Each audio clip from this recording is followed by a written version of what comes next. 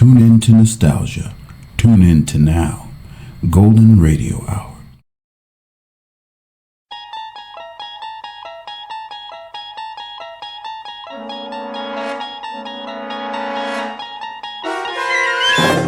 There is a fifth dimension beyond that which is known to man.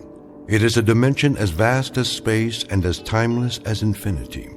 It is the middle ground between light and shadow, and it lies between the pit of man's fears and the summit of his knowledge. This is the dimension of imagination. It is an area which we call the Twilight Zone.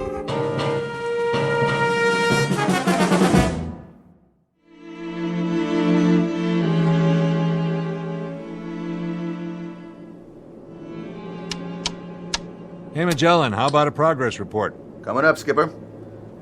We'll be about 4 minutes behind flight plan at 30 degrees west. That all? I can pick up 4 minutes easy, Hatch, with or without the jet stream. That's what I like to hear, Captain. Early ETA. Leave it to Captain Farver, Craig, when you've flown as long as he has. Captain? Yes, Wyatt? Gander wants to know if you intend an altitude change after we pass 30 west. How are the numbers? Got him right here. Look okay, Purcell? Check. Here you go, Captain. Thank you, Mr. Purcell. All right, then. Gentlemen, you'll be pleased to know that thanks to the quality of this aircraft, the fine weather, and my brilliant flying, we'll hit JFK ahead of schedule, as long as our speed holds up. Send it in, Wyatt. Yes, sir. Shannon, copy Gander. Transocean Flight 33, position 50 north, 30 west, time 1403, flight level 35,000. Estimating 52 north, 40 west, and 2431. Estimating 52 north, 40 west, and 2431. Estimating JFK 1830, endurance 79560. Report received, Skipper. Hey, Janie. Boys? How we doing back there? Oh, the passengers are very content. But on behalf of the flight attendants, we have one respectful request. That you get us to the Big Apple as soon as possible. One's going to the opera. Opera? And 3 in first class have heavy dates. And a 4th, well, she just might be free for dinner with a polite and single crew member, assuming there's anyone like that on board. Hold it a minute. What is it, Captain? Did you feel anything? Feel? What do you mean, Skipper? I don't know. Thought I felt something. Something funny. Like a sensation of speed. I can't put my finger on it. Guess it's my bones. I must be getting old. True airspeed 440, Skipper. We're level. Do you suppose we picked up a tailwind? Maybe. Those jet streams are tricky, but it's that crazy feeling I can't shake. You can't feel a tailwind. But I feel something. Checking the instruments. Everything looks fine. Magellan, give us a speed check with your Loran. Right. I'd better do it again. What's going on? Skipper, Loran indicates a ground speed of 830 knots. I've never heard of a tailwind like that. Check it again. Wyatt, see if you can raise OSV Charlie air defense radar. Ask them to give us a fix and check our ground speed. Magellan, you sure about the Loran? Skipper, I'm not only sure, but we're still accelerating. 980 now? 1120? 1500? God in heaven, I can't keep up with it. Wyatt, anything from air defense? No, sir. 2100. I hope the wings stay on. They will. Don't worry about the wings. Just watch that true airspeed. Ground speed means nothing. We must be in one lulu of a jet stream. Magellan, my needle just reversed on Gander Omni. How could we get past Gander? Give me a fast position check. Skipper, we are past Gander. We must be doing 3,000 knots. Try to raise Harmon control. If you can't, try Moncton or Boston. At this speed, you might as well try Kennedy. Transocean 33, Harmon Control, come in, please. Harmon, please acknowledge. Transocean 33, Moncton. Transocean 33, Boston Control, come in, please. Transocean 33 to Kennedy Control. Can you hear us, please? No soap, I can't raise anyone.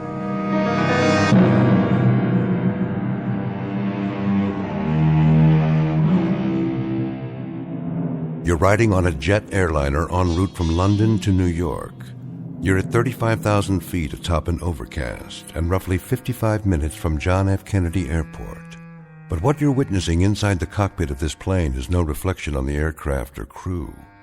It's a safe, well-engineered, perfectly designed machine. And the personnel you've just met are a trained, cool, highly efficient team. The problem is simply that the plane is going too fast, and there is nothing within the realm of knowledge or logic to explain it. Unbeknownst to passengers and crew, Flight 33's Odyssey will carry it to an uncharted region, well off the beaten track of commercial travelers. For you see, it's moving at record speed now and heading straight into the Twilight Zone. And now, the Twilight Zone and our story, The Odyssey of Flight 33, starring Daniel J. Travante, with Stacy Keach as your narrator.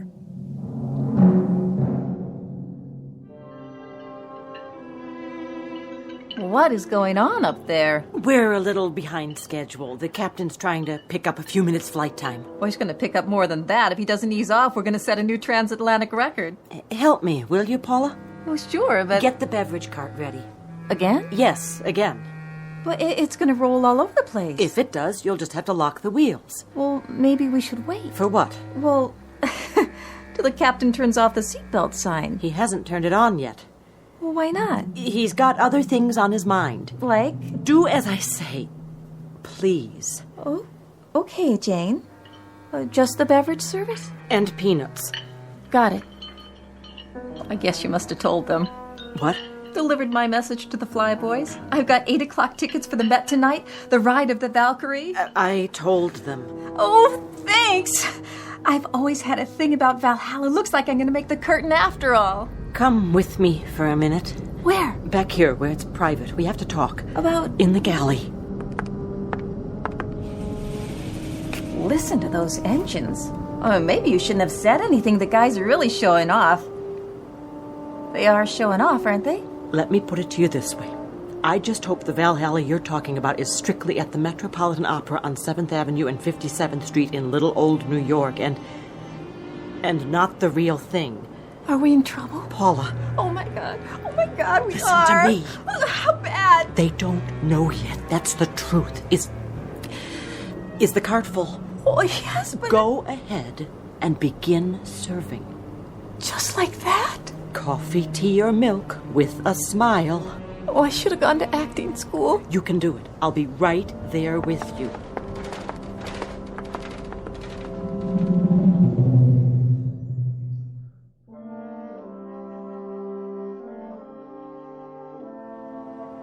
You know, you talk about ailments. I don't believe I was, actually. I had an aunt once in Boise, Idaho, who had one of the worst livers in the history of the state. When that woman passed on, rest her soul, would you believe it? What, pray tell? There were 5 medical associations bidding just to put her liver on display in a bottle, but her mother, that's my father's sister, she absolutely refused to let them show it. And it's like I always said to my late husband, what did you say you were in the Air Force? RAF, madam. A captain.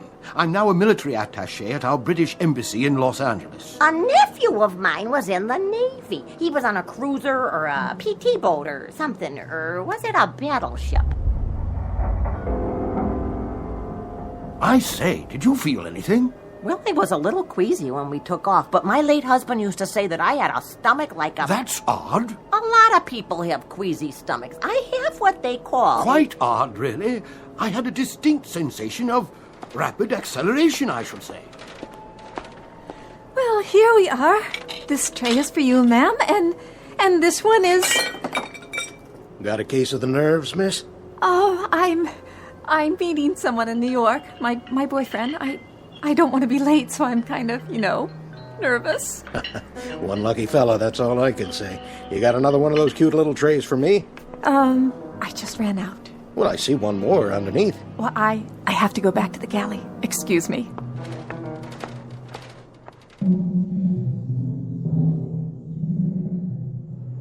Repeat, Transocean 33. Anybody? What about it, Wyatt?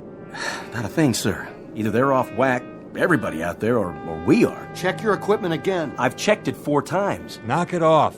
We'll just have to bullet through and see if anything... Did we hit something? Check for damage. What was that flash? Did we get hit by lightning? Numbers 3 and 4 are still on the wing. They look okay. I can see 1 and 2. Everything seems to be in one piece. Purcell. Yes, sir. Go aft and check for any cabin damage. Report back as fast as you can. I'll get on the horn and calm everybody down. That light, that crazy light. And all the shaking. Turbulence? I doubt it. It's more like a shock wave. As if we'd gone past the speed of sound. You mean we hit Mach 1? We broke the sound barrier? We didn't get any Mach 1 warning. We probably wouldn't. Not with a true airspeed of only 440. Magellan's last speed fix showed 3,000 knots. We could have broken some kind of barrier, but not any I've ever heard of. Magellan, can you give me a Loran fix now? Whatever that bump was, Skipper, it knocked out everything. Loran's inoperative. Altimeter and rate of climb steady. Skipper, I still can't raise Gander or Moncton or Boston. Either they're off the air or we are. Or both. Hatch, give me a sun fix. I'll need a heading from JFK for my last known position. If we can't raise anybody, we'll have to go down and establish visual contact. Skipper, we can't do that. We leave this altitude and we'll land smack in the middle of 20 other flights. Sooner or later, we're going to have to find a landmark or go VFR. With no radio contact, we're like a deaf and dumb man. But as long as we stay up here, we're even worse off. We're also blind. No damage aft, Skipper. Everybody's, well, scared. Ours not to reason why. Into the Valley of Public Relations. Hand me the mic. Ladies and gentlemen, this is Captain Farver speaking. I want to assure you that everything is under control and that there is no danger.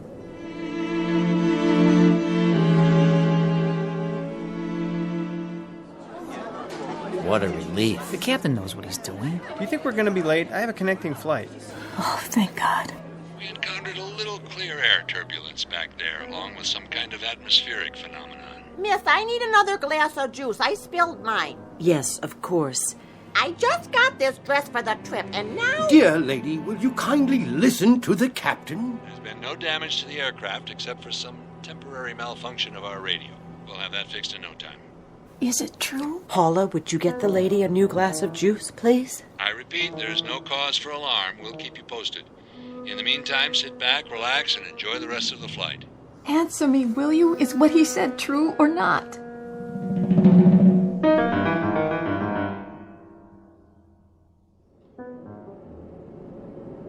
That should hold them. For now, maybe, but don't bet on it.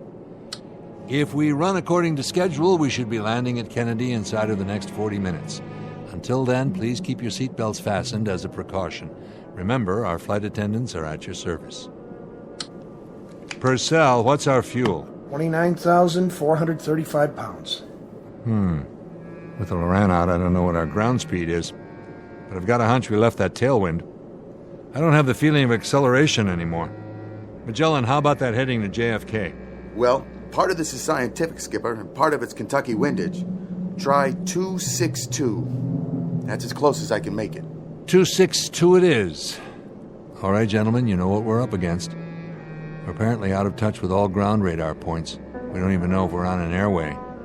And this 707 is a beast that gulps fuel. All of which means we've got one chance. To go down through this overcast and look for something familiar. You're talking about flying blind. It's very possible, not to say probable, that we may hit something on the way down, but we've got to take that chance or wait up here till we run out of fuel.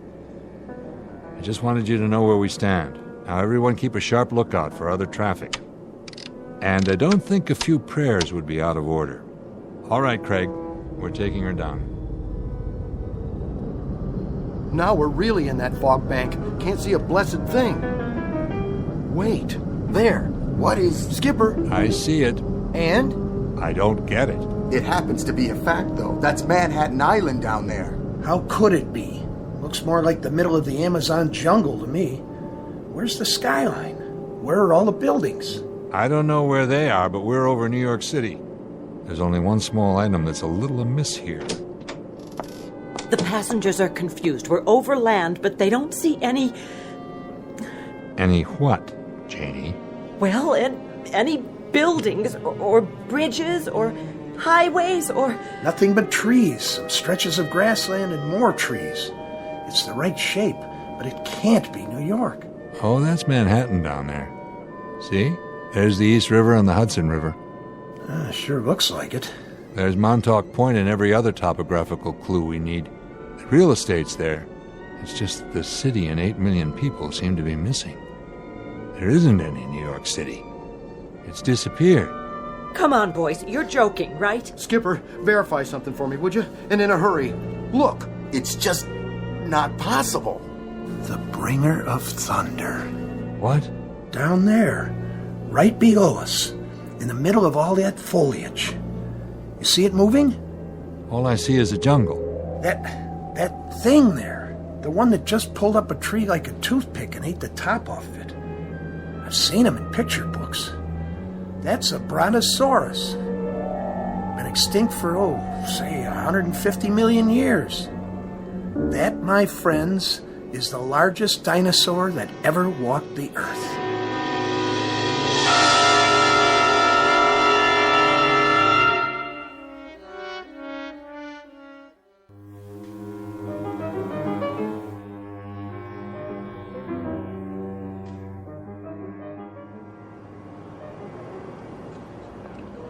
Here's that sandwich and some extra cookies for the boy. Oh, why, thank you.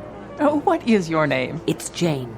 Well, Jane, when we land all safe and secure, I am going to write a letter to Transocean Airlines and tell them how nice you were to everyone on board. That's very kind of you, but it's not necessary. I'm only doing my job. Oh, more than that. Much more. You remind me so much of my daughter-in-law. She's a nurse and... Miss? Yes? You got a drink on that cart? Of course, sir. Would you care for coffee, tea, a soda? No, ma'am. I mean a drink. Drink. Anything you like. Scotch, rocks? Certainly. Yeah, make it a double. All right. How much owe you? Nothing, sir. You sure? I mean, this ain't first class. It's on the house. Everything's on the house today. Here, I'm giving you 2 drinks. 2 doubles. How come? Because you've been such a perfect passenger. We'll be landing soon. Not that soon. I don't see the city yet. You should buckle up anyway. Yeah, sure. Hey, you know what? You're all right. You know that? We're all right. Isn't that great? So what's the score? I mean, we've been circling for 5 minutes now. They said they'd let us know not to come in. Well, that sounds promising, doesn't it? At least we're back to normal speed. That's something. Something? Captain Farver's a pro. So's the rest of the crew. Yes, they are. Definitely. So there's no reason to panic. No reason at all. We just go on like a normal, ordinary flight. Okay, got it. So, shall I go help out in first class for a while? In a minute. I need you to do something else first. What? Pick out a couple of those little vodka bottles. Sure. What passenger? I want you to hand them to me. What are you doing? Rocks are with a mixer. Are you serious? We're on duty. Then I'll drink them myself. Wait. What is really going on? I promise you, if I knew, I'd tell you. But you know something, don't you? When I was in the cockpit, I thought I saw... Paula, did you happen to look out a window a few minutes ago, right after we leveled off? Why? What did I miss? They were all looking down, and I looked with them. I wish I hadn't, but I did. Oh, is it one of the engines? It's not the aircraft. Oh, then what? That's the trouble, Paula. I don't know. I give you my word, I really, truly don't know. Excuse me, ladies. I'm sorry, sir, but this area's off limits. I know, but you'll see... If you were looking for the restroom, it is at the other end of the aisle. No, you see, it's just that... Are you quite sure your pilot knows what he's doing? Absolutely. Captain Farver's the best there is. In that case, why has he announced an arrival at Kennedy when we're nowhere near that location? I'm not blind, you know. I've made this flight many times, a great many times, and I can assure you that wherever we are, this is not New York airspace. There was a last-minute change in the flight plan. The captain's taking an alternate approach. For what reason, may I ask? Something about the jet stream. Rubbish. I flew for the RAF. The jet stream occurs at different altitudes, not at widely varying longitudes. Whatever it is you're attempting to cover up... Would you mind taking your seat, sir? I'll tell you young ladies something else. I have a camera in my flight bag, and I've documented this alternative flight plan on 2 rolls of 35mm film. Whatever ideas that cowboy captain of yours may have about unscheduled shortcuts, I'm sure the Federal Aviation Agency will be most interested. Thank you very much, sir. I'll pass it along. I wonder what else he got pictures of. What? Nothing, Paula. Cheers.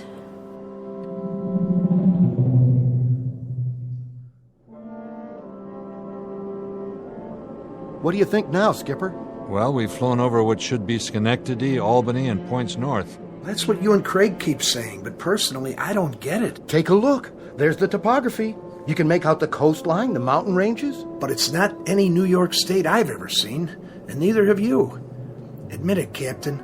It looks like some kind of forest land, and it just goes on. And there's still no sign of life. Except for that thing with the long neck and the teeth. From here, I made it to be about 5 stories tall. It was a brontosaurus, no doubt about it. Listen to you. Listen to us all like it was something people see every day. Nobody's seen anything like that for 100 million years. Longer than that. So here we are, talking away like rational human beings. Craig. Yes, Captain? Ever hear of Occam's razor? That rings a bell. Don't tell me. Is it what we're going to hit next? Wait a minute. I think I remember. From science class. He was a mathematician. Right. He came up with a principle, a way of thinking. Which is? In a nutshell, it was this.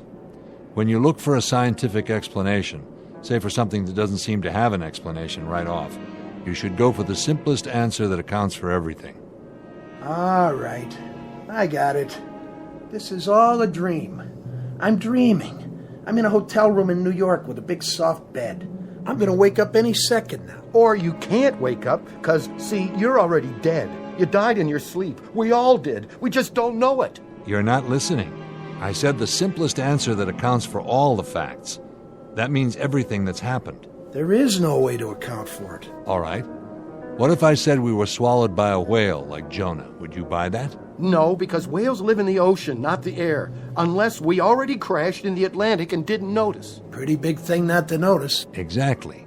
Or could we say we've been swallowed by a flying saucer, and this isn't even the Earth anymore? Flying saucers don't have throttles and altimeters and 400 people in the cabin. And flight attendants like Janie. How do you know? Been on one before? Now you're catching on. Those aren't the simplest answers. You don't buy those theories any more than I do, because they're too much of a stretch, an unnecessary one. It's always possible that they could turn out to be true, but why make such a big jump? You see what I mean? Captain, I'm not real big on science fiction. Why are you telling us this? Because I thought about it, and I came up with a theory myself. A surmise based on everything we know. That I'd like to hear, because I'm flat out of answers myself. I'll give you my surmise then, gentlemen. You may want to trust me up with ropes when you hear this. I doubt that, Captain. You got more flight hours than all the rest of us put together. Keep an open mind. It's the only single rational explanation I can come up with to account for everything that's happened so far. Even the special effect monster back there? Even that. All right, let's hear it. Here goes. The bumps, the acceleration, what we saw with our own eyes. All of us, remember. Everything we absolutely know to be true. There isn't any way to explain all that. Isn't there? Take a look at what we've got to work with. Go ahead. Somehow, in some way, we not only broke the speed of sound, we must have broken some other kind of barrier as well. What other kind is there? We've gone back. Back in time. And you're telling me that's rational? Think about it, all of you, and then tell me if you can come up with an alternative. If you can, I'd like to hear it. Okay. Just for the sake of argument, say you're right. Where does that leave us, Skipper? And what are we supposed to do about it? Skipper, fuel is down to 19,000 pounds. That's about what I estimated. Not much. You know, I've stared at these instruments till I know every number by heart, but it doesn't do me any good. Because without a theory to act on, nothing changes. All this is still impossible. And the clock is ticking. And we're stuck up here, waiting for radio contact or visual confirmation till hell freezes over or we run out of fuel. And guess which one happens first? At which point we set this baby down in Adventureland, without enough clear ground to stop. And we break in half. So, let me get this straight. What you're saying is... What I'm saying is, when you don't have anything else to fall back on, pick the best damn theory you have and act on it. Because that's the only chance you have, even if it's a slim one. Not exactly good science. Too many unknowns. But when the choice is between slim and none. So what do we do about it?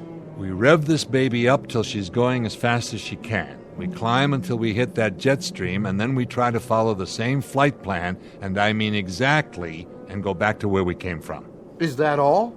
Our instruments are functional. The only thing that's wrong with the radio on the Loran is that nobody's down there to hear us or send up a signal. It's a long shot. It's the only shot. You got a better one? No, sir. Then let's do it.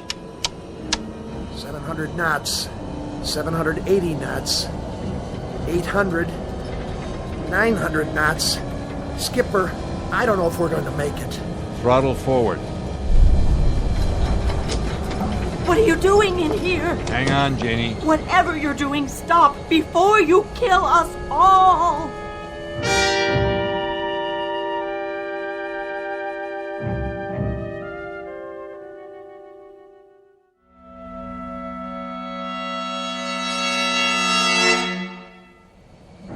What was it? And the flash of light, Captain. Just like before.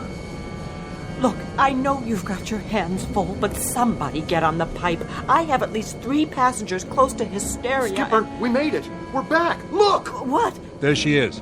Where? I can't... Over here. You know, I never thought the Empire State Building was that great, if you want to know the truth. Is that it? Yes, it is. But right now, it looks downright beautiful. Don't you think so, Captain? Where's the mic? Right here.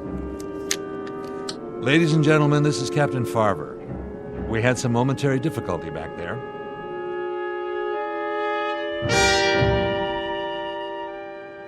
But as you can see, we're now over New York. We should be landing in just a few minutes. Thank you all for bearing with us.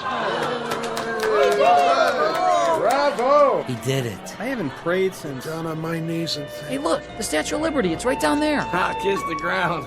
Oh, May, I must have dozed off. Did I miss anything? In a word, madam, dear lady, yes. Well, sometimes I just have to rest my eyes for a second or two. You know how it is. Quite. These seats are awfully uncomfortable, though, right in the small of my back. My doctor said I should never sit in one position for this long. He told me, next time I won't fly, I'll take the train. Miss, you never brought me an extra pillow like I asked. Didn't you hear me? I distinctly remember saying... Here, ma'am. Take all the pillows you want.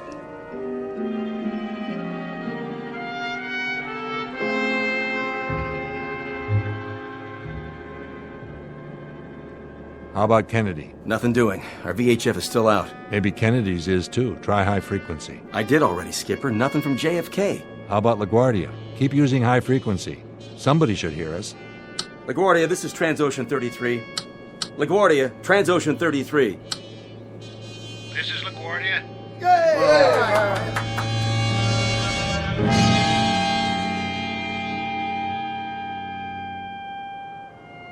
Oh, thank God. The boys had me going there for a while. Oh, I want to take a hot bath, then sleep for 12 straight hours. Oh, I wish I could do that.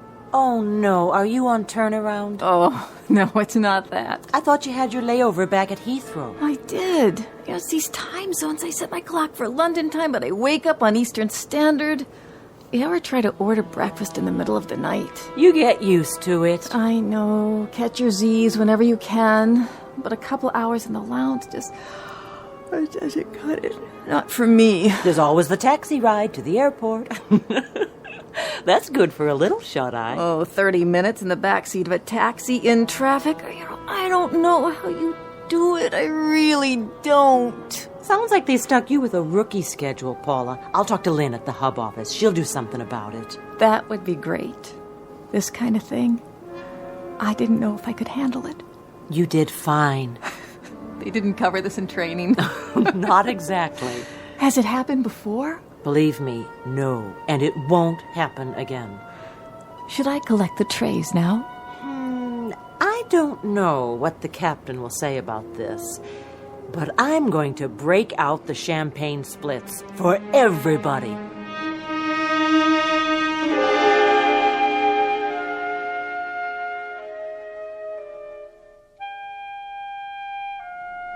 Wyatt, try for radio contact. Yes, sir.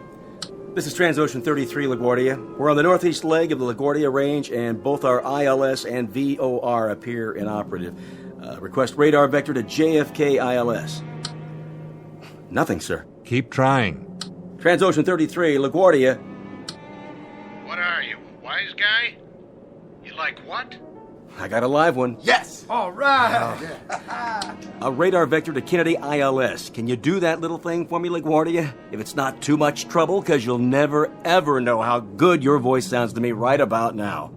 What flight did you say this was? Transocean 33. What's the matter? Come on, LaGuardia. Quit fooling around. We're low on fuel.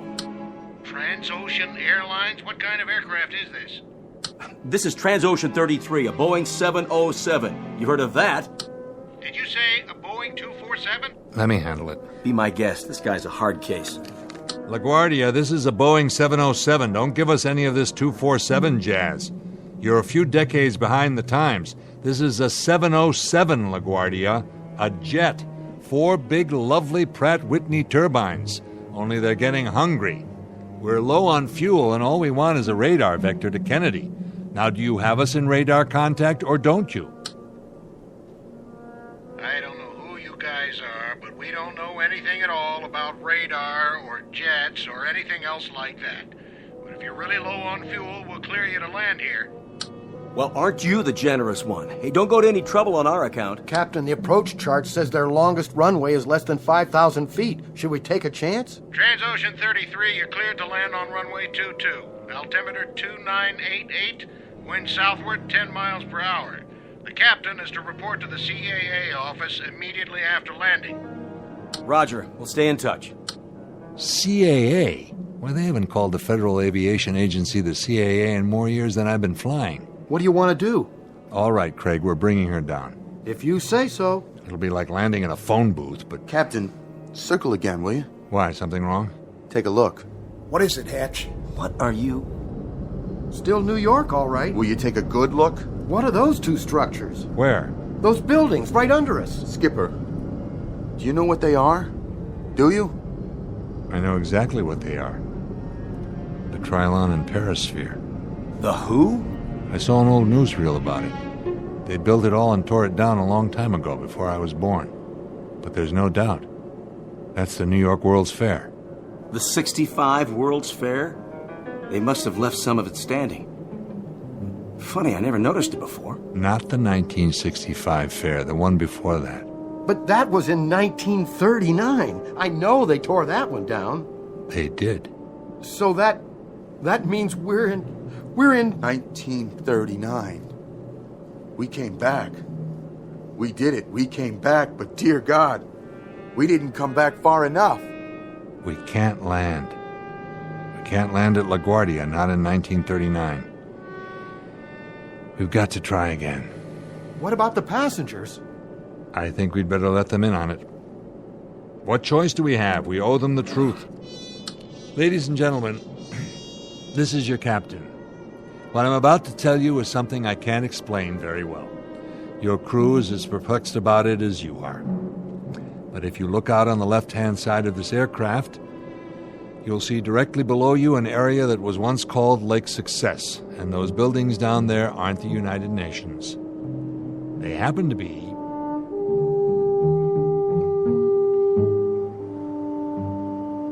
What is he talking about? Shh! Listen! They happen to be the New York World's Fair. That man's gone crazy. He shouldn't be flying an airplane. Madam, would you kindly not?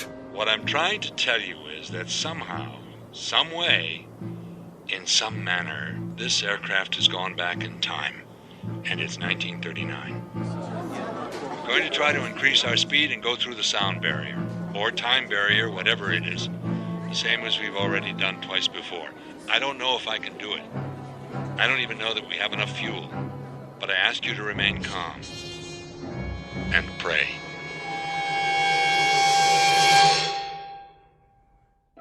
A trans-ocean jet airliner en route from London to New York on a recent uneventful June afternoon, but now reported overdue and missing, and searched for on land and sea and in the air by anguished human beings, fearful of what they'll find. But you and I know where she is. You and I know what's happened. So if at some moment, any moment, you hear the sound of jet engines flying atop the overcast, engines that sound searching and lost, engines that sound desperate, shoot up a flare, or do something, anything that might help the men and women aboard Transocean 33, all of them still trying to get home from the Twilight Zone. We'll return to the Twilight Zone in a moment.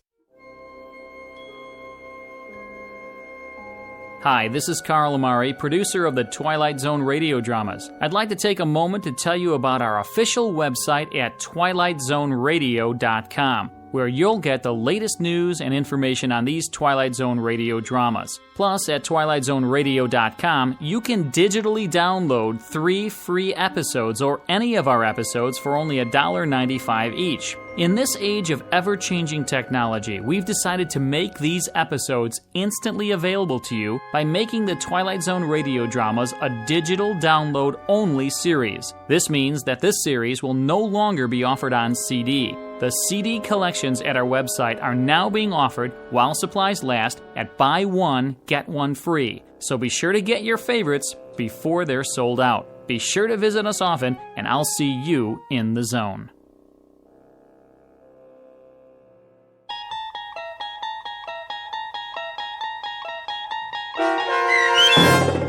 Odyssey of Flight 33, starring Daniel J. Travanti, with Stacy Keach as your narrator, was written for The Twilight Zone by Rod Serling and adapted for radio by Dennis Etchison. Heard in the cast were Taylor Miller, Peter DeFaria, Richard Hensel, Turk Muller, Doug James, Peggy Roeder, Carl Amari, Roger Wolski, Vince Amari, and Roderick Peoples. To learn more about the Twilight Zone radio dramas and to obtain audio cassettes and CDs of these programs, visit our website at twilightzoneradio.com. The producers of The Twilight Zone wish to thank CBS Enterprises, Carol Serling, Dennis Etchison, Dick Brescia Associates, Claire Simon Casting, Paul Patch, Terry Jennings, the American Forces Radio and Television Service, our sponsors, and our radio affiliates for helping make this series possible. This copyrighted radio series is produced and directed by Carl Amari and Roger Wolski for Falcon Picture Group. Doug James speaking.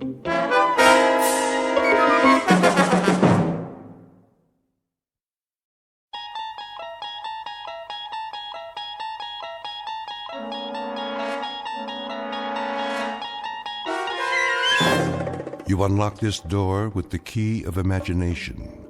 Beyond it is another dimension. A dimension of sound, a dimension of sight, a dimension of mind. You're moving into a land of both shadow and substance, of things and ideas. You've just crossed over into the Twilight Zone.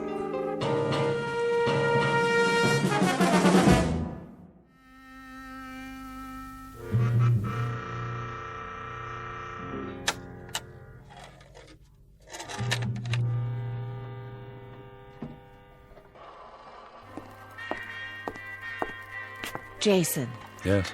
Oh, hello, Evelyn. can I talk to you? In a minute. Do you know what that is? What it is? That's Glenn Miller, Evie. Who? You don't remember him, do you? No, of course not. You weren't born yet. Jason. Truth be told, I wasn't either. But I had a collection of old-time records. Quite a collection. One of the best in the country. Glenn Miller, Harry James, Tommy Dorsey. Of course, that was before. They all got broken to pieces, along with everything else. Except for this one. Jason, they want to know. Know what? About the food. You have to tell them something. Wait till Mr. Goldsmith comes back from the cave. Did you know there was a place called the Meadowbrook on the old Pompton Turnpike? What's that? The Glenn Miller Orchestra used to broadcast from there. I read it in a book. Frank Daly's Meadowbrook on the Pompton Turnpike. Oh, would I give to have heard that on the radio. What's a radio? Well, it was a way for people to communicate. They sent out speeches, music, anything they felt like for others to hear. Any time of the day or night, around the clock. Did they send food? What? Food, Jason. That's what we need. Look out the window. Everybody's in the street and they're hungry. They have to know about the food we found. It's not food unless we can eat it. Till then, it's just cans. Tell them to wait for Mr. Goldsmith. Tell them he's gone to ask the old man. I'm telling you, they're not going to wait any longer. Looks like there's a crack in this one, too. I'm sorry. It doesn't make any difference. All that was 1,000,000 years ago. That's where this music came from. 1,000,000 years ago. Just a ghost, like me. What about the canned goods? They're not ghosts. Hey, Jason! Is he back yet? Yeah, where is he? Sure been gone a long time. Maybe he's not coming. Are we supposed to starve or what? All right, I'm coming. Hold your horses, everybody.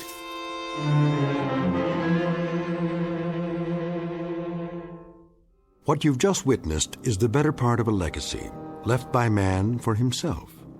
Some years previous, he pushed his buttons, and a nightmarish moment later woke to find that he had turned the clock back 1,000 years, or more. His machines, his medicine, his science were buried in a mass tomb, covered over by the biggest gravedigger of them all, a bomb. This, then, is the Earth not many years later, where the few remaining survivors get by, but just barely, in a once thriving suburb full of families who lived their lives with faith, hope, and charity, until that terrible morning. Now they scramble simply to stay alive, with nothing to guide them except someone they've never seen, an old man in a cave who dispatches wisdom in a most peculiar fashion. And a moment from now, the old man's authority will be put to the test, as faith goes the way of hope and charity in a future no one imagined they'd ever have to face.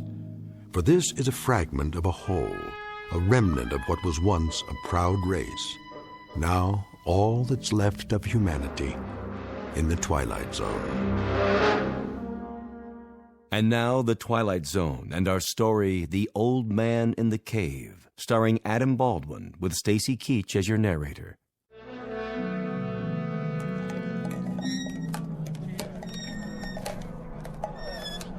Put that can down. Look at this. It says peas and carrots. And sliced beef from Argentina. You know, the last time I had beef? I said, leave it. You been to the cave, Jason? Did you see Goldsmith? What's the matter with you people? Are you worried the old man's gone away? He's always been there. Well, hasn't he? But did he talk to Goldsmith yet? Goldsmith's waiting for the message. As soon as he gets it, he'll bring it down and share it with us. Is he asking about this food? I tell you, it's pre-bomb. Everything in the pile is pre-bomb. We don't know that. Look at it. It's safe as anything. I'm surprised at you. I'm surprised at all of you. We have no way of knowing... Why do we have to wait for the old man? Why don't we just take our chances with it? We already took our chances. What's that in your hand? See this? The old man told us not to plant on the north acreage, and this is what came up. I know what those are. Those are carrots, just like on the can. Did these grow, Evie? Or did someone leave them to us in a will? They were the best of the crop. The best? Then I'd hate to see the worst. But if we grew them ourselves, they must be okay. No, Evie's right. I don't think we ought to eat these. Too much of a risk. Maybe we just better bury them with honors. But that's what Goldsmith went to the cave for. That and the canned goods, to find out what land we could try next. If the old man says it's okay... The old man, indeed. God knows where he gets his knowledge, but he knows about land. You remember the tomatoes that came up? After he sent a message telling us not to plant them... They were deformed, too. Monstrous is the word. Looked like rotten watermelons, and tasted like nothing fit for a human. But these cans, they didn't grow. We found them buried by the road. Let's wait till Mr. Goldsmith comes back. Wait till he has a chance to ask. You know, man doesn't live by bread and canned goods alone, or free carrots or mutated tomatoes. But do me a favor, will you? Just don't ask me what he does live by. In this 20th illustrious year after the bomb, I wouldn't be able to tell you. Attention! Attention! There's Goldsmith. We'll find out once and for all. We have just had a communication from the old man in the cave. And?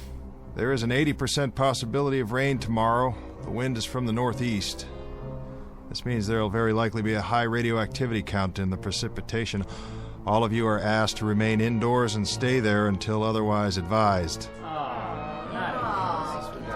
All barrels should be placed upside down and all water troughs covered. See to it that no one touches any rainwater till it's been thoroughly examined. What about the canned goods? The old man says they're probably contaminated. What? If so, they should be destroyed. How does he know that? He hasn't even seen them. There's no telling where it came from or when it was canned. I think we'd best leave it alone for a while, at least till I ask the old man again. Why can't he tell us now? He has a lot on his mind, but he's never told us wrong before, has he? Quiet. What's the matter? Listen. I remember that sound. So do I. It's a truck of some kind. Where do they get their gasoline? Then it must be Army.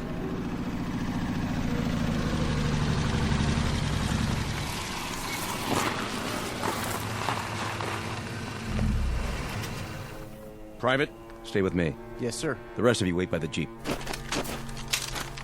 You won't need those guns. We're not armed. Who's in charge here? I guess I am. Good. You got a name? Goldsmith. What about this place? Does it have a name? And if it does? Well, if it has a name, Goldsmith, we'd like to hear it. And you are? Major French, Central States Command. Never heard of it. Well, you will from now on. We've been sent out to organize. What? Organize? That's what I said. On whose order? You better clean out your ears, Pops. I told you, Central States Command. How many people here? We haven't counted lately. What about food? What about it? There's sufficient. You grow your own? Some. We have a supply of pre-war canned goods. So I see. It's quite a stash. Well, that's not part of it. Haber, take a look around. Right, sir. Douglas, stay close to the car. Furman, you stay with me. Yes, sir. Major, what do you want? Oh, painless things. Nothing, really. Quarters for the four of us. Agreed. Let's see. Rations for as long as we're here. And no trouble. The last one goes on the top of the list. No trouble. I don't think you understand, Major. No? You can speak freely? We don't recognize your authority here. We've had other transients pass through the town on occasion. Did you say transients? They didn't stay. Like you, Major, they represented themselves as authorities, and we discovered they had no headquarters. They carried it with them. They represented no one but themselves. Well, now, this is the new breed, Mr. Goldsmith. From now on, this whole area will be organized. It will be set up in military sectors, each controlled by local constabulary. In this case, that means yours truly. You and your constabulary may stay here overnight, Major. It's good of you. We'll share our food and provide you with a place to bed down, but tomorrow morning you best do your organizing somewhere else. Mr. Goldsmith, unofficially, the following. We'd like to make the transition here as easy as possible, for you as well as for us. Under certain circumstances, we might allow you to remain in nominal control, assuming you don't in fact give us trouble. Now, that's unofficial, Mr. Goldsmith. The following is official. Stand back. Now, Mr. Goldsmith, listen up and let me tell you the situation. Between Buffalo, New York, and Atlanta, Georgia, there are probably around 500 people alive. That's the latest intelligence. You know why? Because there's no authority. There's no discipline. We're here to give you a little of both. Now, if you give us lip, if you make any trouble at all, I'll hang you from that flagpole of yours, the tall one in the town square. Now, what about it, Mr. Goldsmith? Do you want to cooperate, or do you want your neck broken? That should be an easy enough decision for someone as bright as you. We already have an authority. We've had him for better than 20 years. He give you that pile of cans in the street?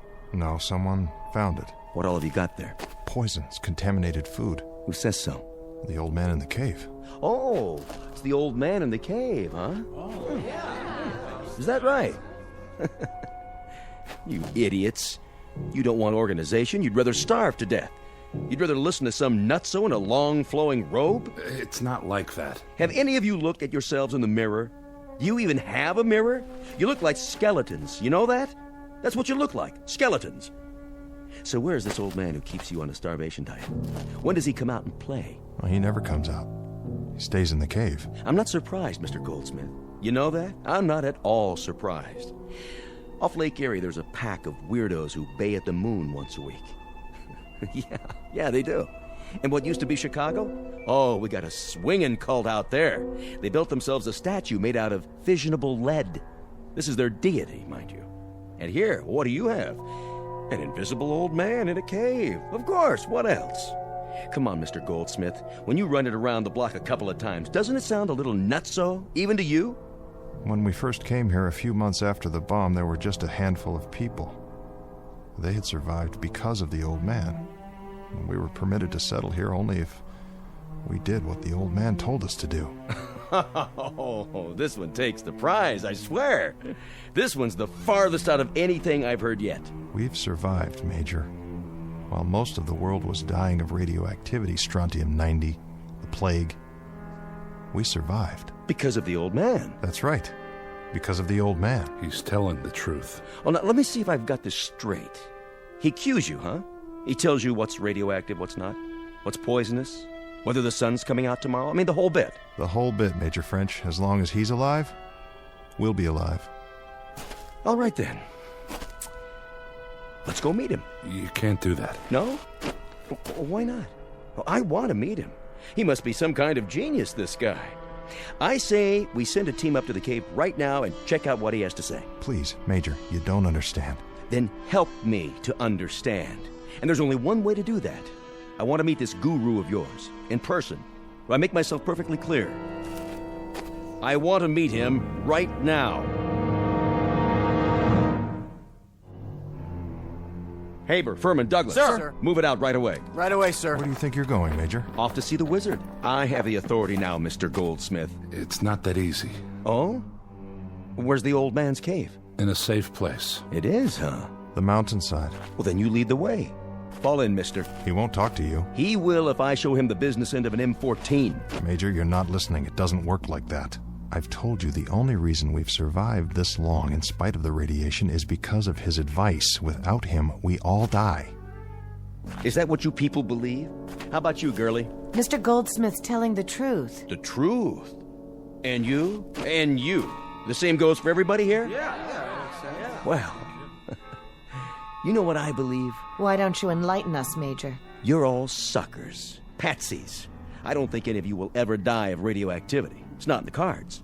I think you're all going to kick off from malnutrition or maybe getting conned to death. Well, if that's true, Major, it'll be a painless death. Are you serious? Take a look around you. Take a good look. This town turned to dust a long time ago. Broken windows, roofs falling in, street lights tipped over. You're living like animals. Is this painless, Mr. Goldsmith? Well, it's what we're used to. It's what you're used to because you've got rings through your noses. An old man in a cave who doesn't come out into the daylight. Mr. Goldsmith, listen up. The booking odds are as follows. I'll give you 100 to 1. No, make it 500 to 1 that your old man is some soft-in-the-head hermit who smells like a garbage heap and doesn't even know what year it is. Get me? That's not for us to say. You got that right. It's for you to ask. Friends, Romans, and farm animals, lend me your ears. We're going up to that little cave now, and we're going to run a check on your favorite recluse. We'll haul him out into the light of day and get a good look at him. And then, I'll decide. Decide what, Major? If he's worth keeping alive.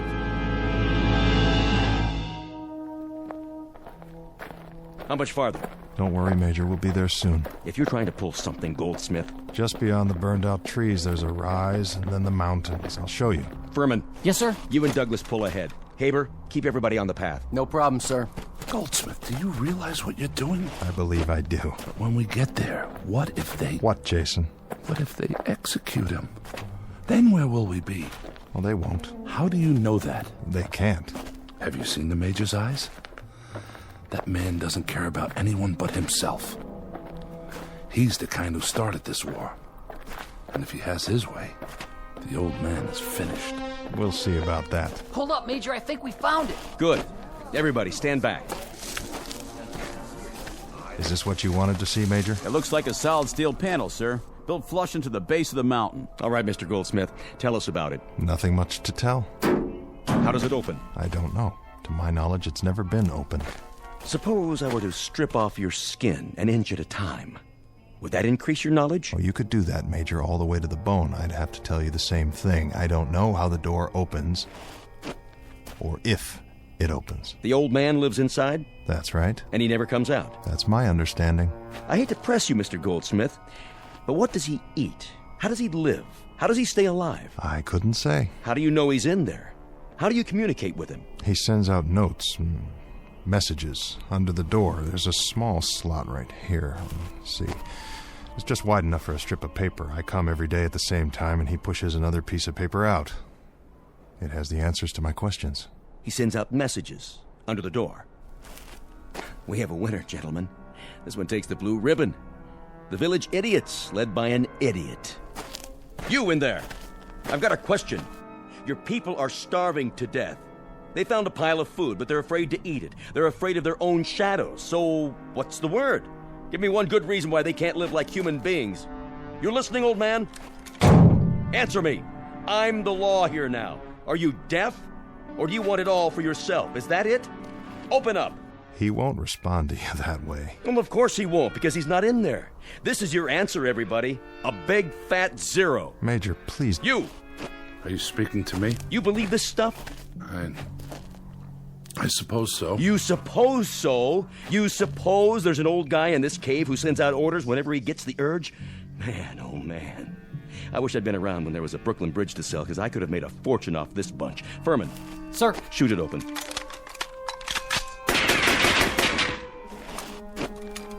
No dice, Major. It must be an inch thick. Maybe 2. Douglas, give me a grenade. Here, sir.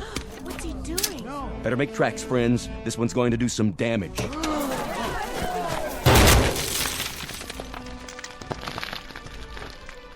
It's still shut tight, Major. Hey, old man! It's getting dark. If we're gonna find our way back... You in there, listen up. I'm not through with you yet. I haven't even started. Goldsmith. What is it, Jason? You know how to open the door. I know you do. I know how to open the door, but I took an oath that I never would. My predecessor took the same oath, and that door has remained closed. No one will get into that cave. No one will ever touch the old man. Who is he? Where did he come from? A question oft asked, and a question never answered. Well, the Major is going to get an answer, one way or another. You can bet on that. It makes no difference, Jason. He's kept us alive. That's all that matters. Now, come on, old friend. Let's go home.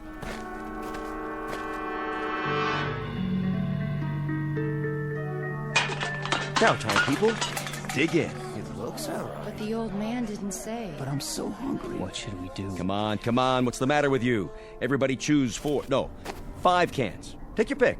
Tonight, we're going to celebrate the new order. That food is contaminated, Major. It is, huh? Who said so? The man who wasn't there? There's every possibility that those cans contain enough strontium-90 to kill all the people in this village. Yeah? Funny. I listened real close, and I didn't hear a single word from that guru of yours.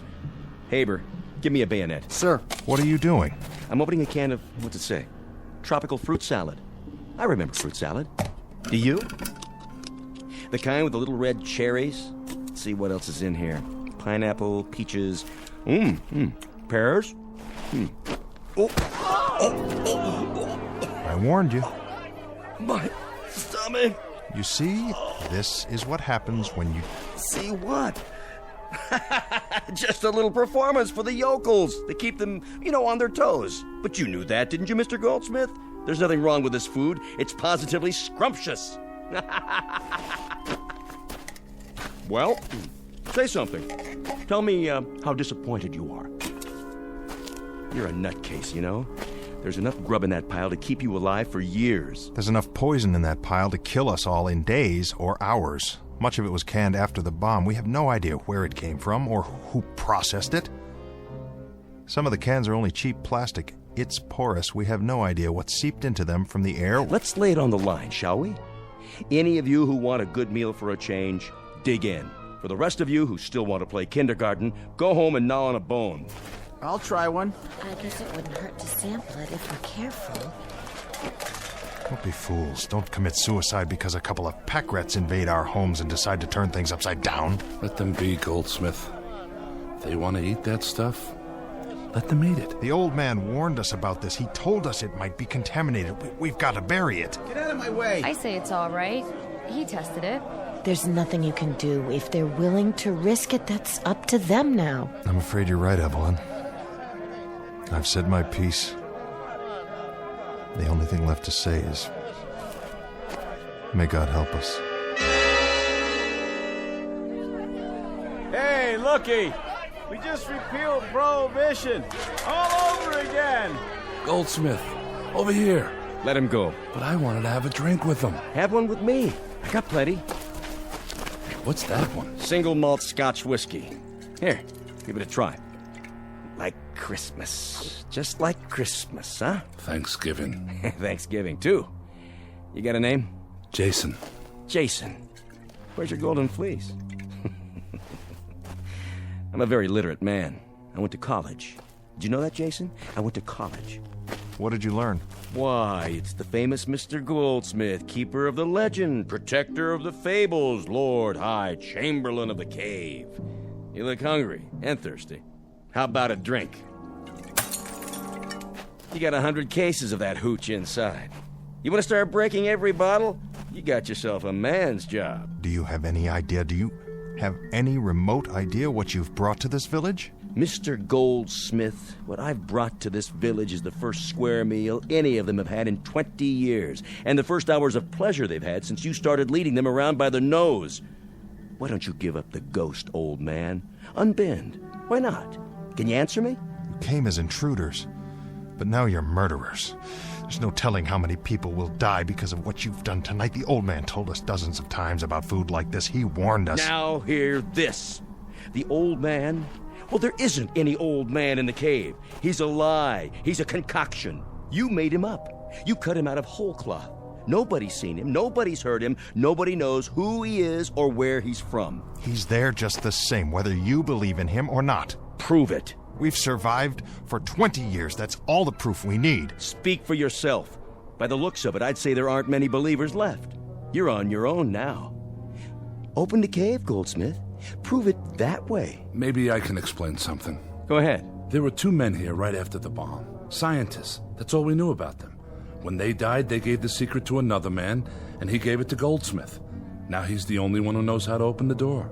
I don't know what your game is, Goldsmith. I don't know how you get paid off. But it's time you let these people fill their bellies. It's time you open that cave and let them see who's kept them hungry all these years. Listen to him. You'll have to kill me, French. Mister, I've killed 100 times you.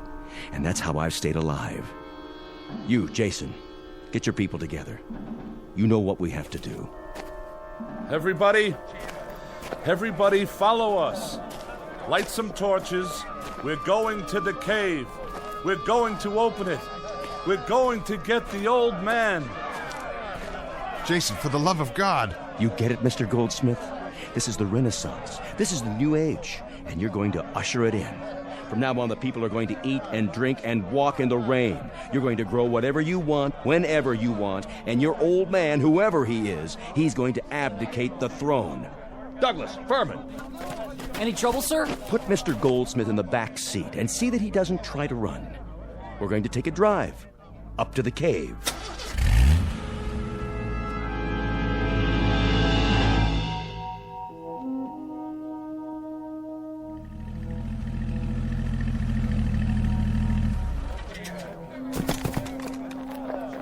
Drag him if you have to.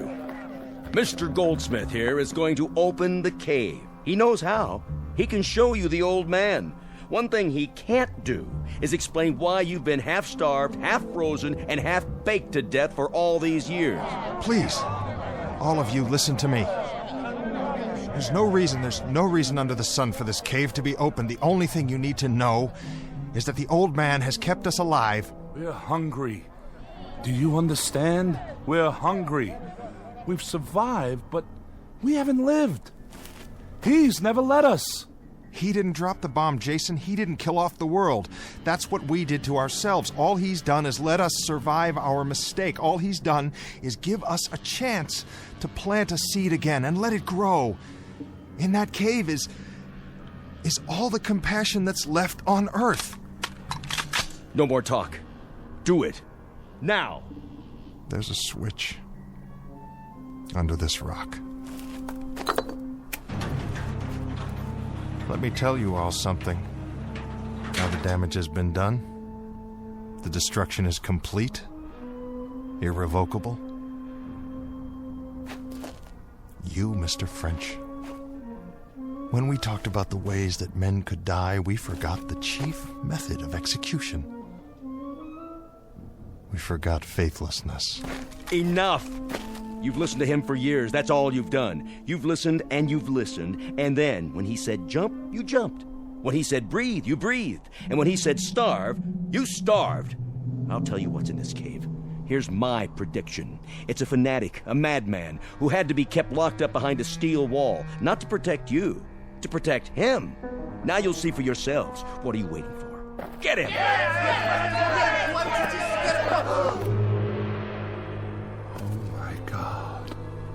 Oh, my dear God. It's a machine. It's called a computer. This is your old man. This is your tyrant, your dictator. Kill it. You've been hungry long enough. Kill it, now!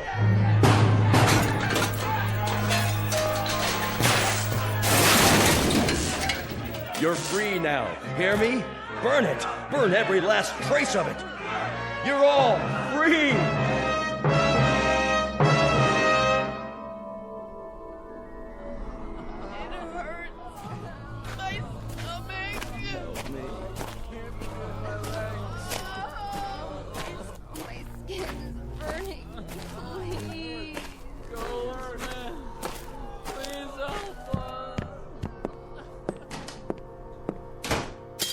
Mr. Goldsmith? Evelyn?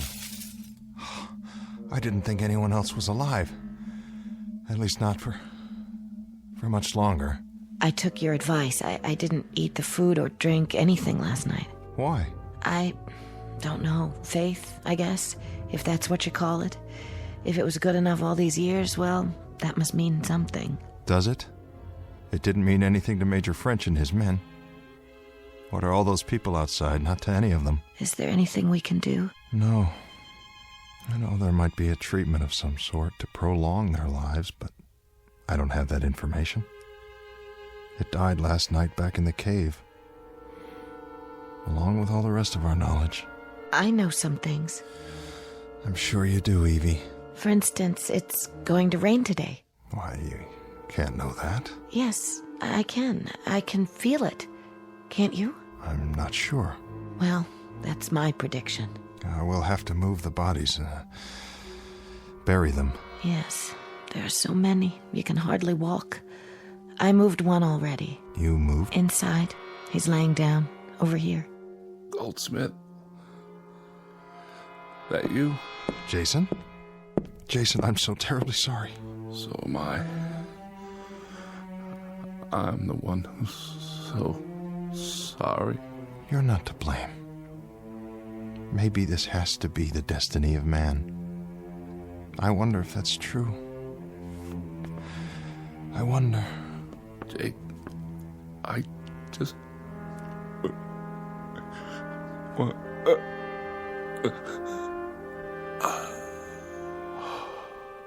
Oh. He was a good man, wasn't he? A good man. He was always good to me. That's why I helped him in. He said he wanted to hear something one last time, and now it's too late. Wait. I think I know what he wanted. And what was that?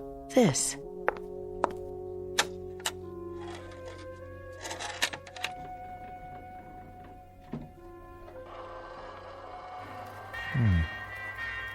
Sounds familiar.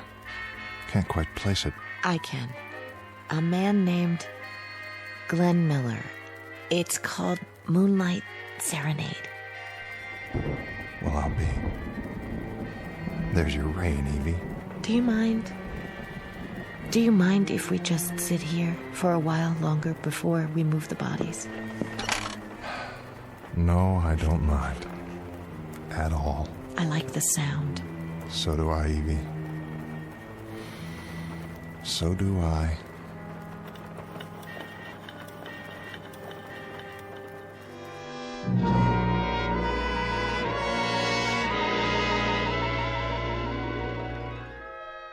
Mr. Goldsmith, survivor, an eyewitness to history and man's imperfection, an observer of the very human trait of greed and chronicler of the last chapter, the one reading suicide. Not a prediction of what is to be, just a projection of what could be in the Twilight Zone.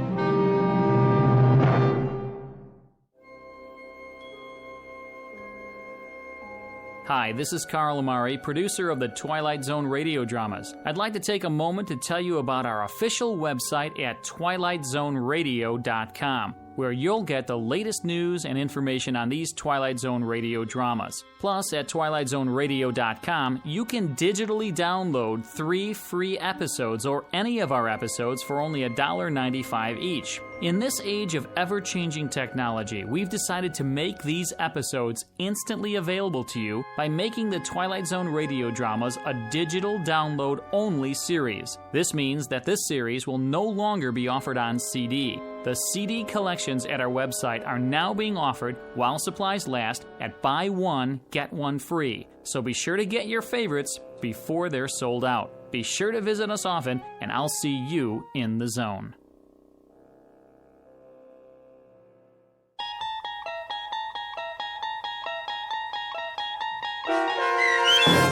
The Old Man in the Cave, starring Adam Baldwin, with Stacy Keach as your narrator, was adapted for radio by Dennis Etchison and based on a script by Rod Serling from a story by Henry Slesser. Heard in the cast were Mike Starr, Doug James, Kurt Nabig, Deb Dotzer, Jeff Lupetin, Sarah Marks, Carl Amari, Roger Wolski, and Vince Amari. To learn more about the Twilight Zone radio dramas and to obtain audio cassettes and CDs of these programs, visit our website at twilightzoneradio.com. This copyrighted radio series is produced and directed by Carl Amari and Roger Wolski for Falcon Picture Group. Doug James speaking.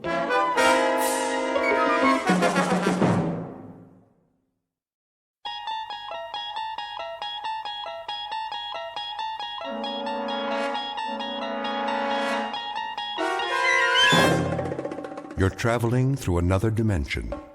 A dimension not only of sight and sound, but of mind. A journey into a wondrous land whose boundaries are those of imagination. Your next stop, the Twilight Zone.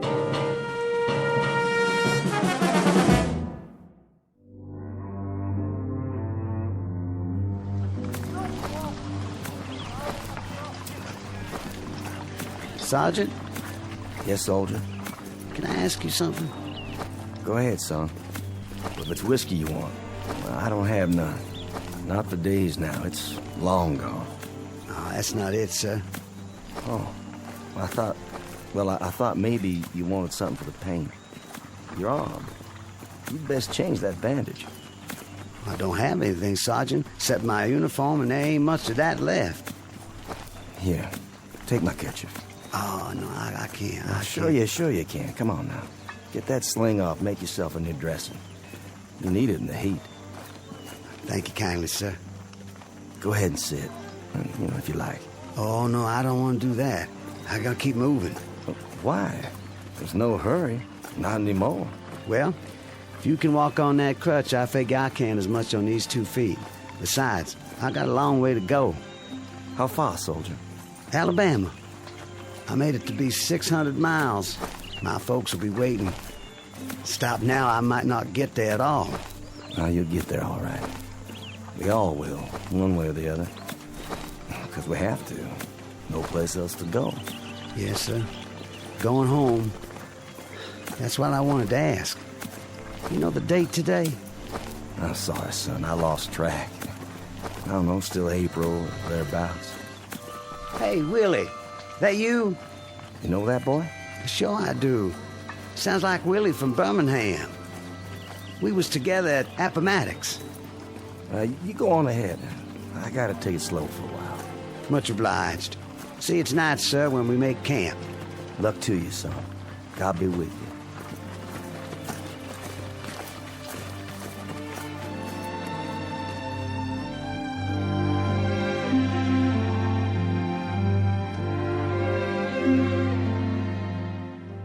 This is the year of our Lord, 1865, and these are Confederate soldiers not long after General Robert E. Lee handed over his sword to General Grant.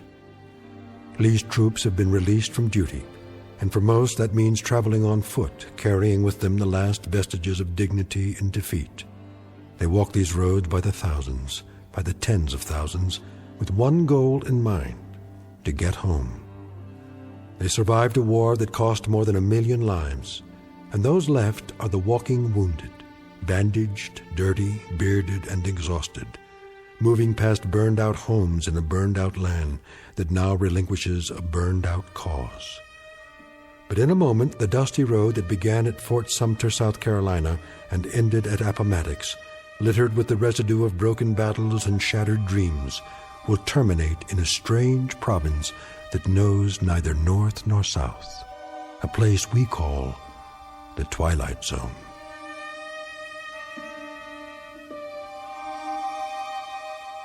And now, back to the Twilight Zone with The Passersby, starring Morgan Brittany, with Stacy Keach as your narrator.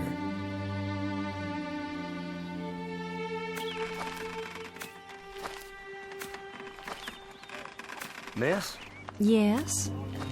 I was wondering, Come closer to the porch so I can see you. mind if I take some of your water, miss? The canteen's run dry. Please.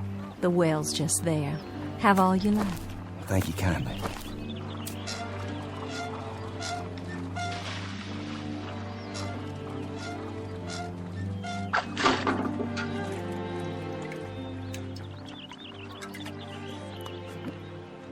Oh, you don't know how good that tastes. I see by your uniform. Sergeant, isn't it? Well, it was. Don't know that it matters much now. Beautiful house you have here. It was. We used to call it our mansion. Beautiful tree, too. The oak here, strong. The kind that lasts. Yes, it survived. It was here before the house was built, and now it's the only one left. War claims a lot of victims. Different kinds. Men, animals, God's own beauty. You mind if I sit here a spell? Not at all. It's nice to talk to someone. I feel as if I haven't had a conversation in years. What if I strum my guitar a bit? You have a guitar? Carried it all through the war. Would it bother you? Oh, it would be lovely. My husband used to play a guitar. Did he? Oh, he played so well. He's where, ma'am? He was killed at Yellow Tavern with General Stewart.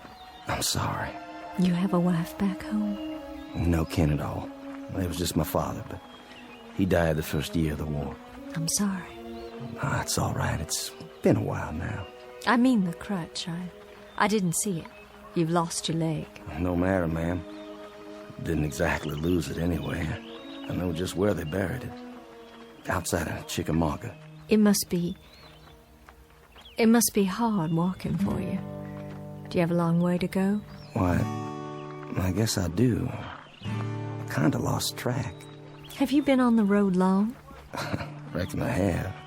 Since the beginning of time. Leastways, that's the way it seems. I don't quite remember when I wasn't moving down a road someplace. Like all those men passing by day and night. Oh, I got plenty of company. But it's different now. There isn't anything in the world sadder than a defeated army crawling home. And how different it was when they marched off. Brand new gray and gold braid and 1,000 flags. With trumpets and drums. Nothing but trumpets and drums. I thought it sounded so wonderful. I remember. Gonna lick the Yanks in a month. That's what they said. In a month. How wrong they were. And we stood by in our summer dresses and cheered them on and threw flowers and felt so grand. Just a few tears. Not many. Because we were so sure they'd all be coming back just as they left. And how wrong we were.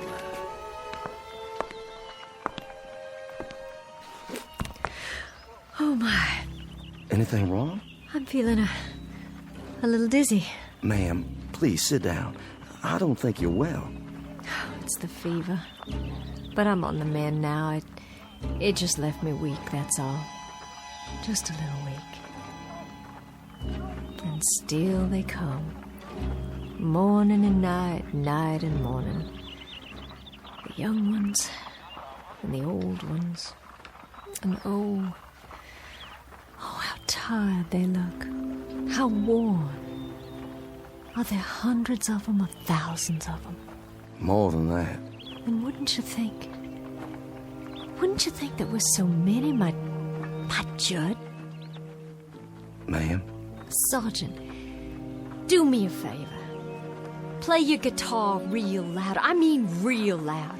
Drown me out. I'm so sick to death of hearing my own crying and the sound of footsteps on the road. Please play it loud so I can hear music. Please, Sergeant. My pleasure.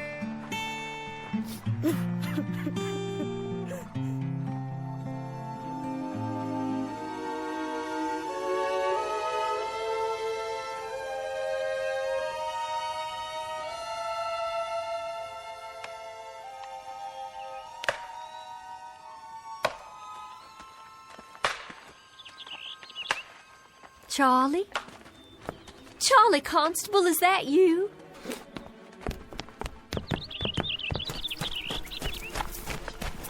Charlie, it's Lavinia. Charlie, we thought you'd been killed. That's what everyone said. They said you'd been shot in the head at Gettysburg. Afternoon, ma'am. Sorry to disturb you, ma'am. Good day to you. It's Charlie I want to talk to. Can't you hear me? Couldn't you stop a minute, Charlie? Couldn't you stop a minute and talk? I'm so glad you're all right. I'm so glad you got back. I'm almost there, Lavinia. Almost there. I don't think I'll need all this weight. You can store my blanket roll for me, but I gotta keep moving. I'm almost there now, you see. I'll be there by nightfall. Oh, Charlie. Your wife will be so glad to see you. So very, very glad. Goodbye, Lavinia. Will you give Susan my best, Charlie? Tell her when you get settled to please come over. Would you do that for me? No, I'll expect she'll want to keep you to herself for some time. I know if it were Judd come home to me, I'd hold him close. So close, Charlie. And I'd not let him leave again. I'm sure, Lavinia. Charlie, wait. You might need some of your bedroll. The Yanks took most of the blankets. Susan might have use for yours.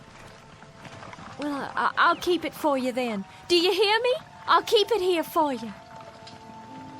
That was Charlie Constable. Was it? They said he'd been killed at Gettysburg, shot through the head, that's what they said. Oh, but thank God they made a mistake. Thank God he's all right and come home again. What's the matter, ma'am? Why are you looking at your hands like that? There's blood. Where? Why, Charlie's cap. It's tied to its bedroll and there's blood on it. There's blood on Charlie's cap.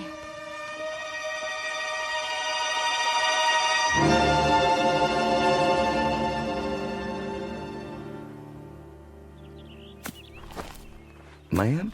Yes? It's Sergeant Baxter, ma'am. Well, I know that. Who else would it be? You finished so soon? I got a feeling for wood, carving it or chopping it. I got enough cut there so you can at least start the winter. Well, I thank you sincerely. You don't know how much that helps me. No, I thank you. I'm obliged for the dinner. Such as it was. It beats salt pork and hardtack, which is what I've been used to for as long as I can remember. I was hoping you'd play your guitar one more time. Would you? Made this myself. You didn't. You know how to make musical instruments. After a fashion. Not as good as the ones I made at home. I had more time then. You have to pick the right tree, a good solid one with character. You cut a branch and strip off the bark and take the wood in layers, but carefully, just right. Then you soak it and bend it into the shape you want. Well, there's plenty to it, believe me. And then after it's dry, it has to be planed and glued and whittled till it's perfect. And then comes the tuning. You know, they say a good guitar takes on the voice of the man who made it. If he has a voice to start with. Seems some men don't. No matter what they play, it just comes out flat and dead. I'll bet all your guitars sound beautiful, just like this one. My old man used to say that I'd wound up nothing but a bum troubadour. Did he? My old man. But he was a proud one when I marched off. Proud as an old rooster, because his son was going off to war to become a man. And I come back, half a man. That song of yours. Black is the color?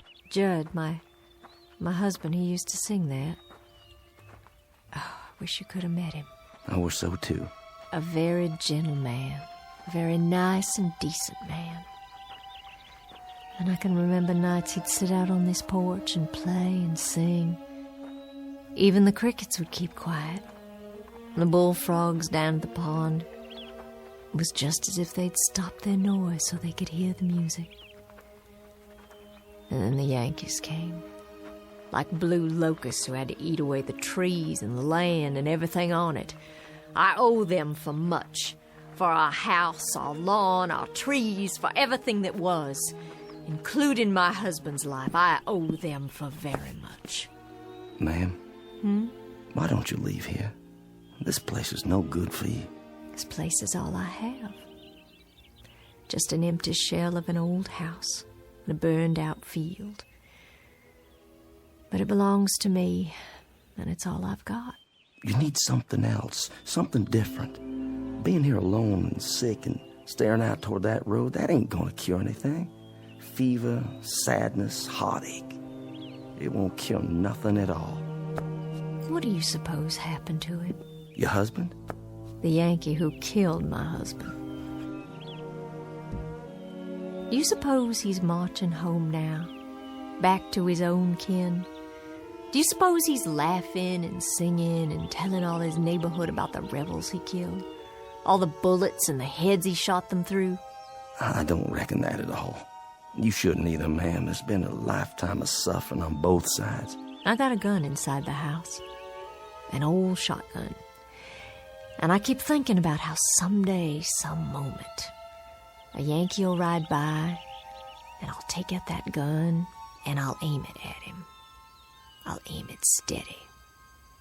But first, I'll tell him. I'll tell him that he can consider this the last shot of the Civil War. A bullet in exchange for the one my husband took. You let that kind of poison sit on your mind, you'll die from it, I swear. Who's coming? Can't see yet. It's him. What do you mean? The Yankee. Well, hold on now. It's a hot night. Hot indeed, Lieutenant. Couldn't see if anyone still lives here. They do. You traveling a long way? Oh, just up the road. But I've been on it a long time. You too, Sergeant? Long time. I've got a half-full canteen, but my horse is running dry. Well, there's water in the well. I don't think they'd mind. Much appreciated. I know you, don't I? That's possible. I mean, I've seen you before. I seem to remember. Go on. What is it you remember? You'd best heed the sergeant's answer, because it's the last thing you'll ever hear. No, ma'am. Put the gun down. You don't understand. The last thing you'll hear on this earth. This I promise you.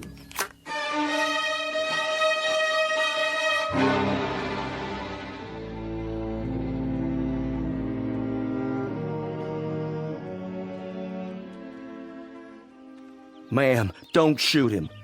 The lieutenant here tried to save my life. Stand aside. Hear me out first. I was lying on the side of a road. A mini ball had landed amongst us and took off my leg, and I laid there bleeding. And then he come by, a patrol of Yanks, and he propped me up, and he tried to stop the bleeding. I remember looking straight at him and saying, I said to him, "Danged if you ain't the most changeable breed in the world. First you do your best to kill me, then you call off the war long enough to try and save me." You remember that, Lieutenant? I thought to myself then that if General Lee had many more of your kind, we'd take a lot of lumps before we could lick you. Well, we sure give you some. That you did. Lieutenant, this is Lavinia Godwin. You've thanked him, Sergeant. Now be so good as to step out of the way so I can thank him for a few other services. Ma'am, the lieutenant here, he stood out on the open road and tended to me while both sides were shooting up a storm over his head. And yet he stayed there, and he tried to save my life. I've got this shotgun leveled straight at his head, and my hand is steady. I've waited a long time. I aim to blow his head right off his shoulders. This your pleasure, ma'am? And duty. A little bit of both, perhaps. Well, then you'd best get on with it. Ma'am, I can't let you do that. I just can't. You can't stop me with that guitar. I've got the gun. Then I'll stop you with my hands. You'd better stand down, Sergeant. I've got my finger on the trigger. And this is for you, Yankee.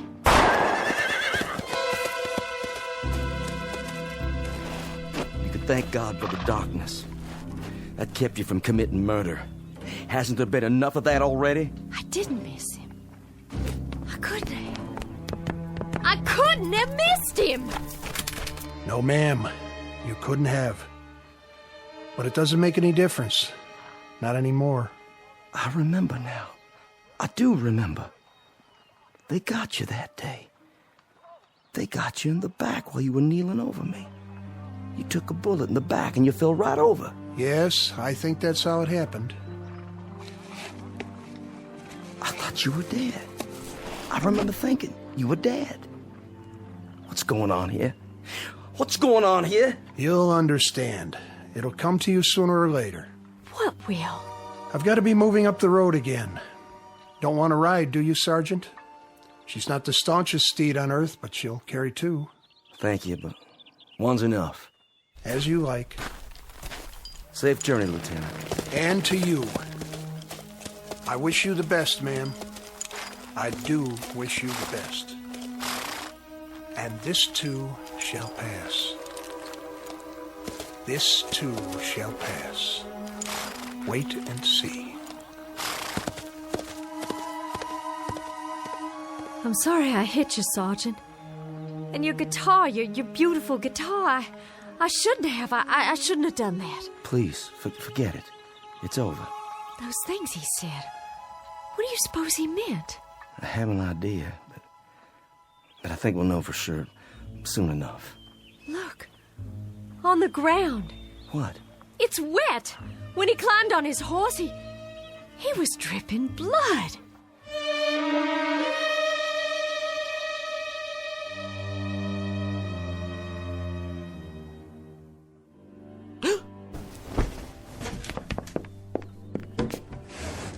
Sergeant! Sergeant Baxter! Ma'am? Would you come in the house, please? Can I help you? Do you hear that, Sergeant? Hear what, ma'am? That's just it. There's no one on the road anymore. They're all gone. They stopped coming during the night. It's been quiet ever since. Real quiet. Why are you carrying your bedroll? And your cap? Are you leaving? Yes, ma'am. I'm leaving. It's time for me. But where will you go? You told me yourself there's no one waiting for you at home. To wherever that road leads. I can tell you where that road leads. Past 50 miles of places like this. Past houses that were burned out and abandoned after the Bluecoats got finished with them. Burned out yards and crop fields. Some by Union soldiers, some by us. So there'd be no use. Past a few hundred tired, sick people like me. No worse off than I am. Well, that's what I'm telling you. If you're looking for a change of scenery, Sergeant, you won't find it out there. Along that road. Mrs. Godwin, I was up most of the night. I was up and I was thinking about lots of different things, thinking it through. What did you decide? That lieutenant who came by, and the shotgun and the blood on the ground. When he rode off, it seems like a mystery. Yes, it does. And that young friend of yours, Constable. Charlie Constable. Yeah, with the bloody cap. And then before dawn, it came to me. What did? It's kind of hard to explain. Please try. It has to do with that road out there, and the men who are walking on it. What about them? Last night, after you'd gone to bed, I stood by the gate and I watched as they went by. There was Union soldiers, too. Yankees, many of them. Some helping our boys, some of our boys helping them. But all of them moving down the road, just as if... Just as if what? Just as if that road led someplace where they all had to go. You hear me? Had to. So wherever it leads, Mrs. Godwin, that's where I have to go, too. But why? What I discovered last night. You wouldn't believe. I don't understand all of it myself. I understand enough to know that there's a billy club tapping on my good leg, telling me to move on. So I'll take my leave now, ma'am. And I wish you well. I certainly wish you well. Wait while I make you breakfast. No need for that. I'm not hungry anymore. Some tea, then. Something to drink. I'll heat water on the stove with the wood you cut. You have some for yourself, ma'am. I've got something stronger put away. There's a bottle. I know where it is. Not with all the walking I have to do. A hot bath, then, before you go. Surely you'd like to get cleaned up. Thank you, but I'm all right. Sergeant! Why don't you stay on? I need someone around here who can help. I'm just one sick woman alone, and I need someone to help me. I don't think that's a good idea. I'd give you half the place. You could take a wife if you like and live here, and half of it would be yours. There's nothing here that could ever belong to me, ma'am. Nothing at all. Why not? If I say it does. And you know something else? There's nothing here for you either. Nothing but a lot of memories, and there's a prescribed period for mourning. Are you going to wear black for the rest of your days? My memory's a lot longer than yours, Sergeant. My hatreds don't die because somebody signed a slip of paper and turned in their sword. I don't think we need to compete when it comes to memories, Mrs. Godwin. I don't mean that. But as to hatreds, I'll concede that you carry yours for a lot longer than me, so you just stay on here and bide your time between some mourning and some hating. I've got to take a walk up that road, and while I'm doing it, I'm going to forget about all the yesterdays, and I'm going to start thinking about all the tomorrows instead. What do you think is up that road, Sergeant? A future? A new South, perhaps? Another Confederacy born out of the ashes? What do you think you'll find? I don't know, but I think every man has to find his own end of the road. It's whatever he wants for himself, and every woman, too. What's that? Sounds like my guitar. But it can't be. It's broken. There's a soldier in the yard. He doesn't mean you any harm. It's a Confederate soldier. Why, it's Judd. My Judd, he's finally come home after all.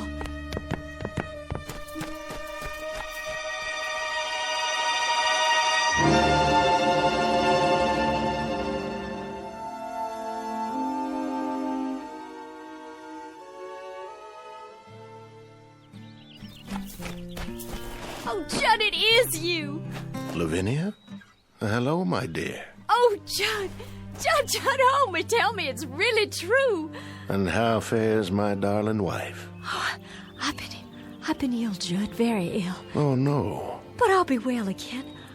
I'll be well again because you've come home. Because you're alive and by some miracle you've come home to me. It was home, Lavinia. Look around you. It isn't any longer. It's all the hope we've got, Judd. How do you do, Mr. Godwin? Sergeant? I stopped for some water. The old well. It's still good? I'll be moving on now. The sergeant. He's been telling me there's a pot of gold at the end of that road. Has he? And I told him, Judd, and And now I have to tell you, I understand. Understand what? There's nothing at the end of that road except more road. And more places like this. But we can rebuild it all. We can paint it and plow up the fields. We can buy seed and we can... Lavinia. Judd, what is it? Sergeant? Yes, sir? Do you know? I think I do, yes. It's easier that way.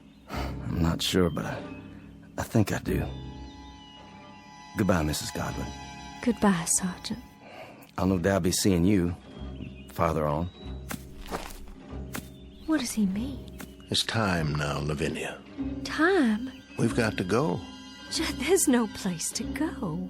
This is just a stop along the route, Lavinia. A stop? This is home. Home is somewhere else. And you're saying we have to leave? Yes, Lavinia. We have to leave. Oh, you brought your guitar. I'm glad. This isn't mine. It's that sergeant's. But... See? You remember this guitar, Lavinia. It was all broken, wasn't it? And now it's all in one piece again. Why, yes, it was. How did you know? It was broken, but now it's been put together. And it can be played again, and music can come from it. It's sort of like a human being, Lavinia. A bullet comes along, or a cannonball, or a fever, and it breaks our bodies and throws them aside, and they're no use to us anymore. But then something else comes. What are you saying? With that comes a second chance. Judd, are we? Yes, dearest. My death came at Yellow Tavern with a bullet. Yours came here with the fever. No. Then you mean all those men? All those men are heading to the end of the road, to whatever it is that each of them yearns for. Yearns? To a place or moment that is their heart's desire, theirs and theirs alone. Are you ready? I'm alive, Judd. I have to be. I can feel it. I'm alive. And I don't want to leave here. I'm not ready. I don't want to leave here because if I do, that means I'll have given up. There's nothing to give up anymore, Lavinia. There's nothing at all. Yes, there is. There's the house and the field and the crops we planted that we'll plant again. And the trees and the leaves that rustle when there's a breeze all night long. And the livestock to replace. And sometime one day, the child will have you and me. And he'll grow strong and healthy. And he'll help you tend the fields. And then he'll move on to a life of his own. His life and his children. Our grandchildren. And we'll grow old together on the piece of land that's our own. And in that way, life goes on. Oh, there's so much life still left. So much living still in me, I can't give it up. Don't you feel it? If you don't, I have enough for both of us. It's all I ever wanted, to be here with you. I'll see you later on, then, when you've made your peace. I'll wait for you, just as you waited for me. Oh, Judd, please. Please don't leave me. I'm not leaving you, my darling. I told you, I'll meet you at the end of the road, unless... Then you'll come back? You will. You'll find out what I already know. There isn't anything at the end of the road. There isn't anything at all you can't see right here. You'll come back, Judd. I know you will. That's as it may be, but I'll be waiting for you. Judd, please come back. Please come back to me. Go after him, my dear. Who are you? Just a fellow traveler. You must be tired. And hot in that black suit and that tall hat. Odd, isn't it?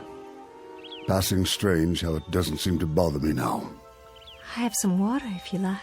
That would be a most extraordinary kindness. Over here, there's a well. The water's cool and sweet. Here, drink your fill.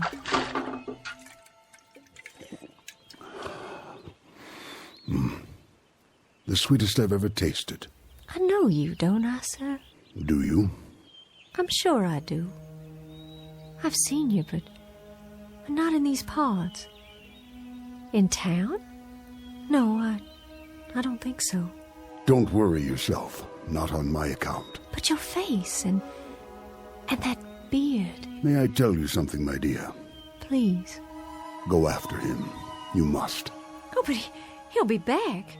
I know he will. My Judd will be back. Wait no longer. There's no reason. He's going someplace that you'll like, I promise you. Someplace where you'll find peace. But how do you know? How? It's something we learn about death.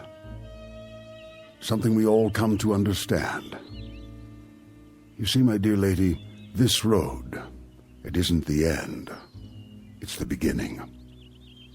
There's peace up there, serenity and freedom for all, from anguish. It's whatever you want most, what you have always sought but could not name. You sound so sure. I am. Go to him, my dear. Go to your loving husband. Go there with him. I can see him on the road, can't you?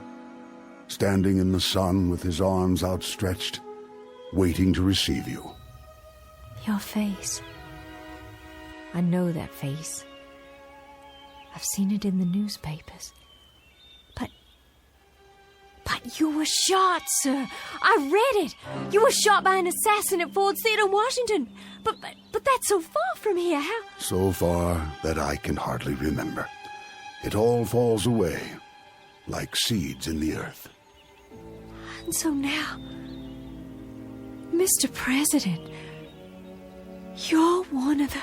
Yes, my dear. I guess you might say that I am the final casualty of the Civil War. And now I'm the last man on this road, the very last.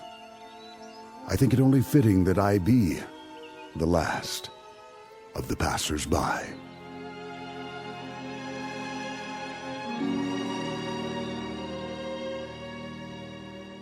Judd? Is that you? Lavinia. It is. I see you. Wait, Judd, I'm coming. I'm coming now.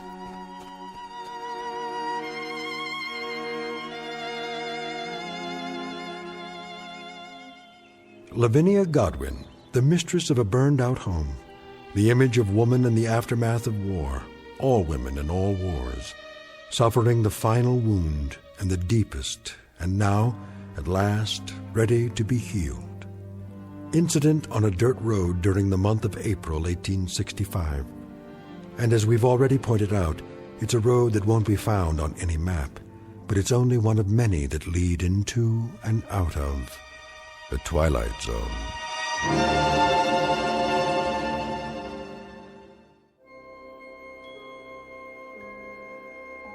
Hi, this is Carl Amari, producer of the Twilight Zone radio dramas. I'd like to take a moment to tell you about our official website at twilightzoneradio.com, where you'll get the latest news and information on these Twilight Zone radio dramas. Plus, at twilightzoneradio.com, you can digitally download 3 free episodes or any of our episodes for only $1.95 each. In this age of ever-changing technology, we've decided to make these episodes instantly available to you by making the Twilight Zone radio dramas a digital download-only series. This means that this series will no longer be offered on CD. The CD collections at our website are now being offered while supplies last at buy one, get one free. So be sure to get your favorites before they're sold out. Be sure to visit us often, and I'll see you in the zone.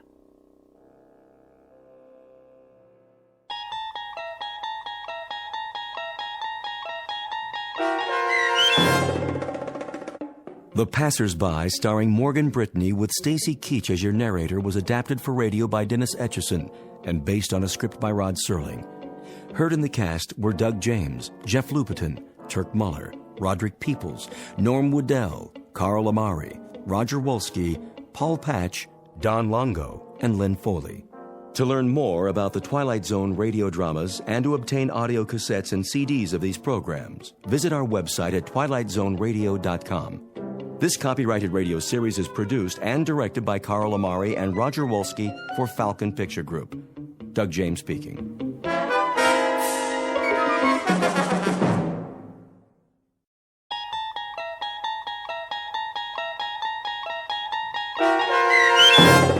The Purple Testament, starring Michael Rooker with Stacy Keach as your narrator, was adapted for radio by Dennis Etchison and based on a script by Rod Serling. Heard in the cast were Mike Starr, Joe Forbrick, Nick DiGilio, Todd Manley, Peter DeFaria, Turk Muller, Doug James, Kurt Nabig, Carl Amari, Deb Dotzer, Vince Amari, Paul Patch, Roger Wolski, and Meg Falcon. To learn more about the Twilight Zone radio dramas and to obtain audio cassettes and CDs of these programs, visit our website at twilightzoneradio.com. The producers of The Twilight Zone wish to thank CBS Enterprises, Carol Serling, Dennis Etchison, Dick Brescia Associates, Claire Simon Casting, Terry Jennings, XM Satellite Radio, Sirius Satellite Radio, our sponsors, and our radio affiliates for helping make this series possible. This copyrighted radio series is produced and directed by Carl Amari and Jason Mallow for Falcon Picture Group. Doug James speaking.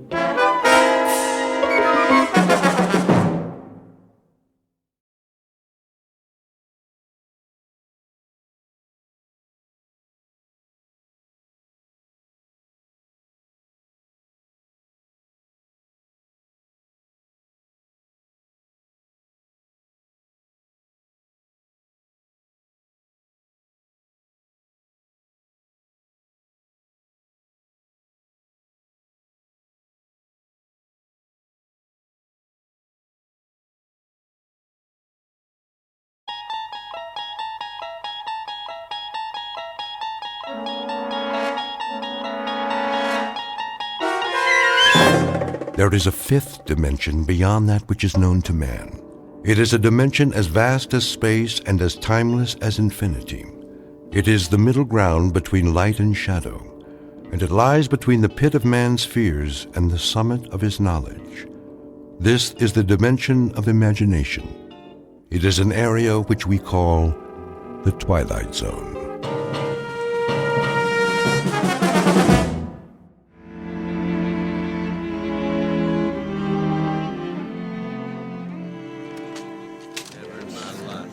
All right, men, listen up. Get your gear together. We're moving out. Moving where, Lieutenant? Yeah, what's the word? We going home? Not today, Morgan. Good, because I got me a date with a certain little nurse tonight. Gonna teach me the mambo. Is that what they call it? Now, don't you go talking about my fiancée. Can it, fellas? The trucks will be here in a few minutes. Oh, I get it. We're going to Manila for some R&R. Ain't that right, Lieutenant? Man, those nightclubs. Hey, they still got nightclubs in Manila? I hear they do. But first, we're gonna have to secure the road. Enemies dug in pretty good. Ain't that something? Just like they own the place. Weapons check. Extra clips, grenades. If you need more, tell the sergeant. You heard the man. Right here. I want to see full belts on everybody. This is the one that counts. Sir? Yeah, Horton?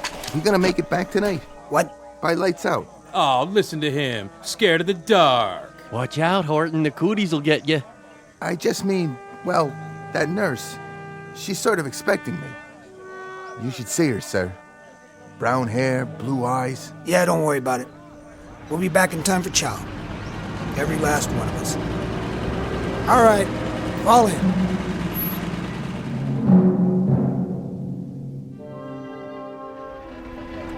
Lieutenant? That you, Levy? Would you hold on to this for me? What do you got there? It's a letter to my mother. See that she gets it? What's the matter? Can't you mail it yourself? Yes, sir. I just thought you could take care of it for me if anything happens. Nothing's gonna happen to this company, soldier. I know, but if it does, would you do that for me, sir? Sure. If it makes you feel any better. Thanks. I'd appreciate it. What's the city? Sir? You didn't put the whole address on it. I didn't? Let me see. You have a pencil on you, sir? Yeah. Here. Thanks.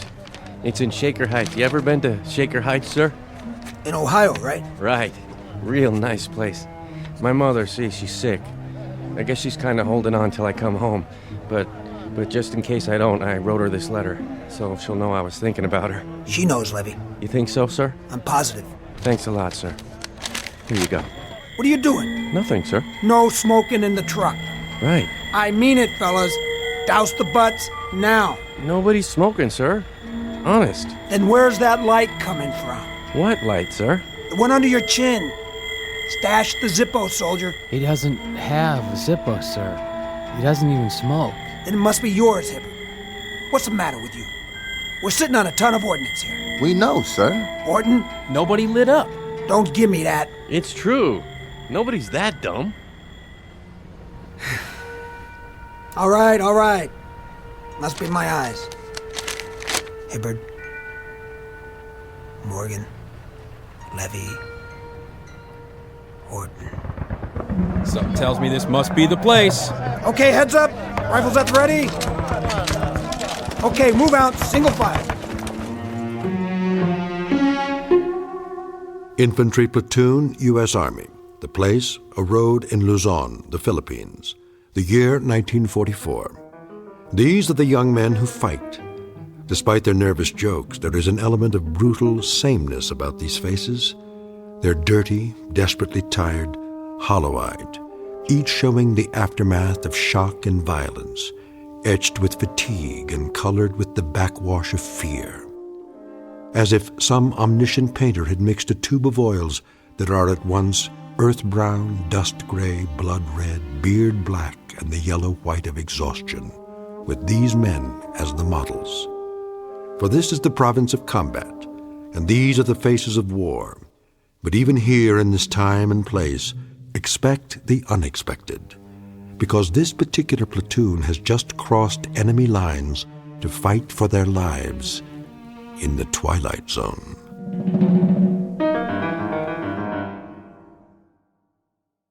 And now, The Twilight Zone, and our story, The Purple Testament, starring Michael Rooker, with Stacy Keach as your narrator. Captain. What is it, Private? Here they come, sir. How many trucks? Looks like all four. One of them's been shot up pretty bad. Tell the medics to stand by. Let's go, one at a time. Give me a hand, will you, Sarge? Oh, my leg. Easy, son. I got you. Rough out there, Sergeant? Yeah. Ain't it a crummy night? Smoke? Why not? How's the road? Open all the way now. The bridge? We got the bridge. Whatever they wanted it for. They got naval guns stuck in the ground and they're zeroed in on the town. But that bridge, it gets it every 3 minutes. If the general wants to know where the enemy fleet is, tell him it's dug in on the road to Manila. Excuse me, sir, I gotta see to the wounded. Sergeant? Yes, sir? How many did we lose? Lots of wounded. Maybe 10, 12. 4 dead. Who? Hibbert, Orton, Morgan, and Levy. Sergeant, bed the men down. Right, sir. And check with the mess sergeant. Make sure there's hot coffee and a meal for everybody. If they're not hungry, make them eat anyway. Hey, company. First platoon. Inside. Fitz. Sir. I got a bottle of Philippine tuber in my tent. It ain't Johnny Walker, but you'd be surprised what it does for a man's outlook. Come on. Pull up an orange crate. Okay. Take the cup. I'll drink out of the bottle. Thanks. Cheers. Cheers. Bum day, huh, Fitz? Yeah. 4 dead in 2.5 hours. 12 wounded. And the 4. Anything special about the 4? Special? How do you mean? Just that, well, we've lost that many before, and we've lost 8 and 10. I know. But you're taking it hard this time. It's always hard. Oh, harder than usual. I thought there might be something special about them. There were 4 kids, all under 22. Does it have to be any more special than that? No, it doesn't. This time it really got to you. More than I've ever seen. I'd like to know why. You're a perceptive man. It's the mark of a good officer, isn't it? Warding off trouble by anticipating it. You gonna give me trouble? I don't think so, Fitz. You're a good officer. You got guts and brains. But something's gotten to you. I told you I'd like to know what it is. Why don't you start with this? What do you have there? Something I wrote down. Read it. Hibbert, Horton, Morgan, and Levy. So? You tell me. Who are they? 4 KIAs. Yeah. That's what they are. Or were. Killed in action. Luzon PI, 13th June, 1944. I still don't get it. You want to know what's gotten into me? Well, I'll tell you, Captain. What's gotten into me is that I... You what? I wrote those names down today. This afternoon. I wrote them down before we left. So? Why'd you write their names down, Fitz? We had a weapons check. Then we got on the trucks. We were on our way to the bridge, and I looked at their faces. Those 4 faces. One at a time. Go ahead. I looked around at 44 faces. When I got to these 4, I looked around at all of them. A light.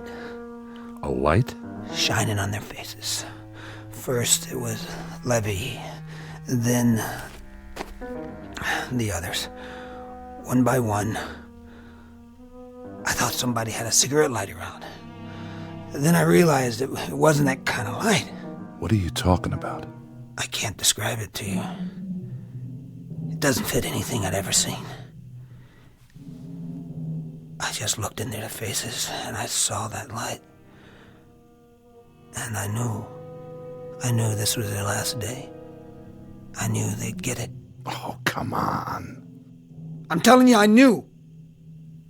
There wasn't any doubt. None at all. Driving up that highway, I was in their truck. All 4 of them were sitting across from me. Some coincidence, huh?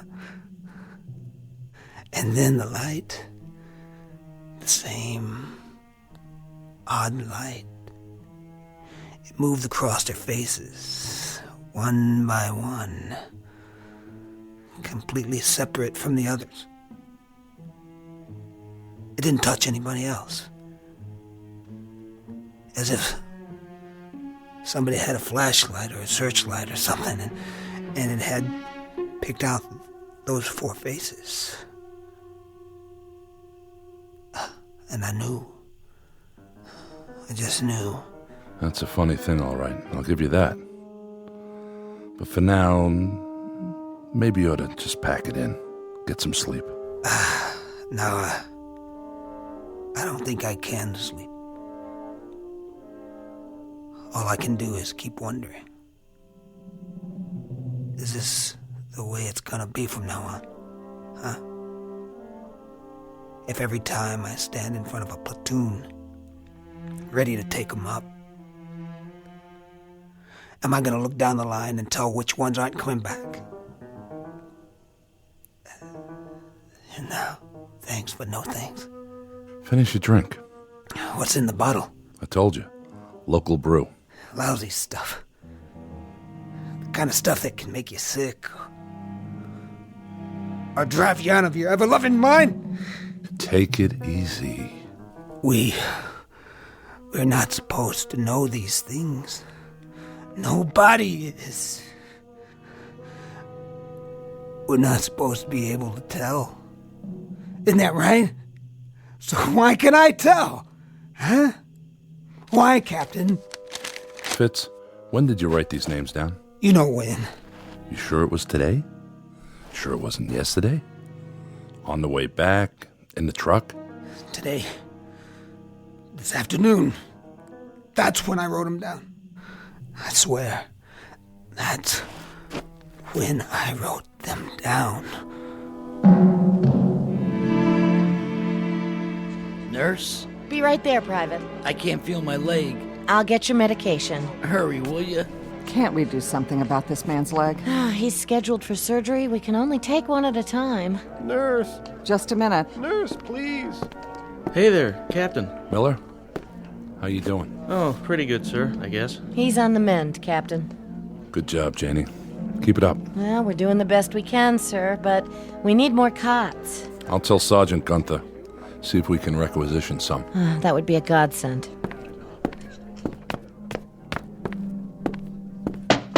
Come in. You could use some more beds out there. You noticed. Any more coming in? Not from this island. I suppose we can make pallets if we have to. Break down the desks. I'd say you have to. If it weren't for this schoolhouse, we'd be set up in a tent in the jungle. At least we've got a roof over our heads.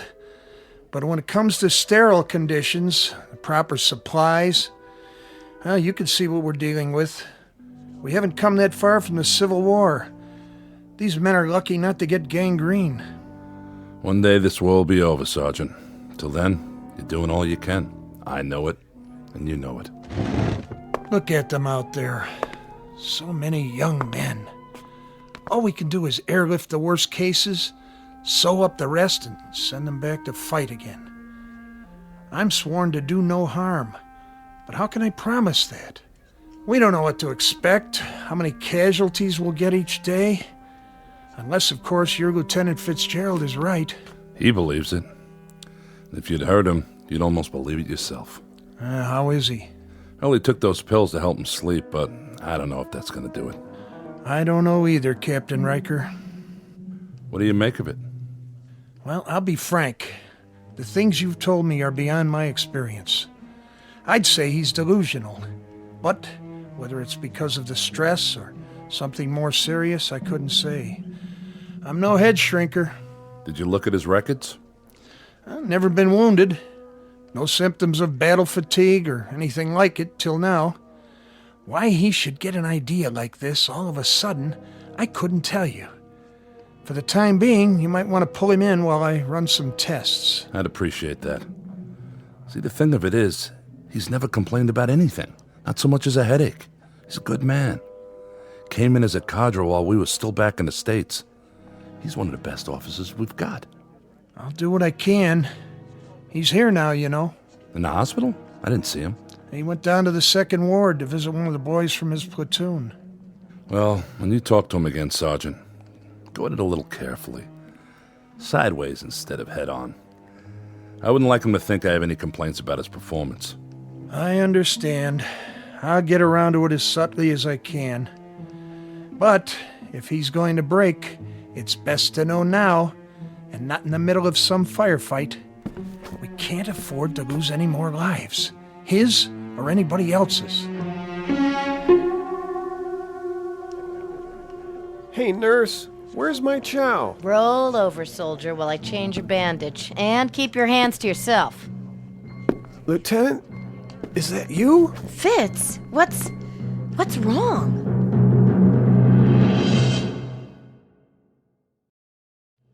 What's wrong, Fitz?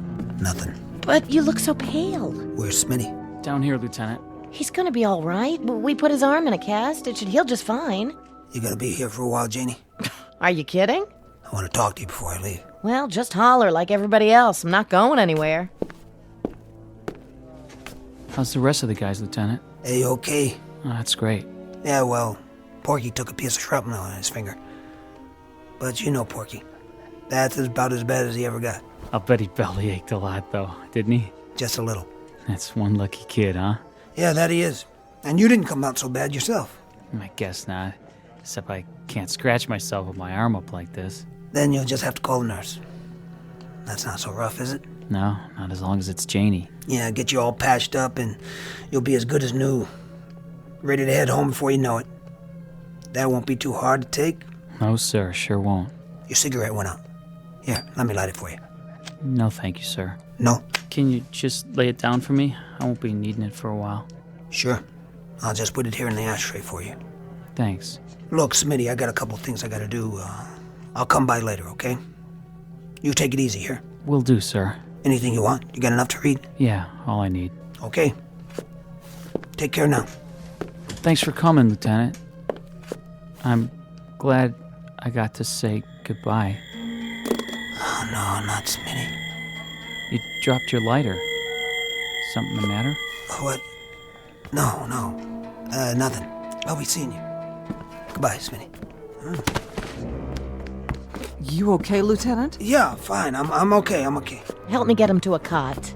I said I'm okay. I'm okay. I just got a little dizzy there for a minute. Are you sure? I'm sure. Thank you, Meg. I've got him. What's all the fuss about? You better take it slow, mister. All I need is a little sleep. A little? You look like you haven't slept in I don't know how long. My lighter. Right here. I want you to lie down for a while. I don't have time. You're pale and your pulse isn't that great. You need to rest. What do I have to do? Write you a note for the teacher? I'm fine. Janie. What? I wanted to tell you... I wanted you to know that. Save it. Go back to the barracks if you don't want to stay here. But do me a favor. Get off your feet. Listen, that boy in my platoon, Horton. Please, Fitz. He was a good guy. I know. He was looking forward to seeing you last night. That's all he talked about. He thought you were special. Very special. Soldier? Not now. I just wanted you to know. You are special. You were probably the last thing on his mind. Did he suffer? It was a landmine. Oh, no. He never knew what hit him. He didn't feel any pain, I swear. Soldier, I got your pill. Wake up. Oh, Fitz, that poor sweet kid. Get the doctor. This man does not have a pulse. Smitty. Bring me a shot of adrenaline. It's too late. No, it's not. What do you know about it? I said get me. Forget it, Janie. He's dead. No, it can't be. Oh, not another one. Please, God. They go awful quick sometimes, just like that. Awful quick. Morning, Fitz. Captain. How are you? Something happened? I was down seeing Smitty. I know. I read his tag. Doc says he's gonna be okay now. No, he isn't. What are you talking about? It's only a broken arm. That's all that showed. Are you a doctor now? I took a look at his face. I took one look. And I knew. Come off it, Fitz. And then, a minute later, he was gone. What? Go ahead. Take a walk downstairs if you don't believe me. Same thing. Same thing. The look. The light or whatever it is. Yeah, I saw it. I knew, Captain. Fitz, I can't explain this, but... I don't want you to explain it. How can anybody explain it? How can anybody? I want you to believe it, Captain. That's all. That's all I want. I want you to believe. I just want you to believe. Yes? Bed 5, Sergeant. What, nurse? He just died. I'll be right down. For what? Fitz. There's nothing to see now. Except the body. He's dead. And I knew he was going to die. That's nonsense. Is it? I've read it on his face. I've read it just as clearly as if somebody had painted it there. Go on, I'll be there in a minute. Yes, sir. You knew, Lieutenant? I told you. He thinks... You bet I knew. Really, Fitz? Tabbed 4 men yesterday. I knew they were going to get it too. But that would be extremely odd. Don't you agree, Lieutenant? Odd? Is that what you call it? Odd is when you go 30 days on the line without losing a man. Odd is when you march 25 miles and you don't get a blister. Now you're talking odd. That's odd. This isn't odd, Gunther. This is more like a nightmare about a dog-face officer who can see death on people's faces. A lousy dog-face line officer who'd just like to give back the power to whoever or whatever gave it to him. Or a dog-faced line officer who's cracking under the strain of having seen too much and done too much and felt too much and finally starts to crack from the weight of it. I'm 5 for 5 now. We deal in facts here. How many coincidences does it take to add up to a fact? How many men do I have to tag as least likely to succeed before somebody starts listening? How many more faces do I have to look into? You're not being rational. No. Then answer me this. What I'd like to know is, what's it take before people realize that somewhere along this line I picked up a talent they don't teach at OCS because I just got promoted. What I am now is I'm a kind of recording clerk for the Grim Reaper.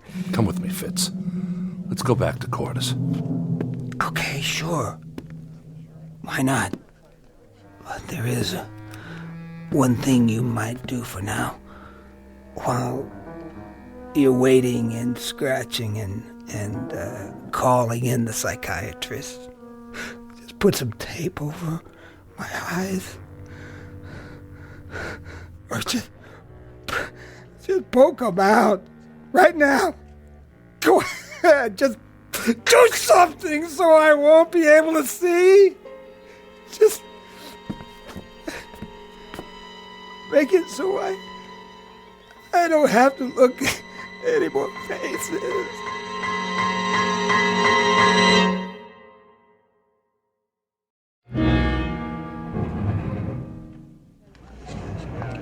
Everybody here? Yes, sir. All right, then. Eyes on the map. I'll give it to you just as I got it from Regiment. We spearhead the attack. We go to a point exactly 4 miles north of the bridge. That's right here. That's the Passersby River. At this point on the highway, the bridge is out. But over here, to the east, the Army's sticking across a bailey. Should be done by 0200. Not much time. You can say that again. We could do it. We'll spearhead the operation and move across the bridge as the point. All by ourselves? Baker and Charlie companies follow us. What's the enemy doing all this time? There'll be some Filipino guerrillas up here crossing by boat. We hope unobserved. Their job will be to take out any and all guns on the other side. So we should be able to get across that bridge against only small arms. Any more questions?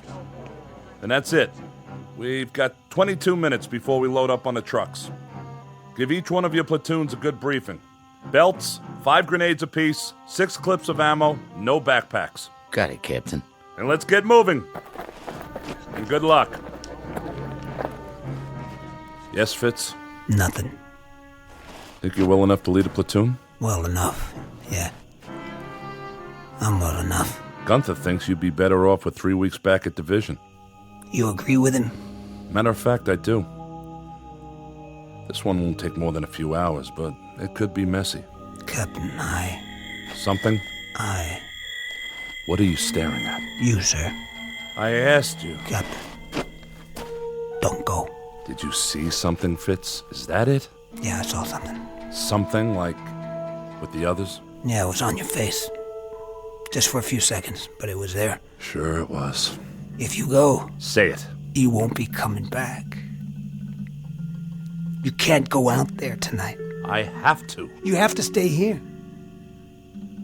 Don't do it for me, okay? Don't even do it to save yourself. Look at the picture on your desk. Put that down. Your wife. And those 2 children. They must be your kids. Do you love them? What? Do you love them? Do it for the gold band on your finger. But don't go out there. Give me that. But, sir... Get your platoon set, Fitz. Sir, please. Now. You've only got a few minutes. But what about... I'll tell you what about it. We'll have a nice long talk about it when we get back. We'll have a drink to it. We'll drink to an illusion, to coincidence. And you know what then? We'll laugh. Both of us. That's it, Fitz. I'll see you outside at the trucks. You won't be drinking to anything. Because you won't be coming back. Damn fool.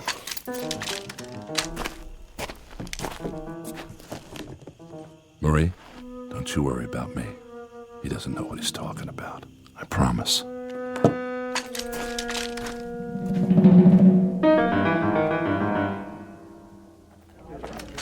Lieutenant Fitzgerald, sir? What is it, Freeman? Well, sir, everybody says you can tell. Who says that? All the guys. They say you know who's gonna get it and who isn't. Well, how about it, Lieutenant? Give us a break. Come on, Lieutenant, please. Come on, Lieutenant, please. It ain't fair, you knowing and not telling us. Freeman, knock it off! Forget about it, okay? Somebody started a wild gag. Somebody's gonna get burned for it, but good. Take it from your captain, nobody in this company's a mind reader, including Lieutenant Fitzgerald. Isn't that right? That's right, sir. Okay, boys. Let's hop.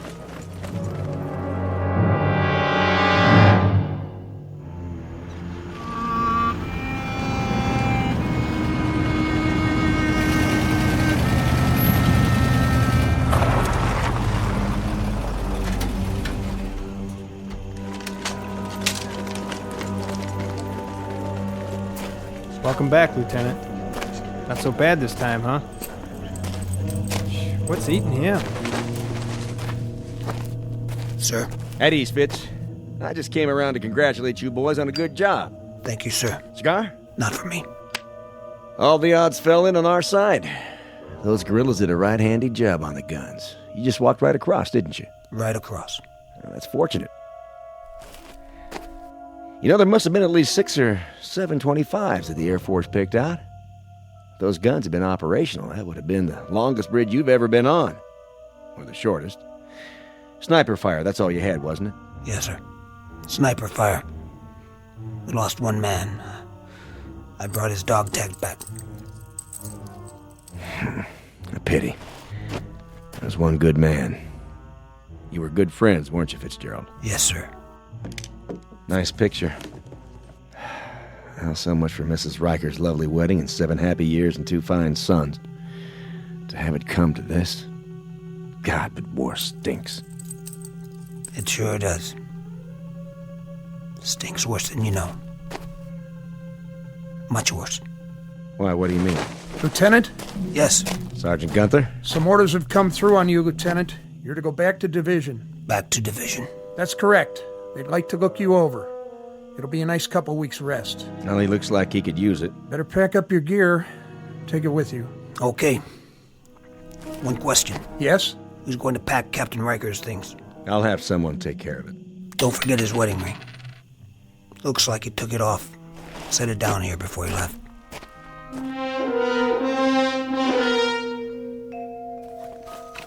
Going somewhere, Lieutenant? Yeah, somewhere. That your mirror on the wall? Oh yeah, I almost forgot. You want it, Freeman? Gee, that'd be great. I broke mine, you know? Mighty hard to shave without a mirror. Go ahead. Here. You sure you don't mind? Sir. Listen, if you want to keep it, that's okay. Honest to... Look. Huh? In the mirror. What do you see? Well, I see your face. Yup. That's you, all right. And nothing else. This is important. You don't see a light on my face, do you? Light? No, sir. That's funny. Because I do. Sorry, Freeman. Gosh, what'd you do that for? This one's no good. Take my word for it. Whatever you say, sir. Get yourself a new one that works right.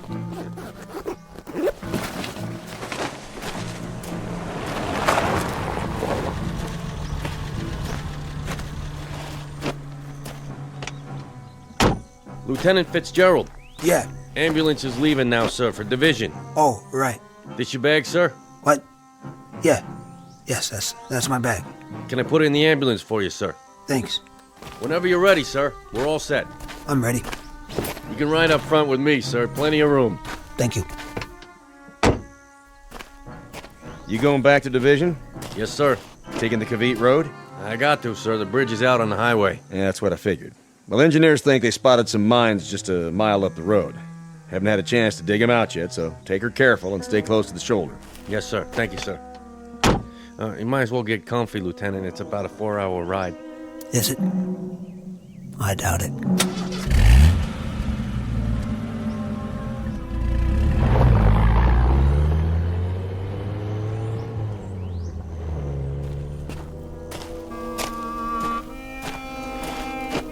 You play that pretty good. Thanks, sir. Thank you very much. You hear that? Thunder? I don't think so. Sounded like an explosion. Maybe. Maybe it was thunder. Yeah, that's what it was. Probably thunder.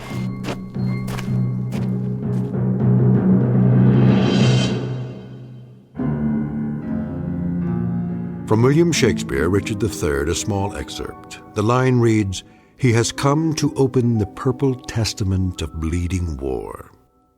And for Lieutenant William Fitzgerald, A Company, 1st Platoon, the testament is closed in the Twilight Zone. More from the Twilight Zone after this. Hello, I'm Stacy Keach. I hope you're enjoying this edition of the Twilight Zone radio dramas. To learn more about this series, be sure to log on to our official website at twilightzoneradio.com. You'll find special discounts on our Twilight Zone audio collections, listings of our radio stations, links to other websites, and a photo gallery of our recording studio and some of our stars in action, plus ways to contact us with questions or comments about the show. And for a limited time, when you log on to twilightzoneradio.com, you can send in for a free CD of the show. So be sure to visit us at twilightzoneradio.com.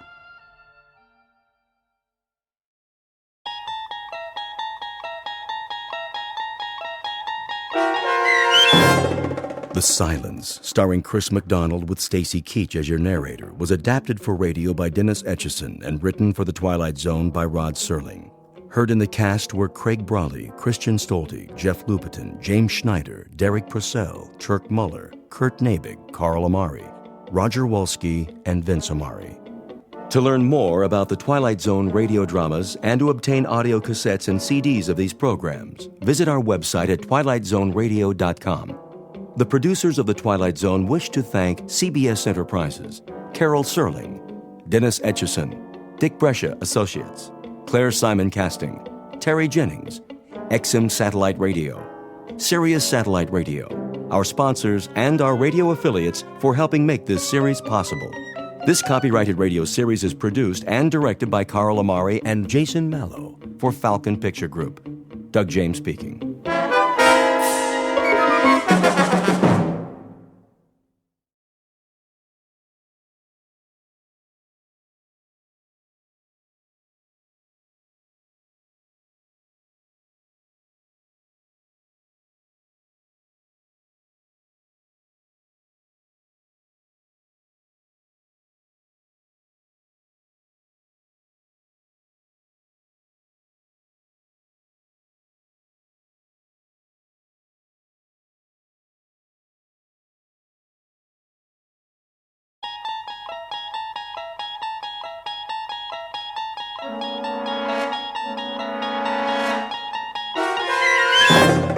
You're traveling through another dimension.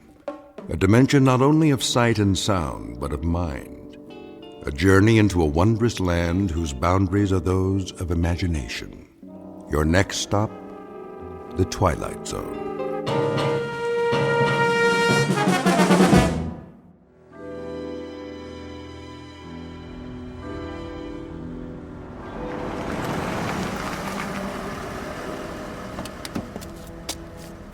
Good evening, Colonel Taylor. Evening, Patrick. Has Mr. Alfred arrived? Not yet, sir. Warm for this time of year, would you say? I would. Quite balmy, in fact. I might have dispensed with the overcoat altogether. Martin? Yes, sir. See to the Colonel's car. Right away. Is he new? Just started this evening. Mind you, drive carefully now. Park it all the way in the back away from the other cars. Yes, sir. Here's a little proposition for you, my boy. See this bill? That's $50, sir. Indeed. And if there are no dents or scratches when you bring it back, not a one, mind you, this is yours. All of it. I promise, sir. Good. A man should always keep his promises. You shouldn't spoil the lad. Nonsense. A little incentive, that's all. How was it in the club this evening?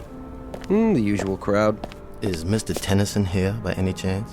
Yes, sir. For some time now. Thank you, Patrick. Colonel Taylor, How nice to see you. Let me take your coat. Is there a table in the oak room? Yes, but I'm afraid the fireside chairs are all filled at the moment.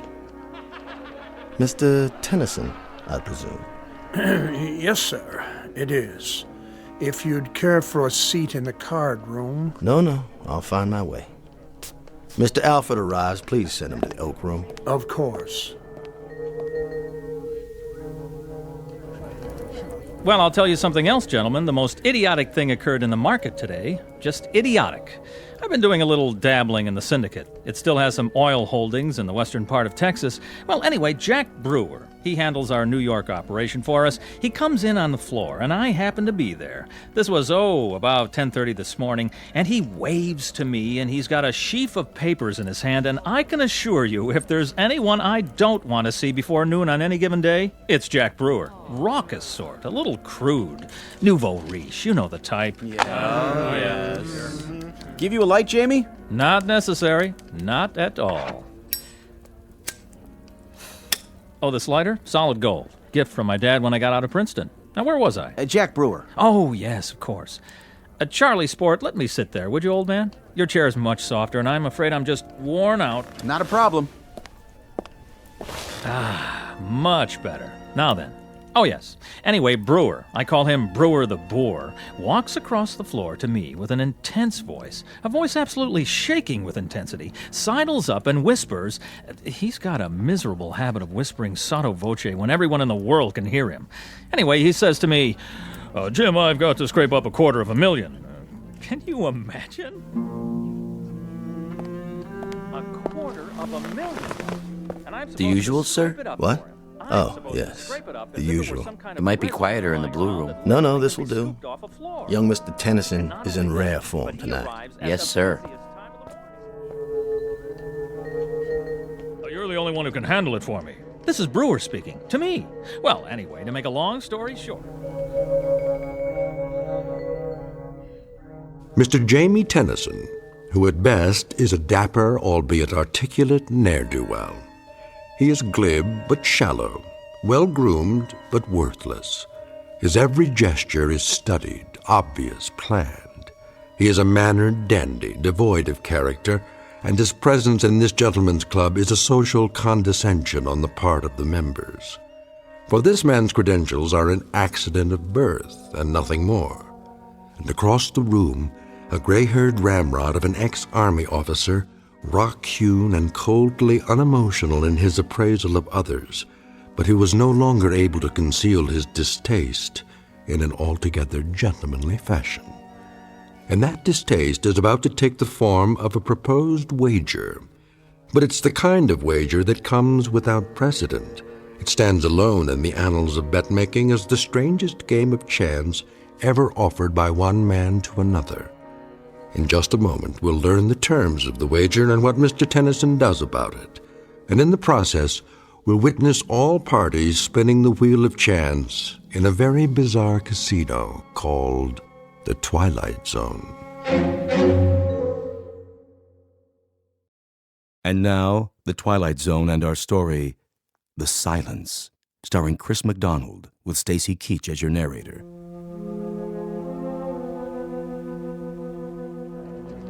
$250,000, mind you. And I'm supposed to scrape it up for him. I'm supposed to scrape it up as if it were some kind of residue lying around that literally can be scooped off a floor. There you are, Alfred. I just got your letter. Sit down, please. Look, Archie. Shh. Our young friend is discoursing again. The opening salvo and then the attack. That may well be. The only thing worse than his loquaciousness is his transparency. In about 30 seconds, Alfred, he'll very nonchalantly request a loan, a sizable loan, from anyone within earshot. Mark my words. The letter you sent me is the most incredible thing I've ever read. Is it? You must be out of your mind. Not at all, but that's a medical appraisal. What I'm looking for from you is legal advice. Archie, we're old friends, but I must tell you. My communication to you, Alfred, was not as an old friend. It was directed to you as my lawyer. Is the wager I have in mind legal? No wager is legal in this state. Is it against the law, then? Is there anything criminal about it? I don't see anything criminal in it, no, but the thing is so incredible. In substance, that's what I wanted to hear from you. Franklin? Yes, sir? Would you take this over to young Mr. Tennyson across the room there? Tell him it's from me and ask him to read it immediately. Why, all right, sir. Well, as I'm sure you know, gentlemen, I'm familiar with the plastics business inside and out. Inside and out. And Brewer has obviously stumbled upon a golden goose. But the man is just too incredibly stupid to know what to do with it. Can you imagine what I could do with $250,000 in this kind of deal? Well, I'll tell you this. I can treble it. I can quadruple it. With an initial investment of $250,000, I can take this plastics thing and I can... Excuse me, Mr. Tennyson. A note for you, sir. From Colonel Taylor. Just put it down there, Franklin. Now then. Excuse me, sir. The Colonel's instructions are that you read it immediately. I beg your pardon? The Colonel, you say? Across the room, sir? Yes, the Colonel. He's waiting, sir. Oh, all right. Let's see what he has to say. What's the matter, Tennyson? He looks like he's seen a ghost. Why, this is just absolute nonsense. What about it, Tennyson? See here. Yes? Is this some sort of joke? I mean, really, Colonel. If it's a joke, then I suggest you're employing a sense of humor that's quite beyond me. It's not a joke, Tennyson. You know me reasonably well. Humor is perhaps the least developed aspect of my character. You're in earnest, then? Oh, quite in earnest. What's it all about? Come on, Tennyson, let us in on it. Yes, please. The suspense is killing us. Would you mind terribly, Tennyson, if I acquainted the gentleman with my proposition? That's quite your business, Colonel. Quite your business. But I do believe you will make yourself highly suspect. I'll take the risk. I propose a wager with Mr. Tennyson here. A wager that takes the following form. I bet Mr. Tennyson $1 million that he will be unable to remain silent for 1 year. What? Surely you're not serious. He's joking. The wager carries with it the following conditions. He will be placed in a room to be observed by me or anyone else at their discretion.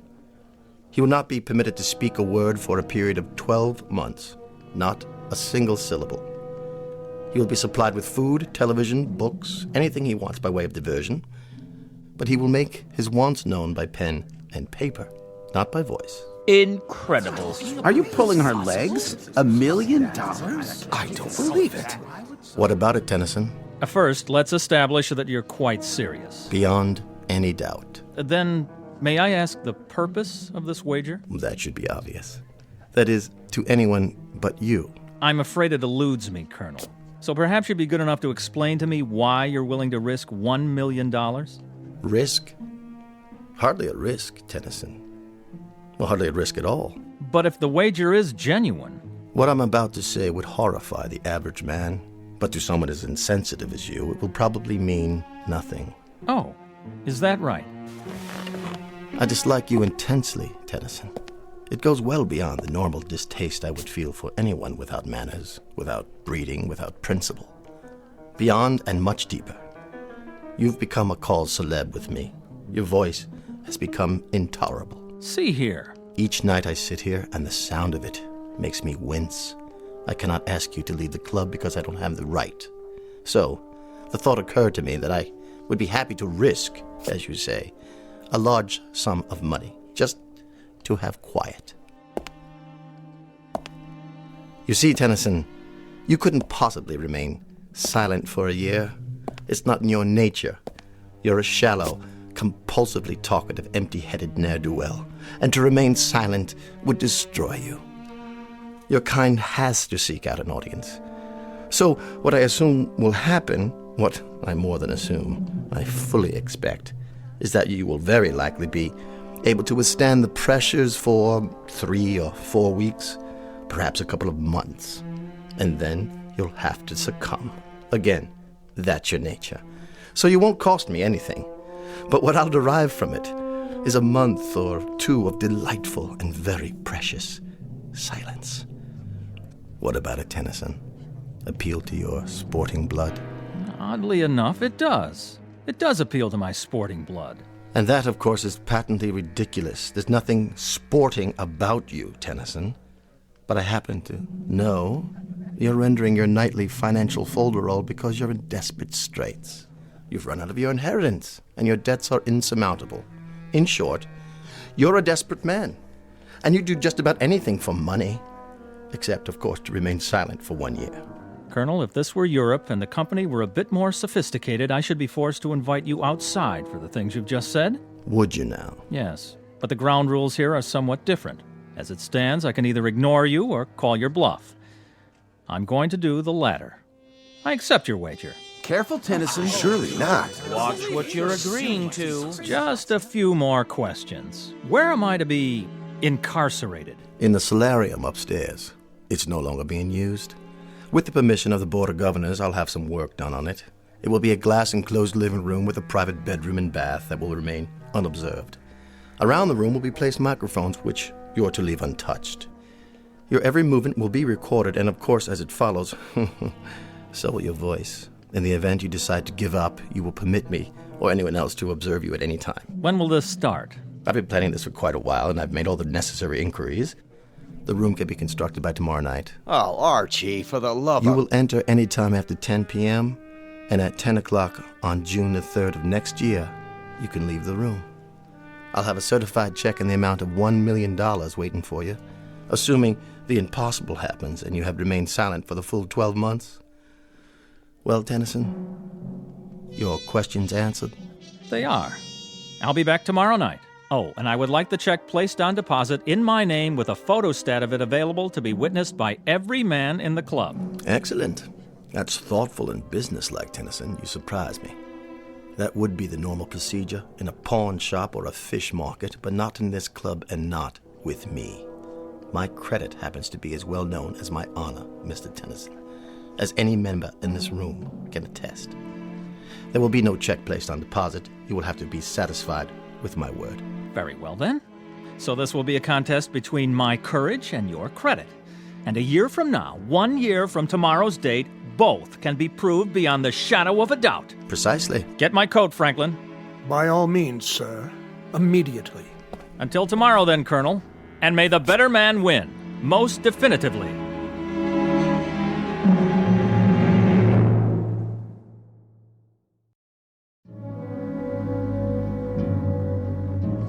Listen, Tennyson. What is it? This is none of my business. You're right, old man, it's not. But I've known Colonel Taylor for a long time. This is not a capricious man. He's dead serious. Do you know my wife, Charles? We've met. Her name is Doris. A lovely thing. Frail, beautiful, fragile, like a cameo brooch. Oh, yes, she certainly is that, and more. But I'm afraid her tastes run to unfragile things. Sizable baubles with sizable price tags. She shops at Tiffany's like most women enter a supermarket. And my miserable misfortune is that I happen to love her very much. And so at this particular moment, I do happen to be in desperate need of money. Now, that may sound melodramatic. Not at all, Jamie. But it happens to be true. And my wife's faithfulness is in direct proportion to the size of the allowance I give her. I didn't mean to make light of it. Please believe me. So, that's why I'll be back tomorrow night. How bizarre. Don't you think so, old sport? How incredibly bizarre to remain indoors, shut up, silent, in a room for 12 entire months, in exchange for a $1 million life preserver, thrown to me by none other than Colonel Archie Taylor. I'll say goodnight now. There are arrangements that must be made.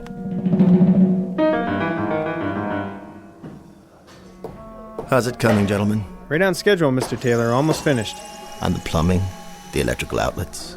Everything works. We'll give it one more inspection, but I'd say everything's about ready. What about the microphones? They're in position? Yep, and all around the room and plugged into this tape recorder. If he says one word, we'll know about it. You turn it on like this. Test 1, 2, test 1, 2. In that case, give the crew my thanks and my check for the agreed-upon amount. Thanks, Mr. Taylor. Will do. Anytime now, Mr. Tennyson. Anytime.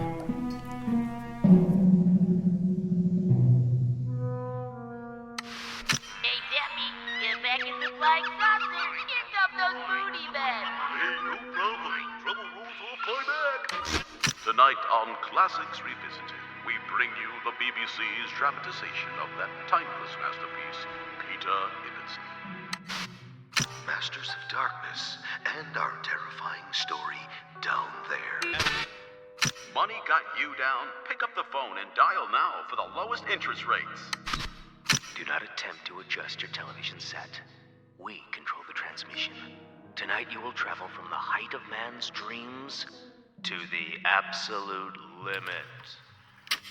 What's the matter, Mr. Tennyson? Nothing on television to your liking? Perhaps you should try reading a book. It might be a new experience for you. Or does your taste run to ghost stories, science fiction, that sort of thing?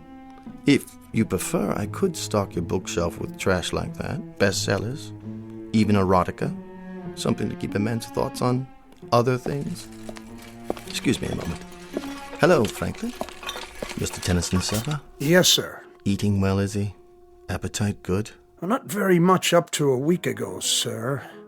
But he's eating very well now. Oh, nice. I'd like him to remain as healthy as possible.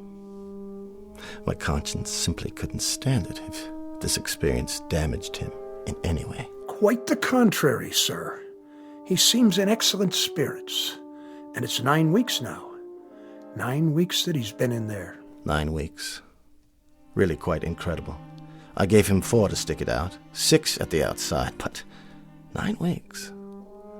A little more gristle there than I'd given him credit for. Yes, sir. Look at that, Tennyson. Dinner for 1. Everything cooked to perfection, I take it. Comfortable, sir? More wine, perhaps. What's the matter, Tennyson? Cat got your tongue? Or don't you believe in speaking to the help? Will there be anything else, Mr. Tennyson? I'll be back when you're finished, sir.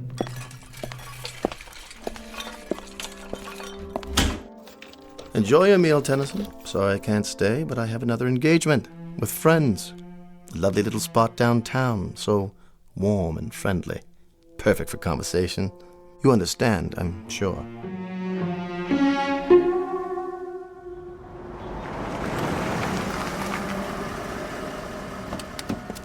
Good afternoon, Colonel.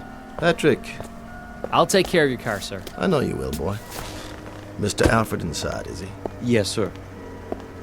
Have a nice lunch, sir.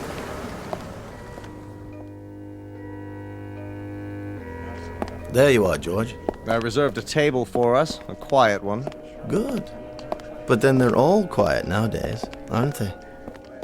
Franklin called to say you wanted to see me. Only to pose a question to you. What sort of question? Very succinct, Archie. Very brief. Yes? How long? How long what? How long are you going to keep this up, this prolonged practical joke? Not much longer. What exactly does that mean? You should see our boy up there. 4.5 months and not a sound from him. That's what I wanted to talk to you about. Incredible. I've just been wondering how my fortune might accommodate the loss of a cool $1,000,000. For the sake of argument, of course, quite theoretical. That fop couldn't take it another month. This, I'm certain of. For your sake, I hope that's the case. My sake? You have the money, of course. I find that insulting. I'm sorry if it is, but I think he's going to beat you, Arch. Especially from you, George. I'd say you owe me an apology. How are your holdings? What are you talking about? It's no longer theoretical. You might want to double-check your holdings now in preparation. My holdings? They're solid, dependable, 100-year-old firms. Why should I rearrange anything? They're insane. Merely careful. Look here. There isn't one chance in 1,000,000 he'll last out the year. Not one in 1,000,000. I've watched him every day. He's beside himself. He's becoming bored to the point of irrationality. A week longer, 2 weeks, 3 at the most, he'll be crawling up the walls, screaming for us to let him out. I hope so. I sincerely hope so, but I think that boy up there will remain silent for the entire year.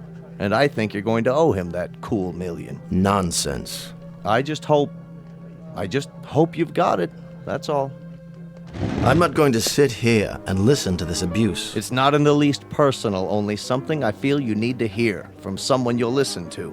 The voice of reason, a word to the wise, that sort of thing. Then from now on, I'll thank you to disperse your wisdom elsewhere. Oh, for the love of... Consider yourself discharged. What? As of this hour and this day, you are no longer my attorney. But Archie... Goodbye, George. Goodbye to you, old boy, and good luck. Because by the look of things, I'd say you're going to need it.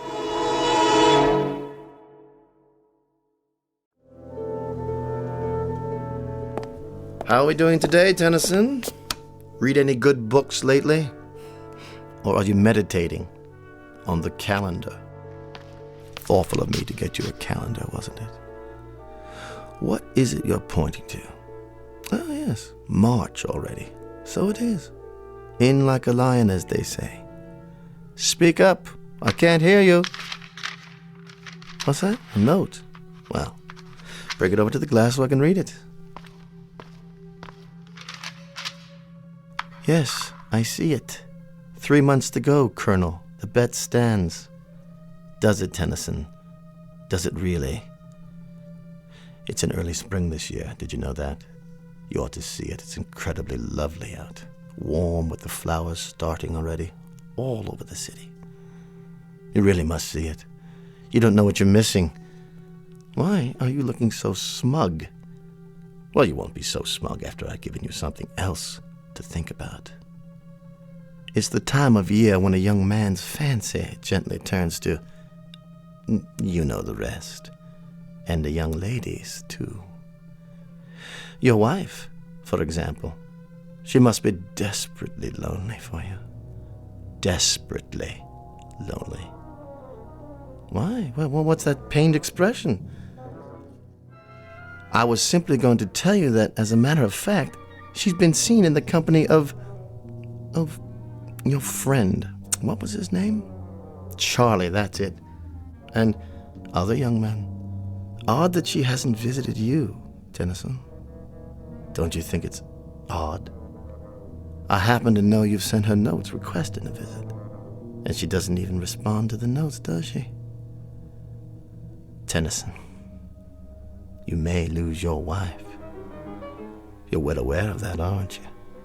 While you sit doing nothing behind that glass, the very reason for all your agony may be slipping away from you.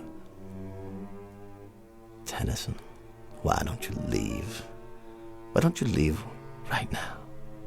It still might be possible to save your marriage, if you act without further delay. Don't you walk away from me, you fool!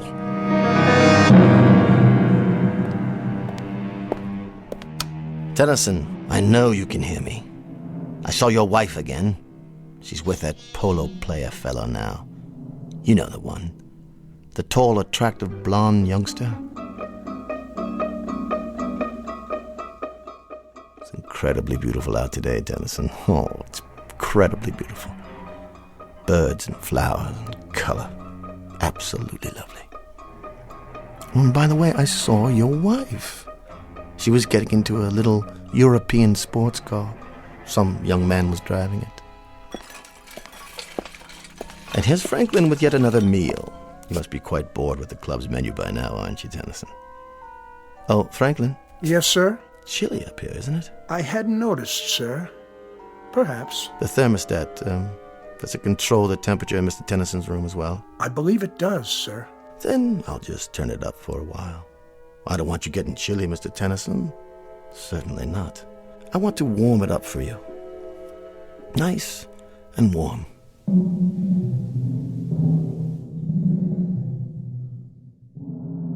It's April Fool's Day, Tennyson.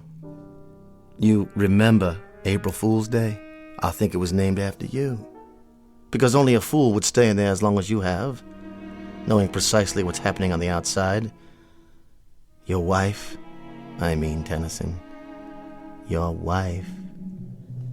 She hasn't written to you, has she? Not a line. Not so much as a single response to any of your letters. What are you doing now? Writing another note?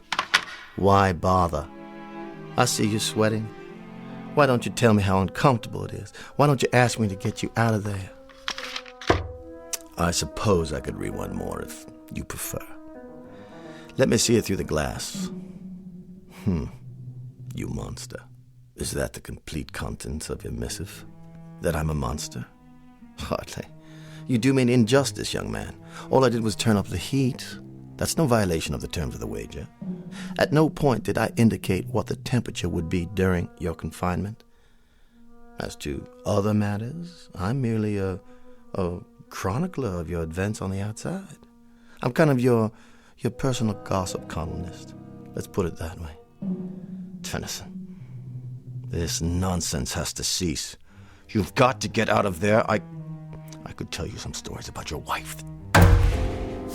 Please don't strike the glass. You might have hurt your hand. Anyway, it's non-breakable. A kind of plastic, actually. But of course, you know all about plastics, don't you? Now, how about it, Tennyson?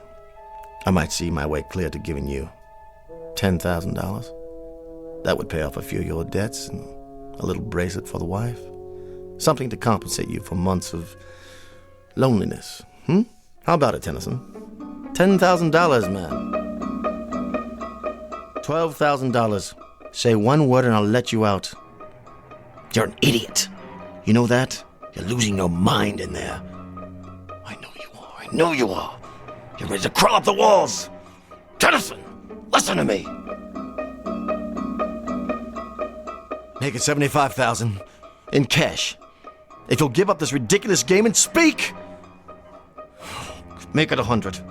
No, 200. 250,000, Tennyson. Time is running short, boy. You can't stay in there another hour. Not another half hour. I swear to you, $250,000 in cash if you'll speak now. You accept? Hold it up. Let me read your decision. Go to... How dare you? You go there, boy. You! You will, I swear, if you don't act at once.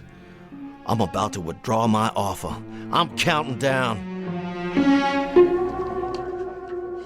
Rather a monumental occasion, isn't it? I wouldn't have believed it. 1 year in that room and not a word out of him. 3 minutes is all the poor devil's got left now. 3 more minutes. Look at the colonel over there. Not the face of a happy man, would you say? At least he had the decency to show up. You're sure, George? I'm sure. This is straight off the wire, but it hardly matters now. 12 months ago, almost to the minute, you destroyed yourself. Much as I told you you would. Your little reminders are gratuitous at this point. And it's not even 10 o'clock yet. Whether it is or whether it isn't, the destruction I'm talking about has already taken place. There have been ugly rumors, Archie, things you've done to him. What things? Like little asides, innuendos, suggestions, gossip about his wife.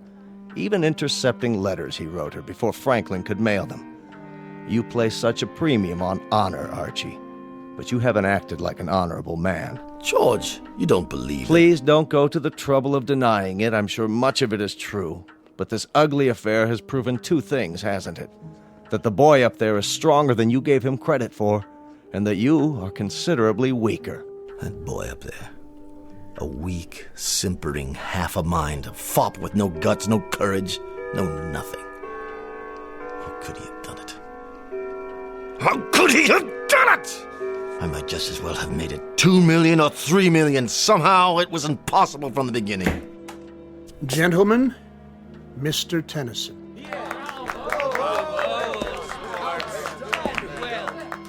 He's so pale, thin as a rail. But he's done it. You hold out your hand to me, Mr. Tennyson.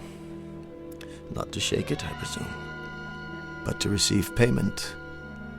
Well, sir, you have me at a disadvantage, a rather compromising situation. You forced me into a position of rather unpleasant candor, because it happens to be a fact that I'm a fraud. I don't have any money. I offered you $10,000 and then 12. The truth is, I would have had to go out on the streets to beg even that amount, let alone $1 million. I received a cable from London. Both the Birmingham Tool Company and Edinburgh Motors have filed suit for bankruptcy. Blue-chip companies.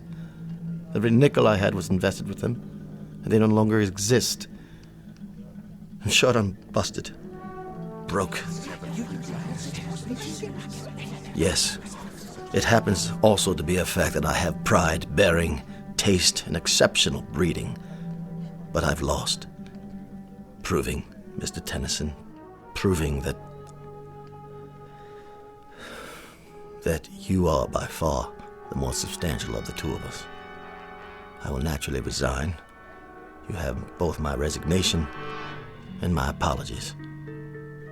I will not ask you to suffer my presence any longer. Look at Tennyson. They won't let him walk out like this. He'll demand satisfaction. Talk to him, Tennyson. Tell him whatever you like. Your time's up. You can talk, gurgle, sing, chortle, anything you want. You've won the bet, son. What's he doing? Writing another note? But why? What is it, Colonel? What did he write? Why doesn't he speak? Let me see. It says, 1 year ago, I had the nerves that my vocal cords severed. Good Lord. He's opening his collar to show you, Archie. There are the scars on his throat. I underwent this surgery because I knew I'd never be able to keep my part of the bargain. For the love of God, man. For the love of God.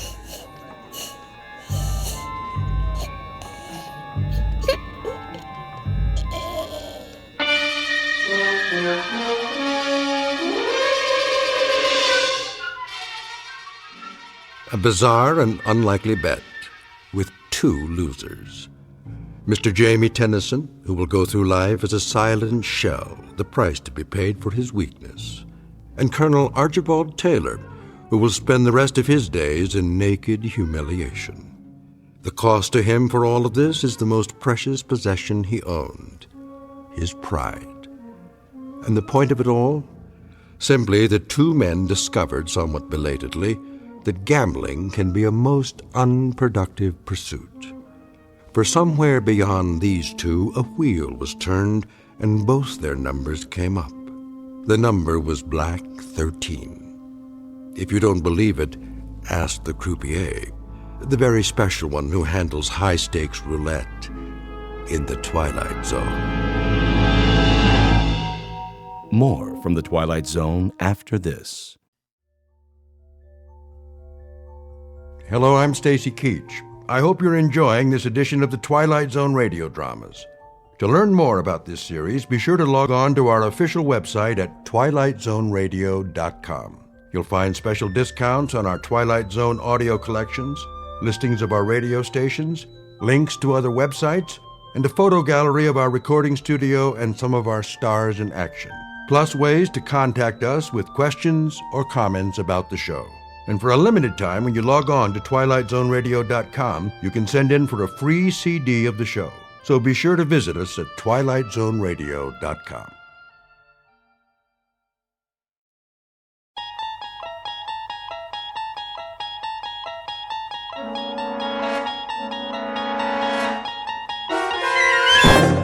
You're traveling through another dimension. A dimension not only of sight and sound, but of mind. A journey into a wondrous land whose boundaries are those of imagination. Your next stop, the Twilight Zone.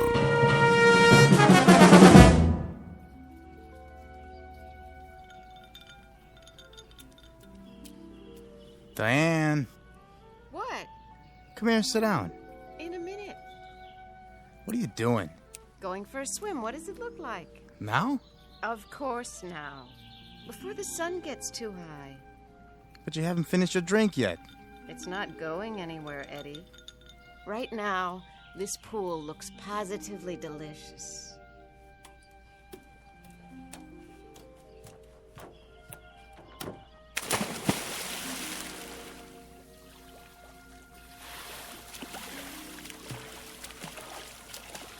Nice form. I give you a 10. You'd better say that. Nice bathing suit, too. Come on in, the water's fine. I don't want to get wet. Why? I gave you some trunks. They're a little on the large side, don't you think? They might come off. Promises, promises.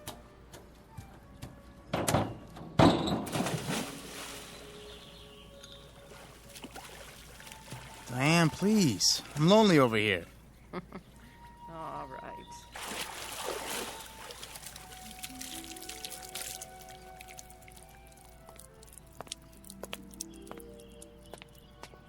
I brought you a towel, Mrs. Templeton. Thank you, Marty. Can I get you anything else? Not just now. I came down to join Mr. Page for a swim. Yes, ma'am. So I see. Has Mr. Templeton left yet? In another few minutes. Good. I mean, that's fine. Tell him I'll see him when he gets back. Very good. Oh, Marty. Is that your name? Yes, sir. Would you mind mixing up another one of these? What do you call it? Mimosa. Yeah, another mimosa, s'il vous plaît. Make it 2. One for the lady. Certainly, sir.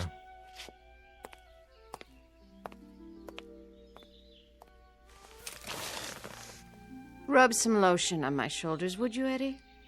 I wouldn't want to peel. Sure thing. Oh, you have such strong hands. Did he say your husband's still here? He'll be gone soon. He has a rehearsal. Oh. He doesn't mind, huh? Me being here and all? That's what the guest house is for. Friends who come and visit. But I don't even know him. I hardly even know you.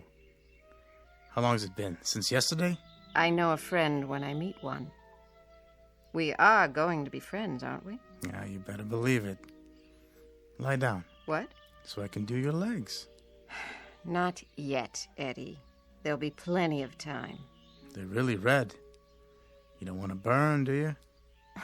Oh, you silly boy. Swim a few laps for now. Work it off. Not on your life. These trunks are a size large. Maybe that's why I loaned them to you. Stand up. Oh, no. Come on, stand up. I'm not going to push you in. Promise? Promise. There. Now, turn this way. That's it.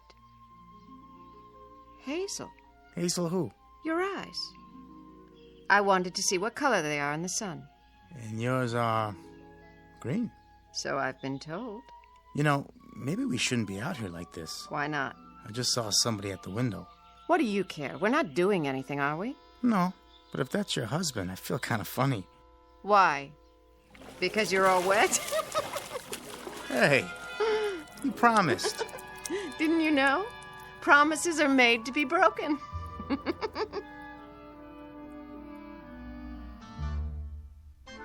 The young woman is Diane Templeton, the wife of Booth Templeton. In a moment, you'll meet Mr. Templeton himself, the subject of our story, who, up to this point, has remained off-stage. During a long career, he has had the lead in more than 30 Broadway plays. Today, he's a bit late in getting to the theater because, as you will see, he's not feeling up to par. In theatrical terms, his heart's not in the role. Yesterday and its memories are his script of choice, and that being the case, yesterday is exactly what he'll get. Within the hour, his years and troubles will threaten to descend on him like a final curtain. To avoid being crushed, Mr. Booth Templeton must escape from the theater and this world, only to make his debut on another stage in another world, one we call the Twilight Zone. And now, The Twilight Zone and our story, The Trouble with Templeton, starring Michael York, with Stacy Keach as your narrator. Ah, yes, fun in the sun. Good morning, Mr. Templeton. Oh, hello, Marty. Ready to pick out a necktie? I suppose. Let's see. How about the blue stripes? I was thinking this one. Very smart. Laura gave it to me, it must have been 30 years ago now. Did she? Excellent taste. Oh, she certainly had that. Help you with a knot? No. I can still manage to tie a Windsor, even with these hands. I had your jacket pressed. Thank you. Say, Marty? Yes, sir? Our new guest at poolside. His name is what? Page, I believe, sir. Mr. Edward Page. Page. Has he been here before? No, sir. He's new. Aren't they always? Oh, and don't forget your pills. Are they new, too? The same ones, every 3 hours. Mrs. Templeton is not very discreet these days, is she? I'm sure I couldn't say. Well, her discretion was an early casualty. It didn't last long. And now, perhaps she's waiting for the day when these pills won't, do what they're designed to do. Perhaps I'm waiting for that day, too. Mr. Templeton, you shouldn't say that. Oh, don't distress yourself, my friend. When a man my age marries a woman her age, he gets exactly what he deserves. Come now. I'm ready for my jacket. Here you are. Glad you're here.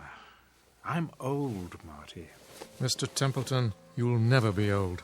Old, and getting older every minute we stand here. They say, or at least the authors said it in most of my plays, that when a man achieves a certain number of years, he achieves reason and contentment, a reassuring sentiment, only I haven't quite accomplished that yet. Wonder if I ever will. Mr. Templeton, may I make a suggestion? Well, perhaps this isn't a good day for you to go down to the theater. They're only just beginning rehearsals. I could telephone and explain that you can't start today. Thank you, Marty, but I'll go there. I shall rehearse this play, and it will open on schedule. I shall cover the years with makeup, and I shall stand in the right place and hope to say the right lines. And when it is over, they'll say to me, "You were wonderful, Mr. Templeton, as usual." And the stage manager will see to it that I'm properly delivered to you, so that you can properly deliver me back here, and I can prepare to do it all over again the following night. I won't see or particularly care about what's going on out there, or in the guest house, or in this house. All I'll want will be to go to bed, Marty, alone. That's the best place for me. Sleep. Oblivion. Now, sir, you mustn't talk like that. Oh, it doesn't matter. I don't love her anymore. I don't remember when I did. You know, I can't recall one single contented moment with Diane.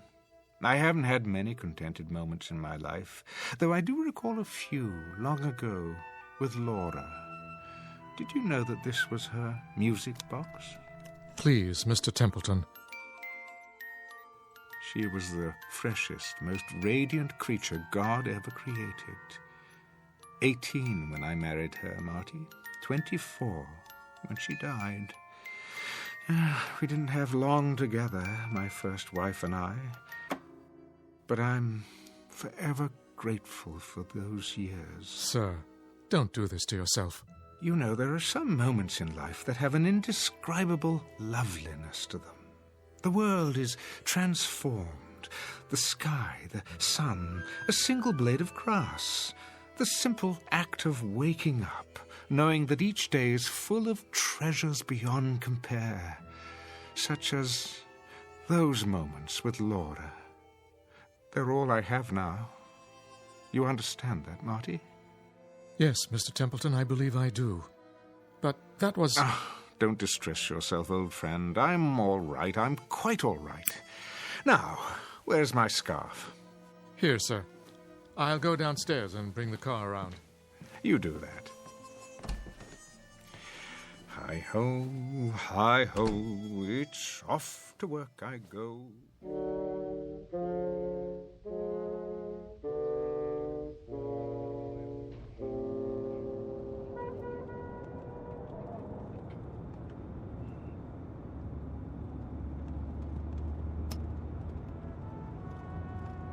The Savoy, isn't it, sir? Indeed. The site of countless famous productions. The Locked Rooms of the Heart, the O'Neill One-Acts, and the comedies.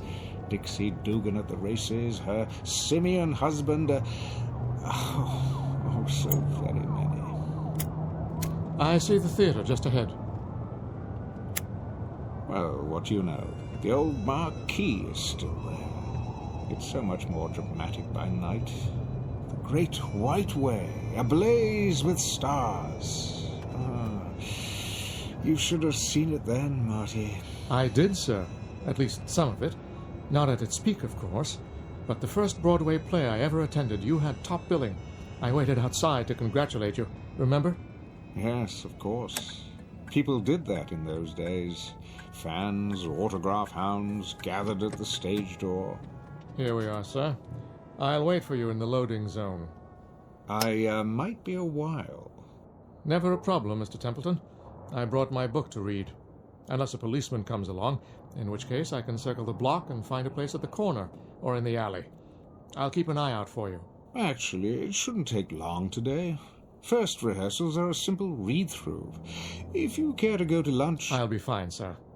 All part of my job. Thank you, my friend. Ever loyal. Not at all. It's an honor. Well then, once more unto the breach.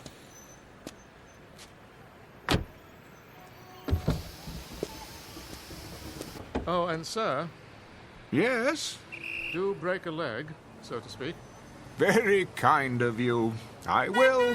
I will.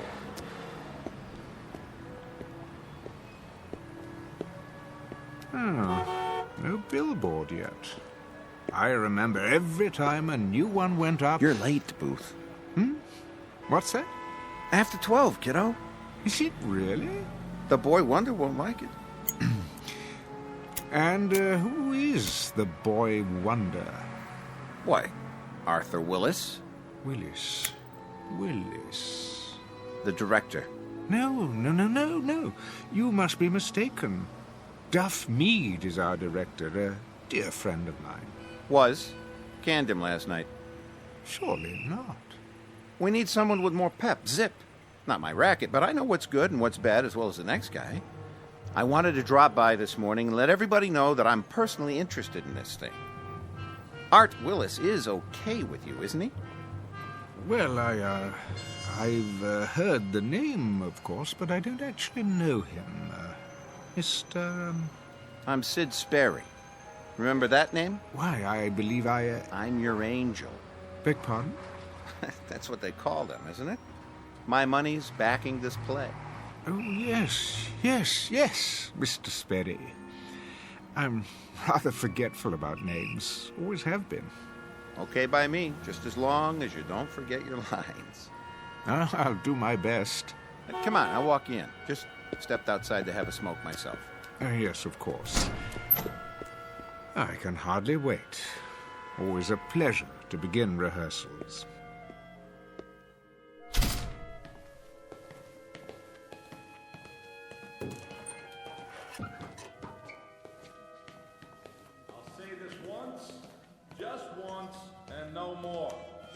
I'll say it now and expect each and every one of you to understand it. Wonder Boy, I take it. Shh, the man's a genius. Michael Franz is producing The Angry Lovers. Mr. Combs has written it.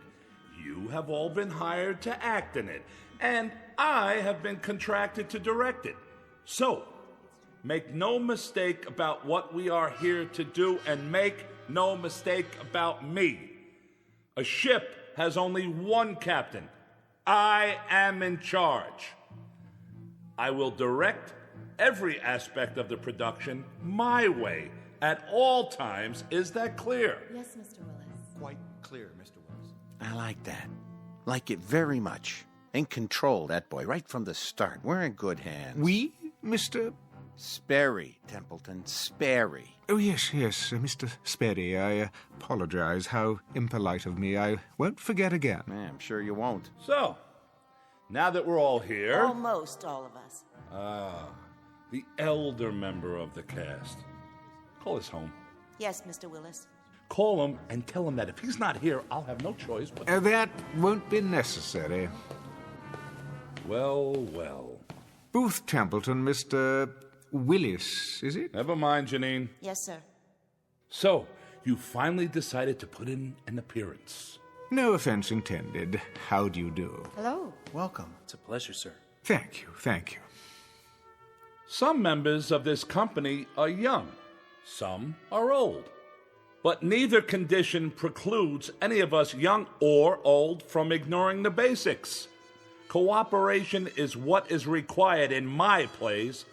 When I direct, there is no cult of personality. But there are 3 significant dates in the life of any play: the first day of rehearsal, opening night, and closing night. The last 2 are intimately related to and dependent upon the first. Therefore, the first day of rehearsal is an extremely important day, the bedrock of any production.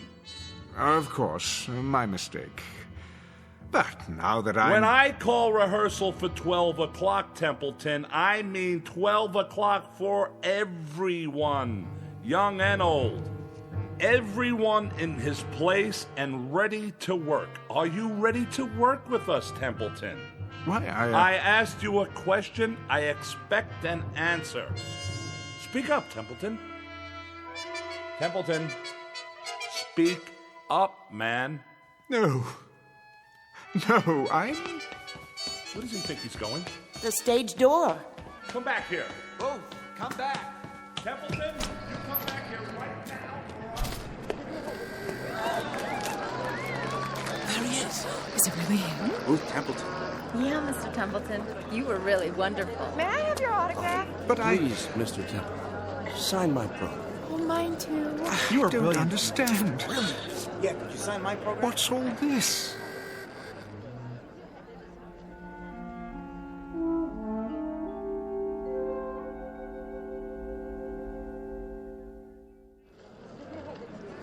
I've seen every play you've been in, Mr. Templeton. I've never missed a performance. You're my favorite actor. I think you're the best, Mr. Templeton. Why, thank you. When are you going to Hollywood to be in talking pictures?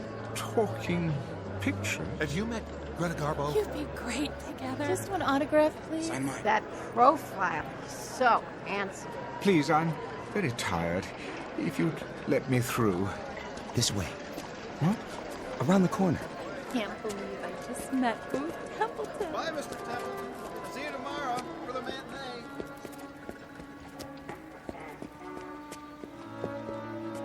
They won't follow you. Don't worry. You're a star. Am I? I was once. Where's Marty? Who? May I ask what is going on? Huh? Those taxi cabs. Why are they all so ancient? Look new to me. There. Now you're in the clear. Thank you. Think nothing of it. Always glad to help. You know that. You look familiar. Have we met? Now you're ribbing me, Mr. Templeton. You know my name. Anderson, the stage manager. Anderson. Oh, yes. Wait a minute, what's this? What's what? This billboard. How long has it been here? Oh, a few days, I guess. Since they started previews. What's the matter? Don't you like it? I do. But it's a collector's item. Will be, I guess, if you sign it. Hold on. Why is it on the side of the building? Savoy Theatre. Booth Templeton in The Great Seed. 1927's biggest hit. Yep. I never read reviews so good. You're going to get an award for this one. 1927? That's 35 years ago. Written and directed by Barney Pfluger. Barney? He sure is good, huh, Mr. Templeton? Another winner for both of you. What year is this? There you go again. All in my leg. Most assuredly not. I have to know. All right. It's 1927. What else could it be? But that's not possible. Oh, I almost forgot. I got a message to deliver. A message? Yeah, your wife called. My wife? Yeah, on the backstage phone. I guess she's seen the play lots of times, huh? What's her name? You mean to tell me you got more than one wife? Her name, man. Why, it's Laura. Same as always. Isn't it? That's not very funny. No? Sounded like her. But Laura's dead. Well, if she is, she's the best-looking ghost I ever saw. No offense. Where's Laura? Where is she? But she said for you to meet her at your regular place. Where is that? For the love of God, man. Relax. It ain't far. That club, the private one. What? You know, Freddie Iachina's down the street. When? She's there now.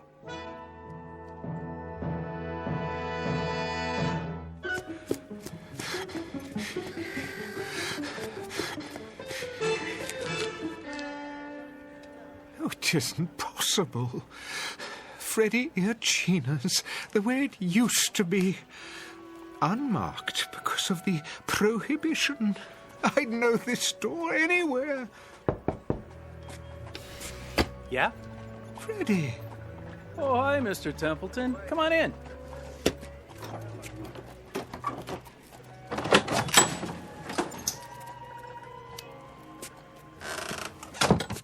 Freddie, it is you.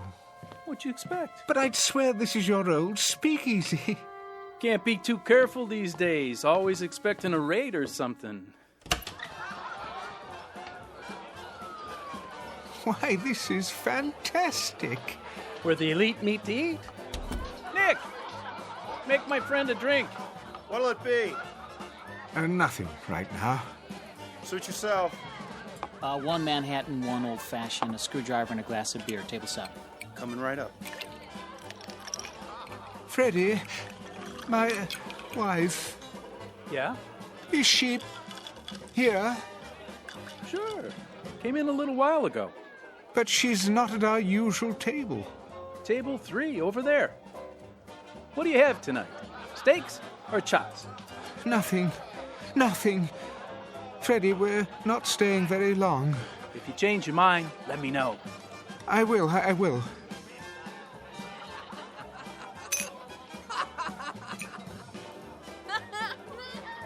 Oh, Barney, you're a scream. Laura? Is it you? Hi! Hey, Booth! We didn't wait, as you can see. Barney? Barney Pfluger? The same. Don't know him, Mr. Loveham. But I haven't seen you in years. It only seems that long. How soon they forget. Sit down, old man. I'll be right back. Laura, darling. Booth, my goodness. Relax. The Kansas City steak's great tonight. So juicy. Bite? Laura? What's the matter, honey? You look worried. I hurried over as soon as I heard. Heard of what? Ugh, Booth. How many times have I told you to take off your makeup before you come in here? Makeup? This isn't the green room. It makes you look old. Laura, darling, let's go somewhere else. We already are somewhere else. I mean, where it's quieter, where there aren't so many people. Well, I happen to like people. The more the merrier. I want to talk to you. Why? Well, about several things. Very important things. Well, I want to have a good time. Oh, yoo-hoo! Yes? Could you get me another one of these, please? And make it the good stuff, not that watered-down hooch. Coming right up, Mrs. Templeton. But I have to talk to you. So go ahead. I'm all ears. Oh, Laura, darling, where do I begin? I don't know why I'm here or for how long. All I know is I'm here. Do tell. And I want to make good use of the time. I want to have you alone to myself. Oh, Booth, don't be dull. I'm back. Miss me? Not particularly. You gonna eat, old chap? What? If you are, better get your order in now. The new band's swell. Laura, Barney. So are the steaks. The chops are a bit chewy, though. He's right, honey. Now listen to me, you two. I have something important to say. So do I. Barney, do you have those pages with you? Pages? The script you were working on. Let me see it. I don't think that's a good idea. I need something to fan myself with. It's so hot tonight. Oh! Yeah, it certainly is. Be my guest. Your drink. Thanks, Toots. Laura, we need to talk now before anything else happens. What could happen, old boy? The police won't come in here. Hey, George, bring me another. And one for the gentleman, too. Coming right up.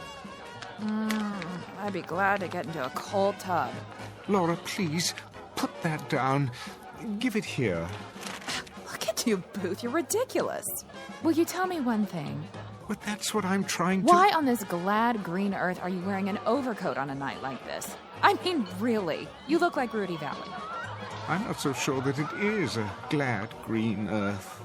Oh, Laura, darling, Barney, I'm not so certain of this earth or anything else right now. Please, listen to me, won't you? Don't be such a wet blanket. Listen! Something's happened. Something very strange. Please, try to understand. This isn't makeup. I have grown older, darling. In another world for many, many lonely years. I've had only a memory of you to live on. You too, Barney. Why, you were my best friend. But both of you have been only memories for a long time. And now, tonight, or today, or whatever it is, wherever I am in space and time, I have you back again. You're alive. You didn't die. Life is going on here. It's as if you never died, either of you. You do understand, don't you? Oh, sure. Laura, do you understand? Come on, let's have a good time, huh? Laura, why are you so different? I don't remember you drinking like this. Well, that's the kind of hairpin I am, Booth. That's just the way it is. I mean, what did you expect? Yes, old chap, what did you expect? I don't know. But you were my love, Laura. Everywhere, at all times. Why, we couldn't walk down a street or sit in a restaurant without everyone knowing that we were in love. Are you finished? I don't like what you've become. Oh, really, Booth? He's having us on, that's it. Shut up. Shut up, both of you. You silly old fool of a man. Laura, come away from here. That's for me. Who wants to dance? Laura, come with me now. Hey, take your hands off. Stop it. Stop it. Leave me alone. Why don't you go back where you came from? We don't want you here.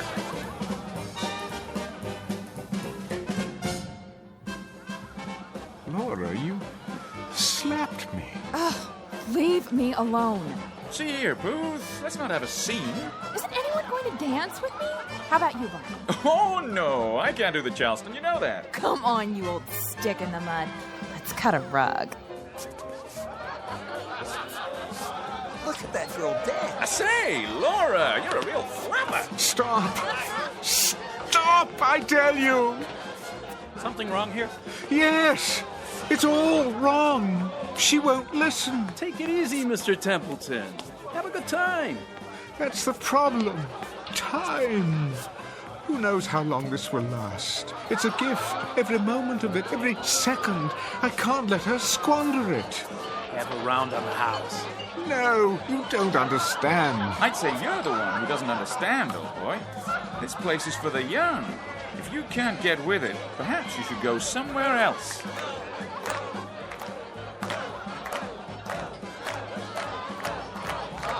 You're mad, all of you. Come on, Mr. Templeton. You don't fit in. Freddie's right. You don't. Why won't you listen? I didn't ask to come here. Are you sure? Perhaps you did. And now that you're here, you're miserable. Well, why ruin it for us? Don't you see? This simply isn't for you. Not anymore. Maybe you should listen to him. We don't want any trouble. I don't want any trouble either, but you don't know what it's like. Seeing my wife, my best friend... Come along now. Peaceful life. Get some air. Yes, that's what I need to clear my head. Right this way. See you in the funny papers, old boy. Let's go dance. Go, go, go, go. See you some other time, Barney. I don't think so.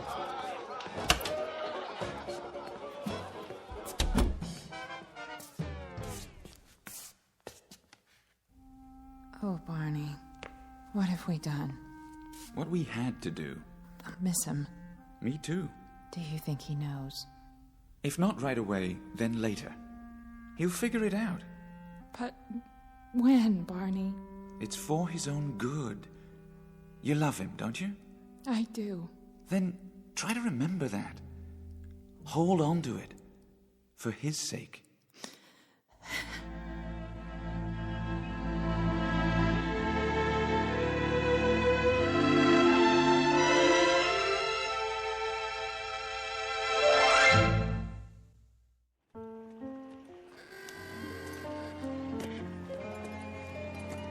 Say, will you look at that?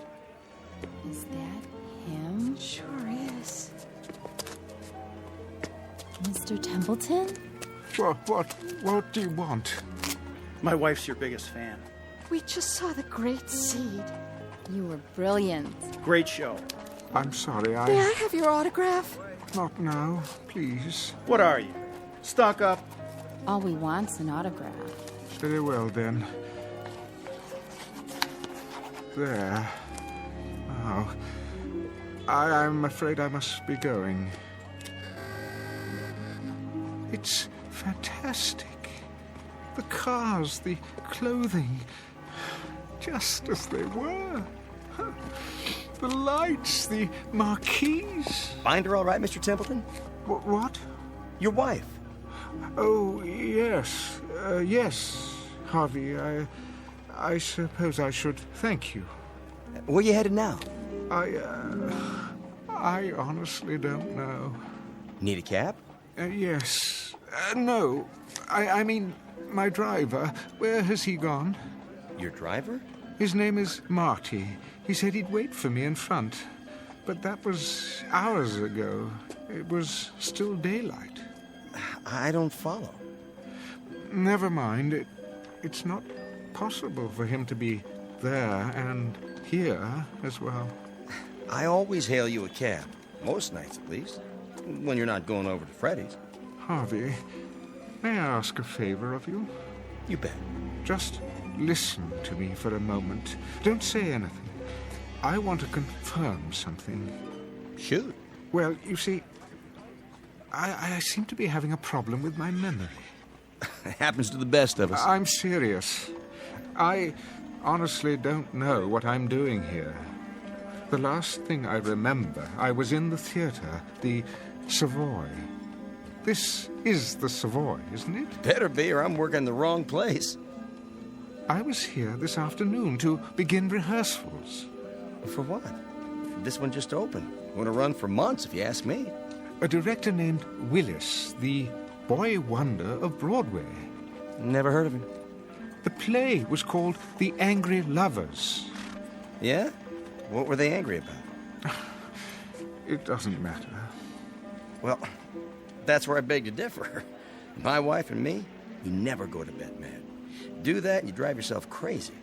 Whatever happened, that's that. The past is the past. Future lies ahead. You know what I mean? I think I see your point. Take it from me. Let sleeping dogs lie. Keep moving. Don't let the grass grow. Am I right or am I right? Quite right, I should say. Well, if you don't need me, I better go back inside. You sure you're okay? No, but I suppose that's okay too. It'll have to be. And take off your overcoat. What? It's too hot tonight. You'll get heat prostration. Oh, thank you, Harvey. I'll do that. Don't mention it. See you tomorrow, Mr. Templeton.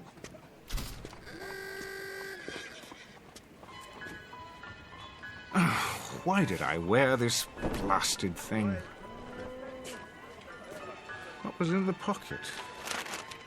Oh, Barney's latest play. Not a very long one. Looks like a rough draft. What to do when Booth comes back? Setting, table and speakeasy. Enter Booth as Laura throws back her head and laughs too shrilly. Laura. Oh, Barney, you're a scream. Booth? Laura, is it you? Barney. Hi, Booth. We didn't wait, as you can see. Booth? Barney? Barney Pfluger? Barney? The same.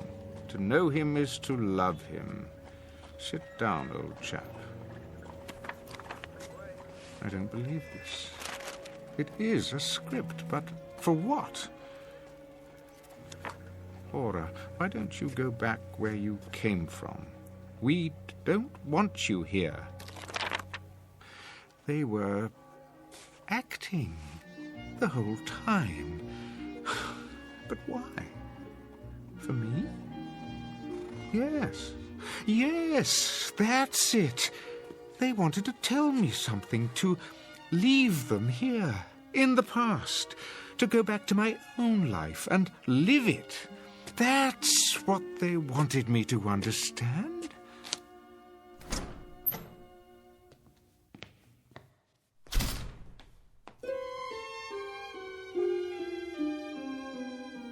I say let him go. He can be replaced. I don't know, Sid. He's a major star. He was. He's still a draw. If we make the announcement now, it will sound like the production's in trouble. There he is now. Let me handle this. Templeton. Mr. Willis, I presume. One question. Are you in? Or are you out? I am definitely in. And it is definitely Mr. Templeton, especially to one so young as you. Now, wait a minute. Excuse me, Mr. Sperry. If you have something to say to me... I do, Mr. Sperry, and it is simply this. I never allow anyone not directly connected with the production to attend my rehearsals. That is a matter best left to the artist you hire to do their job, which, as I understand it, is to give you a hit play. Say... And your job is to remain out of sight and not interfere. In fact, I insist upon it. Just who do you think you are? I don't think, I know. The name is Booth Templeton. Yeah, well, I don't care if... Sidney, run along. But... I said I'll handle it. Yeah, right, all right. But see that you do. Now then, shall we start rehearsal? I'd like that, Mr. Templeton. I guess I came on too strong before. I don't blame you for taking a break. Think nothing of it, young man. What's past is past. I like your attitude. I've just had a remarkable experience. For a moment, I almost forgot who I am, and when. I couldn't possibly expect you to comprehend. Perhaps I'll tell you about it someday. I look forward to it. Booth Templeton. Is that you? I don't believe Harvey? Yes, sir.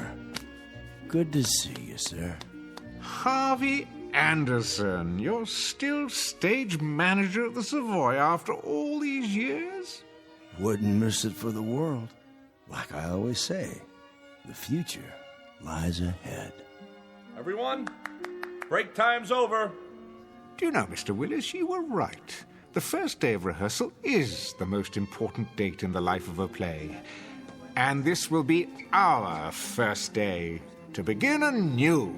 How do you do, Mr. Templeton? My pleasure. An honor to be working with you, sir. The honor is mine. I admire you so much. Me too, sir. No, not at all, not at all. Now, let's roll up our sleeves and get to work, shall we? We have a play to put on.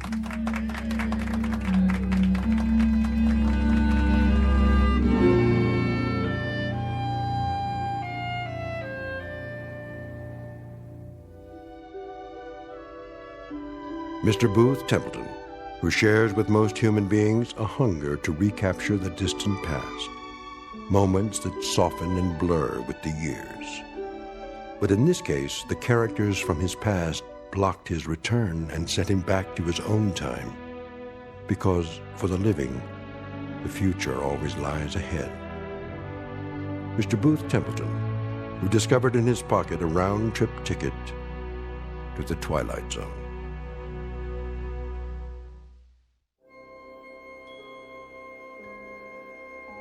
Hi, this is Carl Amari, producer of the Twilight Zone radio dramas. I'd like to take a moment to tell you about our official website at twilightzoneradio.com, where you'll get the latest news and information on these Twilight Zone radio dramas. Plus, at twilightzoneradio.com, you can digitally download 3 free episodes or any of our episodes for only $1.95 each. In this age of ever-changing technology, we've decided to make these episodes instantly available to you by making the Twilight Zone radio dramas a digital download-only series. This means that this series will no longer be offered on CD. The CD collections at our website are now being offered while supplies last at buy one, get one free. So be sure to get your favorites before they're sold out. Be sure to visit us often, and I'll see you in the zone.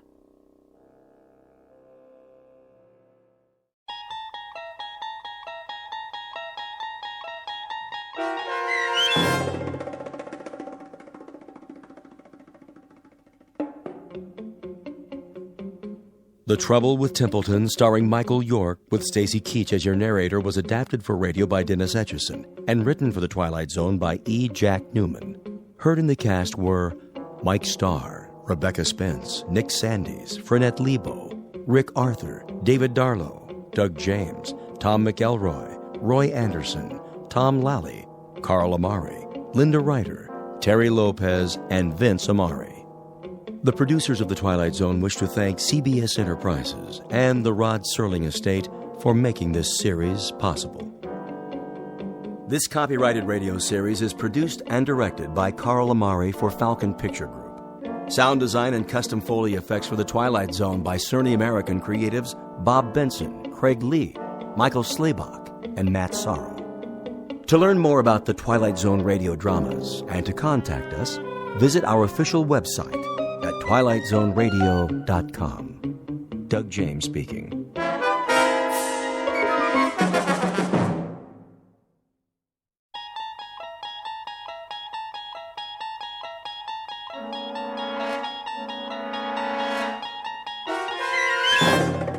You unlock this door with the key of imagination.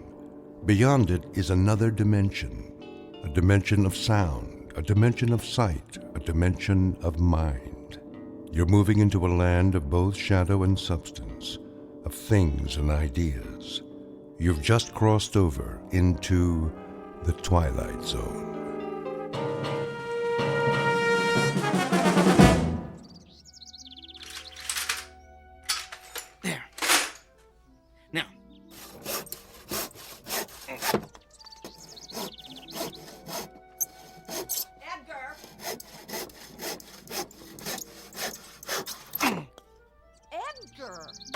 Yes, Helen? Come here, please. I'll be right there.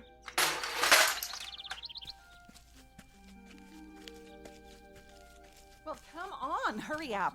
Yes, dear. Come in the house. I've got a bone to pick with you. What's wrong, Helen? Look at what I did to my hand. Ooh, what happened? I was cleaning the basement and I cut it on that stupid metal contraption you brought home yesterday. Oh, no. The accelerator bracket. Are you all right? Do you need me to clean it with hydrogen peroxide? Or should we go to the ER? No. I finally got the bleeding to stop by myself. I thought I was going to hemorrhage to death. Oh, thank goodness. What? I mean, it's good you were able to stop the bleeding. What is that stupid bracket doing down there anyway? Well, I needed to complete my experiments. Your experiments? That's all I ever hear about. I can't believe I gave up a successful modeling career to marry such a geek. Oh, this ridiculous hobby of yours is getting out of hand, Edgar. Well, it's more than a hobby, dear. Yes, you're right. It's an obsession. You're constantly down there tinkering with that pile of junk you built. How about spending some time fixing the problems we have in the house? How about repairing that leaky roof, Edgar, or the garbage disposal that keeps breaking down? Well, I'll get to all of that, Helen. I promise. It's just that I'm so close to a breakthrough. If I can just figure out how to break down the molecules into subatomic particles... The only breakdown around here is going to be mine unless you get rid of that oversized erector set. Do they know you're bringing all that equipment home from work? No, but they don't really need to. You see, it's all equipment they've discarded. They don't use it anymore. In other words, you're going garbage picking behind the lab and then dumping it in our basement. Why don't you just do these experiments at work? Well, because the facility isn't doing any more research with... With what, Edgar? Well, it's not important for you to know, Helen. I don't want to waste your time talking shop. You're one to talk about wasting time. Maybe if you'd put this much thought into your job, you'd be able to get a promotion. Well, the only kind of promotion available to someone at my level would be a project manager. What's wrong with that? Well, I'm not the managerial type, Helen. I'd be dealing with budgets, giving evaluations to personnel, writing reports for upper management. Yes, and that's why managers make the big money. But I'm an engineer. I'm good at working with equipment, not people. I like calculating formulas, not salaries. I'd be terrible in a managerial position, Helen. I'd be wasting my time. You don't seem to mind wasting your time outside while my life's fluid is gushing out of me. Where were you anyway? Across the street, meeting the new neighbors. They finally moved in? What's their name? Let me see if I remember how to pronounce it. Bhagavatula. Yeah, that's it. Bhagavatula. Oh, great. What is that, Korean? No, Helen. They're from India. India? Doesn't that real estate agent know how to sell to people like us? They're quite nice, really. He's a vice president at one of the banks downtown, and she's a professor at the university. Such a lovely woman. A real exotic beauty. Not as lovely as you, of course. Oh, and they have a 13-year-old boy. He'll be at the junior high in the fall. Of course he will, because their kind always follows the same pattern. They move into our neighborhoods, take our jobs, and infiltrate our schools. Now, Helen, I hope you're not going to be hostile towards our new neighbors like you are towards that lovely Sanchez family 2 doors down. You can actually learn a lot from them. Mr. Bhagavatula was telling me about some of the fascinating customs in their country. Can you imagine coming from such a rich cultural heritage? The only thing I can imagine is the stench of curry casserole that's going to be wafting across the street. I'll tell you something, Edgar. I am sick of the way this neighborhood is changing. And I'm even sicker of not being able to do anything about it because your salary isn't high enough for us to move someplace nice, someplace with people like us. We're trapped. We've got Gandhi and his family moving it across the street, Pancho Villa and his gang living 2 doors down, and God knows who else ready to move in at any minute. And you're oblivious to all of it, Edgar. You're like an ostrich with its head in the sand, tinkering away in the basement while this neighborhood is going downhill. Well, I'm sick of it, and I can't take any more. Things better change soon, Edgar. Do you hear me? Things better change soon. Yes, Helen.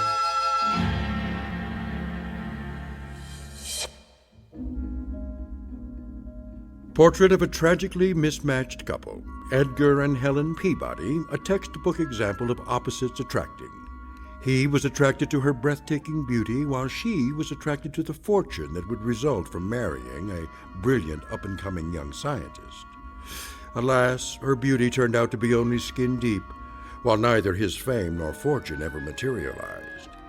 Now they languish in a loveless marriage, sustained by the fear that they've come too far to turn back. But a third party will soon come into the middle of this unlikely union, a guest who will cause the simmering undercurrent of discontent in this household to reach the boiling point. An unexpected visitor from a different neighborhood, one that's somewhere in the vicinity of the Twilight Zone. And now, The Twilight Zone and our story, There Goes the Neighborhood, starring Tim Kazurinsky with Stacy Keach as your narrator. All right, this bracket should keep the accelerator in place. I do believe this configuration is going to work. Now I better tighten these bolts. I'm dying to tell someone about this, but I can't believe I almost spilled the beans to Helen this afternoon. Ooh, I gotta be more careful. First thing she'd do is call her cousin Rick. That'd be a problem. He's a pretty sharp guy. I suppose that's a prerequisite for being an FBI agent. If he found out about this, I'd have G-men swarming all over the front lawn. No, nobody should know. Not yet. First, I want to perfect the process, and after that, I want to make certain this technology isn't dangerous to humans. Then, and only then, can the whole world know Edgar J. Peabody has built the world's first teleportation device. Just think, daily commuters could avoid highway traffic by teleporting straight to their offices. Accident victims could be teleported from the accident site directly to the ER. The possibilities are endless. There. Now, I need to run a couple of tests. I'll just turn on the particle accelerator, let it warm up. There we go.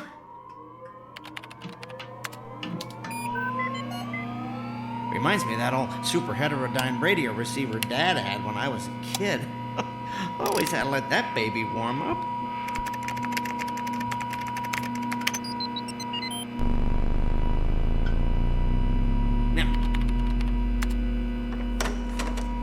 Edgar! Yes, Helen? Come up here. The garbage disposal broke down again. I'm in the middle of something, dearest. I don't care. This is important. Get up here now. All right. Coming.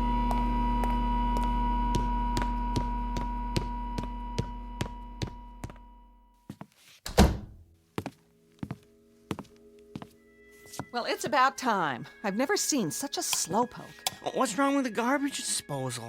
Same as always. Made a funny grinding noise, then stopped. Did you throw any silverware down there? Of course not.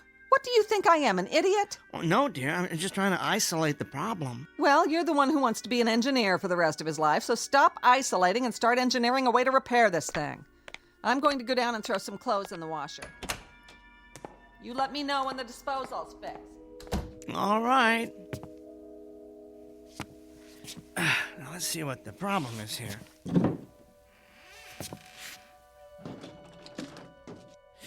I don't see anything wrong under the sink. No leaking anyway. I better get a flashlight and look down the drain.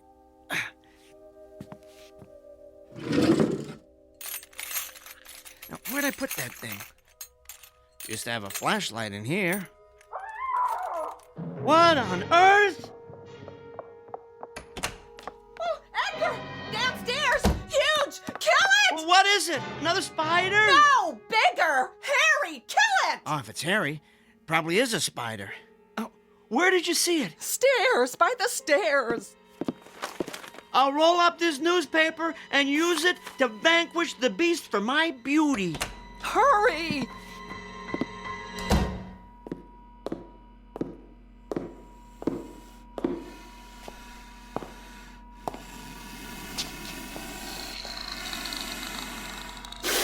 Good Lord!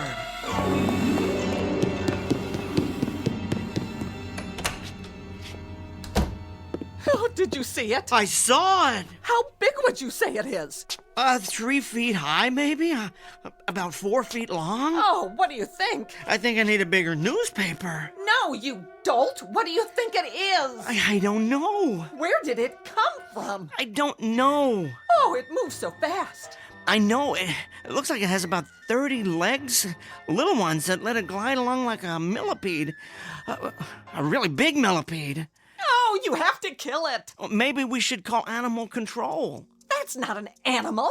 It's a monster. Well, all the more reason to call in a professional. Oh, Edgar, be a man for once. Go down and kill it. With what? I don't know. You're the man of the house. Find a weapon. Gather up the thimbleful of testosterone you've got and go kill that thing in our basement. All right.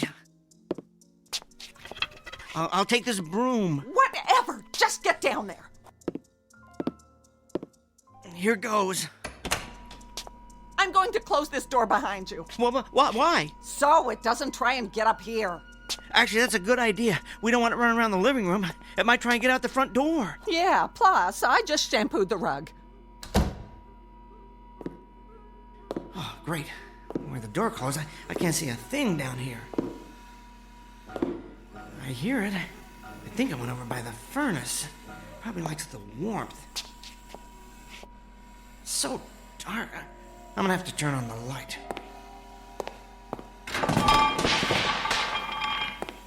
As soon as I find it, There. Now, where... Please, do not hurt me. What? Who's talking? I don't see you. I mean you no harm. I hear you, but your voice... It's inside my head. Whoa. You communicate telepathically, don't you? Yes, please. Do not hurt me with your weapon. Weapon? Oh, this is just a broom. A broom? What kind of weapon is that? It's not a weapon. It's for sweeping up. You know, cleaning. Oh, so you're going to clean me? Is this a way of conquering one's opponent here? No. I was going to hit you with it. Ow, please, do not. I apologize if I frighten you or your companion. Companion? Oh, you mean Helen. I guess that's one word to describe her. Where are you, anyway? Behind this heating source. I was right. You like the warmth over there in that corner by the furnace, don't you? Yes, it is quite comforting. Traveling through the space-time continuum appears to have affected my body's metabolism. I am very cold. The space-time continuum? Where are you from? It is hard to explain. Suffice it to say, it is a different time and place. Are you saying you're from a different dimension? I would consider that an accurate assessment. How did you get here? I arrived through your receiving portal. My receiving portal? The teleporter. I left it on when I went upstairs. It must have acted like an open door for anything passing through the space-time continuum. Whoa! It worked! Beyond my wildest dreams, it worked! I knew those adjustments I made would do the trick, although I didn't think it would teleport beings from other dimensions. Oh, criminy. I guess I should turn it off, huh? Before this place looks like some kind of interdimensional Grand Central Station.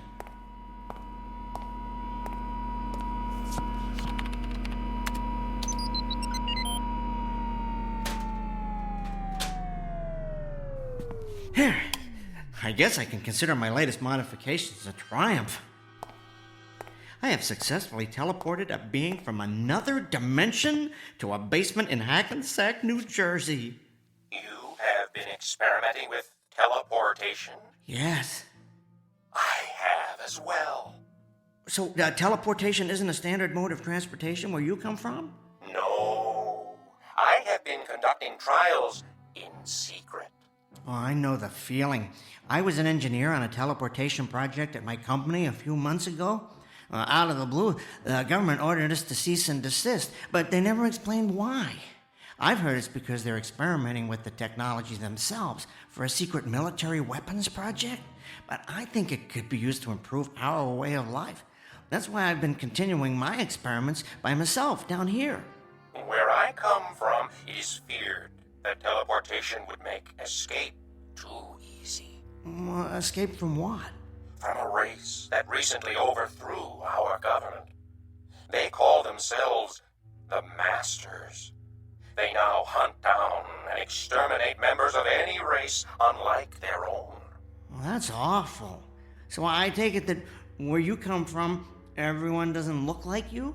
No, the Masters do not look like my race at all. They are quite ugly. Well, sounds like it's a good thing you escaped. I am not convinced that I am in a better situation here. What do you mean? My appearance seems to have alarmed you and your companion. You were coming down here to kill me. Well, you have to understand, you look different from anything we've ever seen before. Oh, I am considered ugly here? Well, that's hard to say. I haven't actually had a chance to get a good look at you. Why don't you come out from behind the furnace, the heating source? Okay. Oh, my. You definitely don't look like any species we have here, but ugly? Trust me, I've encountered far uglier beings on this planet. Edgar? Hey, whoa, where are you going? You don't have to hide back there again. I fear your companion does not share your indifference about my appearance. Oh, don't let that bother you. Helen doesn't share anybody's opinion about anything. Edgar, did you take care of it? Would you excuse me one moment? I need to talk with my companion. Yes. Edgar, what's happening down there? I don't hear any killing going on. Helen, dear, I decided not to kill it. Why not? Well, I'd like to learn more about it.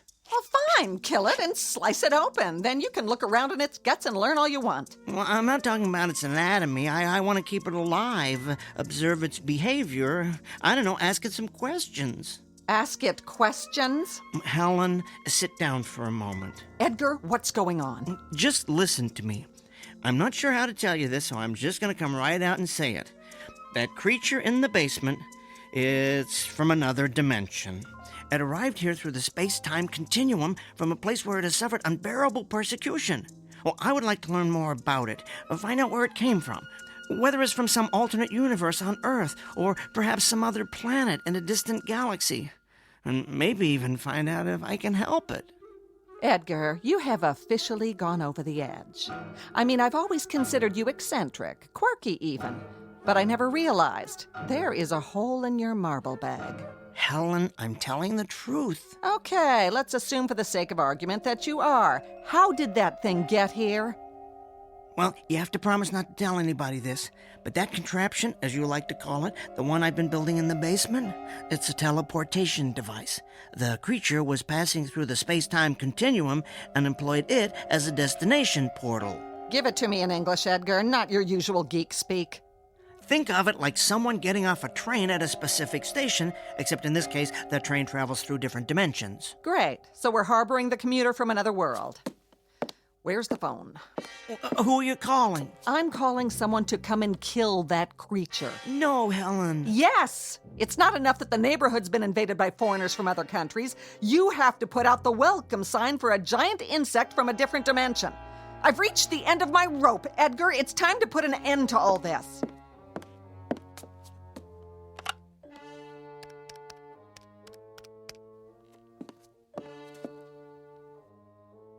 Hello, FBI? I'd like to talk to Agent Rick Fielding.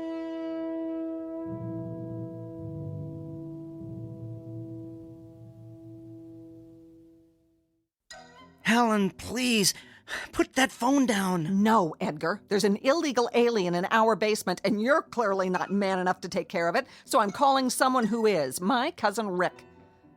Hello? Yes, I'm waiting to talk to FBI Agent Rick Fielding. Oh, he's not in? Can I leave a message? You see, there's an intruder in our house. Helen, I beg you. What's that? I wouldn't describe it as a person. No, it's not an animal. It's something much worse. Helen, please. Right now, it's in our basement. I'm telling you for the last time. I went down there to do some laundry. All right, I was going to tell you my plan. I threw a load in the washer and turned around, and standing there looking up at me I thought of a way we could make a lot of money off that creature. Could you hold on for a second? But I guess you're not interested in being filthy rich. So, go ahead and finish telling the FBI your story. I'll call you back. All right, Mr. Trump, let's hear your big money-making scheme. Okay, here's what I'm thinking. I learn as much as possible about this creature, who it is, where it's from, what message it brings from the cosmos for the people of Earth. That kind of thing. Then, since it only communicates telepathically, I become its spokesman. Telepathically? What does that mean? Well, never mind that part. I'll explain later. Anyway, we then travel around together, doing presentations at respected technical institutes, lecturing at universities, meeting with world ambassadors, and then we really go for the big time. We appear on Oprah. You're telling me that we're going to get rich because you're going to play Colonel Parker to some illegal alien from another dimension? Think of the possibilities, Helen. Book deals, a movie franchise, and television. Oh, think of the television we could do, Helen. Tell me the whole country wouldn't tune in to see that creature on Dancing with the Stars. Edgar, for once in your pathetic life, you may actually have a good idea. You think we could make a lot of money off that thing? Millions, Helen. Millions. All right, I'll agree to this little plan of yours. But it better work. I have just one demand. While it's in this house, that beast stays in the basement. I don't ever want to see it up here running around in my clean house with its filthy little insect feet. Do you understand me, Edgar? Of course, it stays in the basement. You won't regret this, Helen. Now, I'd better go back down and learn all I can about it.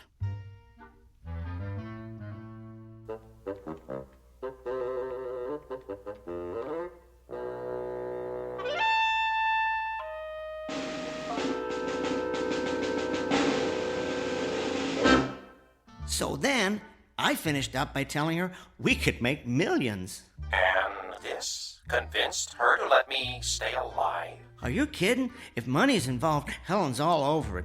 You are being protected by a great big dollar sign, my friend. I do not understand all your words, but I comprehend that your plan has saved my life. Thank you. Oh, you're welcome. You know, I never thought to ask if you have a name. A name? Yes. What should I call you? Oh, I am identified by a specific sequence of sounds. Oh, would you like to hear them? Sure.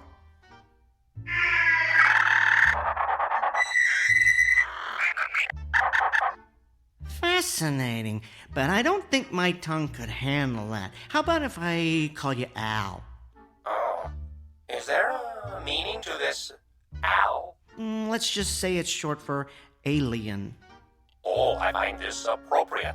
And what should I call you? My name is Edgar. Edgar. To what species do you belong, Edgar? I am a human. I have heard you refer to your companion as Helen. Yes, that is her name. And what does Helen mean? It means the most beautiful woman in the world. Oh, is Helen considered the most beautiful woman in your world? Helen is considered quite breathtakingly beautiful. She's what's known as a real head-turner. She once held the record for winning the most beauty contests on the East Coast. Unfortunately, Helen has what we would call an ugly personality. Then, from my point of view, she is not beautiful at all. I'm afraid there are many of my species who would agree with you. I attempted to communicate telepathically with her when I first arrived, but I could not. Aw, she was in too much shock. No, her mind is closed. I cannot get through to it. Are you able to understand her? Oh, yes, every word. Oh, my condolences. Forgive me for saying so, Edgar, but I sense that you fear her. Well, I never told anyone this before, but I have some trouble standing up to her. She has a very strong personality. So do you, Edgar. It took a great deal of strength for you to come down here and confront a species you had never encountered before. I suppose it did. I would encourage you to confront her in the same way. You mean try and hit her with a broom? Oh, if necessary.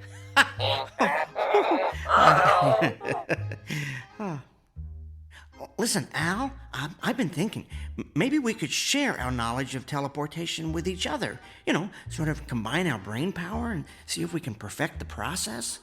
That is an excellent idea, Edgar. Would you mind taking a look at my teleporter? Maybe you can suggest some improvements. Oh, I have already been examining it.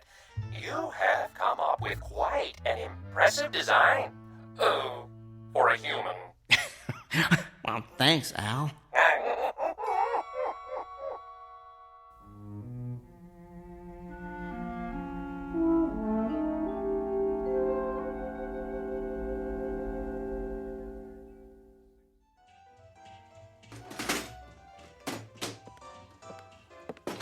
Edgar, is that dishwasher ever going to be fixed? Should be good as new by dinner. I picked up a new gasket today. Well, it's about time.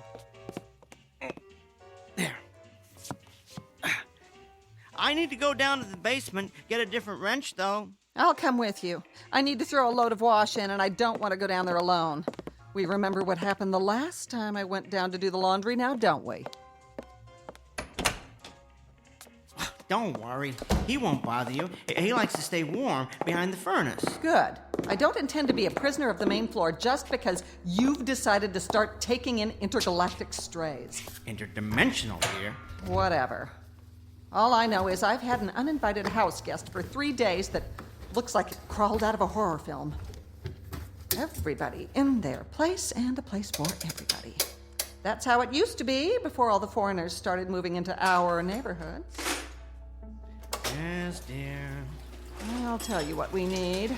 We need a government that stops turning a blind eye to this cultural invasion.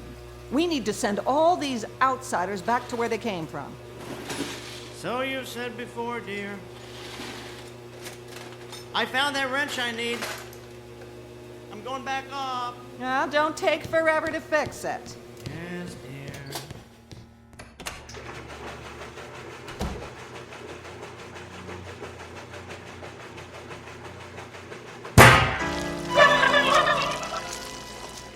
Aw, what's wrong, Quasimodo? Did that scare you?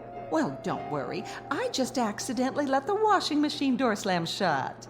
You've got nothing to worry about. Yet. But I'll tell you this. If I don't start seeing some money coming in from this brilliant scheme cooked up by Edgar Rockefeller up there, I will call my cousin.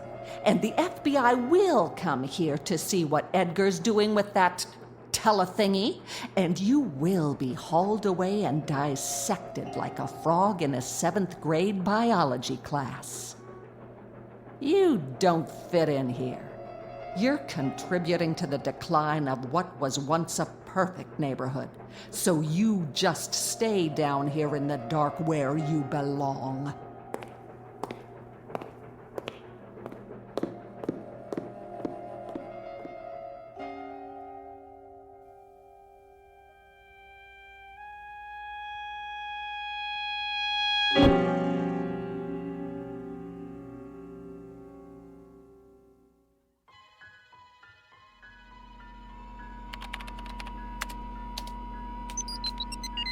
I've modified the subroutine that specifies where the person, or whatever, being teleported, will arrive. Hopefully that'll put an end to any more random visits to unknown dimensions. If you entered the logic, as I said, it should work.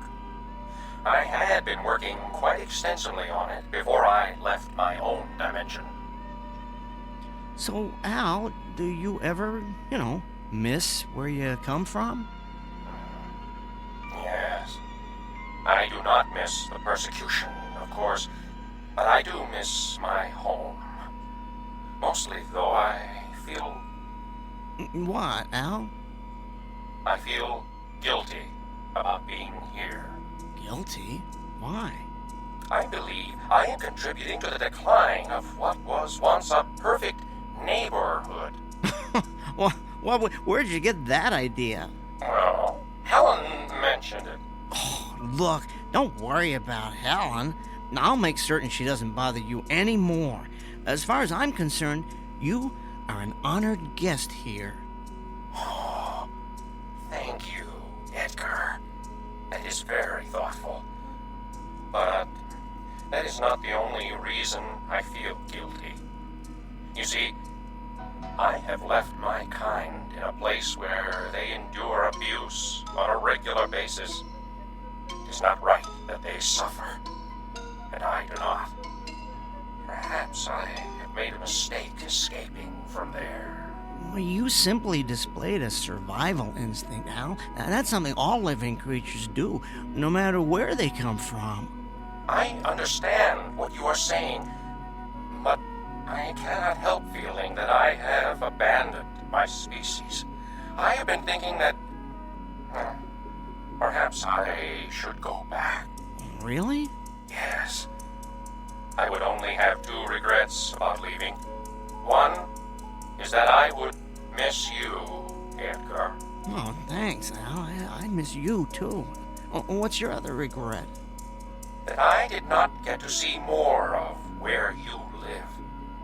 I have so far only seen this, what do you call it?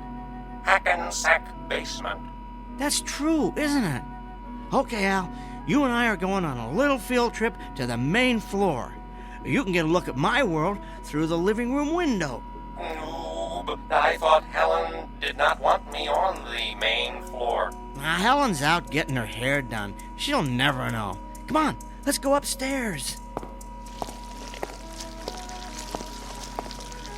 Oh, wait a second. Maybe you should wipe your feet first. All of them.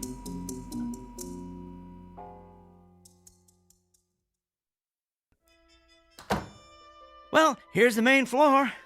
Come on into the living room. It ain't the Ritz, but it'll give you a decent view of the front yard. I am not familiar with this Ritz you speak of, but your upstairs is very pleasant. Okay, I'm gonna open the curtains. You ready? Yes. Here goes. I give you Hackensack, New Jersey, in all its glory. Oh, my! It is so bright, and there are so many colors. What is that substance that covers everything? Is it plant life? Yes, we call that grass. And what is that tall, thick plant in the middle of the grass? That's called a tree. Edgar, what is that creature? What creature? Oh, the neighbor's cocker spaniel. That's called a dog. It does not look like you. Oh, thank you, Al. I mean, it is obviously a non-human species. Is that what I have heard you refer to as an animal? Yes. Your world, Edgar, it is beautiful. Oh, this is nothing. You're catching us at the end of winter. You should see it in the spring when all the flowers are blooming. You know, if you stayed here till then, I could show you colors that would dazzle your eyeballs or whatever it is you see with. Oh, what about Helen? Well, Helen isn't always home. I might even be able to smuggle you out of the house in some kind of disguise so you could see beyond Hackensack. I could even show you Newark. Oh, sounds very exotic. Oh, besides, at some point, Helen's going to expect us to go on our big press tour. What if she finds out you lied to her about that? Well, I wouldn't say I lied to Helen, just that we had a change of plans. The press tour is sort of postponed permanently, and Helen need be none the wiser. None the wiser, Helen! What are you doing home? Lorraine had a cancellation, so she did my hair early, but never mind that. What's that monster doing up here? I told you I wanted it to stay in the basement. I wanted to familiarize him with the surroundings. He needs to be accustomed to them when we begin our lecture tour. Save it. I heard your little speech about postponing the lecture tour permanently. You have no intention of making any money off that overgrown bug, and you never did. That's it, Edgar. I'm calling Cousin Rick right now. No, you're not. Give me that phone. Oh! Nobody is going to find out about Al. You hear me? Nobody. Al? Isn't that adorable? You've named your little pet. Edgar, I have caused you enough trouble. Tell Helen I have decided to go back. No, it's okay. What's okay? I have decided I need to go home. You don't have to do that. Do what? But I want to. It is where I belong. Are you sure? Who are you talking to? Al. I mean, the creature. He communicates telepathically, but only with me. I can hear him, but you can't. Oh, how precious. Since you seem to have such intimate contact with alien creatures, why don't you blow in a call to the mothership and tell them to pick up E.T. here? Edgar, I do not wish to cause any more strife between you and your companion. Trust me, it was there long before you arrived. But I have given this a great deal of thought. And while I do not wish to endure further persecution, I believe it would be more honorable to suffer with my species than to run away. Are you sure about this, Al? Positive. Well, if you're convinced it's what you want. I am. I will go down and prepare to be teleported.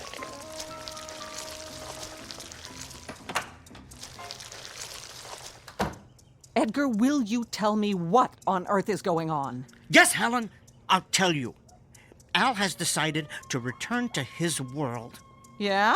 What's the catch? No catch. He's decided that helping his species is far more important than his own survival. Do you know what that means? What?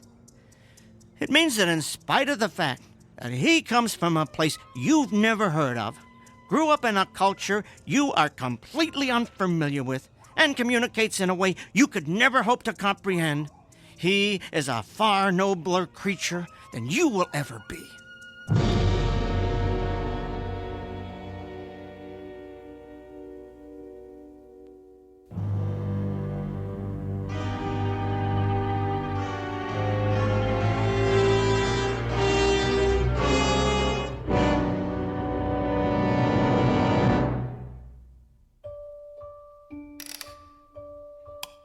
Now, all right, that's the last of the calculations.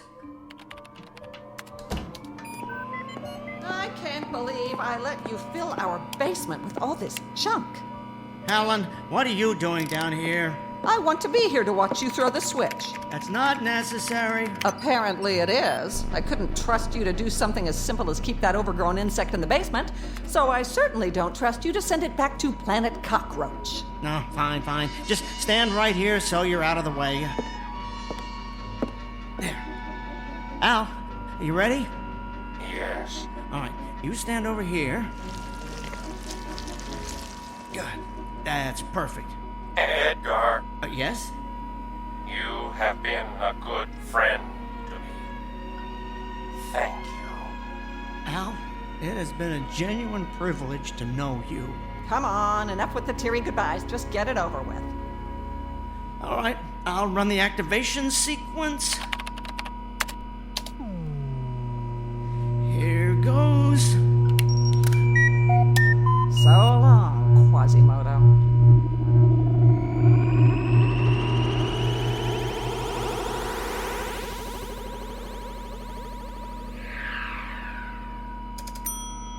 It worked.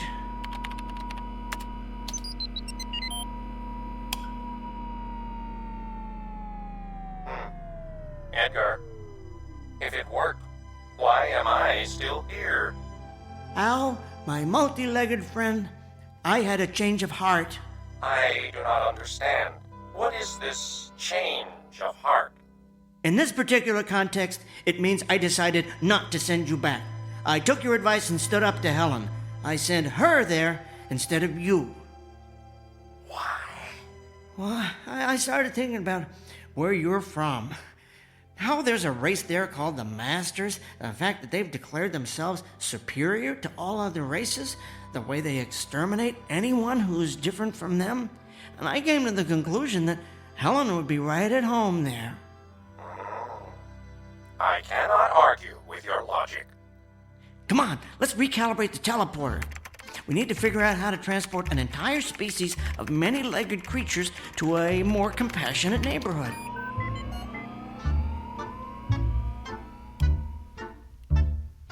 A quote here from St. Augustine. Beauty is indeed a good gift of God, but that the good may not think it a great good, God dispenses it even to the wicked. Case in point, one Helen Peabody, whose husband Edgar has come to the conclusion that a pretty face is not the sole manifestation of beauty. Thus, a man of great intellect finds that one never stops learning about human nature. while a woman who has been celebrated for her loveliness finds herself deported to a place where beauty is relative. An ugly, intolerant little corner of the Twilight Zone.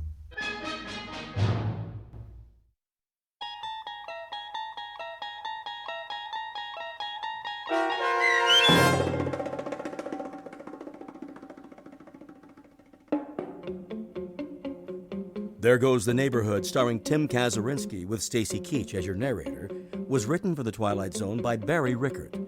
Heard in the cast were Meg Thalken and Roger Mueller. The producers of The Twilight Zone wish to thank CBS Enterprises and the Rod Serling Estate for making this series possible.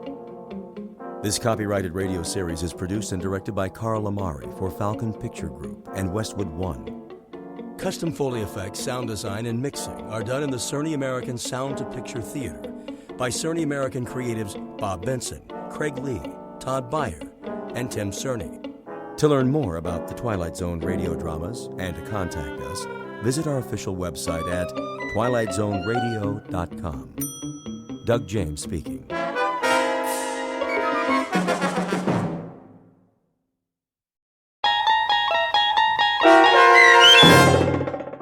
To Serve Man, starring Blair Underwood with Stacy Keach as your narrator, was adapted for radio by Dennis Etchison and written for The Twilight Zone by Rod Serling, based on a short story by Damon Knight. Heard in the cast were Doug James, Alyssa Fraden, C.J. Amari, Amber Lake, Christian Stolte, Jeff Lupetin, Kip Karstedt, Terry Berner, Tony Sancho, Alex Sopener, Steve Keys, Joby Cerny, Kurt Nabig, Amanda Amari, and Rick Arthur. To learn more about the Twilight Zone radio dramas and to obtain audio cassettes and CDs of these programs, visit our website at twilightzoneradio.com. The producers of The Twilight Zone wish to thank CBS Enterprises, Carol Serling, Dennis Etchison, Dick Brescia Associates, Claire Simon Casting, Terry Jennings, XM Satellite Radio, Sirius Satellite Radio, our sponsors, and our radio affiliates for helping make this series possible. This copyrighted radio series is produced and directed by Carl Amari and Jason Mallow for Falcon Picture Group. Doug James speaking.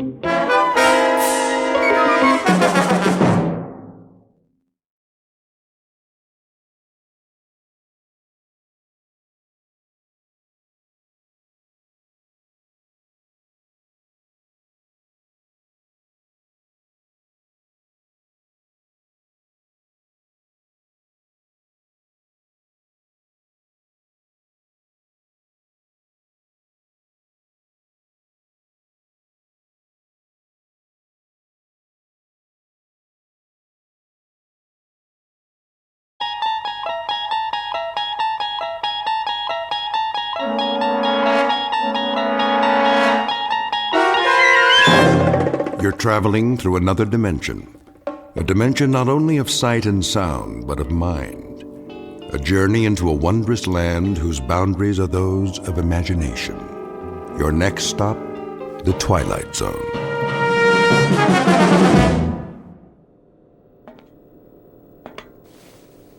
Mr. Chambers. Mr. Chambers. Now what? It is a mealtime. Repeat, mealtime. How exciting. Kindly state your preference, please. You really think I care? We have a full menu on board, suitable for human consumption. It has been designed to meet your dietary needs. I don't have an appetite. That does not compute, Mr. Chambers.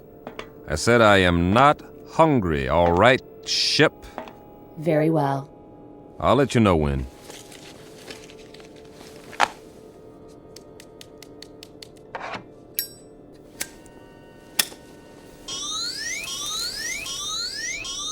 Safety alert.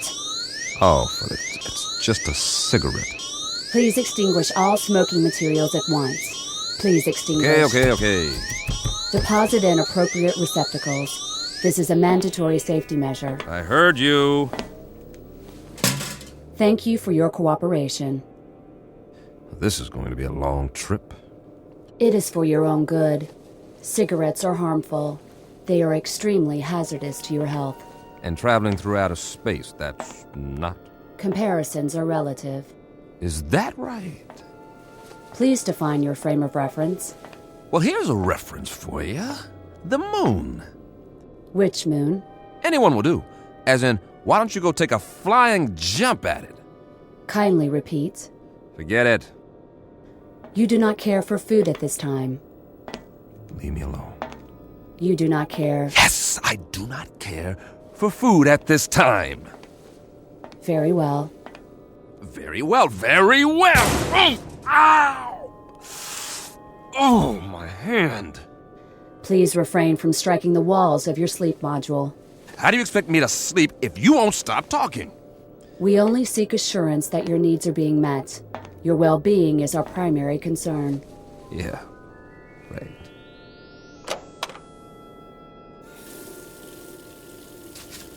Please conserve water. A man's got a right to wash his face if he feels like it. Mr. Chambers, your trip requires the careful use of life-sustaining resources. Please conserve the water supply. I'll forget it. I'm going to lie down now. Try and catch some shut-eye. Nothing else to do. As you wish. Wait. Are you there, ship? Yes. What time is it? Your question is meaningless. Why? There is no time and space. Look, I only want to know... This is to say, there is no chronology that can be calibrated without a reference point. What time is it on Earth? Can you tell me that without an exercise in Euclidean geometry? Just tell me what the time is back home. What is the location of back home? New York City. In New York City, it would be 12 noon. 12 noon. Imagine that. I do not understand your request. Please rephrase. Leave me alone now. You wish solitude. Yes, I wish solitude. Very well.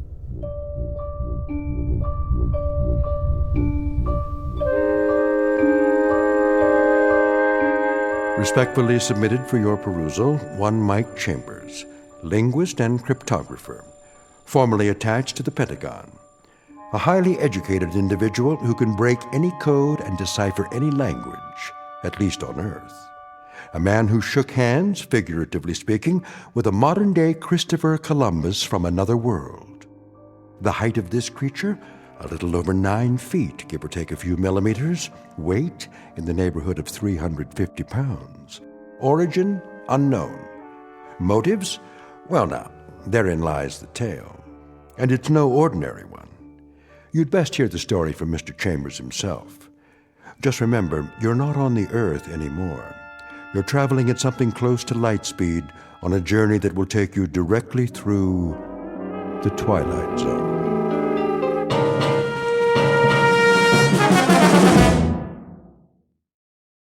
And now, The Twilight Zone and our story To Serve Man, starring Blair Underwood, with Stacy Keach as your narrator.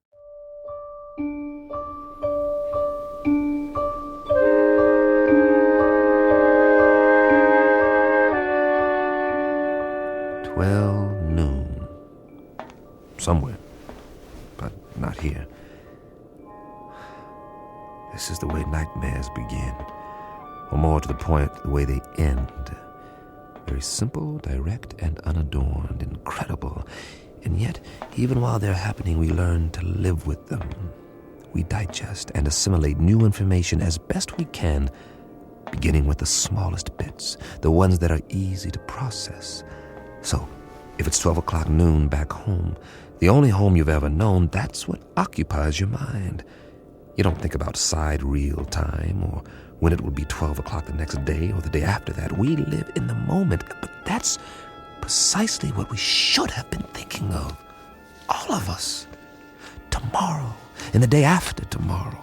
We were preoccupied with the hands on a clock while we could have checked off the days on a calendar, one by one, and appreciated all that we had while there was still time.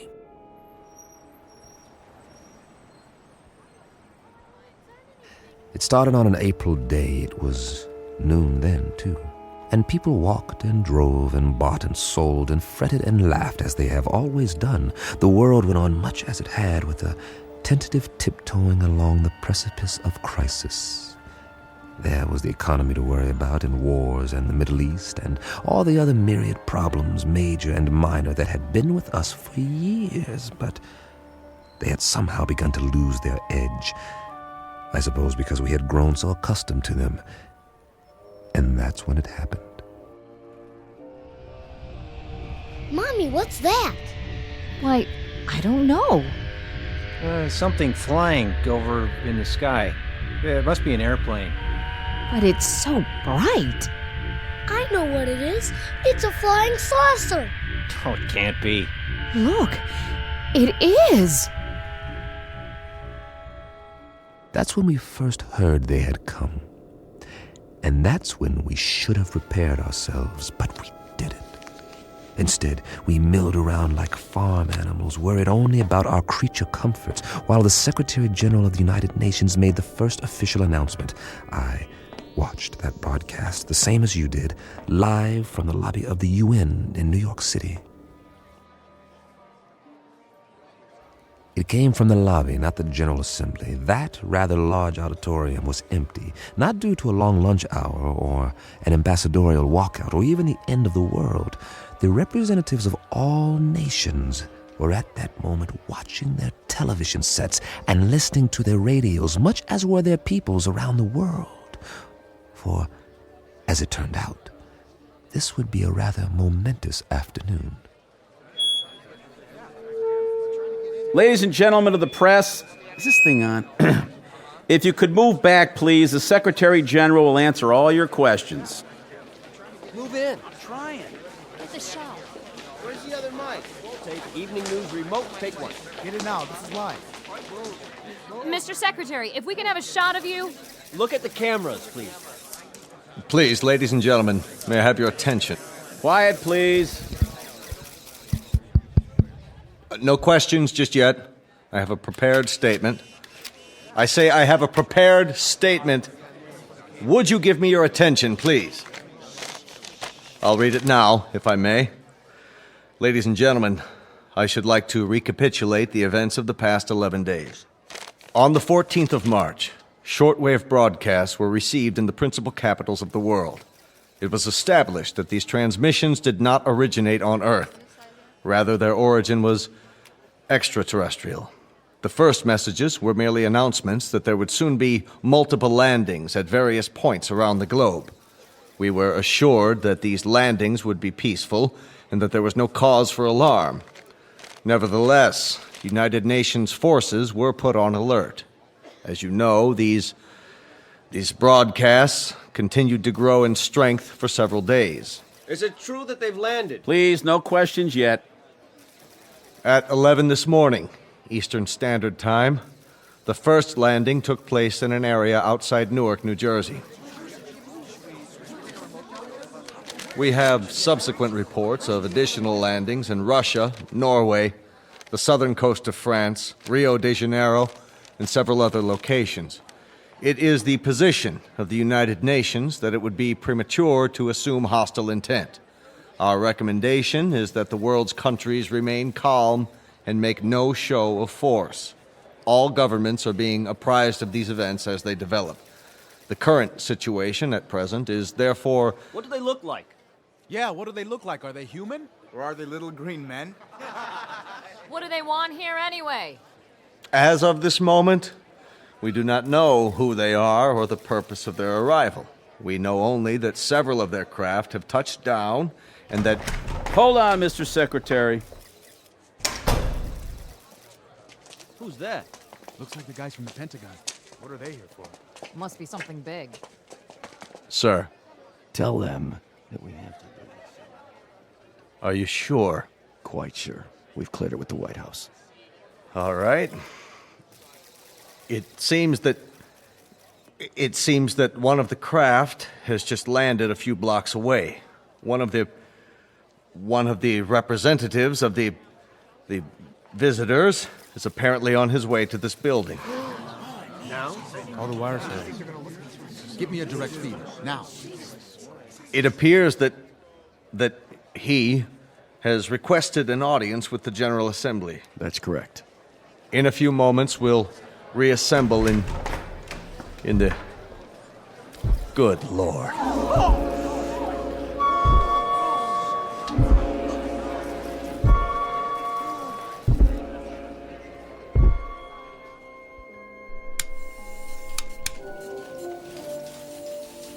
Mr. Chambers, Yeah? I think you'd better see this. What is it, a UN proclamation? They're not in session. They've called a special assembly. This looks important. We don't even know where the ships are from. Once we triangulate the signal... Will you look at that? What? They're here. Jeez Louise, the size of him. That was the first time I saw him, or it, or whatever it was. I still don't know. Judging by the Secretary General, it was at least, 9 or 10 feet tall, and I stood there watching the TV screen like everyone else, and just like you, I didn't know quite what to think. Funny, I'd always imagined that first contact would be some kind of transcendent experience with special effects and a heavenly choir, the shock of finally seeing the other. Something not human, that's not from around here, definitely not. But to be honest, all I felt was a kind of detached scientific curiosity. Was it intelligent? Well, it had to be to travel this far. Did it talk? I was soon to find out. We all were. Oh, weren't we?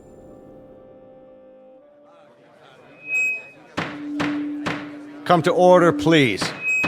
May I have your attention?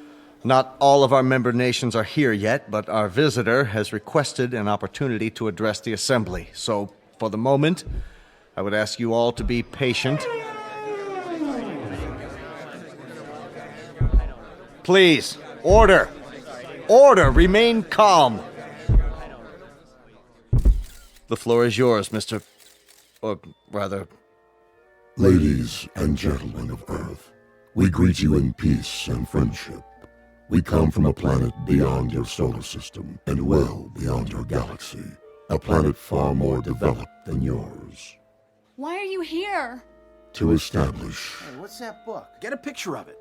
What's the title? I can't see. He's not even moving his lips. He doesn't have lips, does he? to establish embassies here and in the near future to set up reciprocal visits between Earth people and Canamites. Canamites, what's that? Must be what they're called. Write that down. Canamites. How do you spell it? Speaking on behalf of the governments of the people of Earth, we bid you, Canamites, welcome. How shall I address you? I have no name, as you understand the term, but you must have many questions. Please, feel free to ask me anything at all, of any nature. We have a great many questions, but to proceed in an orderly fashion, how did you discover us? How do you know our language? And as to your own planet, what is its political and social makeup? Of course, we most fervently wish to know why you have chosen us to... First of all, we must make the following admission. We do not know your language. Then how... Our own methods of communications are mental rather than verbal. Hence, the voice you hear is artificially generated. Your words, or rather, your thoughts, are received and processed by an automatic translation device. My responses are in turn electronically altered to simulate vocal sounds in a language known to you. You cannot speak, then? Not in the literal sense. Astonishing. We understand you perfectly. As to your other queries, our planet is not visible to you. It lies far beyond what you call the known universe, but it is highly advanced technologically. Its political and social makeup are complex. I cannot describe it without first educating you in the basics of our society. That may be a lengthy process. Are you willing to be interrogated here at the United Nations in a special plenary session? all of our nation's representatives could attend. I'm sure they have many questions. I would be delighted. I believe that is the proper response. We thank you for your courtesy. Until then...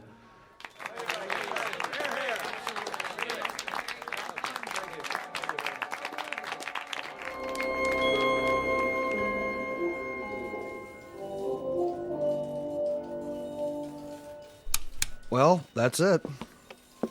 For now. Can't get over the size of him. Are you sure they're not using trick photography? No way. It's a live feed on all the networks. What do you make of that little book? It only looks little in his hands. It's probably a perfectly normal hardcover. There's nothing normal about it if you brought it all this way. Maybe it's a dictionary. The most commonly used phrases. You wouldn't need a dictionary. He said they have an automatic translation machine. A guidebook, then. Protocols, that sort of thing. There's something printed on the cover. If we could just get a view of it. It's not in any language we know, that's for sure. No, maybe not, but any group of symbols can be deciphered. Even non-human symbols? That would be a tough one, all right. If he brings it with him next time, I can capture the image and try to enhance it. Do that, would you, Randall? This may be the challenge of a lifetime. I have got to know what it says.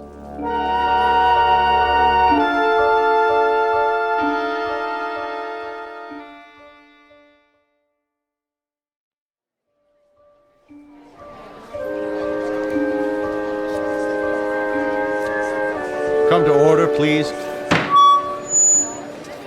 Order. This meeting is now in session.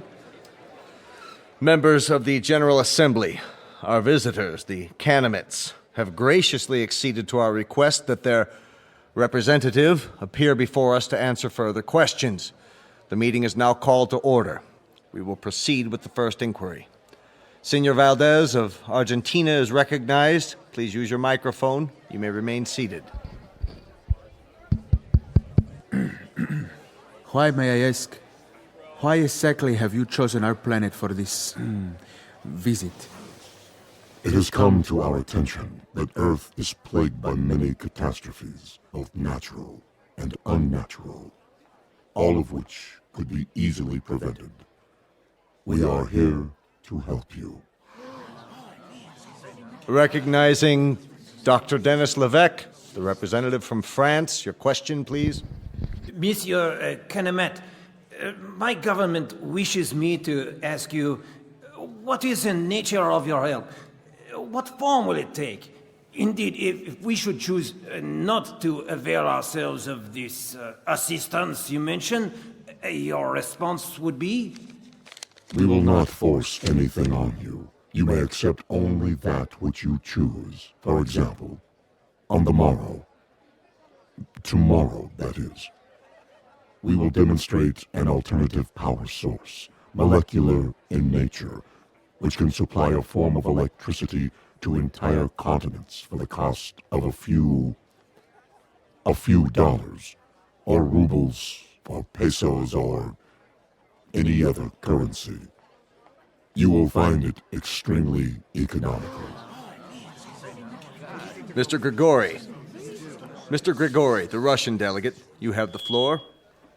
We would like to ask the Canamet directly, man to man, what are its true motives? Are we to assume that your purpose is totally altruistic? That you have an abiding interest in helping others? Are we further to assume that there is nothing beyond this boundless humanity of which you speak?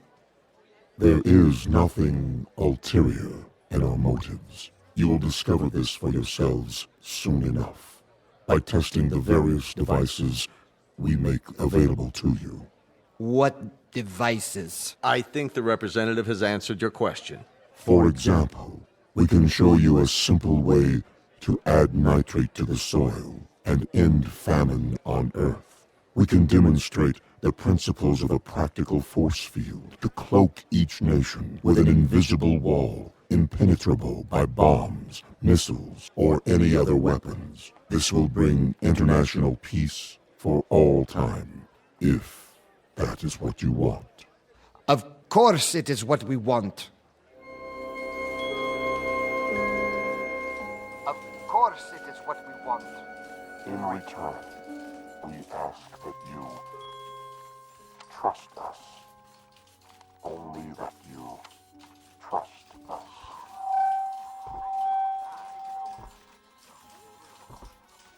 All we're saying is give peace a chance. Well, why not? Nothing else seems to work. Wait a minute. Enlarge the image. Did I just see what I thought I saw? You sure did. The Kennemet left his book on the podium. Well, I'll be. He doesn't seem to have noticed. Cross your fingers. I want that book. I have a feeling it'll tell us plenty. Everything we need to know.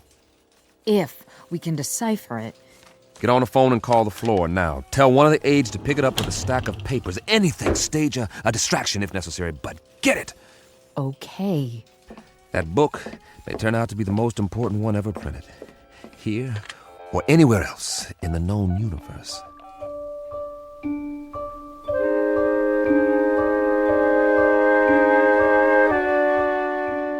Now, cross-reference this code table with the first. Well, Chambers? I've almost got it, Colonel. What have you got? For starters, a migraine headache and a bad case of eye strain. We're wasting our time. He can't lick it. Not in 8 hours, I can't, Colonel. It took almost a year to crack the Japanese code in World War II, and they had an army of experts working on it. This is the language of people from outer space, probably 500 times as intelligent as we are and 1,000 times more complex. You need help? All donations gratefully accepted. But, Colonel, I showed this book to everyone on my staff, and I've had a dozen people working on it since late last night. And? You must have some idea. See for yourself. We've tried pretty much everything. Single transposition, double transposition, every method of cryptography there is. Nothing seems to work on these pages. They're more like hieroglyphs, but with no known pictographic references. Is that what they are? Hieroglyphs? They have certain things in common with ancient Egyptian writing, but much more complicated. And we have no Rosetta Stone to decode it, so I can't honestly say whether we're any closer now or if we're still a million miles away. So you can't decipher it? We can keep trying, that's all. Standard, reverse, direct, systematically mixed, keyword mixed, random mixed, reciprocal conjugate, every sequence we can come up with. But I can tell you something right now, Colonel, both of you. This is a tough nut. A real tough nut. If it weren't so important. It must be. That Kennemet, or whatever he calls himself, made reference to it every third line in his speech. The White House agrees. If we could understand this book, we might be able to decipher the Kennemets themselves. I'm beginning to wonder if they need deciphering. What? Well, they've done all right by us so far. You mean they're demonstrations? As parlor tricks? They don't seem like parlor tricks. That nitrate device they used in Argentina this morning. Now the soil has more vitamins in it than a health food store. That doesn't prove anything. I know that part of the country. It's as barren and fruitless as any place on Earth, and there are actually weeds growing in it now. 6 hours after the nitrate process. And the answer is in this book. It might be. And we might lick it or we might not, but I've got a strange feeling that... That what? That we're looking a gift horse in the mouth, and I've got another funny feeling, too. And that is? That if these Kennemets are as helpful as I think they are, you two boys will be out of a job, and so will I, in all probability. And very likely so will the whole UN. You won't need armies, or navies, or air forces, or security divisions, or world courts. They'll all be obsolete.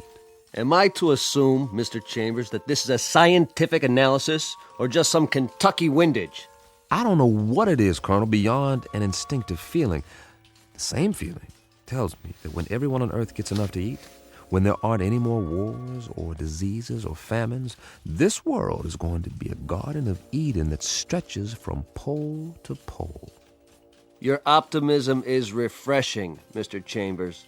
But for the time being, I'd consider it a personal favor, not to mention a direct order from the Chief of Staff, that you continue your efforts regardless of how your feelings change. Keep deciphering until you break this code or language or whatever it is and tell us precisely what the bloody book says. I'll do my best. No promises, though, gentlemen. Now, if you'll let me get back to work. Jim, I think we've... What is it, Pat? We tried a new computer sequence. And? Look at this. We've got the title, anyway. You translated it. Are you sure? What does it say? This is an overlay. Place it over the cover of the book, like a template. Ah, brilliant. You're going to get a promotion out of this. You know that, don't you, Pat? No, it wasn't just me. Well, now, that makes the cheese a little more binding, doesn't it, Colonel? Let me see. It seems that our visitor's little textbook bears a very simple title right here on the cover. Well, what does it mean? What does it look like? I'd call that a fairly altruistic phrase, wouldn't you, Pat? I'd like to. It does seem unambiguous. It certainly does. It's a handbook. That's all. What does it say? Read the title for yourself. To serve man? This book is a set of instructions about how to do exactly what they've said. To help us, to help the world. How much clearer do you want it? They came here to serve man. That was the title of the book, no doubt about it. Pat and the rest of the staff had done it. They had come up with a template that deciphered the symbols on the cover, word for word. It was a place to start, and the most important one. At least we had confirmation of the Canamit's intentions. Everything they had said was quite literally true. They were here for our sake. Of course, not all governments would be as easily persuaded, so at a closed session of the Security Council, our visitor was put to the test. The Pentagon provided credentials so I could attend, and I jumped at the chance. This was one meeting I couldn't afford to miss. If it went according to plan, the world would find out once and for all what, if anything, the Canamites wanted for themselves, and whether the price, if there was one, was something the Earth could afford to pay, though I, for one, didn't expect any surprises. Would you? Never in a million years.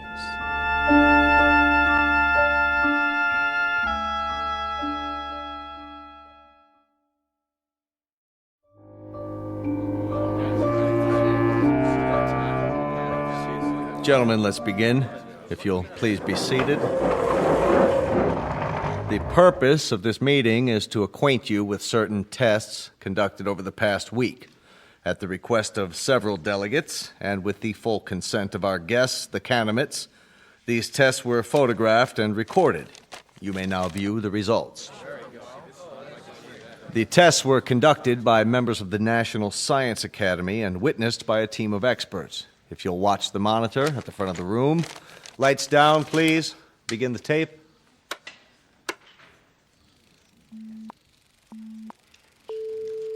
This machine is a polygraph, the standard instrument for measuring the proof or falsity of a statement.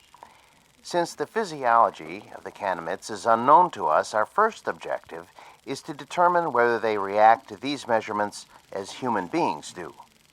We will now proceed with a dry run to establish a baseline reading. Are you ready? I am ready. I trust our small chair is not too uncomfortable? Not at all. The sensor attached to the torso registers the pulse rate. The second attachment shows electrical conductivity in the palm of the hand as perspiration increases. And the third connection shows the pattern and intensity of electrical waves emanating from the brain. With human subjects, these readings vary markedly, depending upon whether the subject is speaking the truth. I understand. Then let us begin. And please answer the questions as I instructed you previously. Very well.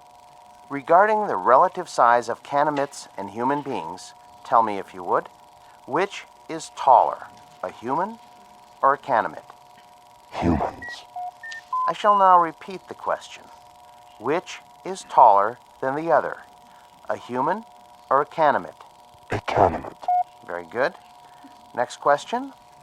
How did you come to this planet? We walk.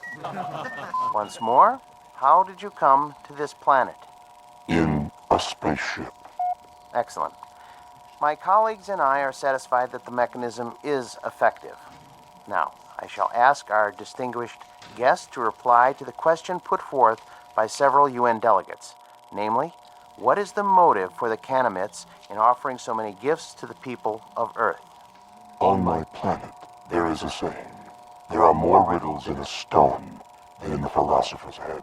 The motives of intelligent beings, though they may at times appear obscure, are simple compared to the complex workings of the natural universe. Therefore, I hope that the people of Earth will understand and believe when I tell you that our mission upon this planet is simply this, to bring to you the peace and plenty which we ourselves enjoy, and which we have brought to other races throughout the galaxies. When your world has no more hunger, no more war, no more needless suffering, that will be our reward.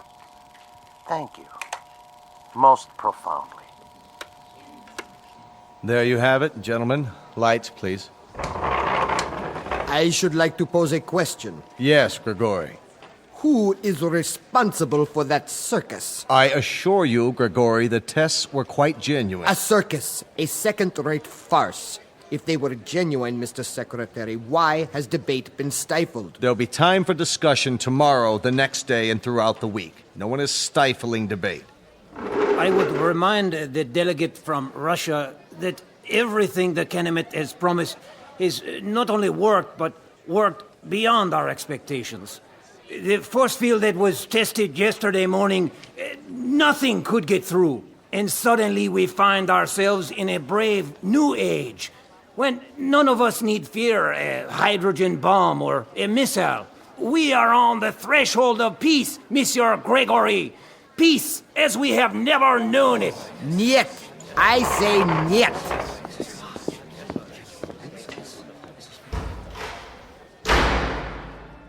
After that, there was no stopping the Canamites. They were everywhere, performing miracles of one sort or another around the world. Famine became a thing of the past as the fertility of arable land increased 100%. The force field proved impervious to any known weapons.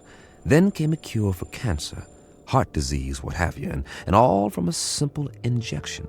It's hard to say whether the Canamites enjoyed their role as saviors. Their eyes were so wide apart and set so deep in those big, bland faces that you couldn't read much of an expression. With only a tiny circular hole for a mouth, one that never moved, it was impossible to know what they were thinking because they never spoke. They weren't stern faces, only controlled, placid, almost like kindly masks. And they all looked exactly alike. They sounded the same, two calm, mechanical voices that came out of the translation devices under their robes. And then, one day, we were all out of a job, just as I had predicted.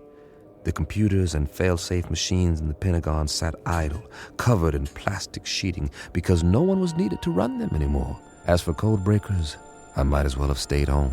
But something kept me there, as if I was waiting for the other shoe to drop.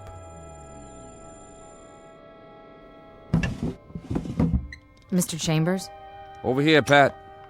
I'm going home now, boss. Need me for anything?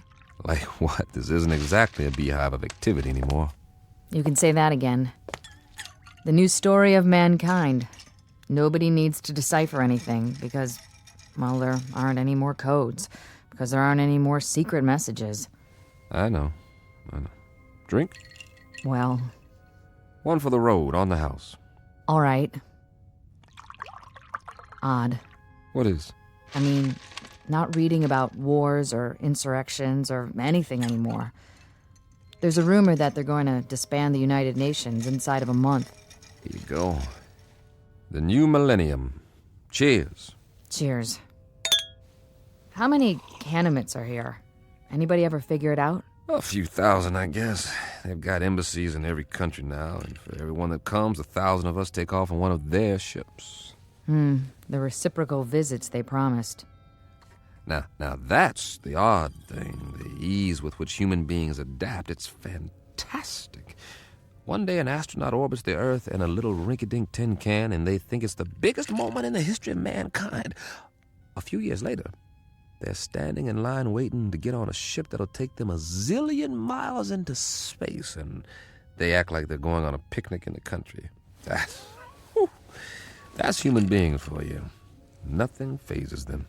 Are you going? The exchange program? I'm on one of their waiting lists. What about you, Patty? Oh, I'm on the list, too. The trouble is, their quota fills up 24 hours after they announce a new departure. But while I'm waiting, I may as well continue studying their language. Good idea. Words reflect the values of the people who use them. If we can understand the vocabulary... I've got a fair command of it now. It's not that hard, really. And there are hints. Huh. Of what? The shades of meaning, the nuances. Some of the idioms are quite similar to English. That's how we unlock the title of the book. I'll get through the rest of it one of these days. More power to you. I gave up a month ago. But if I can help you in any way... Sure, boss. Did I say something? If you can help me. That was the phrase, wasn't it? And I meant it. The only thing you can help me with is... Is what? Help me get rid of this knot in my stomach. What are you talking about? One of those nightmares when something's wrong, but you don't know what it is yet. A little bit of the old sixth sense. That tells you what? Just that maybe we should have looked this gift horse in the mouth, after all. For all we know, it could turn out to be a Trojan horse. Oh, I don't think we've got anything to worry about. I'm going where no man has gone before. How can I resist? Relax. I'll tell you all about it when I get back.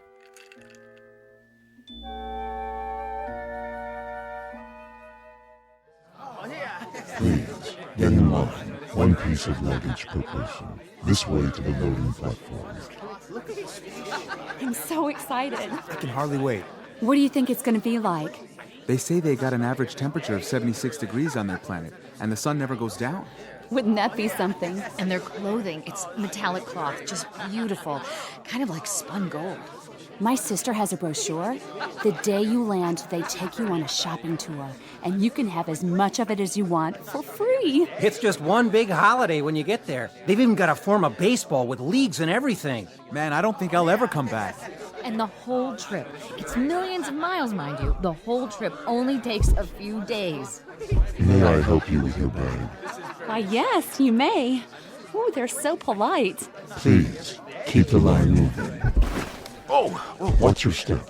Take my arm. Can we sit together? Yes, you may sit together once you're inside. We're moving. Almost on board. This is going to be a wonderful trip. Did you bring your camera? Oh, look. They're opening the door to the spaceship. I hope there's going to be other kids my age there. Boarding pass, please. Yes, right here. Mr. Chambers, proceed. Thank you. Mr. Chambers? Mr. Chambers! Pat, hi. Jim, please. You are just in time to say goodbye. Don't get on. Are you kidding? I've been waiting for 6 weeks. You can refuse. There's still time. Well, don't say that too loud, or there'll be 1,000 people trampling over you to take my place. Get on board, please. Not yet. I'm begging you. What? Whoa, what's wrong with you, Pat? I finally deciphered the book. Hey, that's great. All of it. You're delaying departure. Please continue up the ramp. One moment. Well, Pat? Jim, the first page is just a collection of English phrases with their own translations. But the rest of the book, the rest of it. Will you move, mister? We're waiting to get on board. Step through the door, sir. Write me about it. I'll have plenty of time to read letters up there. Not as much time as you think. Jim. Now, Mr. Chambers, we must close the hatch. The rest of the book. It's not what you think. The title, To Serve Man. It's a cookbook. What? No, wait, what? Wait, no! A cookbook! A cookbook!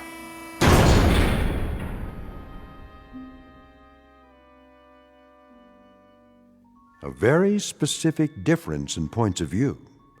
To the wee ones, the little race of tourists known as humans, it's a marvelous adventure, a voyage to outer space, a chance to get away on the greatest vacation ever. But to the extra-large, granite-faced individuals known as Canamites, it's nothing more than a cattle car, a very comfortable supply ship, bringing food from the other end of the universe to a place where appetites must be enormous. As I say, it's all in the point of view. A lesson in language and semantics from the Twilight Zone.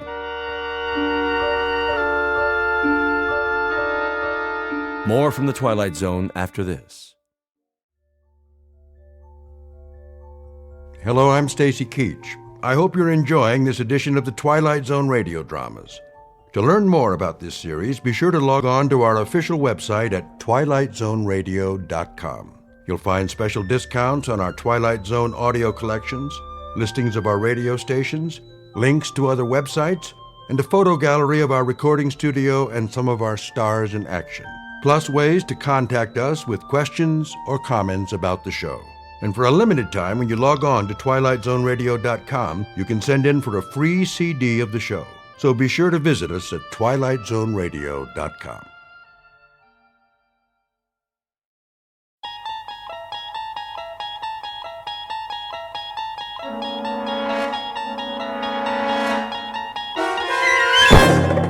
You're traveling through another dimension. A dimension not only of sight and sound, but of mind. A journey into a wondrous land whose boundaries are those of imagination. Your next stop, the Twilight Zone.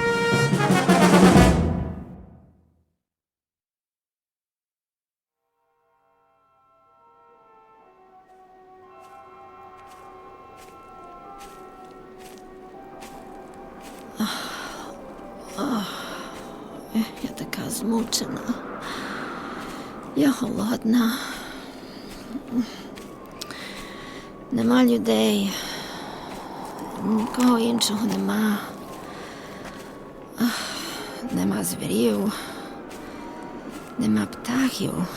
Я не знаю, як довго я вже ходжу. Кілька день, я думаю.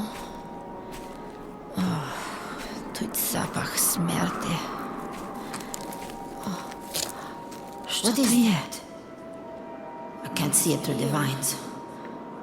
Oh, a town. I hope they have some canned food. They'd better. I haven't eaten in...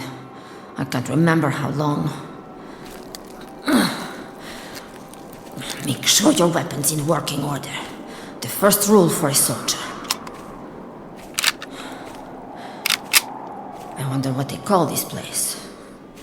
They're all alike. Bombed out. Every last one. Not worth fighting for. And the people, where are they now? Dead, turned to dust. They should have surrendered at the beginning. We gave them a chance, but they ignored us. The fools. If only they had listened, they'd still be walking down this street, going to their shops, their markets, their decadent restaurants, sleeping in their beds at night. But their stupid army won't give up. They fight on, wherever they are, whoever is left. Sooner or later, they'll have to surrender. The word will come through, and it will be over. Oh, please let it be over soon. But how will I know? Come out! Why don't you come out? And we'll finish it right here in the street! Just the two of us! Come on! Cowards! You're cowards! All of you!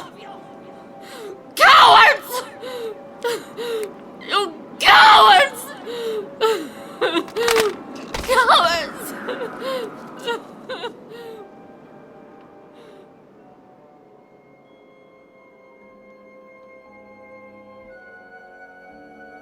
This is a jungle, built by natural forces to honor disuse.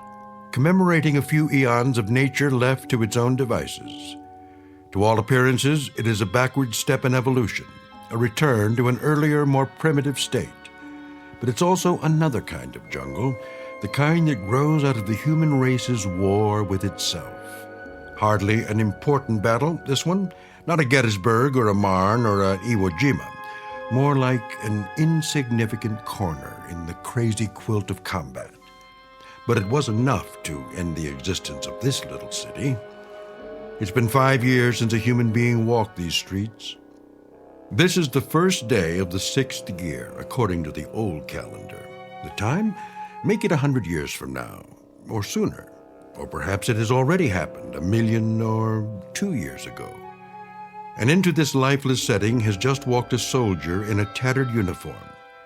She's doing what she was trained for, and with no order to the contrary, she's locked into searching and destroying or merely surviving. The language spoken is English, for our benefit, but the place is the Twilight Zone.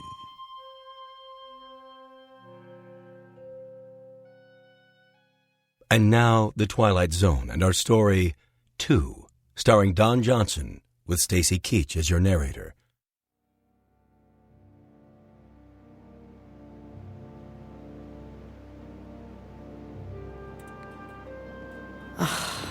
Just as I thought. Another ghost town. Broken windows.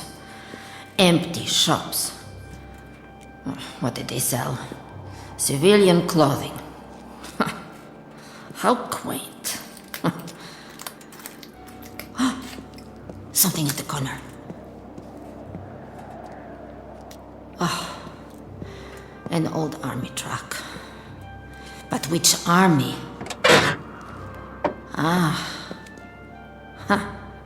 One of theirs. Well, it's not going anywhere now. What else have they got around here? Barber shop, newsstand.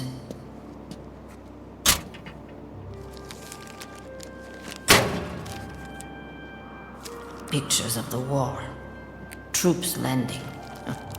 Big news. Years ago. Restaurant. Not much business today. There has to be a service entrance. But where? In the alley.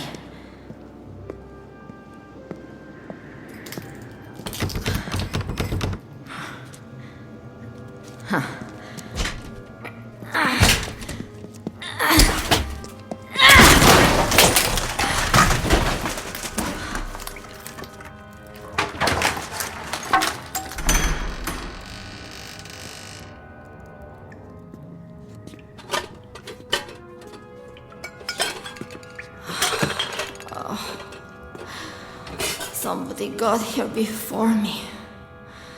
All the cans are empty. Yes! They missed one. Canned chicken. I don't believe it. Canned chicken.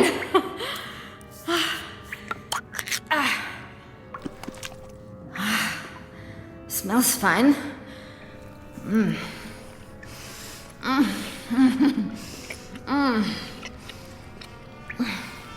Find something? Where did he come from? My weapon! Totti! Не рухайся! Go ahead. Shoot. If that's what you want. Стій тихо, я маю револьвер! To tell the truth, I don't care. You got the guts to do it? I didn't think so. You don't want to fight any more than I do. Put the rifle down. I said give it to me. No! Ow! What did you do that for? What are you, crazy? Let go of that frying pan. You could hurt someone. Demi Vorok! Стій тихо! He's the enemy. A pawn of the state. That's better. Now, will you please relax? I'm not going to harm you. Got it? If he touches me again... Не торкай мене! Не чіпай мене! Well, now, I don't speak your lingo. But you're either telling me you're glad to see me or go to hell. Which is it? Відійди від мене. Відійди від мене. Лиши мене. Ah, knock it off. I'm just a soldier like you. Nice uniform, by the way. A little ratty, though. Ought to do something about that. Plus, it's the wrong color. Let him have the can. As long as he leaves me alone. He's a filthy, horrible animal. Can't believe there's food. Must have missed it. 1 dozen chicken drumsticks, fully cooked. Safety sealed for your dining pleasure.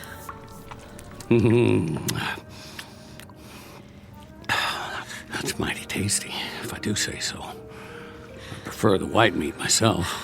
Oh well, beggars can't be choosers. He's going to eat all of it. Who does he think he is? Ти свиня! Ти повинен мені дати трохи. You're right.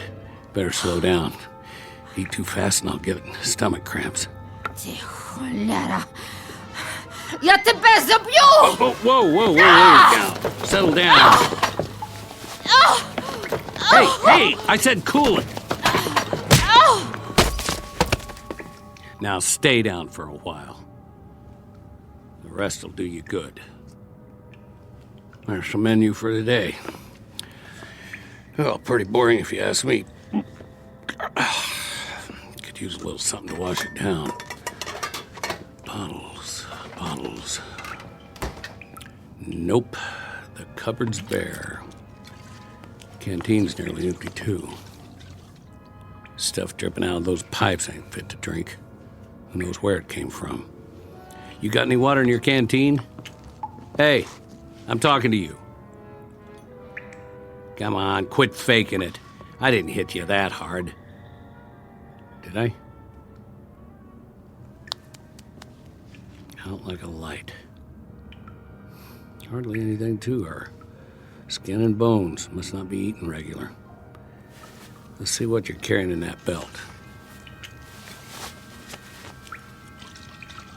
One last swallow. Okay, keep it. A few rounds of ammo. What's in the holster? 45 automatic? Not even a 38. Broken mirror, an old comb, and a couple of hairpins. Sorry, lady. I can't use them. Go on. Chow time. Hey, you better eat it before I do. Wake up, I said. For the love of...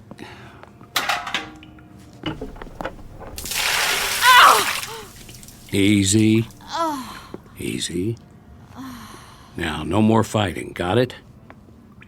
Eat, invader. What do you want, a printed invitation? Dinner is served. Jaw's not broken, is it?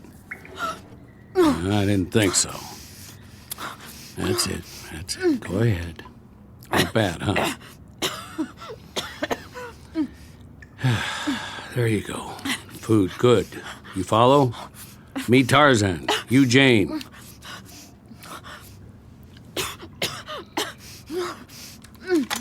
Oh, no. Leave the gun where it is. Mine's behind the door. No more shooting. Nix. Verboten. What language do you speak? Okay, be that way. Look, the only reason I can see for us to fight is that your uniform is a different color, and that's not good enough anymore. I say it just doesn't matter. You get me? What is he babbling about now? Yeah, I know. I talk too much. I'm just trying to make a little small talk is all. He'll pass the time. Come on outside with me. I want to show you something. Come on. It's okay, I promise. Where is he going?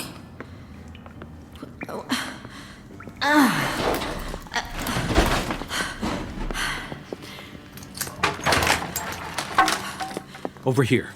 The street. Now take a good long look. What do you see? Bombed out buildings, weeds, torn up asphalt, broken glass, caved in roofs and bullet holes. We're lucky we don't have any in us. And you know who shot up the place? Trigger-happy infantry like you and me. All that firepower, and for what?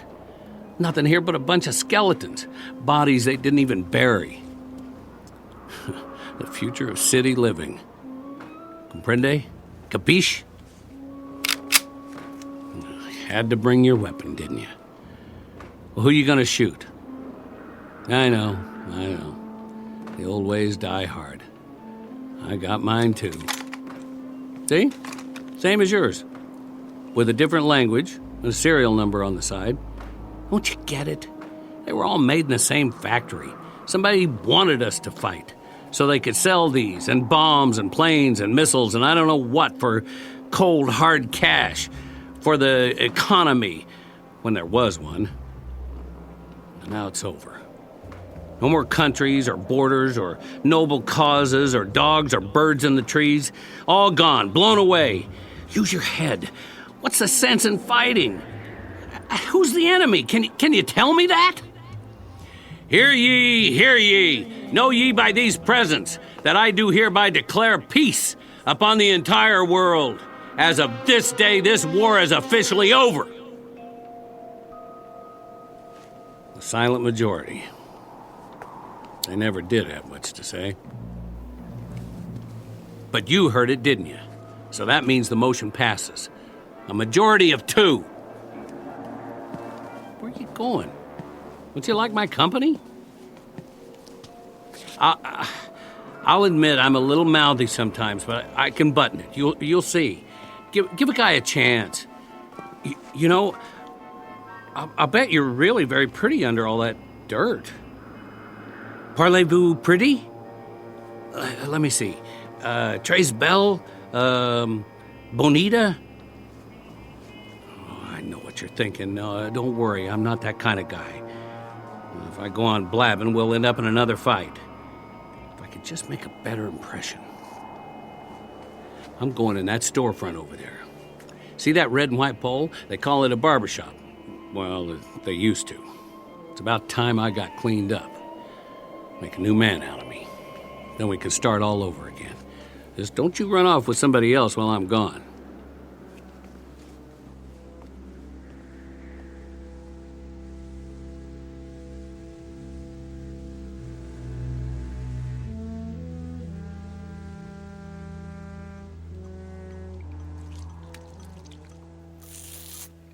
Oh, boy. That's smarts. Hi there. We meet again. You're not supposed to see this. This is man stuff. But I can tell you it's plenty tough shaving with cold water and a rusty razor. Plus, that's not much of a mirror on the wall. Well, this is as good as it's gonna get. Sorry to disappoint you. Oh, I found a bar of soap. Here. Use my towel if you want. Oh, by the way, I'm taking the straight razor with me, so don't get any ideas. Your turn. If you want to get cleaned up, I'll wait outside. And then we can see what there is to do in this burg.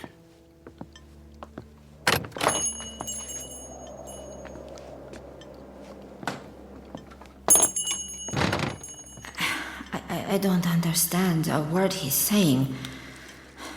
But I know one thing. The enemy always lies.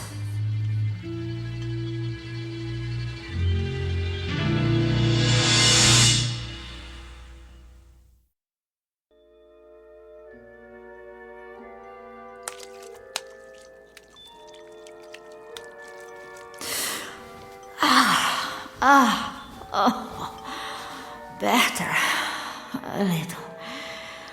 I almost feel human again.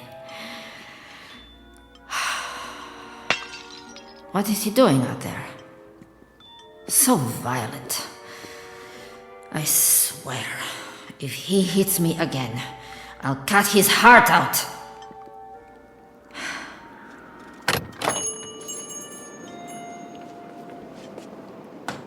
Look at what I got you. From that old shop down the street. The mannequins won't mind. Don't know if it's your size, but it might fit. You like? A dress? He got this for me. It's all yours. Прекрасно. You took the words right out of my mouth. Prekrasna. Now, don't take it the wrong way. It's not like I'm giving you a present or anything. I just thought if we're going to do the town, you might feel a little better. Try it on. I'll turn my back. It's a little large. Okay, if you're modest, pull it on right over your uniform.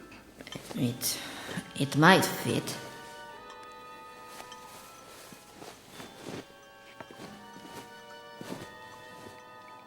Some kind of evening dress. And it ain't even night yet.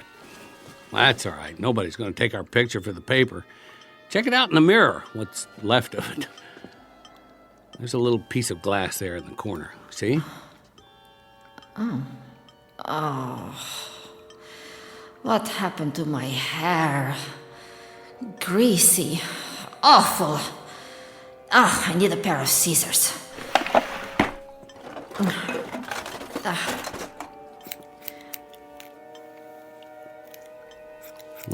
This could take a while.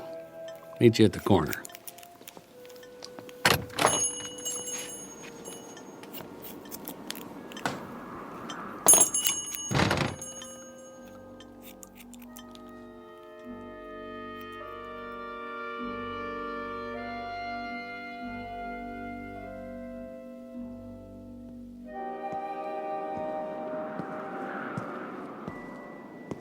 Well, what do you know?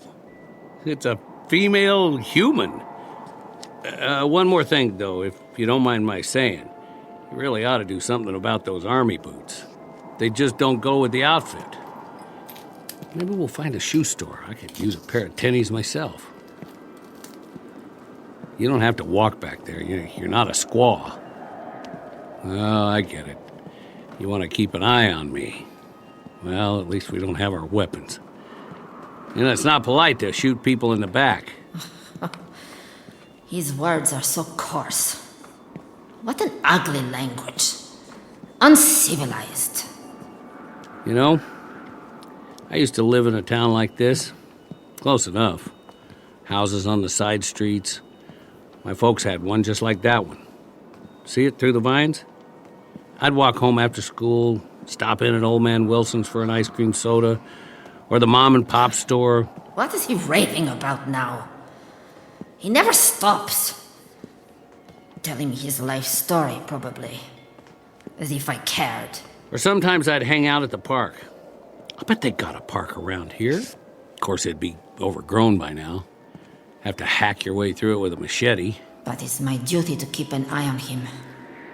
He might be a sniper. Or a saboteur. I don't believe it. A movie theater. You know what movies are, don't you?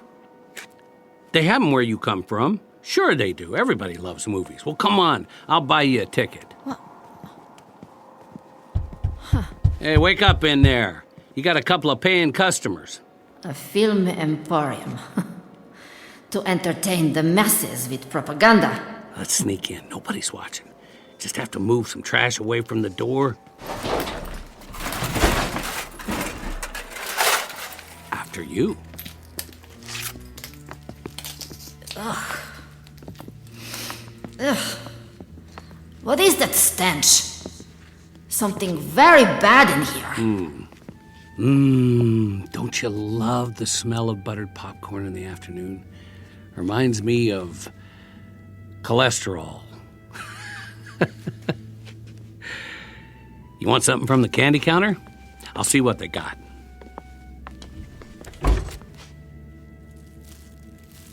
Sorry, all cleaned out. Just some sugar daddy wrappers. Milk duds are dried up. The army must have been here. What did he find? Hard candies.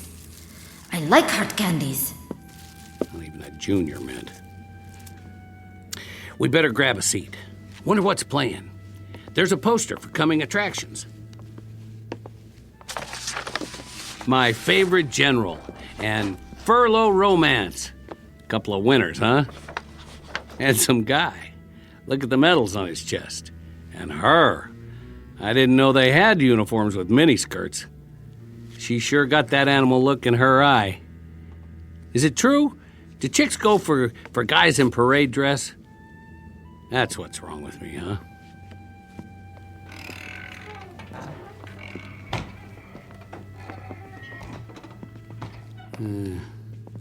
Not so bad. Nice and dark, a few bullet holes in the screen. How close do you like to sit? How about the first row?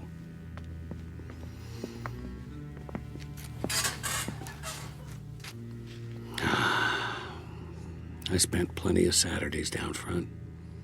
All kinds of flicks. Used to be comedies, westerns, science fiction, and horror movies. I liked those. A mummy walking around, or an old house, maybe some vampires, or a killer with a knife. Always something like that, or zombies. They were the best. But you know something? Me, I don't care if I ever see another zombie again. It was all fun and games back then. Special effects, makeup. Not like the real thing. I don't know about you, but I'll take a comedy anytime. The old ones especially. You ever see Laurel and Hardy? Nah, you wouldn't. They were the kings. A skinny guy and a fat guy back in the 20th century. The fat one would get so mad. One time they had to carry this piano up the stairs. Must have been 100 of them. They kept dropping it. And it would slide back and they'd have to get it and bring it up again. And then would they finally... The movie theater. I remember. They showed us films of enemy forces. Invading and attacking all over the world. Burning and looting. Destroying everything in their path. Like locusts. Like a plague. And we were the only ones who could stop them. I took my training, like the others, to learn how to fight. The best trained soldiers on Earth.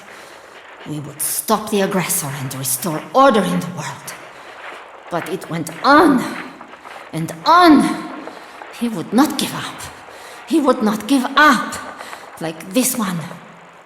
He is the enemy. Those old comedies, they He were the absolute is top the in my enemy. book. There were even some guys called the Three Stooges. Man, oh man. Where is my weapon? Where are you going? Sit down, why Моя don't you... стрільба. Мушу дістати. Мушу боронитися. Wait. Досить. Hey, will you wait? I've got to get my weapon to defend myself. Come back. What are you doing? Don't go in that hall. It's not safe. I'm telling you the truth. Rats live in these buildings. You think I'm lying? Hey, whatever your name. I've got to get out. Another door somewhere.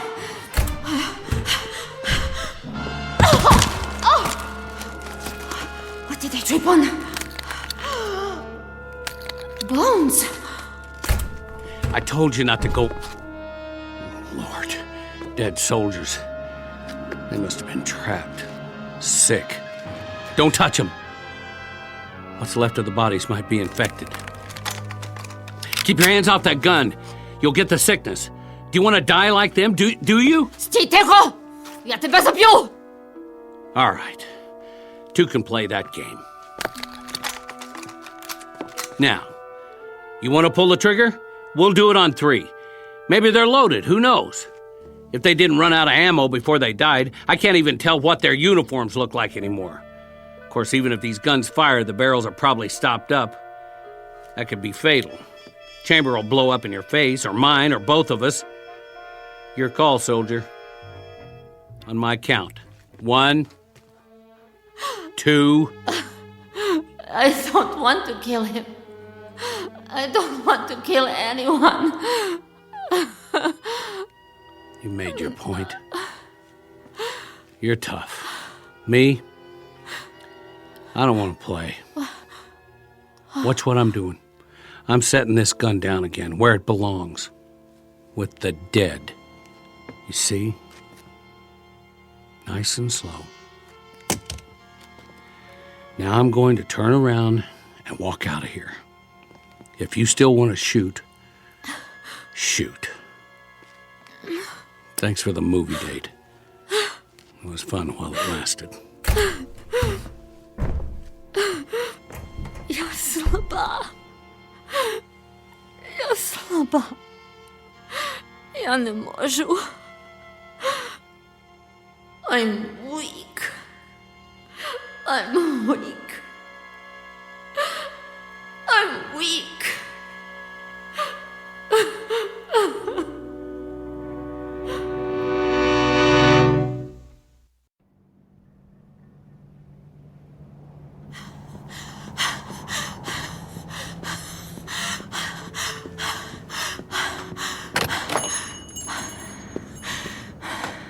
My weapon. I know this one works. I've broken it down every day, cleaned it, put it back together, like the troops at the movie theater did once. They were from our side. I could tell. Without this, I'm nothing. I'm not big or strong. I can't run fast. And I don't know how to get back to my company. But with a weapon, I can survive.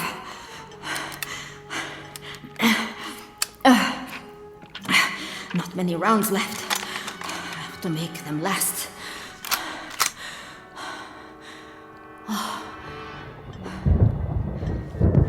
Oh, great. A storm's coming. I better find shelter. What's he doing here? Where's he going now? He's looking for shelter, too. Someplace without holes in the roof. Why doesn't he hurry up? I've got to get out of here before it gets dark.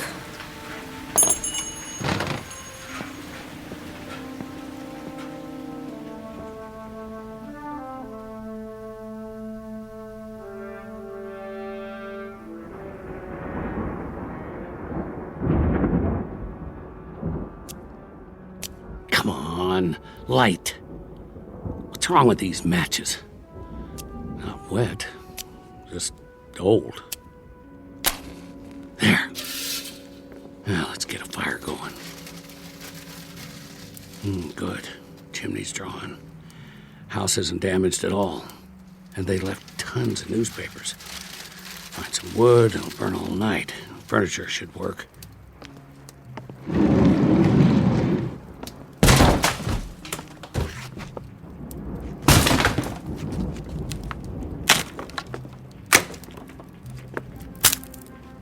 They don't make chairs like that anymore.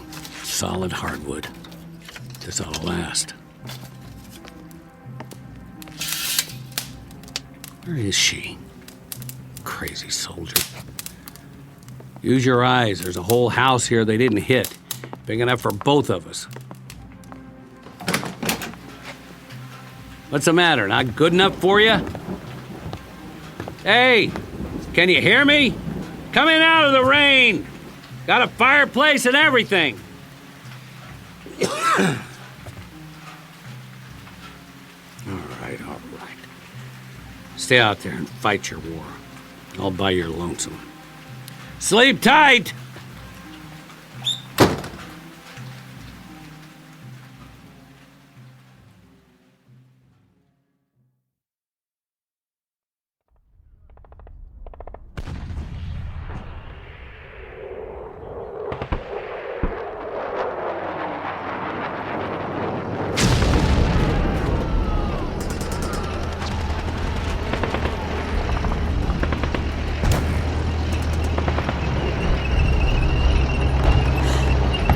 No! The tanks! The tanks are coming! No!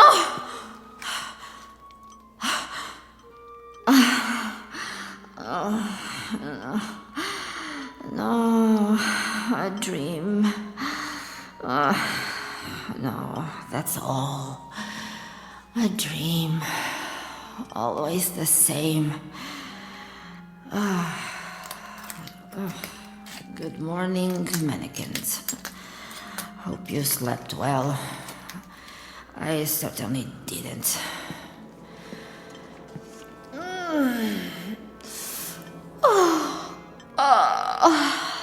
What am I doing in this stupid dress? You can have it back. I'm not going to need it. I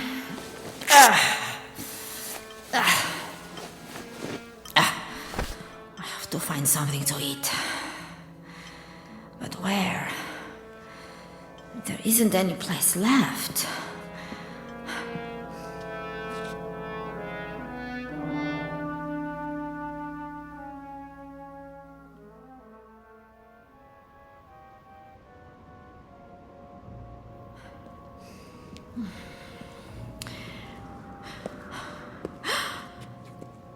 I don't believe it.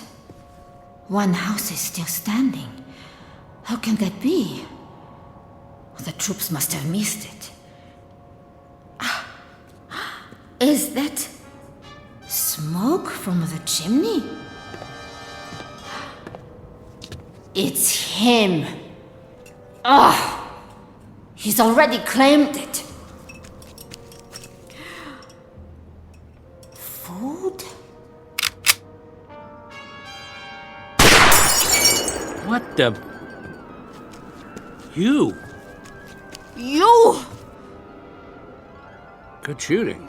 Go ahead, finish it. You got me in your sights. Do it. Do it now. Some kind of trick. Make your move. Because I'm not going to fight. See? I don't have a weapon. Left it at the movies. What, you don't believe me? Come on and search the place. Not even a pea shooter in here. What's he wearing? Where's his uniform? By the way, that thing you shot out of my hand was called a mason jar. You know what that is? Preserves. They have a whole slew of them. Put them away before the war. Take your pick. Probably keep us both alive. Food? Oh, yeah. You know that word, don't you? Well, what are you waiting for? Or would you rather starve to death? Hold it a second. Drop your weapon. What? Drop it, I said. No guns allowed. It's a trick. You want to live the high life like me, you have to leave the fighting at the door. Lay your weapon down or move out. This is civilian territory from now on. Food. Please. Here, I'll let you sample the goods. Catch. Nice. Now unscrew the top. That's it. You don't have to use your fingers. There's a kitchen full of spoons and forks. We can wash them in the rainwater. I'll set up a barrel in the backyard. We'll need most of it to drink, though, till it rains again. Yeah, I think it's loganberries. There's plums and figs, and peaches and applesauce, and summer squash. You should see it, a real fruit cellar. Take it easy. It's not good to eat it all at once. You might get a stomachache. Later, okay? I'll put it on the porch. Plenty more where that came from. Where's your dress? What's he saying? You know, dress. The one I gave you. Prekrasna? That's it, Prekrasny. Oh, I didn't ask you. What do you think of my new duds? I found them upstairs. Where did he get that ridiculous outfit? The suit doesn't even fit. The sleeves need to be taken up. Of course, he wouldn't know how to use a needle and thread. There's a whole closet full, men's and women's. The shoes don't fit me, more your size. You should try them on. I wonder if there's a sweater and a good overcoat. And something besides these boots. They're falling apart.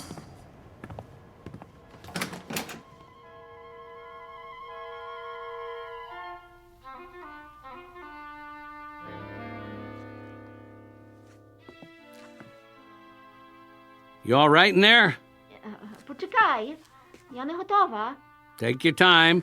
Just wanted to be sure you're okay. You don't have to try on the whole closet, you know.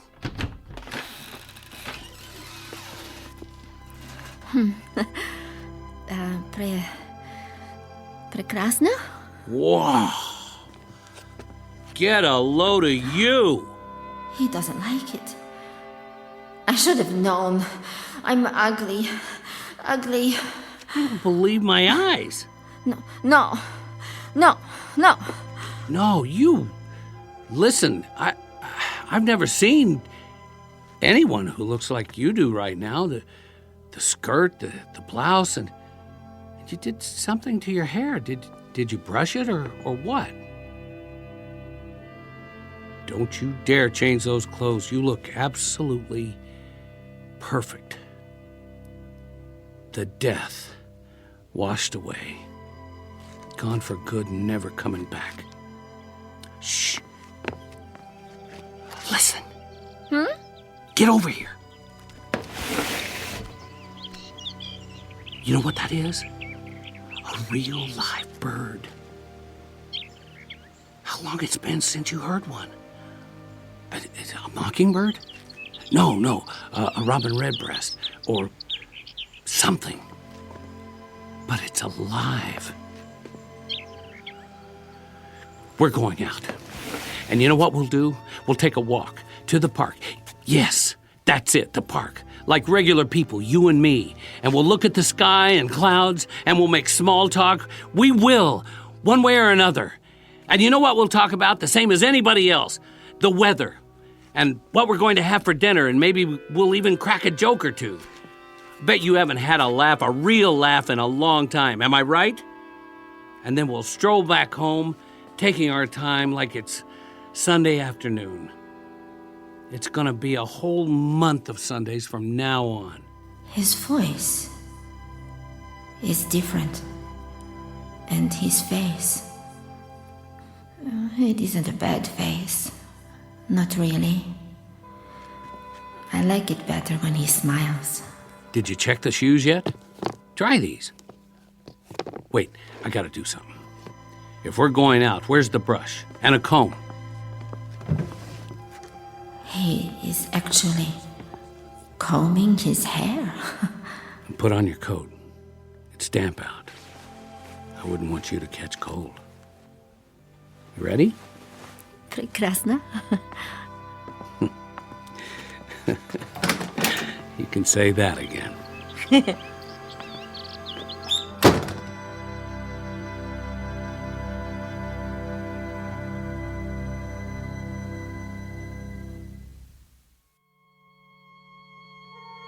It's easy to talk about the big issues like fear and survival, war and peace, life and death.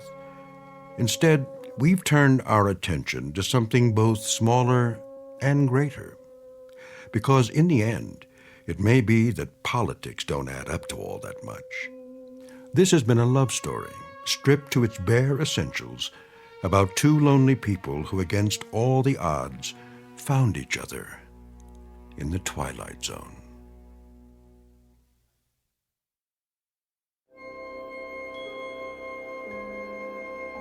Hi, this is Carl Amari, producer of the Twilight Zone radio dramas. I'd like to take a moment to tell you about our official website at twilightzoneradio.com, where you'll get the latest news and information on these Twilight Zone radio dramas. Plus, at twilightzoneradio.com, you can digitally download 3 free episodes or any of our episodes for only $1.95 each. In this age of ever-changing technology, we've decided to make these episodes instantly available to you by making the Twilight Zone radio dramas a digital download-only series. This means that this series will no longer be offered on CD. The CD collections at our website are now being offered while supplies last at buy one, get one free. So be sure to get your favorites before they're sold out. Be sure to visit us often, and I'll see you in the zone.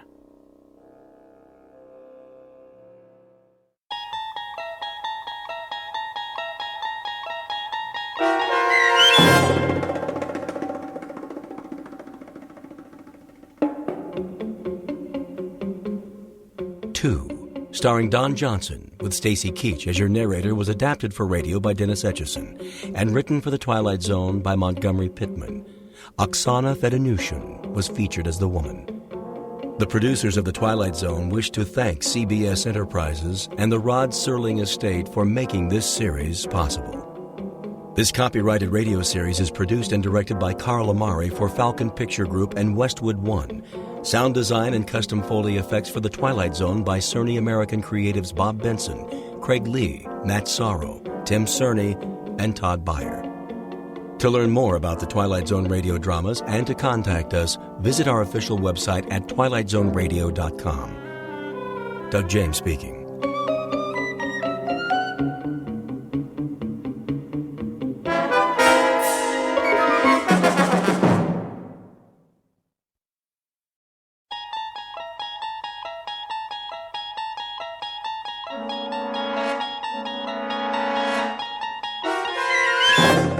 You unlock this door with the key of imagination. Beyond it is another dimension, a dimension of sound, a dimension of sight, a dimension of mind. You're moving into a land of both shadow and substance, of things and ideas. You've just crossed over into the Twilight Zone.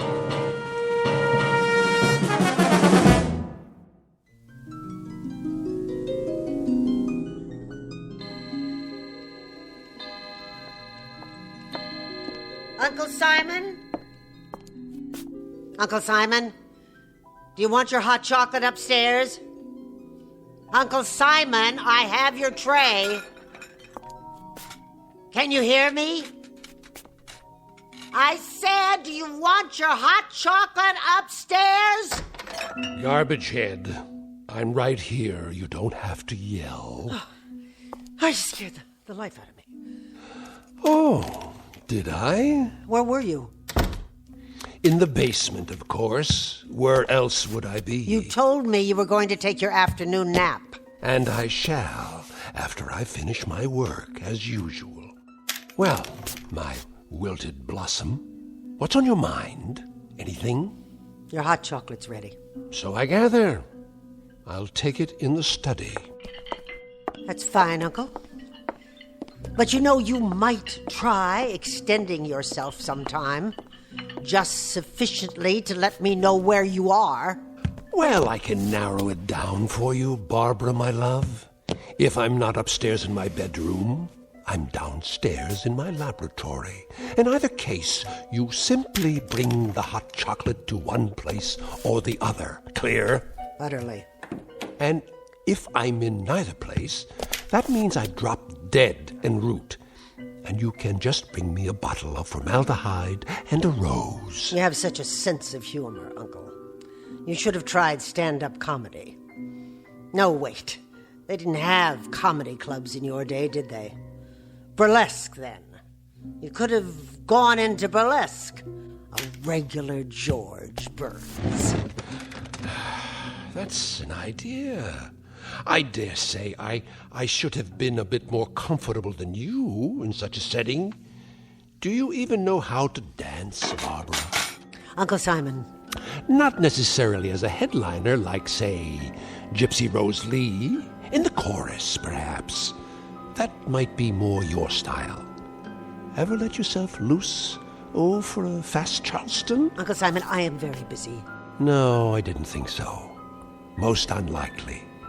You're the only woman I know who looks as if underneath her clothes she wears more clothes. You have all the grace and femininity of a high-button shoe. And you, Uncle Simon. What about... Yes? Never mind. Go on, my dear. Speak it out. Let's see if you can compensate for the fact that you're a passionless vegetable by at least speaking your mind. If I'm a passionateless vegetable, it's because my gardener is an ancient relic made out of dry skin and ice water. Not bad. Not bad at all. If I prod you enough, you can scrabble up to the occasion, at least part way. What else is new with you, my angular turnip? You say you've made hot chocolate? That's a start, I suppose. To what other soul-stirring projects have you applied your talents today? I noticed you tried to open up the drapes in the bedrooms and the hall. And I noticed you closed them. What are you afraid of? Afraid, my dear? What do you think could happen to you if you ever got hit by fresh air and sunlight? Think you might shrivel up and blow away like a vampire? My. Is that your fantasy? That I'm from Transylvania? Sorry to disappoint you. No such luck, I'm afraid. What would happen if we fumigated this old house and got rid of all the medicine smells and the chemical smells? You're referring, I take it, to these test tubes. An important part of my research, as you well know. Then why keep them in the study with the Wedgwood and the Dresden china? They must be here. They indicate changes in the moisture content of the air. What changes? The only changes here is that the air turns from stale to musty to plain old mildew. Pretty soon I won't be able to breathe it at all. Why, you poor suffocating spinster. I didn't realize how affected you were by the life of relative ease you enjoy. Entirely at my expense, I might add. You asked what I've done today? All right. Here's the answer. I cleaned up after you. First, last, and in between. I cleared away, or tried to clear, the debris you leave behind, and to understand how anybody who's earned all these diplomas and awards can be so sloppy. This one, for example. Honorary degree for sound transmission. God only knows what that one was for. And what's this contraption on your desk? A room straightener, maybe? That's one thing you should have invented. Now tell me, where does this thing belong? Leave it exactly where it was, Barbara. Would you have noticed the difference? Would you really? You've been told 1,000 times not to disturb anything. I could have put it away when I swept the cellar, except that, as usual, your laboratory was securely bolted. Someday I'd like to see what it is you putter around with down there. I bet you would. And someday you shall. Someday you'll be the mistress of this decaying and drafty barn, and then you can do anything you please. But for the moment, you'll keep your spindle-shanked carcass out of my laboratory, and that long, thin, probing proboscis of yours away from my business. Gladly. Now get me some fresh hot chocolate.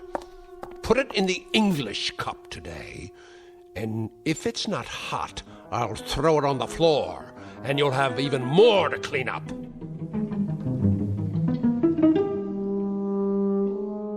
Dramatis personae, Mr. Simon Polk, a gentleman who has lived out his life in gleeful rage. And the young lady who just now beat a hasty retreat is Mr. Polk's niece, Barbara. She lives each hour of her life as if perpetually late for a dentist's appointment. And there is yet a third member of the company, soon to be seen.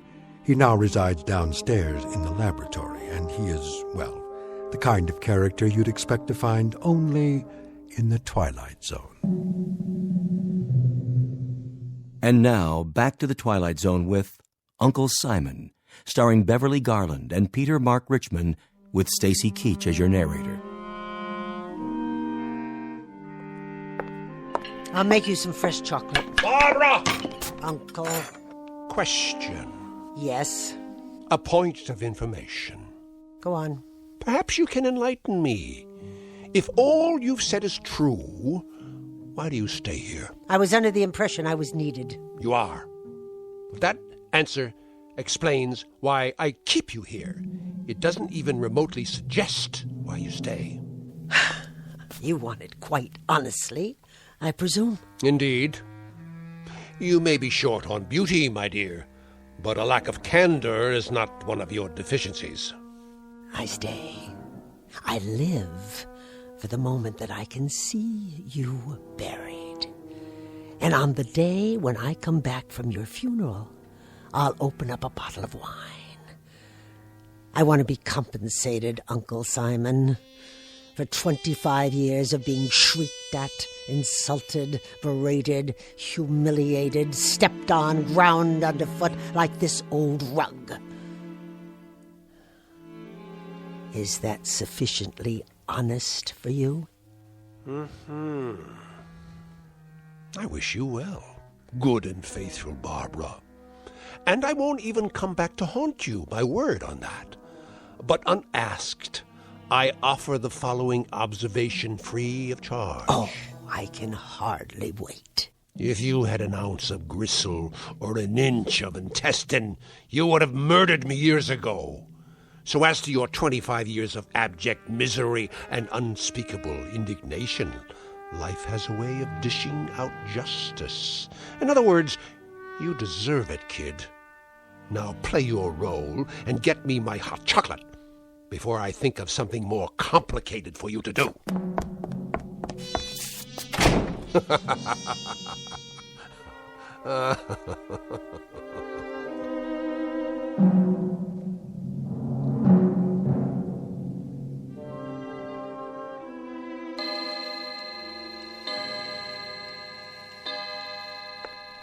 Dear Uncle Simon, and where are you now, you old... of course, downstairs in your laboratory, as you call it. Where else? And what do you do in there, dear Uncle? I mean, if I could see for myself, just a glimpse, just once, so I'll know... Did you leave the door unlocked this time? Well, now, what have we here? I was looking for... Looking for what? I thought perhaps you'd show me what you're building. Indeed. You'd love to know that, wouldn't you? Well, I'm sure it's something impressive. My curiosity got the better of me. That's the one character trait you share with normal women, curiosity. An ineffable and insatiable curiosity. Well, remember what it did for the proverbial cat. One of these days, you're going to find out what I'm building. I'm sure I will, Uncle. Whenever you're ready. But for the time being, you night-crawling imitation of the female gender, if I catch you sneaking around outside my door again, I'll break your head with a broom handle. Or one of these canes. Now go back upstairs and engage yourself in a nerve-wracking game of dominoes. With pleasure. Now, go on! Tell me, Uncle Simon. What? Tell me why it is that beasts like you stay alive for so long. How's that again? You heard me. Why do some men have the decency to die when their time is up, while brute animals like yourself continue on and on? Indeed, why indeed. That bit of curiosity I shall be glad to satisfy. In most cases, particularly mine, we have something to live for, an overarching purpose that keeps us going. Oh, and what would that be? I have you to live for, you crooked-seamed grubber. I keep this decrepit heart beating and these over-the-hill lungs breathing because I know how deeply dedicated you are to the one sight that will be your ultimate reward. And what sight is that? Seeing me die. Who came here 25 years ago when you were crippled and sick and couldn't take care of yourself? Who moved in and nursed you and kept you alive? You did! That's right! Me! And no one else! You scrounging female ape. Now let's get down to cases. The question is, why did you? Why would you? Out of familial love, was it, Barbara? Out of a palpitating compassion? Out of a flagpole stiff loyalty? I'll tell you why you came, why you nursed, why you stayed, you covetous crank. Go ahead, enlighten me. There's no mystery. No mystery at all. You came because you knew that when I depart, I'll leave everything behind to you. By default, my only living relative. Everything. You stayed on day after day and year after year because every prayer that came out of your tight little mouth was a supplication that I'd be dead the next morning. A brilliant deduction. So don't go mouthing sweetness at me, you thin-lipped, toothpick-legged conover. I wouldn't think of it. Anything you did for me, you did out of greed, naked and unadorned. Don't tell me different. Stay away from me. Greed, Miss Barbara, greed. So big, so thick, so heavy. It blotted out even that delicious hate you've been carrying around inside. I said stay back. Well, let me tell you something, you money-sick crone. You'll get paid off in due time. Before that, you'll pay through every one of your pores for what I leave you. Don't you raise your cane to me. You'll pay, you ugly harpy. As God is my witness, How dare you? What are you doing? Give me that cane! Barbara! Don't! Barbara!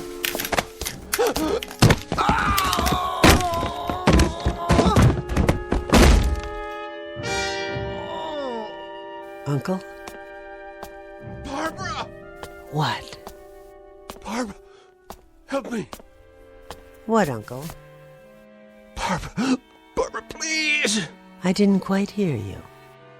I think... Speak a little louder, would you, Uncle?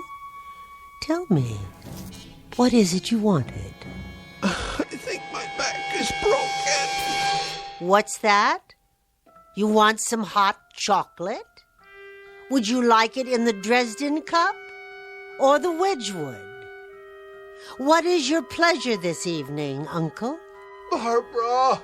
You say you want me to close the drapes and shut the windows? Barbara. Barbara? You want Barbara? She's right here, love.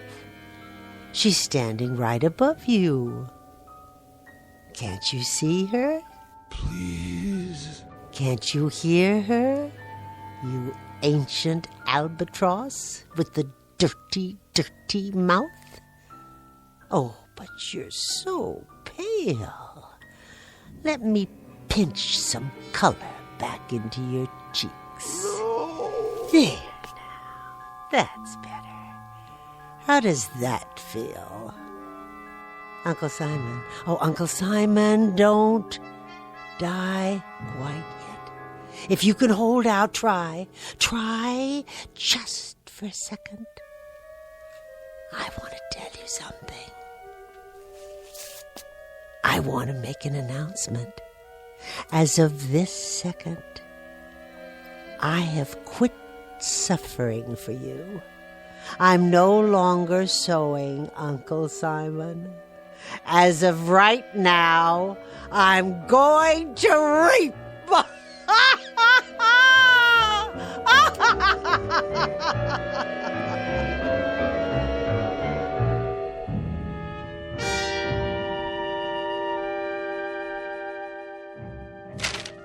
Are you comfortable, Mr. Schwimmer? What? Oh, yes. Thank you, Miss Polk. I'll just be another moment. I cleaned off my uncle's desk for you. Yes. You've kept the house in splendid condition, by the way. It looks different somehow. Oh, I've made a few changes. Marvelous taste you have, I must say. If you need pencils or pens, they're in the top drawer. No, the will is relatively simple. I only want to make sure I brought the latest amendments, signed and notarized. But I thought he drew it up years ago. It's been in the safe deposit box for as long as I can remember. The original copy, yes. Your uncle had me drafted shortly after you came to stay with him. He added a codicil or two later on, hence this revised copy. Oh. Really? I wasn't aware of that. Assets, real property. Everything seems to be in order. Oh, there's no need to read it aloud, Mr. Schwimmer. If you can just give me the sense of it so I'll know how to dispose of his things. That, my dear, won't be necessary. I beg your pardon? That is the sense of it. What do you mean? The will very explicitly requires that you throw away nothing, that you keep everything as it was, intact. I see. The house, the furnishings, everything. It all goes to you in perpetuity. With the proviso, of course, that you remain here in perpetuity, as it were. Do you have any objection to that? Why, I have no other place to go, Mr. Schwimmer. This has become my home. Of course. So, the document is quite clear in its intent. Everything will remain in your name as long as you're on the premises. The same thing applies to the various securities in the cash account, which is quite sizable. It has been set up as a trust in your name. You're to draw all the interest accruing so long as you remain in the house. Where could anyone ever find a man with a heart as big as his? Quite so. Is there more?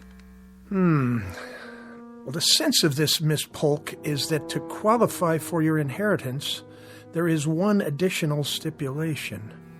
What kind of stipulation? That you're to care for your uncle's latest experiment. Care for? That's odd. I don't understand it, Mr. Schwimmer. Which experiment? I have no idea. But it reads as follows. My beloved niece Barbara will be responsible for the well-being of my latest experiment. She will care for it, look after it, and see to its wants and needs. What wants and needs? A member of the law firm of Schwimmer, King, Bartlett, Kaplan, and Schwimmer will visit the domicile once each week to see that this stipulation is adhered to. In the event my beloved niece Barbara fails to comply with the provisions herein, I hereby give and bequeath all my property, both real and personal, to the State University. Now, the sense of that, Miss Polk... Tell me, Mr. Schwimmer, what is the sense of that? I gather it depends very much on the nature of your uncle's experiment, which he refers to only as it. I take it you have no idea what it might be? None at all, except that whatever it is, it's in the basement. Where are you going? Where do you think? To the laboratory. Oh, wait, you'll need the keys.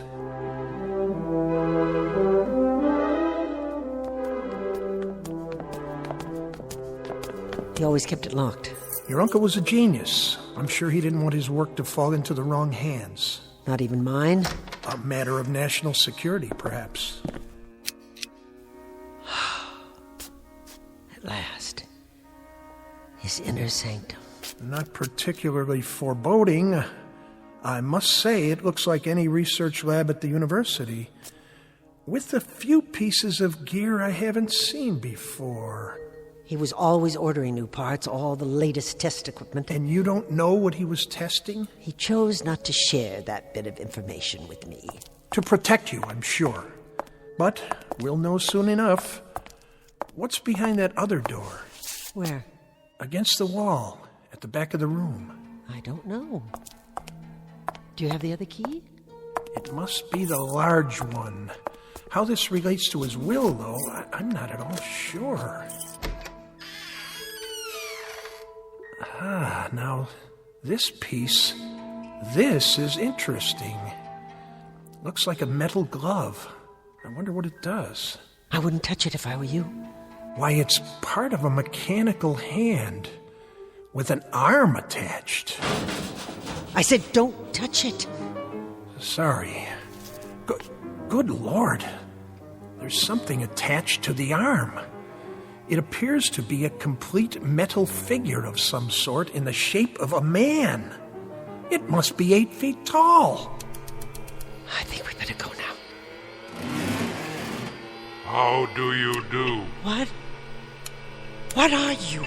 In your lexicon, I am a robot. I was created by the great scientist Simon Polk. You have activated my selecting and operating relays. You stay away from me. I mean you no harm. Please be patient with me. My program requires several days to function at maximum capacity. I bid you greetings. Hello, Barbara. Barbara. Now what? Barbara. Is that you, Barbara? Yes, it's me. Who else would it be? Are you going out, Barbara? It happens that I am. Why are you sitting here in the study with all the lights off? I do not like the light. This is a more restful mode while I program my circuits. Where are you going? To a concert. A concert? Do you know how long it's been since I went to a concert? No, I do not have that information, but I estimate the answer to be several years. Several? Try 20. What is a concert? It's a beautiful musical experience. Inspiring. But you wouldn't know anything about that. What is music? It's when people, real human beings, use instruments handmade out of metal or wood to create sounds that are pleasing to the ear. The human ear. They should use only metal parts. Wood decays. It does not have the durability of metal alloy. It is an inferior building material. Well, here's a flash for you, young Frankenstein. They use horsehair, too. Dead organic material for the string section. And you know something? It sounds absolutely heavenly. Not like some tin can that got left out in the rain. I see. Do you? I doubt it. I'm going now. If you need anything, like a shot of oil on the rocks, you can get it yourself. You mustn't leave. Are you telling me what to do? Mr. Schwimmer is coming tonight. A week has gone by. Isn't that correct? Yes, Mr. Schwimmer is coming. He'll be here at 8 o'clock after I'm gone.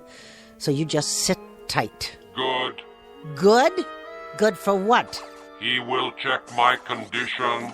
He will see that I am functioning properly. That's right. Maybe he'll give you a lube and an oil change while he's at it.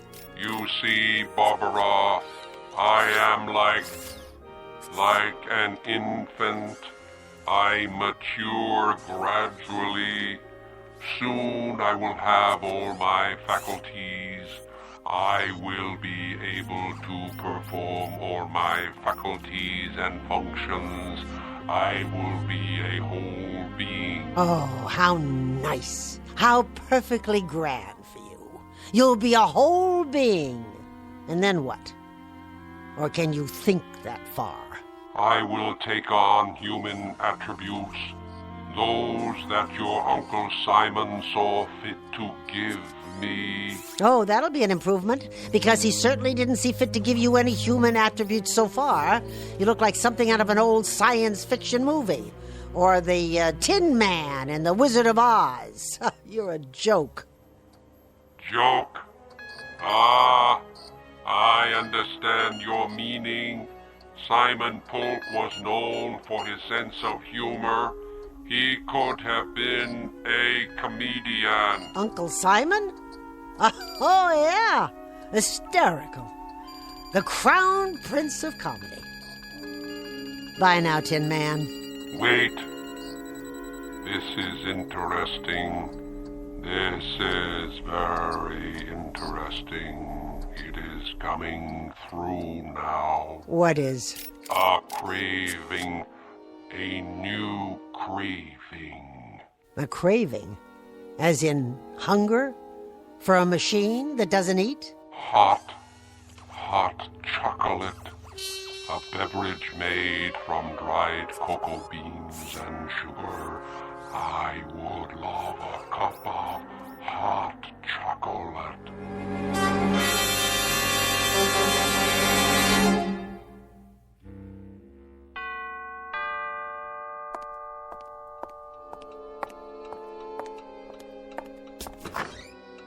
How do you do, Miss Polk?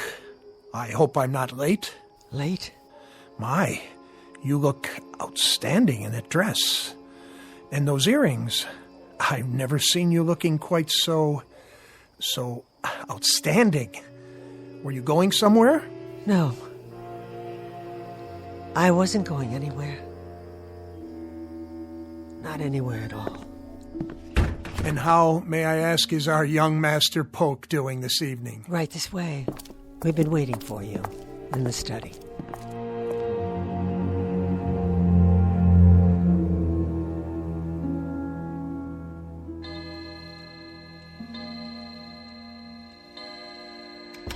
Frankenstein? Where are you? Didn't even drink your chocolate, did you? No, of course not. And you spilled it, just so I'd have something to clean up. What are you doing down there? Hello, Barbara. I was looking through my laboratory. Your laboratory? That is correct. You better be careful, Frankenstein, or I'll leave you outside to rust. Now go upstairs and sit in your chair and be quiet. As soon as I lock the door. Wait a minute. Those keys? You took them off the desk. Give them back to me. Oh, no. Oh, no, Barbara. I must keep the laboratory locked, and you mustn't come down. It's my room. It belongs to me. Won't you bring me some more hot chocolate? So that's how it is now. All right. All right. If that's what it takes. Barbara. What did you say? Barbara. After you bring me my hot chocolate, would you please close all the windows and pull the drapes? I don't like the light. I don't like the draft. The air inside has been carefully monitored for proper moisture content to prevent corrosion. That voice? It's not possible. What is the matter, Barbara? Tell me, please. What is the matter? What is the matter? What is the matter, you peanut-headed sample of nature's carelessness? You! Get away from me! Barbara! I'm falling!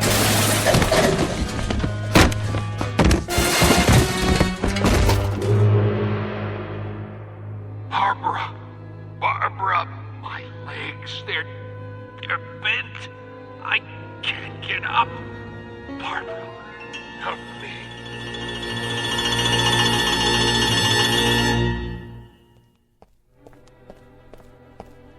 There you are. I was wondering where you'd gone to.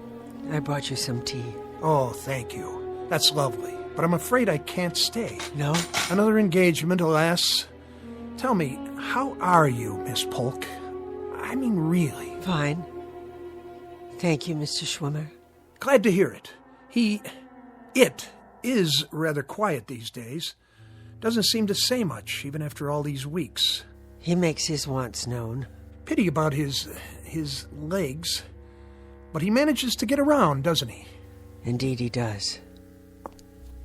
Indeed he does. Well, I'll see you next week, then. Yes, of course. And the week after. And the week after that. Take care of yourself, my dear. No need to show me out.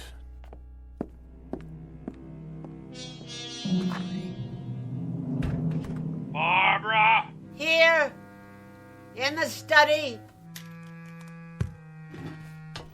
Barbara, my dear, if you can prevail upon that Raggedy Ann carcass of yours to exert yourself, I'd like a cup of hot chocolate. I would like it in a Wedgwood cup. And if it's not sufficiently hot, I'll pour it on the floor at your feet. Clear? All right. I'll make some. Speak up, you lint-headed clod. I didn't hear you. I'll make some hot chocolate. Do that, you torpid lotus eater. And be sure that it's hot. Did you hear me? Make sure it's hot. What does it take to make you move, you arthritic crab? I'll fix it for you now. You'll fix it for me now. What? I'll fix it for you now. Uncle. That's better.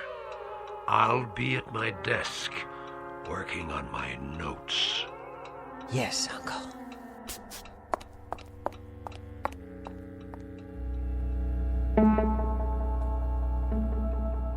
Dramatis personae, a metal man who will henceforth go by the name of Simon, whose life, as well as his body, have been stamped out for him by his maker, and the woman who tends to his needs, the Lady Barbara, who has discovered, somewhat belatedly, that not all bad things come to an end, and that once a bed is made, it may be necessary to sleep in it after all. This, our uncomfortable little exercise in avarice and automatons from the Twilight Zone.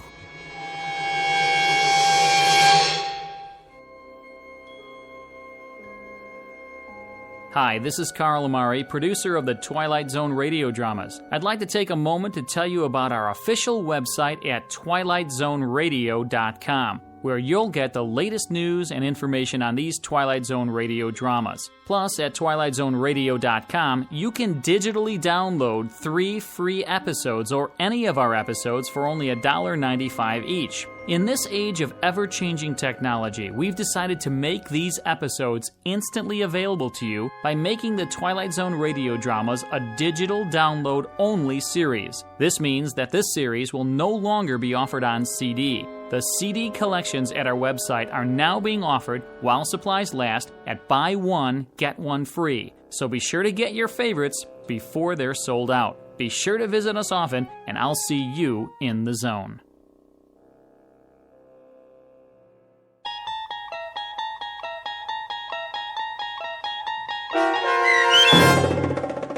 Uncle Simon, starring Beverly Garland and Peter Mark Richmond with Stacy Keach as your narrator, was adapted for radio by Dennis Etchison and based on a script by Rod Serling.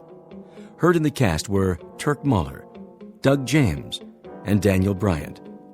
To learn more about the Twilight Zone radio dramas and to obtain audio cassettes and CDs of these programs, visit our website at twilightzoneradio.com. This copyrighted radio series is produced and directed by Carl Amari and Roger Wolski for Falcon Picture Group. Doug James speaking.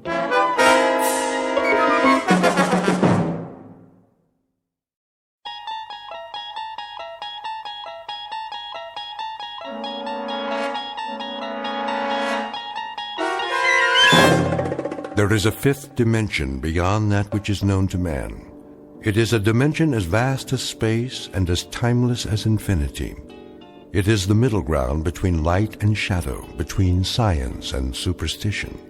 It lies between the pit of man's fears and the summit of his knowledge. This is the dimension of imagination. It is an area we call the Twilight Zone.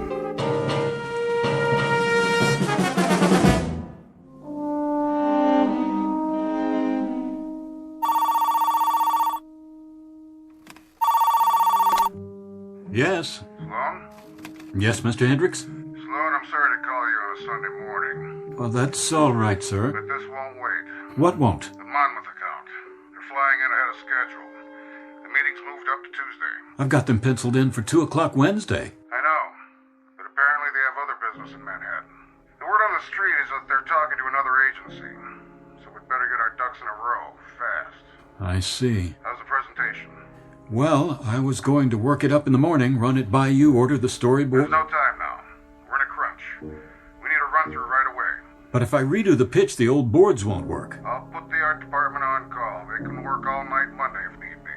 Just make sure you have a script by Monday afternoon, no later. If that's what it takes, Mr. Hendricks. I knew you'd come through. But I was hoping that, that is, I'd planned to spend the rest of the weekend catching up on some other things. What other things?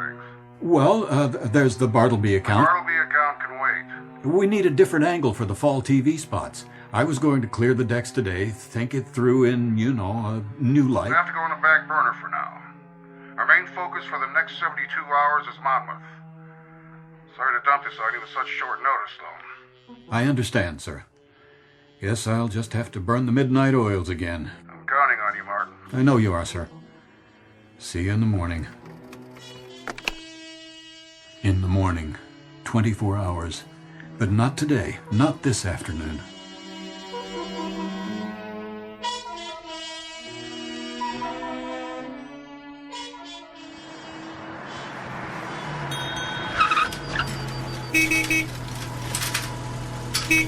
Hey, take it easy.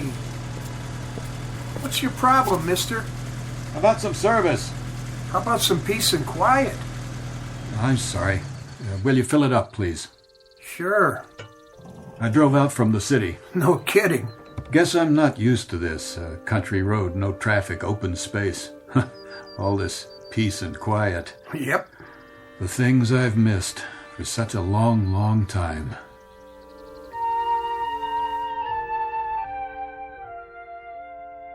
The driver's name is Martin Sloan, age 36. Occupation, Vice President Ad Agency in charge of media. This is not just a Sunday drive for Martin Sloan. Perhaps he doesn't know it yet, but it's an exodus from the pressures of a life that has taken its toll and no longer works for him. Somewhere up the road, he's looking for some much-needed sanity. But somewhere up that same road, he's about to find more than he bargained for.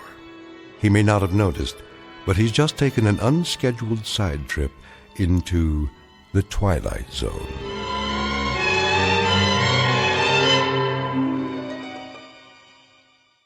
And now, The Twilight Zone and our story, Walking Distance, starring Chelsea Ross, with Stacy Keach as your narrator.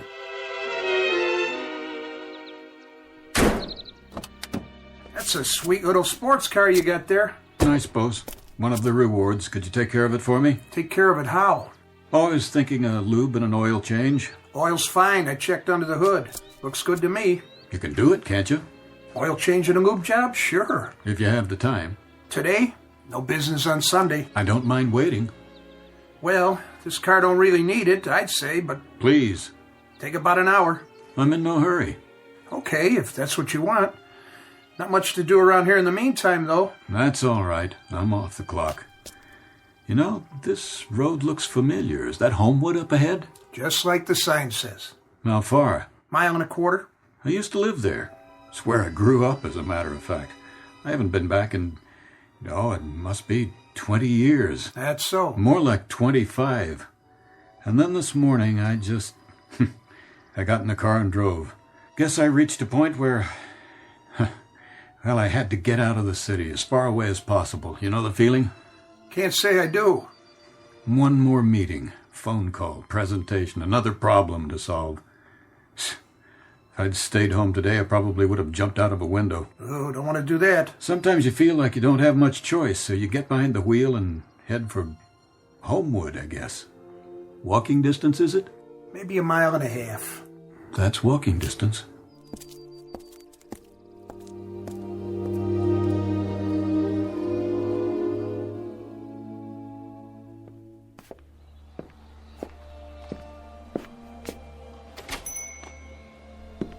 Excuse me. Yeah? Wilson's Ice Cream Parlor? Same as always. Is the soda fountain open? Of course. I thought you might be closed today. 7 days a week. Hard to believe. We never close. It's amazing. It's our policy. Always has been. I mean the place. The whole thing.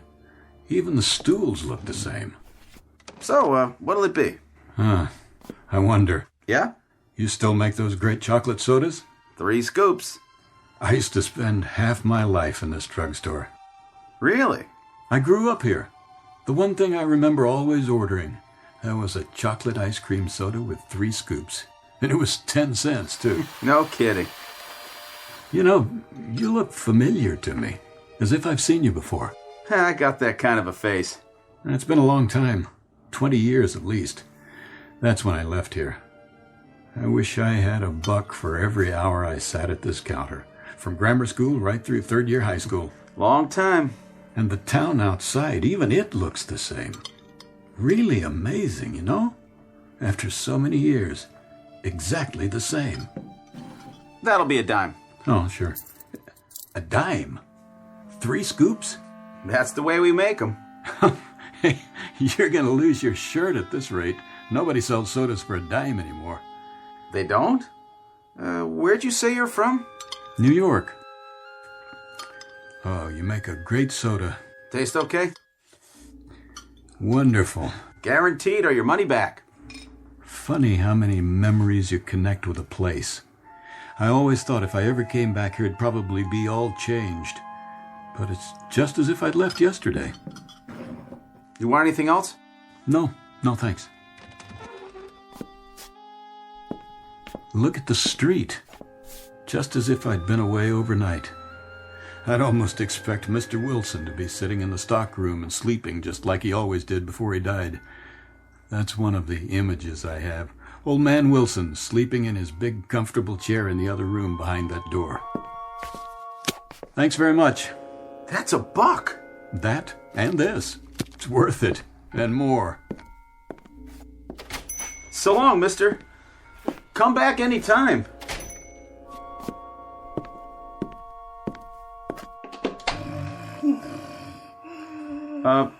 Mr. Wilson? Yeah. Oh, hello, Charlie.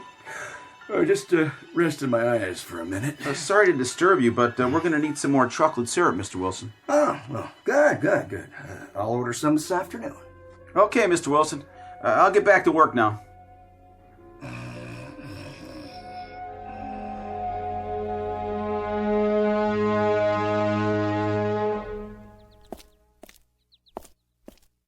My God, nothing's changed.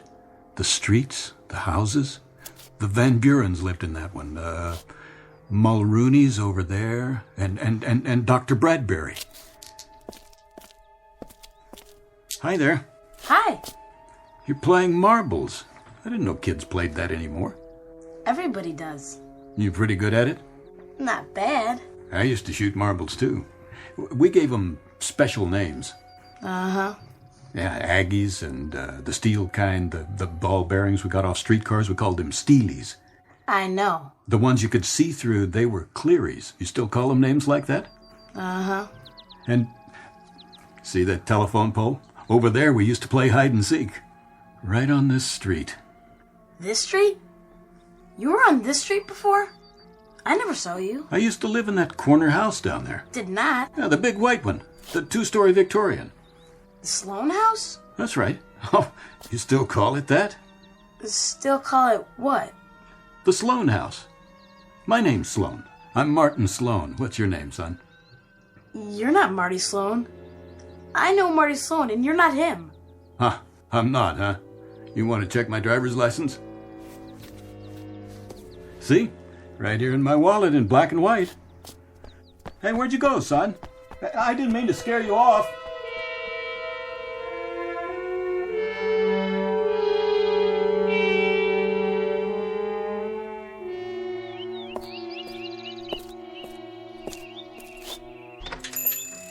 Hello. Hi, what can I do for you? Bicycle shop. I'm surprised you're open. Yep, Sunday's a good day.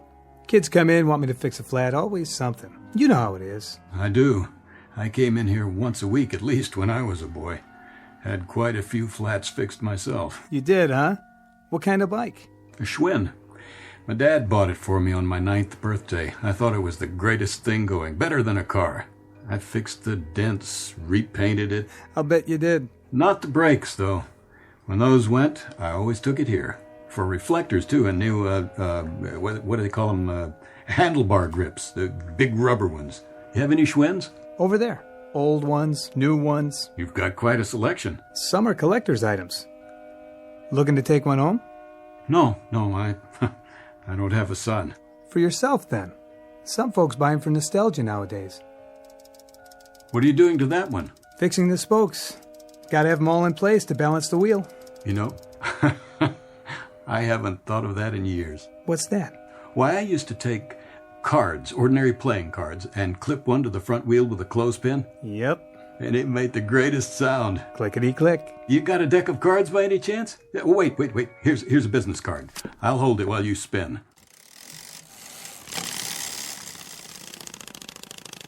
That the sound? That's it. This is your card, huh? Sloan, I know that name. There's a Sloan family lives one street over. The old white Victorian? Yeah. Any relation? What are their names? Not sure. I think they have a boy that comes in here, though. They're probably listed. Or just walk on over. It's not far. I know. House on the corner.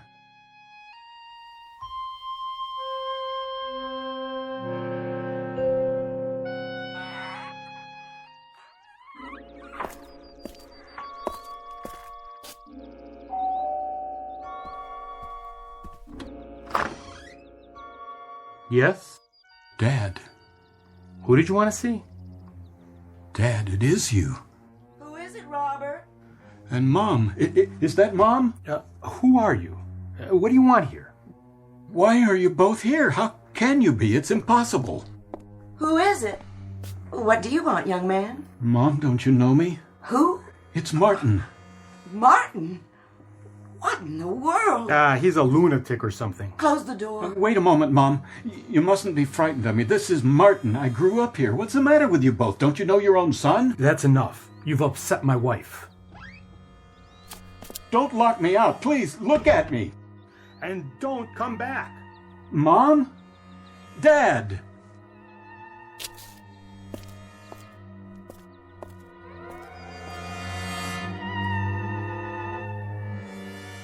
Robert? Keep the door locked from now on. And put this out of your mind now. Like it never happened. But who was he? Just some crazy person. Someone who lost his way and doesn't belong here. Who doesn't belong here at all.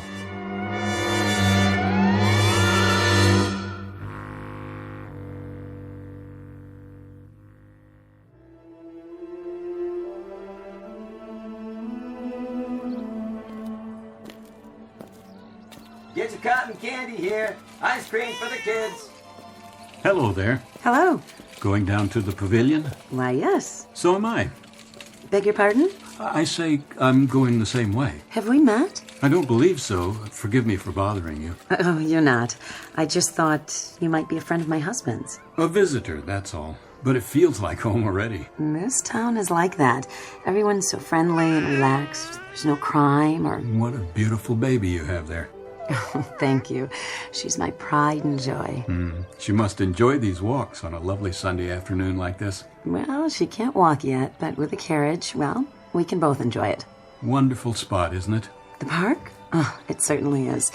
This is our favorite place in Homewood, my husband and I. And the music from the merry-go-round. That's always a big part of summer, isn't it? The calliope. Oh, and the cotton candy. And the ice cream. And, of course, the band concert. We just love those. I remember. Down there on the pavilion. They play such wonderful music.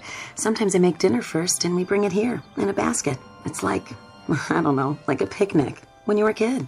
There isn't anything else quite as good ever. Nothing quite as good as summer and being a kid and knowing you're alive. You won't get any arguments out of me. You say you're not from around here? Not exactly. But you sound like you know the park so well. What I mean is, I used to be. I lived just a couple of blocks away. Really? You don't know how much I envy you. It must have been so lovely then. Oh, it was. Just as lovely as it is now. Exactly. I remember the calliope and the merry-go-round, those great hand-carved horses. No, they still have them. And the bandstand. I used to sneak away at night from my parents' house and come here and lie on the grass staring up at the stars, listening to the music. You know something else? What? I played ball in that field right down there. Did you really? And the merry-go-round. Oh, my goodness.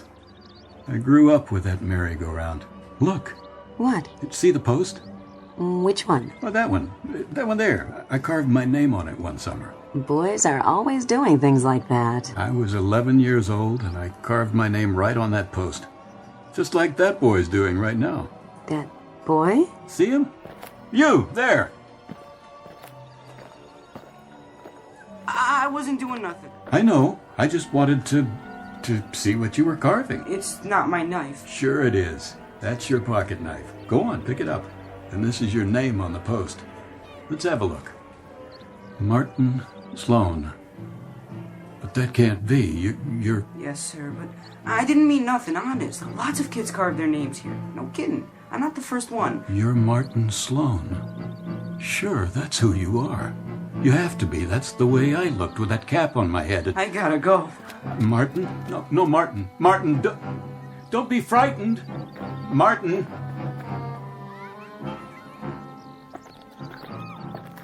Why were you running like that? I didn't want to hurt him. I just wanted to talk to him, ask him some questions. Who? I was going to tell him what will happen to him. Tell him? The boy. What boy? You didn't see him? Tell him what? I don't know. I really don't know. If it's a dream, I suppose I'll wake up, but I don't want it to be a dream. I think you'd better sit down somewhere for a few minutes, rest. But I don't want to rest. I don't want any more time to pass. Not now. You don't understand, do you? Of course not. How could you? You may have had too much sun. You should find a nice place in the shade. Please, let me tell you what's happened to me. The whole incredible, unbelievable story of what's happened to me today, just as I was going to tell the boy before it's too late, before you... If you'll just hear me out. I didn't see any boy. The one who ran off, the one who looks like me. You'd really better rest now. You don't look well. Martin? Martin, please. Where are you?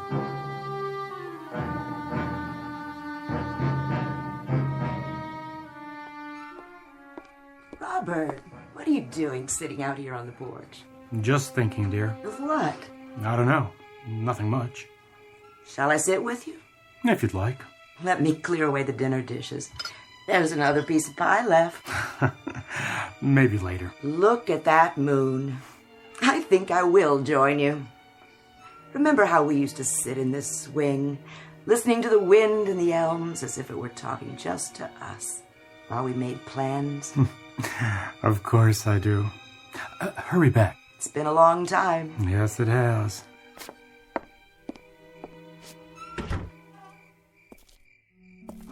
Who's there? Only me. Oh, so you've come back again. I had to. This is my house. Not really. Look what I found by the gate, my old baseball glove. You bought it for me on my 11th birthday. How could you possibly know that? What happened to the baseball Lou Gehrig autographed? Where's that? And the bicycle, the Schwinn. You thought about buying it for a long time, years, and you finally did when I turned 9. The best bike in the world, Dad. Hope I told you that. The best. Who are you? Don't you know? What do you want here? I just want to rest. Stop running for a while. This is where I should be. I know that now. Don't you understand, Pop? It's taken me a long time to figure that out. I belong here. Look, son, you're probably sick. You got delusions or something. And I don't want to hurt you. I don't want you to get yourself into any trouble either. But you better get out of here now while you still can, or there will be trouble. You can count on that. Who are you talking to, Rob? Oh! Mom, won't you look at me? Look into my face. You can tell, can't you? Don't come any closer. Mom, just look at me, please. Who am I? Tell me who I am. You're a stranger. I've never seen you before. Robert, tell him to go away. Now look here. You've got a son named Martin, haven't you? I don't see what business it is of yours. He's a pretty good boy. At least he tries to be most of the time. He's a wonderful boy. But he's not good enough to please himself. He's given to daydreams and not paying attention in class, and sometimes he won't listen, even to you. Most of all to you. Odd, isn't it?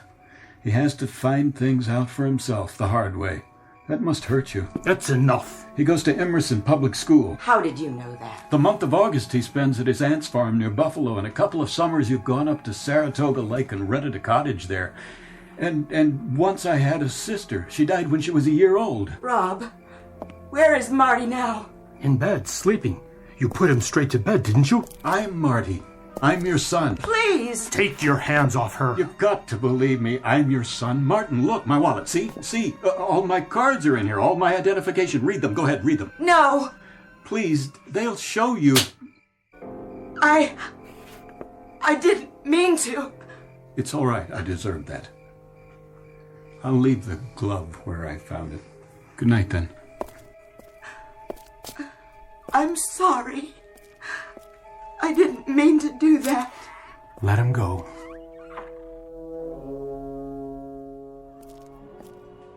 Martin?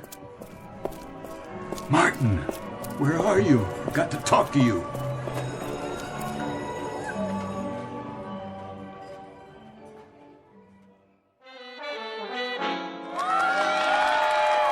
The band sounds good tonight. I always do. For the full moon. Get your peanuts over here. I remember this night. Swear I do. How about a cold soda pop there, mister? Huh? Oh, no, thank you. Peanuts, popcorn. This very same night. It has to be. The band played that song, and then I walked over here by the big tree and lay down and listened to the next tune. Oh, I remember this song like it was yesterday. Hey, what are you doing here? Are you following me? It's you. Of course, that was our favorite song, wasn't it? Mind your own beeswax, okay? No, Martin, wait.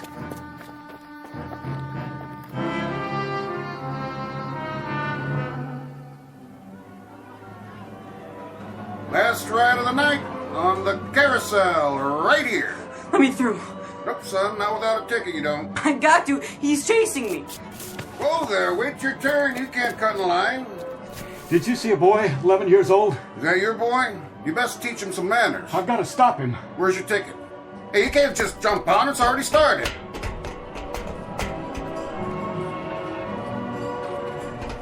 Martin, I don't want to hurt you. Leave me alone. I just want to tell you something. Stay away from me. Martin, please, let me talk to you. About what? You got nothing to tell me. It's important, I swear. It's the most important thing I know. Get back. Marty, please, don't jump off. Don't. That boy, he's falling. No. Marty!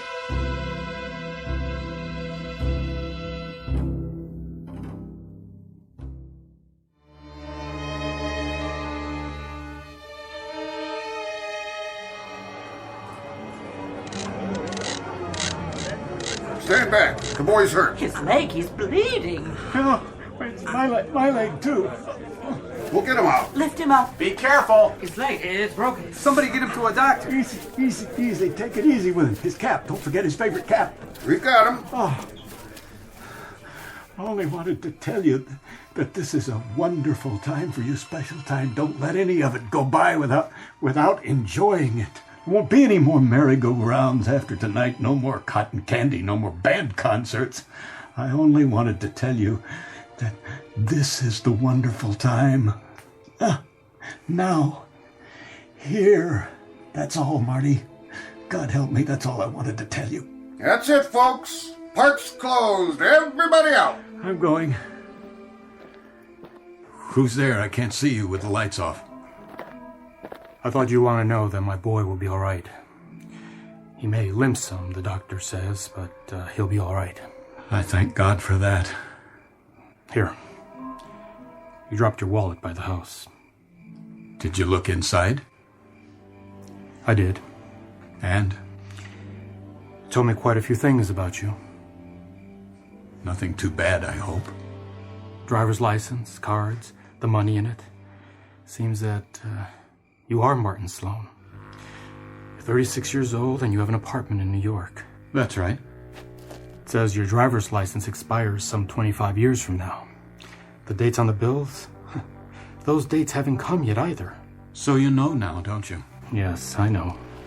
I know who you are, and I know you've come from a long ways from here. A long ways, and a long time. I don't know why or how. Can you tell me? I'm afraid not. And you know other things, don't you, Martin? What do you mean? Things that'll happen. Things that haven't happened yet. Yes, I do. I wish I didn't, but I do. You also know when your mother and I... when we'll... Yes. Yes, I know that too. Do me a favor. Don't tell me. I couldn't. Grant me that grace. Martin, there's a saying. Every man is put on earth condemned to die. Time and method of execution unknown. That's a part of the mystery we live with. It must always be a mystery. Martin? Yes, Dad? You have to leave here. There's no place for you. No room. Do you understand? I see that now, but I don't understand. Why? I guess because we only get one chance. Yes. Maybe there's only one summer to a customer. The little boy, the one I know and love, the one who does belong here. This is his summer, Martin, just as it was yours once. Don't make him share it. I guess I'll be going. I don't want to, but there's no choice for me. No choice at all. I see that now, too. Martin, Is it so bad where you come from? I thought it was. I've been living at a dead run, Dad. I was so tired, and then one day I knew somehow, some way I had to come back. I had to get on a merry-go-round and listen to a band concert and eat cotton candy. I had to stop and breathe and close my eyes and smell and listen. Otherwise, I might just as well not be alive. But you are. Remember that.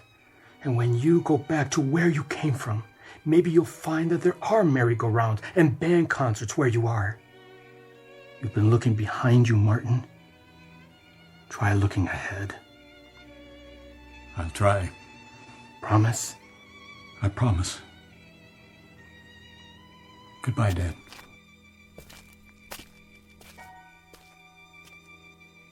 Goodbye, son.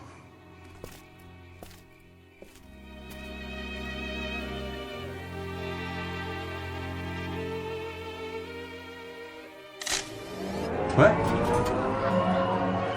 Oh. Well, maybe one more ride to last me. If I can get this bum leg to work.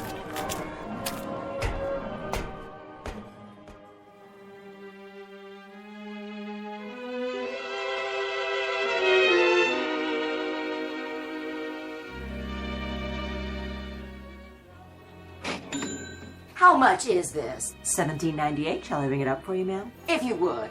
And these other things.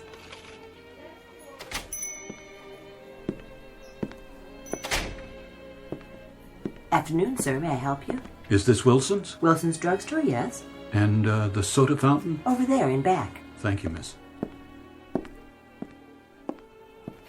Hi, something for you?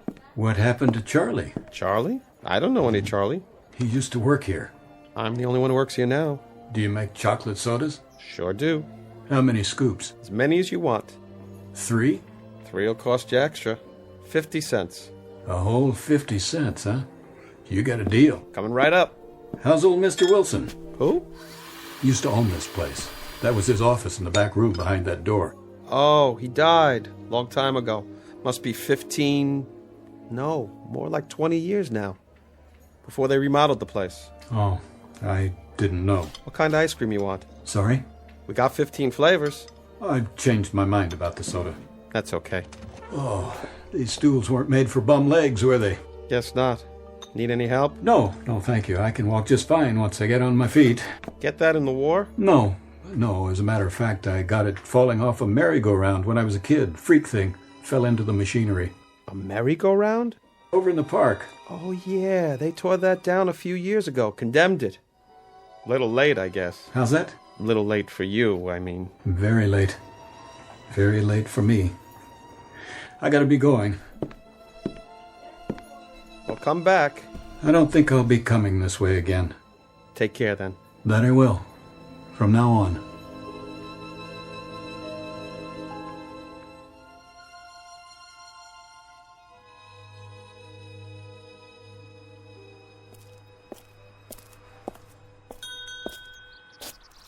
Oh, hi, mister.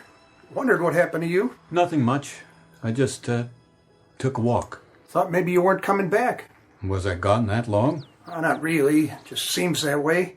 Things are pretty slow out here. Did you finish with the red sports car? All lubed and ready to go. Thanks. I had some extra time, so I washed it for you. Thought you might like that. Yeah, that was kind of you. No charge for the wash, though. Of course there is. Will this cover it? Keep the change. Hey, thanks. You sure? I'm sure. Going on to Homewood? Not this time. Too bad. It's a nice place. I know, but I've got things to do. In New York. Maybe some other time. Yeah, some other time.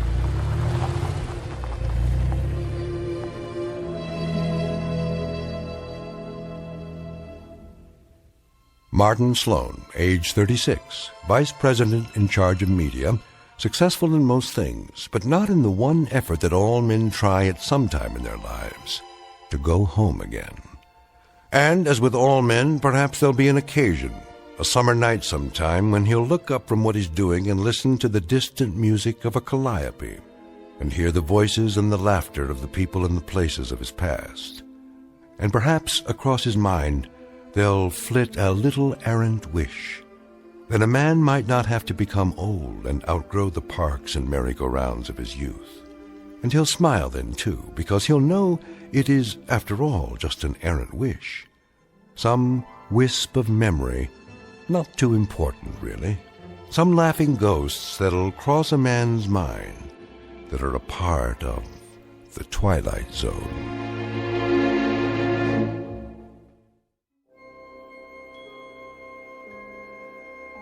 Hi, this is Carl Amari, producer of the Twilight Zone radio dramas. I'd like to take a moment to tell you about our official website at twilightzoneradio.com, where you'll get the latest news and information on these Twilight Zone radio dramas. Plus, at twilightzoneradio.com, you can digitally download 3 free episodes or any of our episodes for only $1.95 each. In this age of ever-changing technology, we've decided to make these episodes instantly available to you by making the Twilight Zone radio dramas a digital download-only series. This means that this series will no longer be offered on CD. The CD collections at our website are now being offered while supplies last at buy one, get one free. So be sure to get your favorites before they're sold out. Be sure to visit us often, and I'll see you in the zone.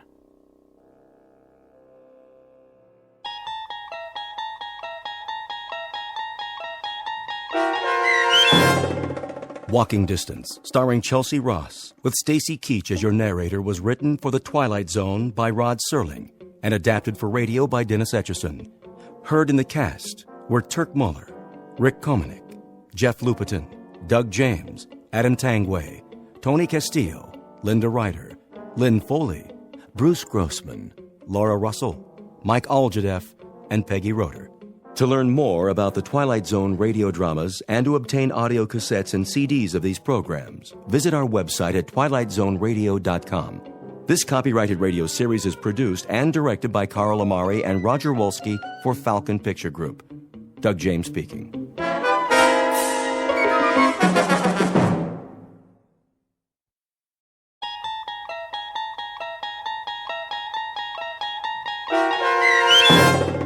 What You Need, starring Bruno Kirby and Bruce Kirby with Stacy Keach as your narrator, was adapted for radio by Dennis Etchison and written for The Twilight Zone by Rod Serling from a short story by Louis Paget. Heard in the cast were Christian Stolte, Jeff Lupetin, Frenette Lebo, Kurt Nabig, Linda Ryder, Max Kirsch, David Darlow, Carl Amari, Meg Falcon, Doug James, Roger Wolski, and Vince Amari. To learn more about the Twilight Zone radio dramas and to obtain audio cassettes and CDs of these programs, visit our website at twilightzoneradio.com. The producers of The Twilight Zone wish to thank CBS Enterprises, Carol Serling, Dennis Etchison, Dick Brescia Associates, Claire Simon Casting, Terry Jennings, XM Satellite Radio, Sirius Satellite Radio, our sponsors, and our radio affiliates for helping make this series possible. This copyrighted radio series is produced and directed by Carl Amari and Jason Mallow for Falcon Picture Group. Doug James speaking.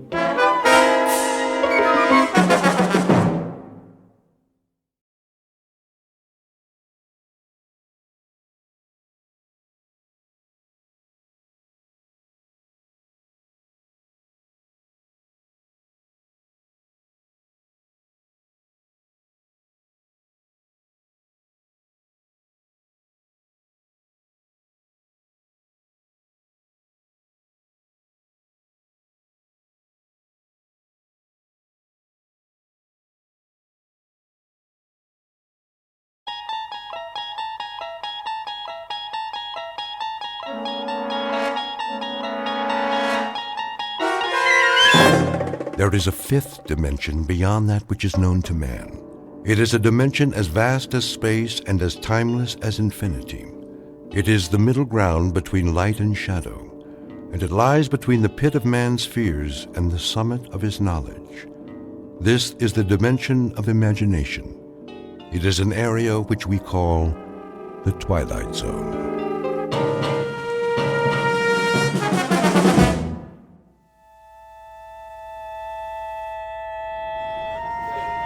matches, pencils, buttons, shoelaces, anything you need, anything at all. Anything I need, huh, Pop? That's right. No chance. Why do you say that? Because nobody has what I need. You never know. Take a look in the tray. Forget it, old man. Are you sure? Sure, I'm sure. Every night you're out here selling this cheap junk. But I haven't seen nothing yet that fills the bill. Maybe you haven't looked close enough. Oh, I've looked, all right.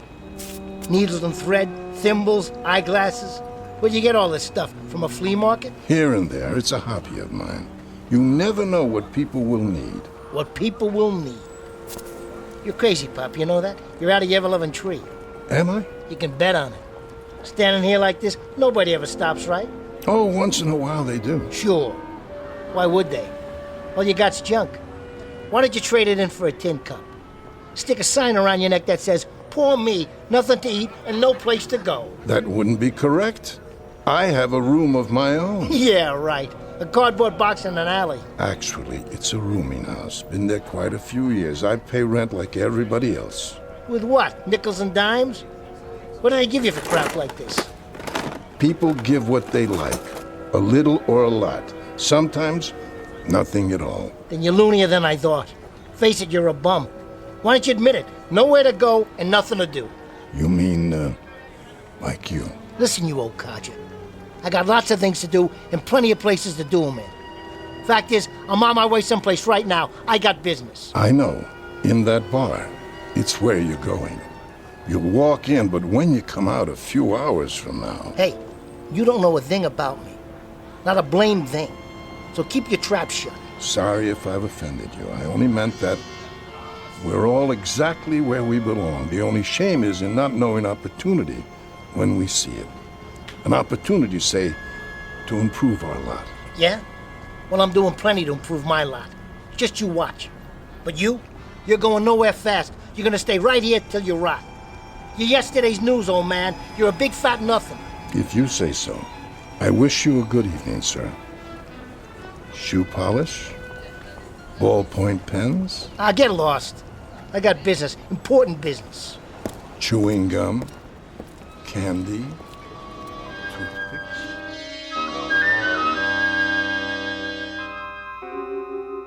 You've just met Mr. Fred Renard, age 36, who carries on his shoulder a chip the size of the national debt. It consists of an antagonism directed against the world, those who people it, and everything with which he comes in contact. The taste of his food, the temperature of his coffee, the fact that he has lost 11 jobs in the past year and 3 girlfriends in the past month. A general displeasure that is as much a part of the man as his eyes, nose, and ears. This is a sour man, a friendless man, a lonely, grasping, nervous man, a man who has lived 36 pointless, meaningless, undistinguished, failure-laden years on this earth, and who at this moment is looking for an escape. Any route out of the norm, any path away from the sameness of his living, anything, anybody to get him out of his rut. And though he does not know it yet, the little old man on the street corner may turn out to be just what Mr. Renard has been waiting for, at an unlikely intersection in the Twilight Zone. And now, The Twilight Zone and our story, What You Need, starring Bruno Kirby and Bruce Kirby, with Stacy Keach as your narrator. Ready yet? For what? For me to pour you another one. I'm fine. You've been fine for an hour. I'm not finished yet. Then how come your glass is empty? You got a time limit? Look, we sell booze here, mister. We don't rent space. Is that a fact? That's a fact, buddy. Tell you what, then. Yeah? Why don't you just go take a flying jump at the moon? All kinds. You meet all kinds. You okay, miss? Yes, thank you. I was just leaving. Take your time. Oh, that was a heck of a season. Darn right it was. We could have gone all the way. You pretty near did. Boston had nothing in the outfield. New York... Forget about it. We had it all sewed up. How you doing, Lefty? Oh, I'm fine, Sal. Yep, all sewed up. Then they brought in that slugger from Cincinnati. Bring the man another beer. Oh, you don't have to do that. I know I don't, but it ain't every day I get to talk to Lefty Garrity. That was a while ago. Listen, the man wants to buy you a drink. You let him. Make it 2. 2 drafts coming up. Thank you kindly, fella. Don't mention it. Hey, Pop. Good evening, gentlemen and lady. Does anyone need anything? Anything at all? Not tonight, Pop. You, sir? I told you. Get lost. Ah, so you did. How about you, miss? Matches? Perfume? Really, I don't think so. A hair ribbon, perhaps? There's nothing wrong with the young lady's hair. Thank you. Why don't you give it a rest tonight, Pop? You might have a look just the same. I have a little bit of everything here. I guess I'll take some matches. You don't need matches, miss. I don't? I'll tell you what you need. Yes, I think I know exactly what you need. What is it? Cleaning fluid. Cleaning? Very good cleaning fluid, guaranteed. Remove spots of any and all kinds. I think you'll find it useful. I really don't... Believe me, miss, it's what you need. Well, I suppose I... How much is it? No charge. Here you are. There you go, 2 drafts. Thanks, Sal. You looking at me, Pop? He's okay. I know he is. I've seen him in here before. What have you got there? Oh, many things. Odds and ends. Things you need. Things I need? What do you think I need, Pop? That's always the question, isn't it? A cigarette lighter? Afraid not. I don't smoke. A pair of socks, perhaps? That wouldn't help me. What I need, well, you wouldn't have that. Tell him, Lefty. The old coot comes in here every night bugging everybody. Tell him what you need. Go on. And what might that be? A new left arm. A new arm, did you say? Lefty was quite a ball player in his time. Pitched for the Cubs. Then his arm went sour. Didn't it, Lefty? Didn't it go sour on you? Sure did. So that was what happened. I should know. I dropped a bundle on him at a Sunday doubleheader a couple of years ago. What do you do now? What does he do? Well, for starters, he comes in here 7 nights a week looking for his career. I keep telling him it ain't at the bottom of a bottle. Sometimes there are alternatives. Other things a man can do. Instead of pitching? Instead of baseball? Come on, let's get back to the socks and shoelaces, Pop. All right, give me one of each. That's more like it. I think this is what you really need. A piece of paper? Go ahead, take it. It's like a bus ticket. That's right. That's what it is. A bus ticket. A ticket to Scranton, Pennsylvania. Scranton, Pennsylvania. What's in Scranton, old man? I'm afraid I couldn't say. Coal mines. That's what they got in Scranton, Pennsylvania. They got nice, lovely coal mines. You can't pitch with that arm, Lefty. Maybe you can dig with it. Wonder who that is. Sal's place. Somebody's old lady, probably. Or a bookie calling to collect. If it's for me, I ain't been in. Got it? What? Yeah, he's here. Hey, I thought I told you. Lefty. Huh? You're wanted on the phone. Me? That's what the man said. Wants to talk to Mr. Garrity. You're kidding.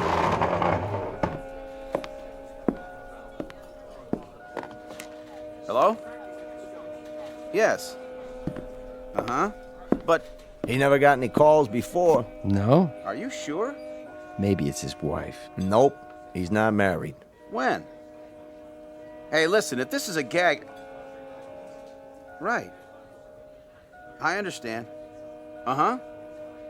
Okay, I'll be there. And, thanks. Thanks a heck of a lot. Wow. What do you know? Dead rich uncle or a horse come in? I can't believe it. Believe what? Old manager of mine. Said he's been calling around trying to find me for 3 weeks. I thought he was putting me on. You owe him money? He said he's got a job for me. A coaching job. Minor league club in Scranton, Pennsylvania. No kidding. That's great. A minor league club in Scranton, Pennsylvania. Wants me to take a bus there for an interview. Well, if that don't beat all. You hear that, Pop? He wants me to take a bus. Does he? How'd you know? Coincidence maybe, or just good fortune. Why question it? Why question? It's there for you. But this ticket, I don't get it. I just don't get it. Better get packing, Lefty. You're wasting time. Oh, nothing much to pack. This is the only suit I own. Oh, I wish I had time to take it to the cleaners, though. You look fine. No, I don't. Still got this old stain on the front, see? Gravy or something. I'd like to look halfway decent when I meet the general manager. That's who's going to interview me, the general manager. Oh, I hate to look like a tramp. I can get a shave, but I don't have any other suits. Excuse me. I couldn't help but overhear. Why don't you try some of this on your jacket? What? It's supposed to be very good for that sort of thing. Thank you, ma'am, but... Miss. It's Miss. But I wouldn't want to... Here. Let me try. Don't go to any trouble. All I need is a handkerchief. Yes, I have one. It should only take a few drops. Stand still. Well, I'll be. There. You look good as new, Lefty. Thanks very much, miss. I appreciate it. That's quite all right. Oh, lucky you were around. Not really luck. The old gentleman there, he's the one who gave me... Where did he go? Looks like he just slipped out. Ain't that something? What do I owe you for the drink? Oh, make it $1.50. Here. Last of the big-time spenders. What's he in such a hurry about?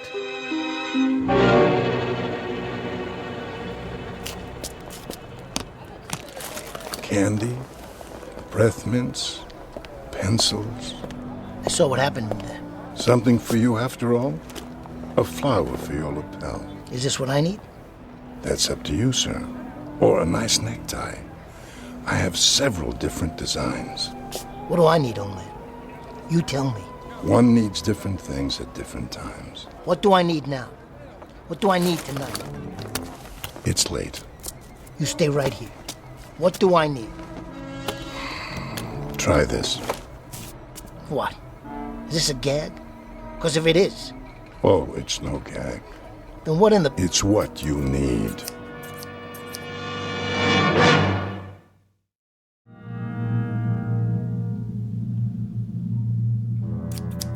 Scissors? That's right. I want you to level with me, old man. I mean it. I'll spread you out for 3 blocks, so bad they'll have to scrape you up with a spoon. It's what you need. It really is. Go ahead, take it. So what do I need a pair of scissors for? You don't have to accept them, of course. The choice is yours. You're giving me a pair of scissors. Precisely. Let me get this straight. I'm gonna need these. But you can't tell me what for. I'm afraid not. Well, let me tell you one thing. What I need is something that'll do me some good. Like a tip on a horse at Belmont. One that's gonna finish in the money. Just give me the name, I'll do the rest. Sorry. I know nothing about gambling. Is that the truth? But you're asking me to gamble on this. A pair of scissors. What's it gonna get me? I couldn't say, but I do believe it's... What I need. I heard you the first time. Well, I'll tell you, Pop. I need scissors like I need a hole in the head. Say, what are you trying to pull? Pull? You help those people in the bar. But me? I get something to open my letters with. Something to cut a piece of string. Now you listen to me. These things will cut a lot more than that. Like your throat. Don't you forget it. If you think I'm some punk you can pull a joke on. No joke, I assure you. Ah, forget it. What am I wasting my time for?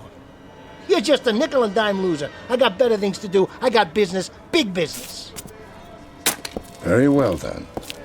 If you're sure. Give them to me. You said they were mine, didn't you? I did. Yeah, why not? See you in the funny papers, old man.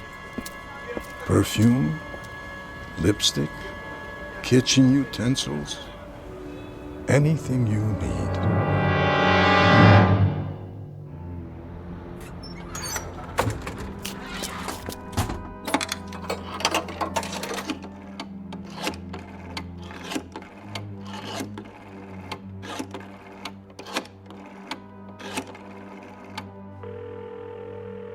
Talk to me. Carmine? Who's this? It's Freddie. Who do you think? Freddie. Been a while, huh? Not long enough. I ain't got time for deadbeats. Hey, what are you talking about? I paid you off, every penny. Took you long enough. I always pay my debts. Say, listen, Carmine, I was looking at the racing form. And I see a horse here looks pretty good. The 6th race tomorrow. Name of, let me see. Staunch Soldier. Yeah, that's it. Don't make me laugh.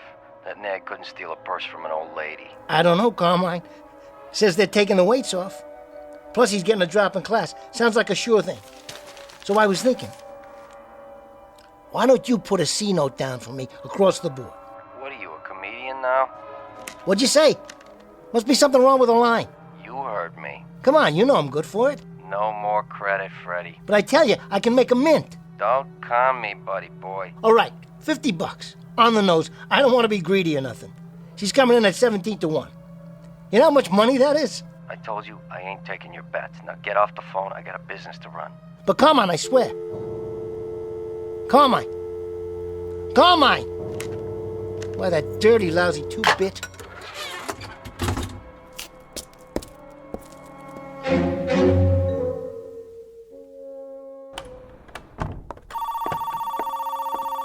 Hotel Carlton. Yeah, by the week. Payment in advance. In cash. Same to you, pal. Mr. Renard. Yeah. About your bill? I'll settle up tomorrow. That's what you said yesterday. Hey, I got a big payoff coming in. Deal I'm putting together. Just got a little cash flow problem, strictly temporary. Mr. Renard. Give me till tomorrow afternoon. If I don't have payment in full... Don't worry about it, okay? 5 o'clock, the whole thing in cash. Till 5 o'clock tomorrow, then. At the latest. You got it. Come on, come on. What's with this elevator? About time. 4th floor, you broken down old piece of... Hey! What? My tie? How did it get caught in the door? Can't reach the button. Stop this thing! Stop! Get this off of my neck. Something quick. Something to cut it with.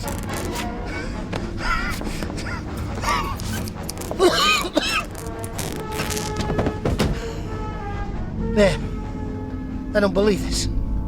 I could have choked to death if I didn't have these.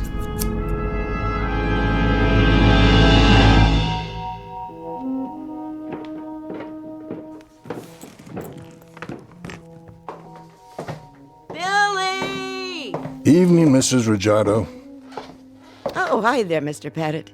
You see that boy of mine? No, I haven't. I'll tan his hide when he gets home. Staying out all hours. I wouldn't worry. He's probably out playing. Friends are important, you know, at his age. At any age, in fact. He's supposed to be doing his homework. His dad's gonna have a fit. I'll keep an eye out. Billy! You come in here right now. You hear me? Gotcha! Billy! You startled me. Did I? Hey, Mr. Pettit, you got any new toys tonight? Something wrong with your ray gun? No, it's neat. Only, well, I think I need a two-way wrist radio too, just in case. In case of what? Well, like, if there was a bad man, you know, I could call the cops. I don't see any bad men around here, do you, Billy? No, but what if there was? Tell you what. If you see any bad men, then you go inside and tell your dad or your mother. They'll protect you, believe me. They're what you need most, not some two-way wrist radio. Are you sure? Absolutely and positively. Okay. Bye, Mr. Pettit. I gotta go home. See ya. See you, Billy. Sleep tight.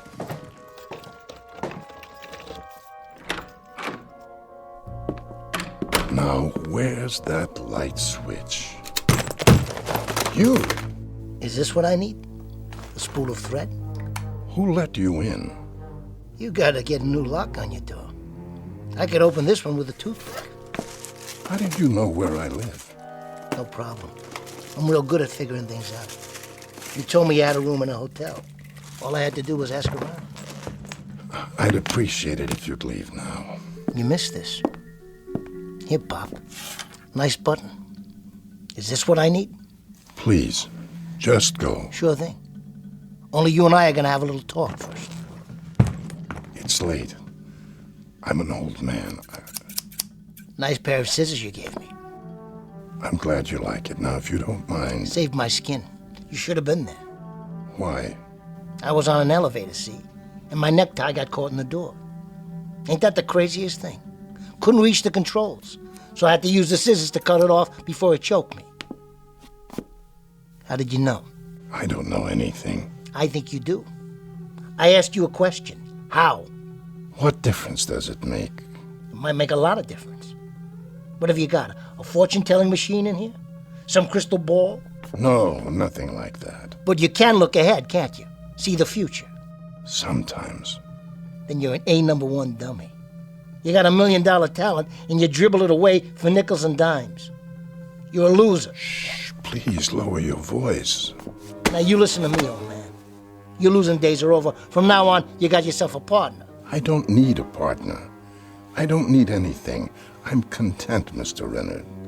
I may have a certain gift, but I use it sparingly. Yeah, on bus tickets and cleaning fluid. You got cheap taste. But your new partner, he's not satisfied so easy. And what would satisfy him? Are you kidding? What satisfies him comes from expensive shops. It drives long and low on 4 wheels, and it fits nice and soft around the shoulders and drapes easy and looks uptown. Luxury, Pop. Luxury. Go ahead. Concentrate. What's in store for tomorrow? Let's go, old man. What do I need? Very well. Here. What's this? A pen. A lousy, old-time fountain pen? I've been sitting here reading the paper, trying to pick a winner, and what do you give me? A leaky fountain pen that drips all over the sports page. Sorry about the accident. Hold on. Accident, huh? Is that what it was? An accident that a drop of ink falls right on a horse's name? If you say so, Mr. Renard. Take a look. Ah, this is wild. This is really wild. Sorcerer's Apprentice. That's the horse. Sorcerer's Apprentice runs in the sweepstakes tomorrow.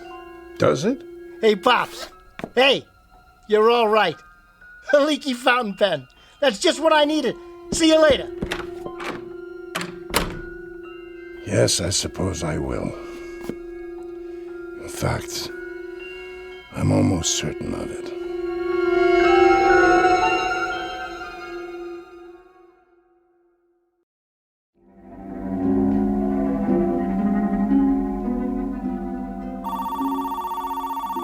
Front desk. Nah, we don't have room service. They got ice at the liquor store. Get it yourself. Likewise, buddy. Well, Mr. Renard. Hiya, Tony. Been waiting for me? I hope you got that back rent, because if you don't... I said 5 o'clock, didn't I? I need the whole thing, plus this week in advance, otherwise... Here you go. 20, 40, 60. Hey, your ship came in, huh? I told you, I'm a man of my word. Sure thing, Mr. Renard. Anything I can do for you, let me know. You get the evening paper yet? Right here, just came in. Let me see the sports section. Tomorrow's races. Here we go. I was wondering, Yeah. How about a tip? A tip? I mean, for the paper and all. You want something from the liquor store? I can get it for you. You want a tip? Here's one. Yeah? Don't play with matches. Why don't you take the elevator, Mr. Renard? It still works last time I looked. No thanks.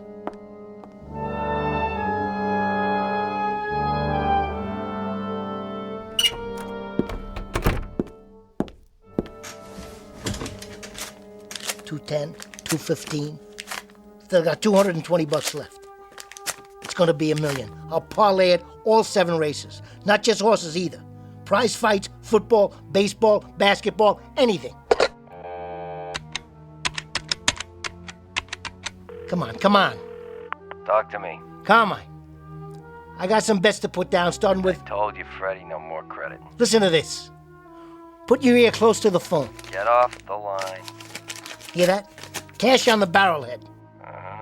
What you do? Rob your grandmother? Me? I took a little ride out to the track. Hit a long shot, 23-1. Now listen, I got some business to conduct, big business. Better write this down. Starting with the first race tomorrow. Hold on. What are you, consulting your Ouija board? Are you kidding? All I have to do is take out my lucky fountain pen like this. Your what? Or should I say, my leaky fountain pen? Let's see what it drips on this time. I'm hanging up. Hold on, I tell you. This'll just take a minute. You gotta put the dough in my hand or it's no bet. So I'll stop by. Sure you will. Just let me give this a little shake. Hey, what gives? This thing's all dried out. What kind of a con is this? Try a magic 8-ball, Freddy. It works better. Must have had one drop of ink left. Now it's empty. Why, that old crumb? That crook? One shot and that's it? No way. This thing is worth millions. It will be. I'll beat it out of him. I'll take it out of his hide.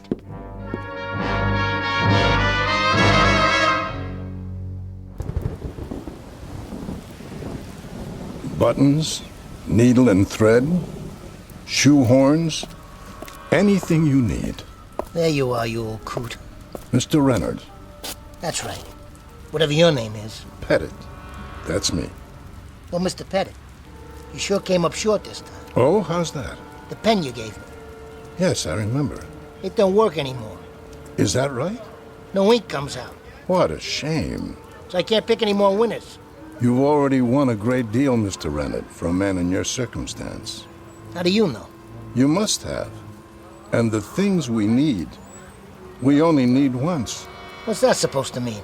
Just for a single occasion, that's all. An egg, the hand of a clock, the book of matches, a rubber band, a harmonica, a piano key, whatever it may be. But just once. That's all they're ever needed. Long enough to present an opportunity. What's next, then? Next? Come on, come on. You know what I'm talking about. Nothing's next. I'd rather not give you anything more. That's so. I'm afraid it is. I want to tell you something about me, old man. I was born under a lousy zodiac. I've had nothing but the bad end of the stick since I was 4 years old. I feel sorry for you, I really do. You don't have to go to that kind of trouble. Just keep it coming. Keep supplying me with what I need. I don't care if it's scissors to save my neck or a fountain pen that gives me the inside word. Whatever it is, I don't want it to stop. That's a pity, because it must stop. What are you doing? Closing up for the night. But why? Why does it have to stop? Because the things you need most, I can't supply. Like what? Serenity, peace of mind, humor, the ability to laugh at oneself. Those are all the things you need. And unfortunately, it's beyond my power to give them to you. Try one more time. Take a look in my eyes. Come on, old man, look deep. Look deep and tell me what I need tomorrow. You can see ahead. I already know that. Now, what do you see? Please. Go on. I said look. Please, you don't have to. What's in the cardboard box there? Go ahead. Open it. Nice pair of shoes. All shined up, too. Take them. Is this what you've got for me? Yes, they're for you. Nice. They're tight, though. Sorry. Too tight. And they're leather soled. I hate new leather soles. They're slippery. But they're what I need, aren't they? I put them on and I walk someplace. Is that it? I walk someplace where I'll get what I need. Perhaps. Hey, old man. So what's with it? What happens? I'm waiting. That's another thing you need, Mr. Renard. Patience. Yeah? Well, I'm tired of being patient. I sincerely suggest that... You giving me the business, old man? That's what you're doing? You giving me the business? I'll come right back across the street and take you apart bone by bone. Listen. Let's hear it. Where are these shoes supposed to take me? Are they what I need? I never said they were, Mr. Renard. But I'll tell you a little secret. They happen to be what I need. Why, you... Hey, watch where you're driving. Can't you see? Look out! No! No! Ah! Did you see that? Knocked it right out of his shoes. Somebody call an ambulance. Too late for that. I got the license plate. Mr. Renard, I looked in your eyes just as you asked. And what I saw was death. My death. You would have killed me. So what was needed, Mr. Render, was one pair of slippery shoes. I'm sorry to say, that's all that was needed. Slippery shoes. Look at that old man. Is he all right? You okay? Oh, yes, I'm fine. Just fine. What happened? Hit and run, I guess. I heard the guy scream, and then the car just kept going. You see it, old-timer? Yes, most unfortunate. A hit and run. Can you beat that? Poor devil. Need anything tonight, sir? Shoelaces, perhaps? Matches? Anything at all? Are you kidding, fella? What would I need at this time of the night? I'll tell you what you need. You need this. A comb? It's yours, sir. No charge. Don't be rude, Harold. Well, thanks, I guess. Put it away. You never know. What's his story? He's a peddler. I've seen him around. He's a loony is what he is. Middle of the night and he gives out combs. Says it's what I need. Okay, folks, stand back. Better call for an ambulance. Looks like it's a little late for that. Evening, officers. What have we got here? Who are you? Rollins, Times Herald. You mind if I get some pictures? Go ahead. Just don't touch anything. All right, folks, back up on the curb. Come on. Anybody see what happened? I did. I saw the whole thing. It was a hit and run. All right, get their statements. Right. You were both witnesses? Sure were. We'll need your names. And a picture if you don't mind. Sure. For goodness sake, Harold, try to look presentable. Our picture's going to be in the paper. Yeah, I guess I better comb my hair. Well, use the one that man gave you. Hey, where'd he go anyway? Hold still for a minute. Say cheese.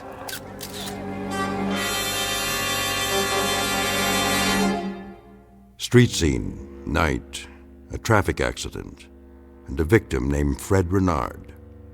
A gentleman with a sour face and a disposition to match, to whom contentment came at long last, after no small measure of struggle. Mr. Renard, who was finally provided with all he needed on a lonely street corner in the Twilight Zone.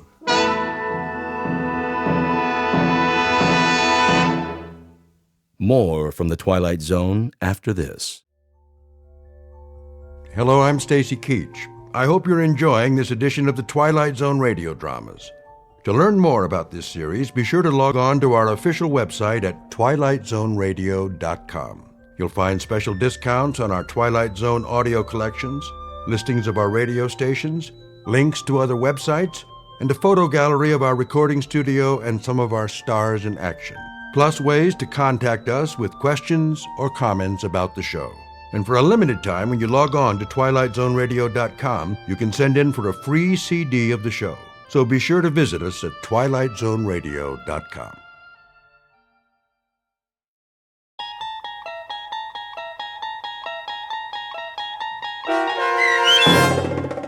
What's in the Box, starring Mike Starr with Stacy Keach as your narrator, was adapted for radio by Dennis Etchison and based on a script by Martin Goldsmith. Heard in the cast were Meg Thalken, Jeff Lupetin, Christian Stolte, Franette Lebo, Doug James, Carl Amari, Paul Patch, and Roger Wolski. To learn more about the Twilight Zone radio dramas and to obtain audio cassettes and CDs of these programs, visit our website at twilightzoneradio.com.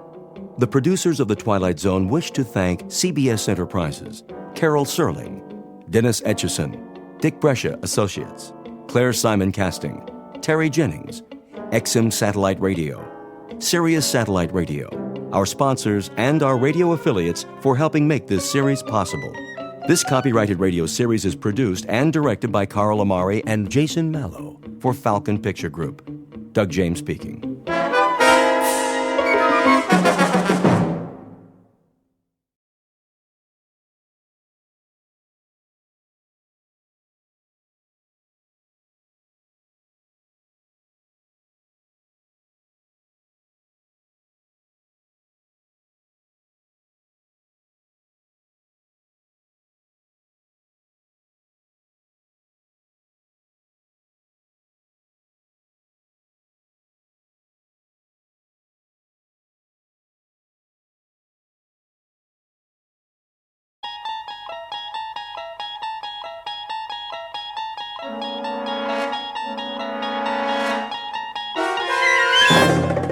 You unlock this door with the key of imagination. Beyond it is another dimension, a dimension of sound, a dimension of sight, a dimension of mind. You're moving into a land of both shadow and substance, of things and ideas.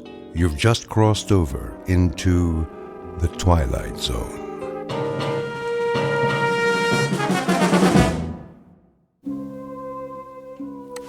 Okay, you know the drill. You talking to me, Copper? Well, I don't see anyone else here. Spread them so I can read you your rights. Set it and forget it. Just 3 easy payments. Coffee beans that are aged. Will you stop it? Turn that thing off. We'll have to operate on his brain at once. Scalpel. Watch it, nurse. It's the bottom of the 8th inning, and so far it's been a very tight game. Drop it! Drop it or I'll shoot! Take it easy, Phyllis. The repairman's coming. You did call him, didn't you? Of course I did. Now turn it down. I'm trying to cook dinner in here. I gotta keep it warmed up, don't I? Bring me another beer. Get it yourself and wash your hands. It's almost ready. Yeah. Acme TV repair. Come on in. So, what seems to be the problem? Did you hear me, Joe? Dinner is served. In a minute. Channel change is messed up. You don't say. Keeps flipping all over the place, one thing after another. Well, let me take a look. Yeah, you do that. Shall I repair it here, or perhaps take it to the shop? Are you kidding? Tonight's a big match from the Garden. World Hardcore Tag Championship. You know, Mr. Britt, it may take some time. Just fix it, will you? I gotta watch my programs. Okay, Joe, have it your way. If it's cold, it's not my fault. I'm coming. Go ahead, pal. I'll check back with you. Most certainly. Mind if I turn the sound up? A man's gotta do what a man's gotta do. Just keep it down to a raw, huh? The wife. You know how it is. Yes, I do. Your wife, that's all I hear. Easy. I said I'm taking care of it. Huh? Why don't you just tell her about us? Don't worry, I'll tell her everything. When the time's right. If you were any kind of a man, you'd do something now. You'd get rid of her. Wait a minute. What kind of program is that? Oh, that's Channel 10. But I don't get Channel 10. There's no such thing. Portrait of a TV fan. Name, Joe Britt. Occupation, cab driver. Married to one Phyllis Britt, long-suffering companion in a lower-middle-class apartment. His one consolation is the time he spends in front of his television set, watching various sports, crime, courtroom, and medical shows, his nightly escape into a world of fantasy and high drama. But tonight, Mr. Britt is going to watch something not listed in his local newspaper, a special broadcast designed for the cabbie who's seen everything. Joe Britt doesn't know it yet, but his flag is down, his meter's running, and he's already in high gear, on his way to a call that will lead him off the pages of the map book and into the Twilight Zone. And now, the Twilight Zone and our story, What's in the Box, starring Mike Starr with Stacy Keach as your narrator. Great dinner. Glad you liked it. Scrumptious. Wasn't it? Absolutely mouth-watering. I thought so, too. Tastes like... Yeah, go ahead and say it. Like what, Joe? I got it. Fiberglass. Well, keep on being late. What do you expect? Not much from you. Yeah, the feeling's mutual. I'm telling you, I'm getting sick of it. Where'd you get this slop? The Lucky Dog pet store? You're getting sick of it. How do you think I feel? I don't get a man coming home to me at night. I get something left in the cab that's all used up. Nice, Phyllis. Real nice. Tell the whole world. We got company, remember? Oh, yeah. The TV repairman? Better hope he gets finished pretty soon, Joe, so you can watch your programs instead of having a conversation with your wife. We're having a conversation right now. Sure we are. It ain't my fault I'm pulling long hours. Yeah? Whose fault is it? The man in the moon? I already told you. Guy hails me when I'm heading into the garage. Had to haul him all the way up to Yonkers. Oh, give it a rest, Joe. I heard that one before. The other day it was Yonkers. Yesterday it was LaGuardia. You don't fool me one bit. Just tell me. Who's the girl? What girl? The one you've got on the side. You're crazy. Yeah, and you're a louse. You don't have nothing left by the time you get home. You gotta be giving it away someplace else. Yeah, I got so much extra energy. Where would I get it? Not from this food. You get what you pay for, Joe, and you're slipping way behind in your payments. Give me a break. I'll give you a break in your head is what I'll give you. If you're cheating on me, Joe, I swear. Can it, Phyllis? The guy out there's getting a free show. Free? How much are you paying him? $10 an hour? 20? And for what? So you can watch your stupid TV. I got a suggestion, Joe. Why don't you sleep on the couch tonight so you don't miss the late show? That's it. I'm going in the other room. Well, don't let me stop you. Take the whole six-pack. As soon as he gets done, you better hurry up. It's getting late. The main event's coming up. Goat Boy and Old Crow versus Dude Love and Rob Van Dam. I know what's going on. You think I don't? You can't even look me in the eye anymore. You're so guilty. Phyllis, for the love of... Well, don't jump off any building on my account, Joe. One of these days, I'm going to even up the score. Make it a real tight ball game. What's that supposed to mean? Freddie Broom. You know, that good-looking butcher? He's always given me the once-over. I can feel his eyeballs rolling over me like ball bearings. You'd think I was the Queen of Sheba. What are you trying to do, start a fight? Well, I got no fight left in me. Once that joker gets fiddling with the TV, all I want to do is watch wrestling and flake out. I'm pooped. Yeah, I'll bet you are. You drove to Yonkers. For all I know, you even went twice. You shouldn't drive so much, Joe. You'll ruin your health. How's it coming, Mac? Well, Mr. Britt, you've got yourself a little problem here. Little problem. You've been at it an hour now. I could have built a whole new set by now. Is that so? Sure thing. I didn't just step off the ferry from Jersey. I know how you guys operate. Do you? First, you kill a $20 hour. Then you say you got to take it down to the shop. Another 20. Then you start switching tubes and charging me for the privilege. I get some poor sucker's old parts, and he gets mine. Nobody's the wiser, right? If you say so. And what was that phony station you brought in? Channel 10, my aching back. I don't know what you're referring to. You don't, huh? Probably put a videotape in just to confuse me. It's a racket, that's what it is. A penny ante Cosa Nostra. Well, the state of New York's got laws against that. So save yourself a headache. I ain't swinging for no big bills, period. In that case, the set's ready. What? You heard me. The set's ready. No charge for my services. Want a beer? On me. No, thanks. Have a pleasant evening. Same to you, pal. Same to you. Now, where's the remote? Hey, Phyllis! Come on in. We can get Channel 10. Your wife, that's all I hear. In a minute, Joe. Hold your horses, baby. What? That guy looks just like... Why don't you do something about her? I trusted you. I didn't hold anything back. I waited and waited. Wait a minute. You drove me all the way out to the park in your taxi, and now you won't even speak to me. What's the matter? I'm talking to you. What's the matter, Joe? How did they know? There wasn't no camera around. What do you want from me? Marry me. Marry you? What are you, crazy? If you don't, I'll tell her everything. Like what? I'm a bigamist? Look, baby, we're talking about two different things. Love is flowers and wine with dinner. Marriage is a floor mop and 2 pounds of hamburger. I'm serious, Joe. So, how's the picture? The picture? Look at you, you slob. You spilled your beer. It'll dry out. It's a good thing your mother gave us this rug. I hate it anyway. Even beer stains is an improvement. Take it easy. You say we can see Channel 10, so where is it? I turned it off. Well, turn it on again. Maybe later. Later, I've got the stove to clean. Turn it off, Phyllis. Quit clowning. Give me that thing. What are you, nuts or something? Never mind. You yelled to come in and look at Channel 10, and then when I drop everything...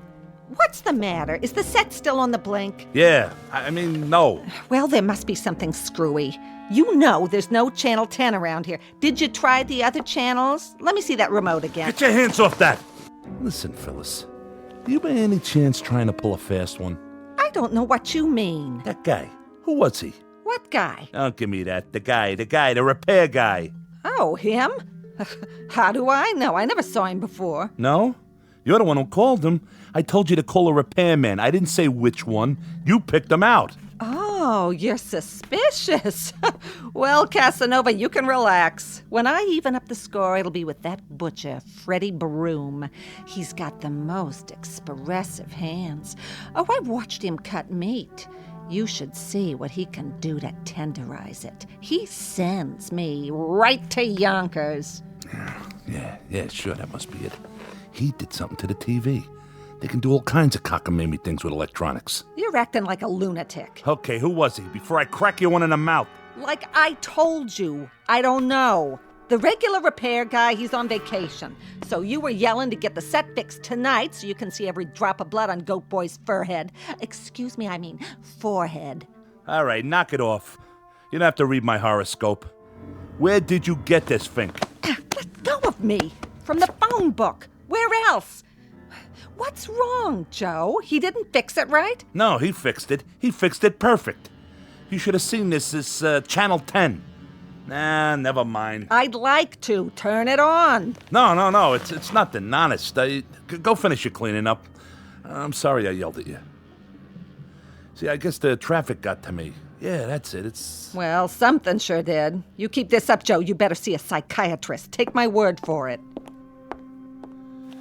I guess I'll stick to wrestling. Something civilized. They're circling each other, looking for an opening. With a tag team gold on the line, this is going to be a real slobber knocker. This is more like it. Now the collar and elbow hookup into a quick go behind. Whoa, Nelly! Dude loves going for this patented sleeper hold. Oh, but wait a minute. Goat Boy fouls him with a billy goat kick. Whoa, where's the referee? Oh, that one must have hurt. Now, you're not going to believe this, folks. He's trying to chew Dude Love's ear off. Come on, Rev. This is a Pier 6 brawl. Now all four men are outside the ring on that hard concrete floor. Break it up. Oh, somebody's got to stop these behemoths before... Great dinner. Glad you liked it. Huh? Scrumptious. Wasn't it? Absolutely mouth-watering. I thought so, too. What is that? Tastes like... Yeah, go ahead and say it. Like what, Joe? I got it. Fiberglass. No, Well, keep on being late. What do you expect? Not much from you. Yeah, the feeling's mutual. I'm telling you, I'm getting sick of it. Where'd you get this slop? The Lucky Dog pet store? I don't believe this. How do you think I feel? I don't get a man coming home to me at night. I get something left in the cab that's all used up. Nice, Phyllis. Real nice. Tell the whole world. I don't believe it. If she sees this... Hey, wait. Can't breathe. Ow! Ow! Prince Worthingless here. You want the best alien around? Swear. Joe, I'm all finished. Let's watch something together for once. Even your wrestling, for a while at least. Joe? Joe! Talk to me, Joe!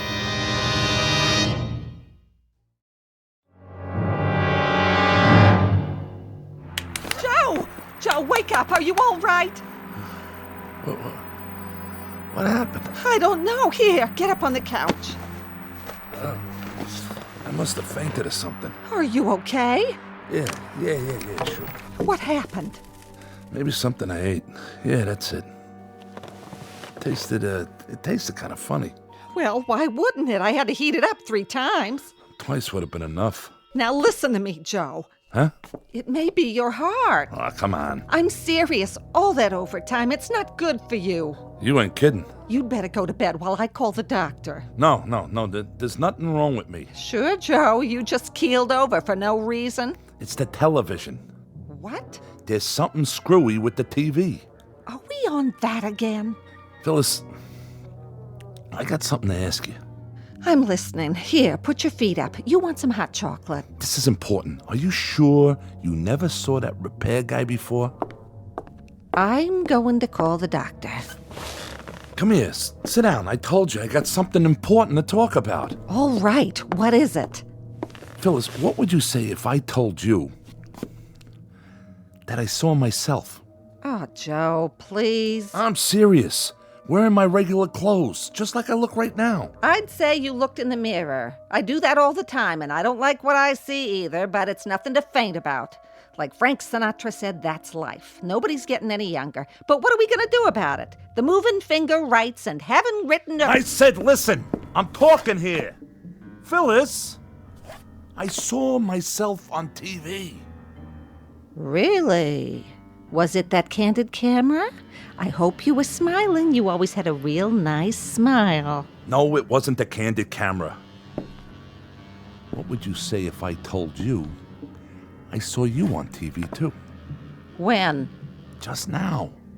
I'd say you're cracked, Joe. I haven't been out of the apartment all day. And somebody's spying on us. If you really think that, you must be losing your marbles. Why would anyone want to spy on us? It's not like we ever do anything anymore. Nothing to write home about. Enough! Okay, forget it. Either you really are a bird brain or you're in on it. Ain't there something you want to tell me, Phyllis? Look me in the eye. I'm giving you a chance to come clean. Joey, you know better than that. Never mind that Joey stuff. I'm on to you. You're trying to trap me. You set me up, didn't you? Joe, you're scaring me. Well, you'll have to get up mighty early in the morning to get the drop on Joe Britt. You must be sick. You're not yourself. Now, you listen to me. You go into the kitchen and you look up that repair guy in the phone book. Tell him to get back here on the double. Understand? Sure, Joe, sure. Take it easy. You'll get your blood pressure in an uproar. Because if he don't, I swear I'll go down to his shop, wherever it is, and drag him here. Who do you two think you're dealing with? I ain't nobody's sucker. Oh, okay, I'll call him. See, I'm going. In the meantime, why don't you go to bed? Calm down. Take a load off. Now, fellas!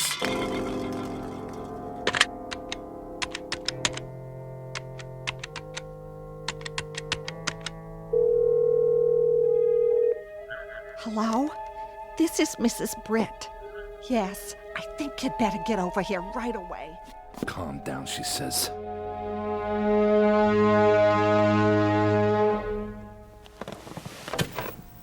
Come here.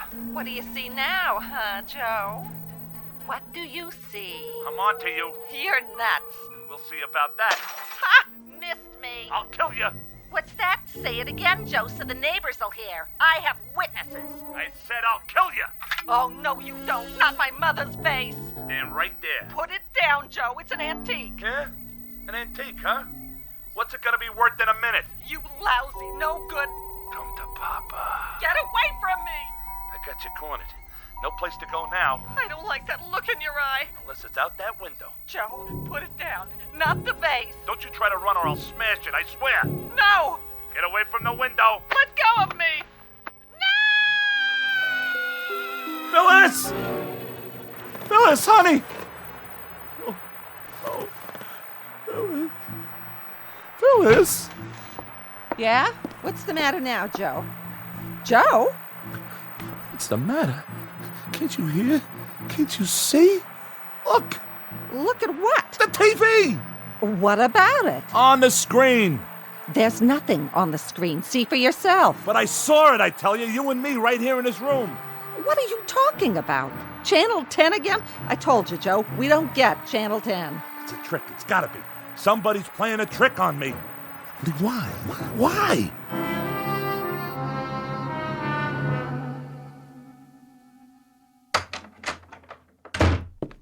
Dr. Saltman, how is he? I've given him a sedative. I'll also leave you a prescription for some tranquilizers. Is that all he needs? We'll just have to wait and see. Of course, it might be wise to seek more expert advice. I'm a family doctor. Psychiatry's not my specialty. However, his condition could turn out to be relatively simple. What condition is that, Doctor? I read an interesting study the other day. It might apply here. According to this study, it's possible for someone to suffer delusions, even actual hallucinations, because of what's called media overload, effects that are directly attributable to the electronic culture we live in.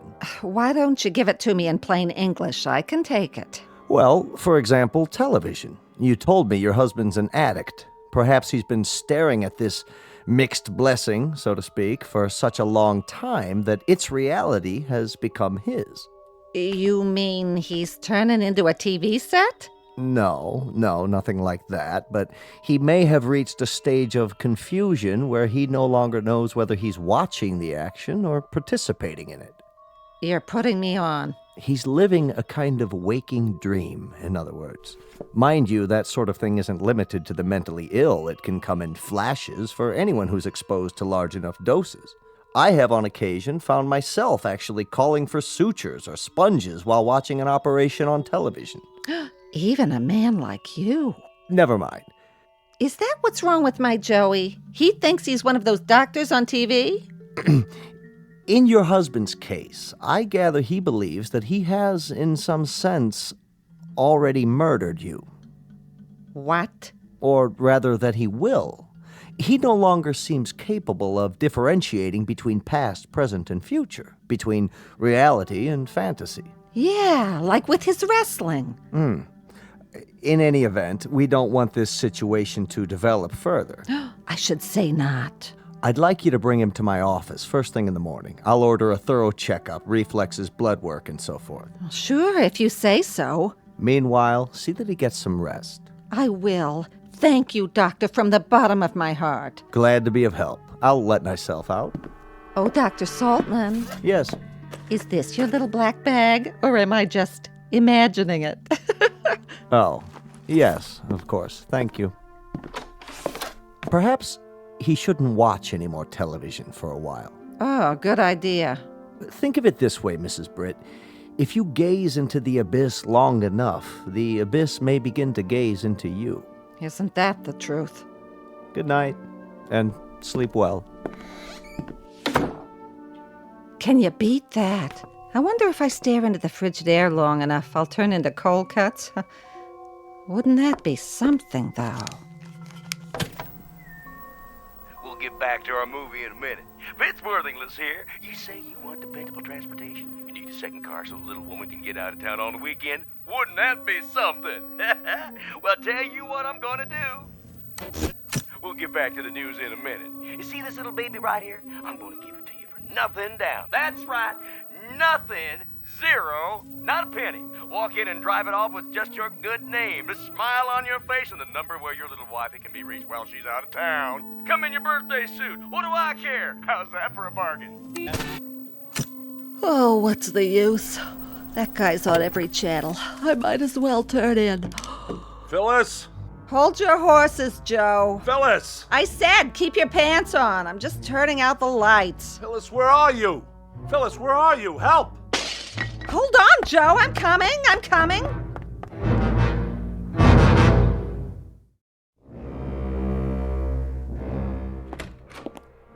What was that noise? I heard a crash. The mirror. What did you do? The mirror on the dresser. I looked in it, and I saw this room. And in this room, I saw you, Phyllis. You were arguing with someone, and I didn't want to see that. So I threw the water glass and broke it. I'll clean it up. Now lie back down. The doctor wants you to sleep. I can't sleep. You wouldn't be able to either if you'd seen what I saw. So, okay, stay awake. Only let's make a deal. What you saw, I don't want to hear about it. He told you? Yes, and what you saw on the TV before. But he said not to worry, just go to sleep, and tomorrow you'll be fine. Can I fix you something? It's okay. Phyllis. Yes? Phyllis, lean closer. I have to talk to you. Oh, no, you don't. What's the matter? Every time you start off like that, we wind up in a fight. And tonight, if you don't mind, I'm passing. Don't you worry about it. I got nothing to fight with you about. That's a relief. If anyone's to blame for us not getting along, it's me. Well, what do you know? The doctor shot some sense into you. Do you think so? Now, go to sleep. You're not well, Joe. You can't be. If you were right in the noodle, you'd never be talking like this in the first place. No, I mean it. I really mean it. Oh, Joe. You know, Phyllis, driving a cab is pretty lonely work. You're all by yourself for hours and hours. And in between times, people are yelling at you to slow down, hurry up, take Madison Avenue, don't take Madison Avenue, turn right, left, stop, go. And on top of all of that, they think I'm cheating them. Would you believe it?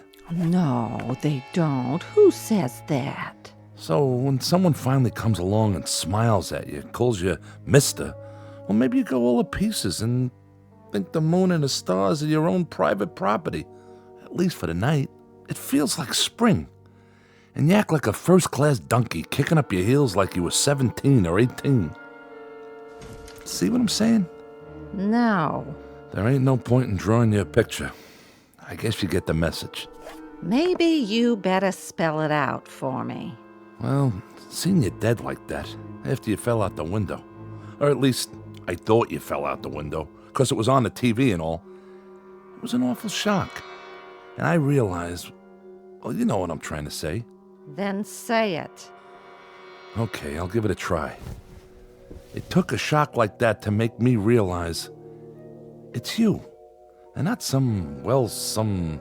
Sounds like you're trying to confess something. I just mean, it's you I love. You're the one. I'm touched. Okay, I'm just trying to be honest. I'm really touched. How's that, better? You don't have to get nasty. Me? Nasty? What am I supposed to get, dewy and gooey? Please, Phyllis. Am I supposed to fall all over myself when my husband of 27 years tells me he's finally decided he loves me? You don't know what love is. That's not the point I was making. What is the point then? After charming the pants off the entire borough of Manhattan, he pins the blue ribbon on me? Which means I win one used-up nitwit. Easy credit, no money down. All mine to keep and feed and pamper and obey till death do us part. The only point you've got is the one on top of your head. Take it easy, Phyllis. I'll take it easy, all right. I'd take a butcher knife to you right now if you weren't so pathetic, lying there in bed out of your ever-loving mind. Who's out of his mind? You are if you think I'm gonna take your crap lying down. Well, at least you take something lying down. Yonkers, huh? Tell me another one. No wonder you're so short on the money every week. You've been blowing it on some cheap floozy. Cheap? Not everybody's cheap. Some people are expensive. You admit it. I didn't admit nothing. That's where our money's been going. You get out of here before I... You bet I will. This is one time I'll be glad to obey. To think of the years I gave you. Well, never mind that now. What are you doing? What does it look like? I'm packing my bags and moving on. You can't do that. Oh, you just watch me, Buster. I'm gonna drag you into court, Mr. Britt. You and your fancy woman, whoever she is. This is the thanks I get for trying to turn over a new leaf. So long, Joe. Thanks for the memories. I don't know what I ever saw in her. Will somebody please tell me? That woman wouldn't know sympathy if it jumped up and bit her on the behind. Get out of here before I throw you out. Order in the court. Phyllis? Your Honor, the prosecution objects to these interruptions by the defense. What's going on in there? May we have a sidebar, Your Honor? For what purpose? Who's in my living room? Approach the bench, but I warn you both, if this is a delaying tactic. Ugh, that TV again. I should have known. Your Honor, the defense is merely trying to establish the sequence of events.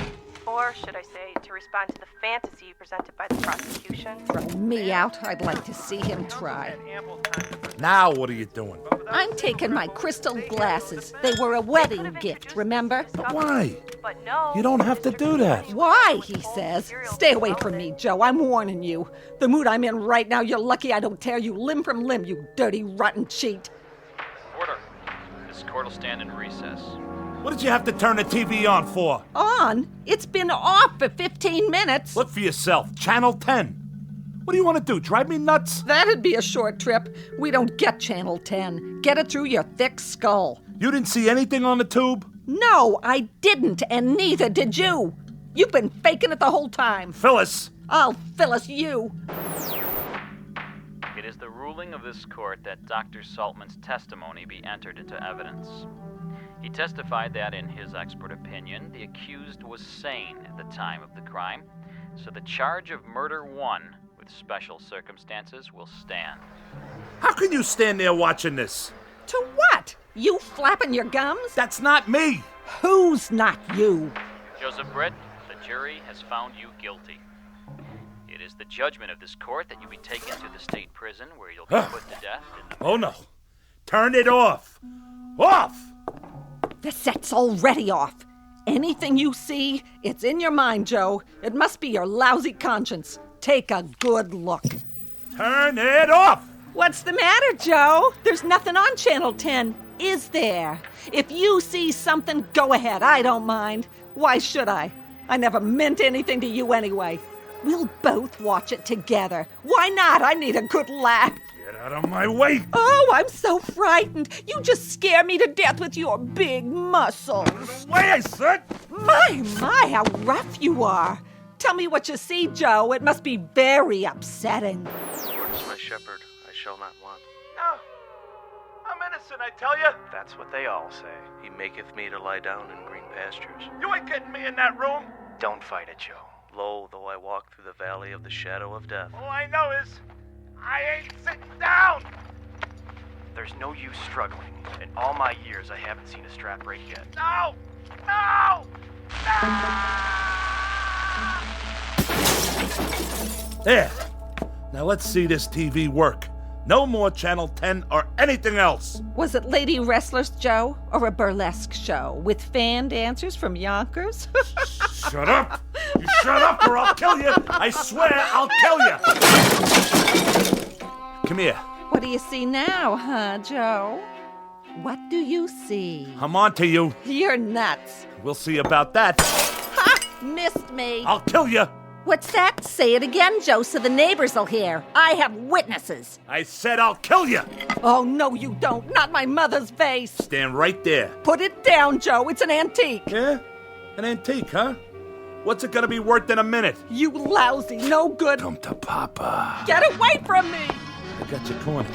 No place to go now. I don't like that look in your eye. Unless it's out that window. Joe, put it down. Not the vase. Don't you try to run or I'll smash it, I swear. No. Get away from the window. Let go of me.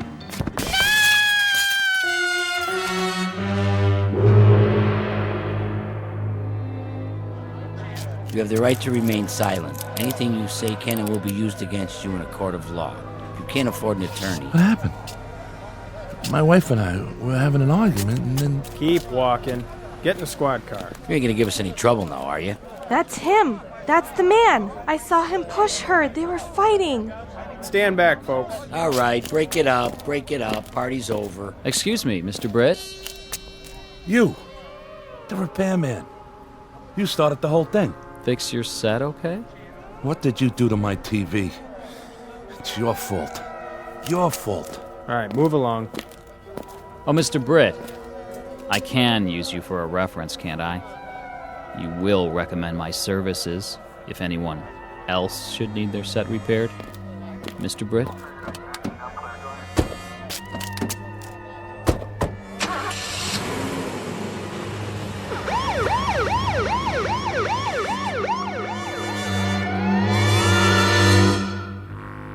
Joe Britt, cab driver.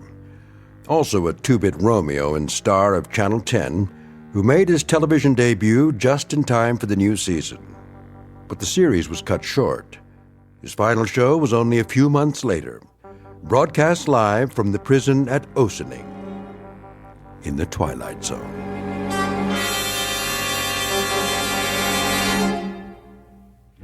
More from the Twilight Zone after this. Hello, I'm Stacy Keach. I hope you're enjoying this edition of the Twilight Zone radio dramas. To learn more about this series, be sure to log on to our official website at twilightzoneradio.com. You'll find special discounts on our Twilight Zone audio collections, listings of our radio stations, links to other websites, and a photo gallery of our recording studio and some of our stars in action. Plus ways to contact us with questions or comments about the show. And for a limited time, when you log on to twilightzoneradio.com, you can send in for a free CD of the show. So be sure to visit us at twilightzoneradio.com.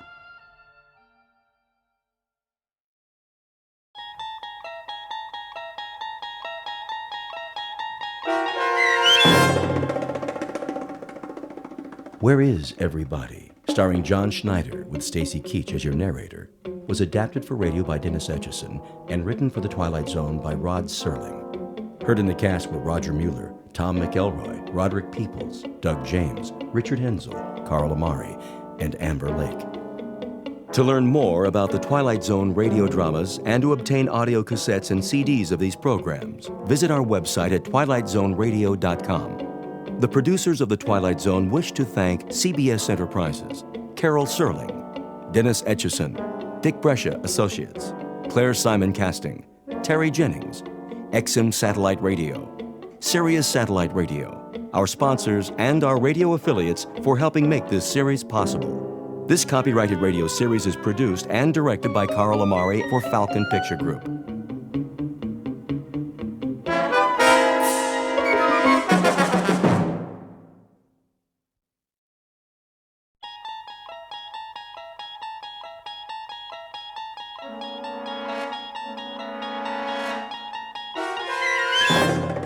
You unlock this door with the key of imagination. Beyond it is another dimension, a dimension of sound, a dimension of sight, a dimension of mind. You're moving into a land of both shadow and substance, of things and ideas. You've just crossed over into the Twilight Zone.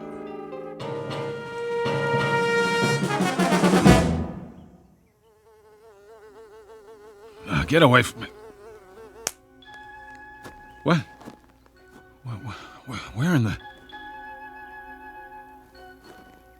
When I woke up, I was sure somebody was watching me. I didn't know who it was, but I could feel someone very close by. I thought I could feel breath on my face, too, but it was only a breeze and a fly buzzing around my nose. I brushed it off and got up. I was outdoors, in a field, morning. The sun wasn't very high yet. I felt okay, not too hot, not too chilly. The only problem was, where am I? How the heck did I get here? I must have been dreaming. About what? Don't ask me, because I couldn't tell you. When's a dream not a dream? Whatever this one was, it must have been a doozy, because the last thing I remember is, well, that's just it. See, I don't remember much. Much. Make that anything. So, where to begin? As far as I can tell, this is the beginning. I mean, not the beginning, whenever that was, the Big Bang billions of years ago out in the middle of space or something, but it'll come back to me. It will, and all I have to do is give it some time. So bear with me out there, whoever you are. The one who is watching me, probably. I can promise you one thing, though. This isn't going to turn out to be one of those times when you only think you woke up, but you didn't because you're still asleep. I hate dreams like that. Now, I know what's real and what isn't, so do you. And this is definitely real. The mosquito that bit me, for instance, right on the nose, the bite is starting to itch like crazy with the sun beating down, but guess what? I'm clean out of calamine lotion. Wait a minute. I know this road, don't I? It looks like a lot of other roads, asphalt, telephone poles. I must have been driving, and my car quit on me, and I started walking to town, and I ended up spending the night out here. But if that's what happened, where's my car? Somebody could have dumped me out, I guess, after they hit me on the head and robbed me, and that's why I don't have a wallet and why I don't remember anything. Temporary amnesia. I hope I don't have a concussion. That could be why I've got this headache. Must be a sign along here somewhere. Pretty soon I'll see a house, a town, something. Or someone will come along. They have to. And when they do, I'll just stick out my thumb and hitch a ride. Don't have much of a choice. One thing, though, will somebody please tell me, where is everybody? A French philosopher once said, hell is other people. And for some, that may be true. Most of us need time alone, away from the pressure of everyday life. If you live in a city with noise and crowds and traffic, that's easy to understand. But what about the other side of the coin? We also need companionship, someone to talk to, a friendly voice and a familiar face. It's a dilemma that goes back to Adam, who found the Garden of Eden unbearable on his own. Enter one male human being. Age 31, height approximately 5 foot 11 inches. His name isn't Adam, though exactly what it is, where he is, and what he's doing here, even he doesn't know. At the moment, these questions constitute the central mystery of his life. But it's a beautiful day, and he's on a road that's bound to lead somewhere, back to the beginning or to a destination not yet in sight. The journey will take him through shadows as well as sunlight, and you are hereby invited to go along. Be forewarned, however. This is an excursion to an unknown land, a walking trip without benefit of compass or road map through a realm called the Twilight Zone. And now, The Twilight Zone and our story, Where Is Everybody? Starring John Schneider, with Stacy Keach as your narrator.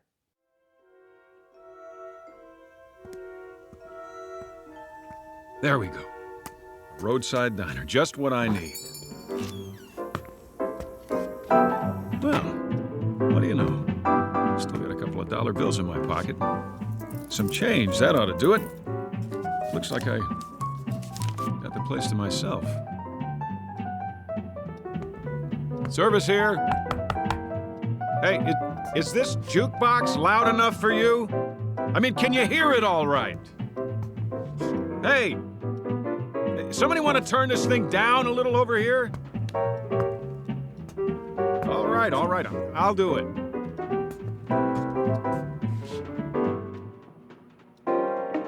Pretty early for this kind of noise.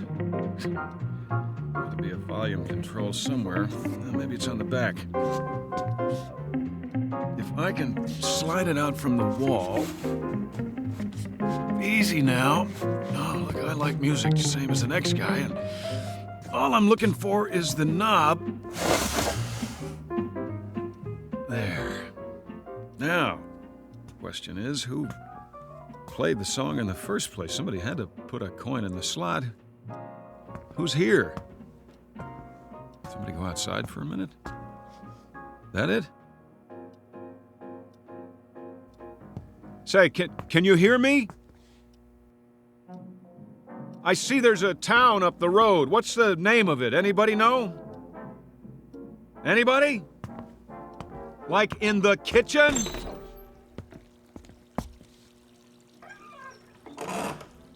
Hey, you in there, I asked you a question. What is the name of the town? Hello? Cook must be outside catching a smoke. Guess what? You got a customer out front. You hear me? Cash customer. Meanwhile, don't waste so much water. I think ham and eggs.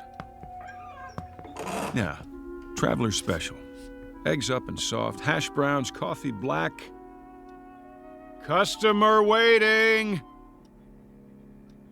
Take your time. Me, I'm in no hurry. 1 cigarette left. Anybody got a light? I didn't think so. Where do you keep the matches? Hold on, I see them. By the register, right next to the clock. Whoops. Didn't mean to knock it on the floor, just trying to get a match. Here, I'm picking it up, see? What time is it anyway? 6:15. That can't be right. Cracked. Oh, well, I'm sorry if I broke it. I'll pay for it, honest. Of course, I'll have to send you the money. I'm a little low on funds right now. All I got on me is $2.85. Good old American money, isn't it? Yep, U.S. coins and currency. Well, we got that much settled. I'm an American. There's a little question about my identity, though. Let me put it to you this way. I'm not sure who I am. Isn't that a laugh? But But I got $2.85 and I'm hungry. Oh, the heck with it. If nobody's gonna help me, I guess I'll just have to take care of myself. I'll see you later, everybody. I'll even do you a favor. The sign on the door says, open. Let me turn it around for you. Closed. Yeah, that's more like it. Truth in advertising. I'm gonna wake up any minute now. I know I'm gonna wake up. I wish there'd be a noise or something, a great big noise to make sure I do, but it's so quiet around here, it's weird. Okay. If I gotta make it myself, here goes nothing. Yes, sir, that's my baby. No, sir, don't mean maybe. Yes, sir, that's my baby now. Oakwood, huh? It's a nice name for a town, real homey. The only question is, where is it and where's everybody who lives here? Gotta be quite a few. Every kind of store you could think of. Drugstore, grocery, soda shop, post office, courthouse. Looks like a regular town to me. There must be a school around here, too. Where's all the kids? What? Where's that coming from? Church. Over there! What'd I do? Imagine I heard it? No, it was real, all right, and that means somebody rang it. Knew I wasn't alone. I'll go to the church and... Wait a minute, what's that? You there. Miss, yeah, you in the truck. I'm over here. Thank God. Look, miss, I wonder if you could do me a favor, just a little one. You gotta help me now. I don't want you to think I'm nuts or anything. I mean, it's nothing like that. I don't seem to remember who I am. I know, but it's true. It's crazy, huh? I looked all over, but I haven't seen anybody around. Not anybody. I guess it's too early or something. There hasn't been a single solitary soul except you. Not one. It's a real oddball thing, but I woke up this morning. And, well, I didn't exactly wake up. Not in bed or anything. I just sort of found myself out there off the road. Real nice. You know what I mean? And now I got a sore back from sleeping on a rock. So listen, it's amnesia, right? Isn't that what they call it? Yeah, that's it. Amnesia. See, I don't remember a thing, and I couldn't find anybody to ask till now. You're the first person I've seen, the only one. Look, I don't want you to get spooked or anything, but could you tell me, is there a doctor around here? You know, just a regular doctor, so I can get a checkup and find out what's wrong, because I think I'm sick. Miss, what's the matter? Can't you hear me? You gotta be able to. The window's rolled down.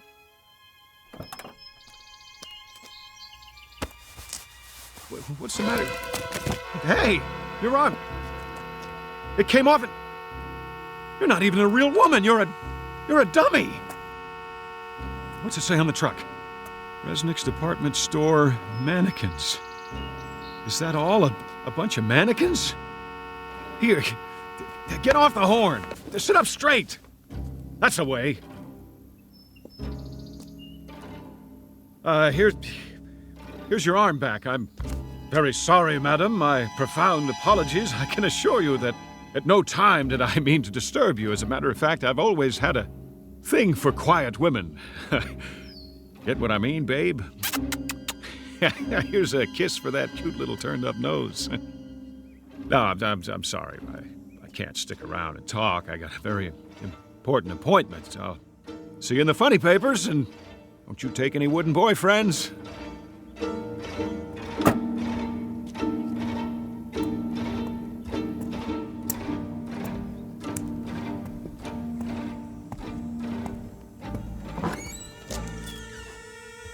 Anybody here? A store with lots of clothes store, but nobody to buy them. Only more dummies. Oh, I'm sorry, lady. I didn't mean to bump you like that. Say, was that your sister outside in the truck? I thought so. You know how I could tell? 'Cause you look exactly alike. No, I can't use a new handbag today. No underwear either. Does this store even have a men's department? Sportswear? How about fishing poles? No? Too bad. See, I got nothing to do today, so I thought I'd go fishing. Well, I'll catch you later.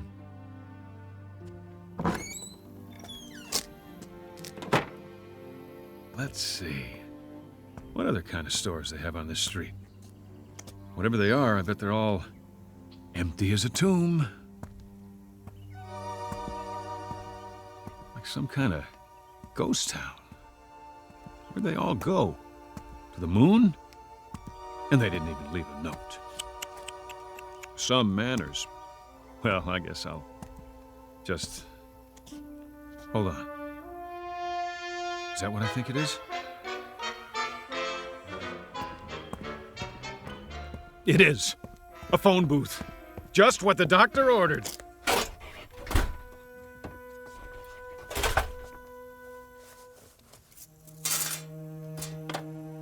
It even works. We're in business.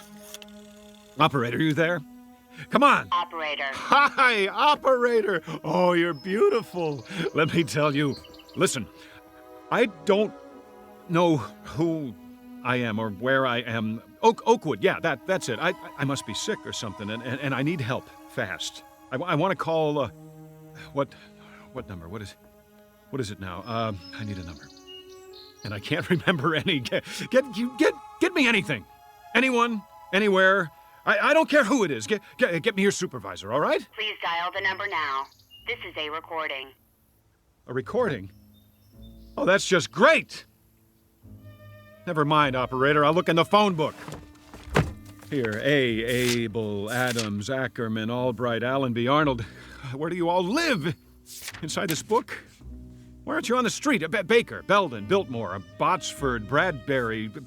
Tell me something, gang. Don't you ever go out for a stroll, shopping, work? You do have jobs, don't you? If you don't, then who's watching the store? For that matter, who's watching anything? How's that? Any number will do. Any number at all. I'll take my chances. Just connect me with a real, live, human being. It can be in Timbuktu for all I care. Well, you want more coins, is that it? The number you have reached is out of order. Please make sure you are dialing correctly. Give me my coins back and I will. Hey, give me my money back. Give it to me! What kind of lousy phone company is this? Okay, all right, who's the wise guy? Who locked the door?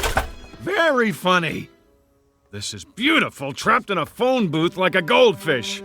Okay, you got me. Here I am. Everybody come see. That's it. Joke's over. Somebody want to give me a hand? How about it? No? And you asked for it. Oh, now I'm bleeding. Thanks a lot. For nothing. Some joke. I know you're out there watching me. I can feel your eyes. Well, whoever you are, I'm gonna find you. And when I do, you're gonna pay. You're all gonna pay, but good.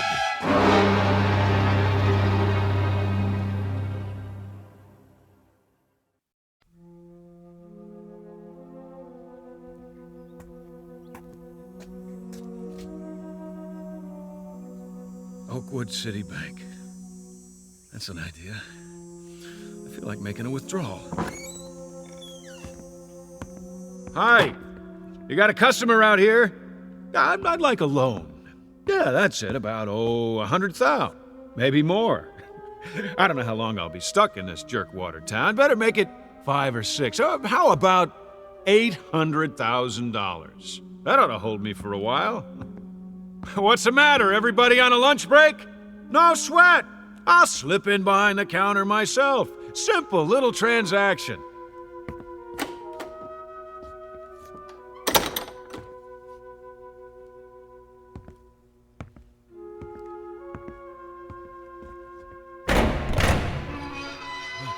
All that cream.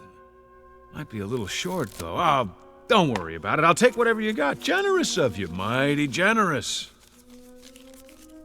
I just won't put it all in one pocket in case somebody robs me. I better get some coins while I'm at it. A few rolls and I'm out of here. I got that feeling again. This feeling somebody's watching, trying to trap me. What? Open the gate. Where are you? Who's watching? There! I thought so! A TV camera on the wall. Pretty clever. Would you mind turning the alarm off, please? It's too piercing. Hey, you! Whoever's watching through that thing, turn it off, or I'll do it for you! Now let's try that again. One more roll of quarters coming up. The pitcher winds up. He throws. Ha ha ha! There! Who said you could take my picture anyway?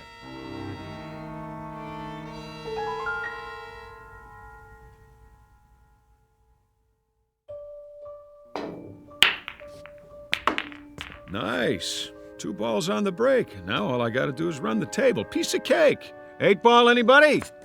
I'll cover all bets.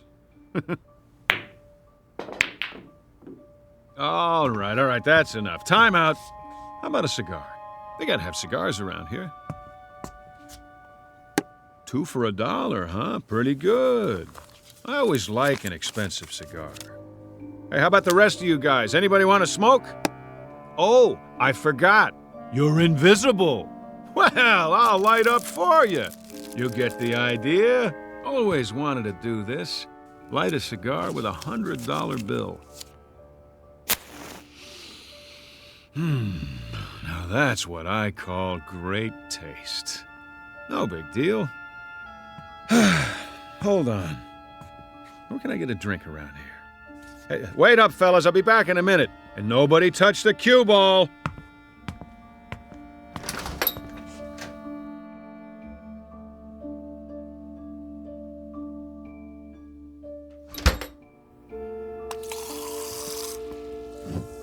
A chocolate ice cream soda with 3 scoops and a straw.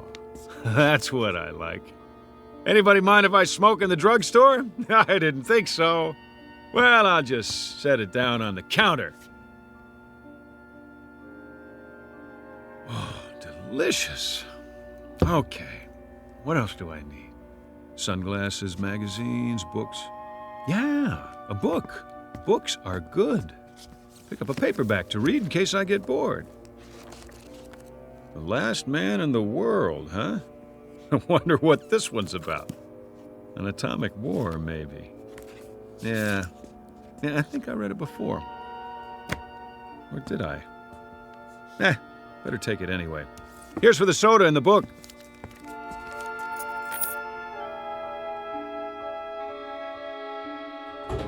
Yo! Post office! Got any mail for me today? Might help if I could tell you the name. How about John Q. Smith, Anytown, USA? No? Check again. Please, Mr. Postman. Deliver the letter, the sooner the better. Oh, relax. I'm not going to go postal on you. Just give me some stamps. In case I think of somebody to write. Where's that coming from? Across the street? WGBN, the voice of the Midwest. Well, what do you know? This is where they broadcast from, right here in good old Oakwood. I know this station. I used to listen to it all the time. Never knew where they were.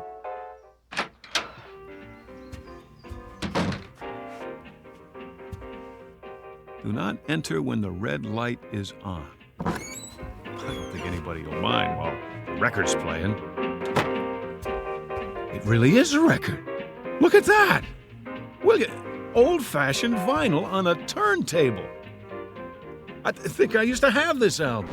Oh, excuse me. Let's start it over again.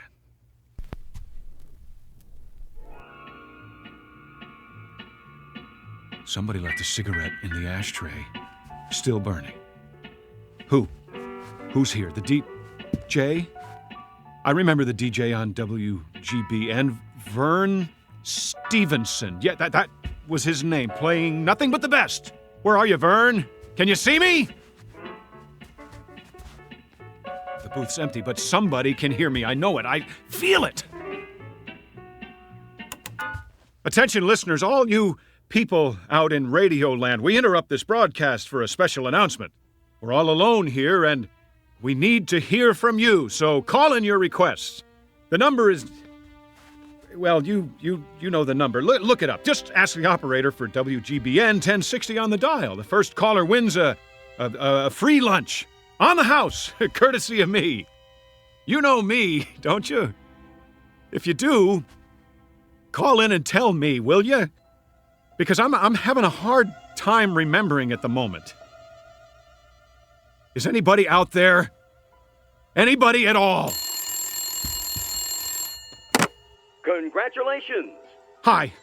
Thanks for calling. Thanks a lot. You've been selected to receive a free, all-expense-paid vacation to deep space. What are you talking about? This is an automated call from Amitex, Inc. to a selected few homeowners like yourself. All you have to do is complete a brief survey. If you'd like to continue in English, please press 1. For Spanish, press 2. Forget about it!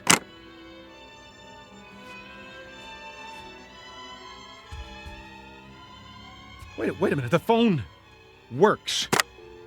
It works. All I need is a number. Any number. How do I get an outside line? Extension 1. Extension 2. None of the buttons work. Come on, I'm trying to make a call.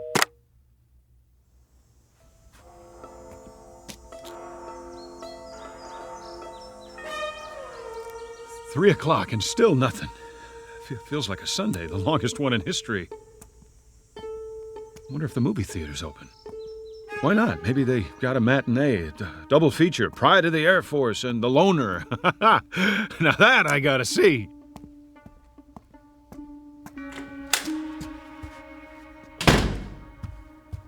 One, please.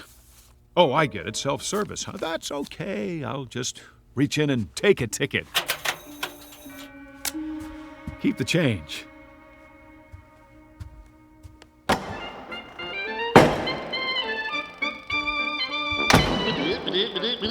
That's it, everybody.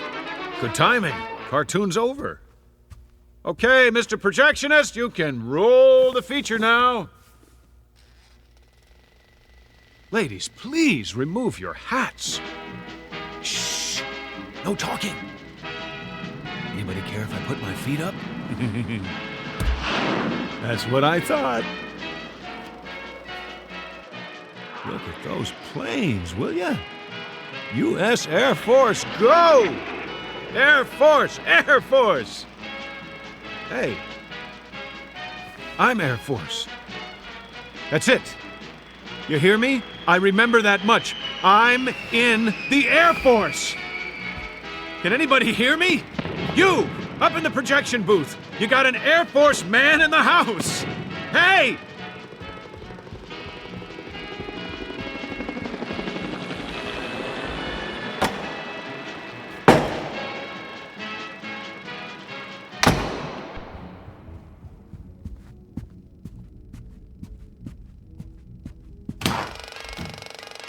Nobody here. Then who is running the picture? At least I got the first part of it. I was in the Air Force. If I could just remember what happened after that. What was it? A war?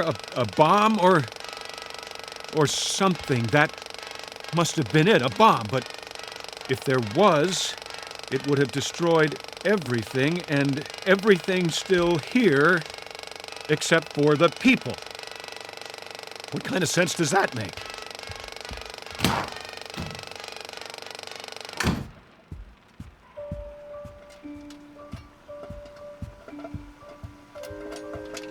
Fresh popcorn. Who put it on?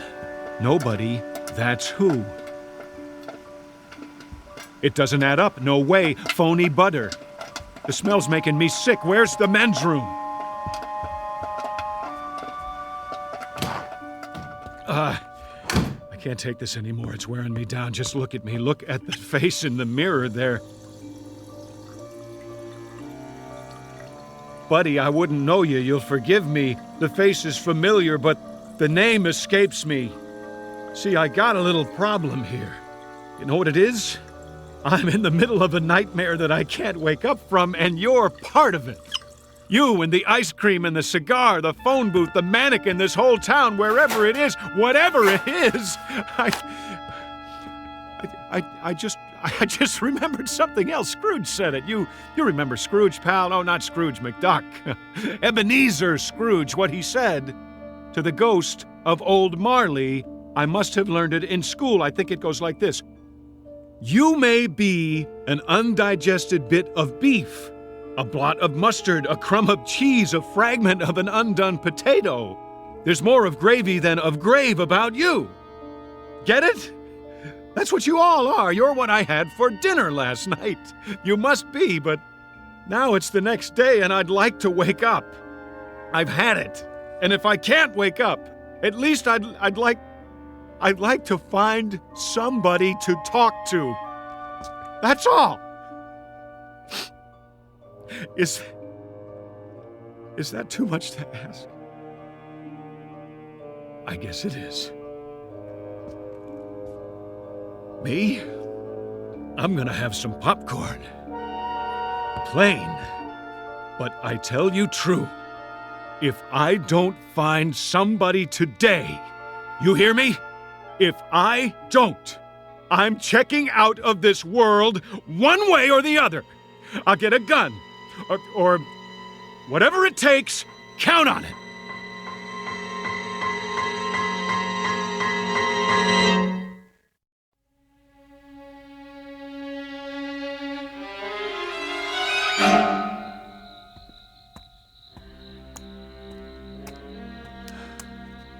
That's it then. I sat through both movies, but it didn't help. No more than the drugstore, the pool room, the radio station, none of it, all one big fat joke. Give me my money back. Here goes. Give it to me. Oh! What a lousy phone company is this? I'm bleeding. Thanks a lot. Where are you? Who's watching? I'm in the middle of a nightmare that I can't wake up from. No! It's too much! Make it stop! Please! I need a gun. And one bullet. If nobody will help me, I'll have to do it. Where can I get a gun? The police station, that's it.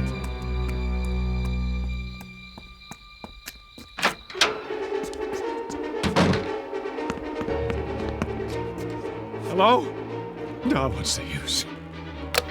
Calling all cars, calling all cars. This is an all-points bulletin. Unknown man in town. Now infiltrating the police station. Suspicious-looking character. Probably wanted by the FBI. Presently unarmed, but not for long. All units return at once and bring your guns. He needs one! Anything. 45 to 38. Police special. Smith & Wesson. Even a 22, it doesn't matter. Just something that'll do the job. Hot coffee. That's very considerate of you. I gotta say, it smells mighty fine, but no dice. It'll take more than that to get straight. There. I knew it. Shotguns all locked up tight. Safety first, boys. You don't know who might come wandering in here. Well, when all else fails, use a little elbow grease. Remington 30-30 over and under. Shells right here. Now, where am I going to do it? Wouldn't want to splatter my brains all over the front desk. Hey, what's back there? Jail cells. Perfect!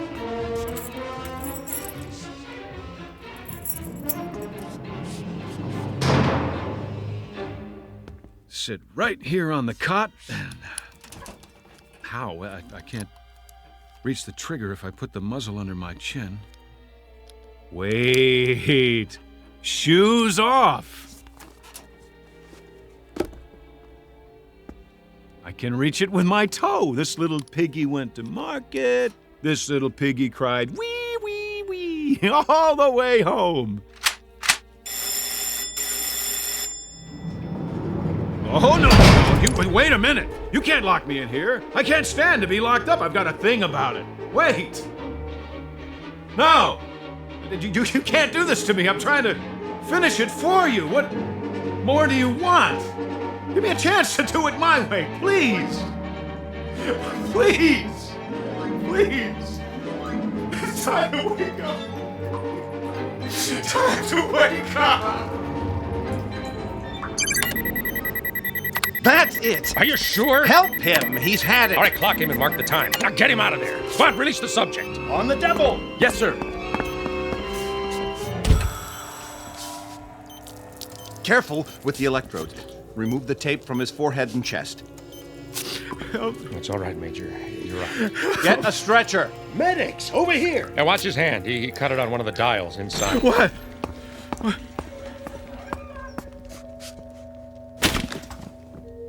How is he otherwise? He's all right considering.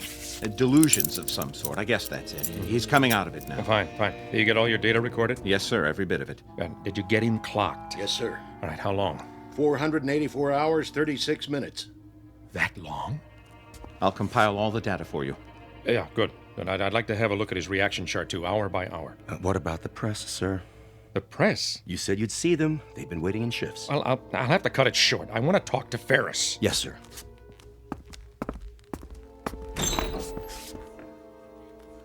The General will now give you a statement. Sir, do you consider the test run a success? Very much so. You mean there were no problems? I didn't say that, but nothing we can't handle. Major Ferris has been in that box, 6 feet by 5 feet by 5 feet high, for something in the neighborhood of 484 hours, which is roughly equivalent to our deep space mission before rendezvous. But we've had flights longer than that before. No, not solo, and not in a capsule that small. It's a one-man mission, in a nose cone too small for him to stand up or move around. They call it sensory deprivation. Isn't that right, Doctor? Yes. You see, gentlemen, the human body, and more importantly, the human mind, isn't ready for conditions of extreme confinement. It's a new experience. Even with isometric exercises, music, optical diversion through his visigoggles, the body and brain react as if he's in severe isolation, which he is. But man isn't a hibernating animal. We're not built that way. You might say that evolution hasn't kept pace with technology, so we have to adapt ourselves in new ways. Within limits, of course. That's what the flight simulations are about. To map those limits and see if we're ready. Then this was a simulated trip to the new 10th planet. Is that right? For all intents and purposes. Why not just send up an unmanned probe? Because our exploration platform is already in orbit there. What we need now is to man it, within a reasonable flight time, even with new, faster propulsion systems. As you know, there are still problems with suspended animation, problems we hadn't anticipated. Such as? The revival methods, ice crystals in the blood, and so forth. I'll make a background report available if you need it, gentlemen. Thank you. What were those wires attached to him? Electrodes. All of his reactions have been charted and graphed. Respiration, heart, blood pressure. What happened to him toward the end? Just before he pushed the button or whatever it was. We heard him shouting inside. Sounded like he was screaming. What happened to him was that he cracked. Doctor? We assume hallucinations of some sort based on the voice recorder. It's a common trick of the brain when there's not enough sensory input. So you see, there's a very real reason why humans can't bear to be alone. Solitary confinement is a tough sentence, whether it's the Garden of Eden or deep space. There may be a practical reason for human contact, even for love. A kind of survival mechanism to remain sane. How bad did he crack? I'll tell you something, gentlemen. You spend 2.5 weeks all by your lonesome on your back in a 5-foot square box without ever hearing a human voice other than your own. And I'll give you especially good odds that your imagination would run away with you, too. Just as his obviously did. General, I'd like to know if I could ask you, our readers are wondering... Yeah, that's enough for now. Thank you. Captain Grant will have a press release drawn up. Should be ready in about an hour. Thank you all for waiting so patiently. Last question, General. How did you know when he was ready to come out? He asked. There are several buttons and switches inside. Each one controls a simulated function for flight. Oxygen, fuel, temperature, and so forth. And the last button. Which was? Abort. When he had all he could take, when he had to get out, that's what he pushed. Or pounded with his fist. And now, gentlemen, good day.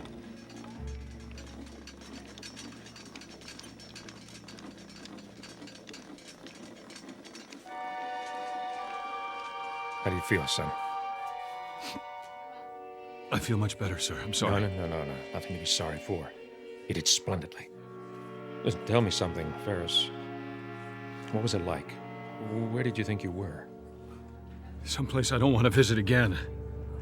A town without people. And you finally had to get out of that town, didn't you? I sure did. What was the matter with me? I went off my rocker, huh? It's a kind of nightmare, Ferris, that your mind manufactured for you to explain what you were going through. Then we don't have it licked yet, the trip, I mean? Not today, we don't. And maybe not tomorrow, but we will. I'm sure of it. You see, Ferris, we can feed the stomach with concentrates, we can supply recreation for the eyes and ears, we can pump oxygen in, waste materials out, but there's one thing we can't simulate. A basic need. Man's hunger for companionship. That's the one barrier we haven't licked yet. The barrier of loneliness. I don't need this thing. Better get a thorough physical first. Okay, but I can walk the rest of the way. Next time it won't just be a box and a hanger, will it? No, Mike. Next time you'll really be alone. And tell the men up there. Tell them next time it won't be a dream. Next time it'll be real, and I'll be joining them, and so will a lot of others, one by one. Tell them to hang on for a while longer. Help is coming. It's on the way. What a remarkable young man. Yes, he is. Really quite remarkable. The barrier of loneliness, the desperate, palpable need of the human animal to be with his own. For up there, beyond the vastness of the sky, in the void that is space, is an enemy known as isolation. It sits among the silent stars, waiting with the patience of eons, in the Twilight Zone. We'll return to the Twilight Zone in just a moment. You are about to enter another dimension, a dimension not only of sight and sound, but of mind, a journey into a wondrous land of imagination. Next stop, the Twilight Zone. Hi, this is Stacy Keach. I'd like to take a moment to tell you about our Twilight Zone website at twilightzoneradio.com. At twilightzoneradio.com, you'll find the latest information on these Twilight Zone radio dramas, including behind-the-scenes photographs, plus the newest product releases, trivia contests, ways to contact us, other Twilight Zone-related info and merchandise, plus links to other fascinating websites. So make your next stop twilightzoneradio.com. Visit twilightzoneradio.com to purchase these Twilight Zone radio dramas on cassette and CD, or call toll-free 1-866-989-ZONE. That's 1-866-989-9663.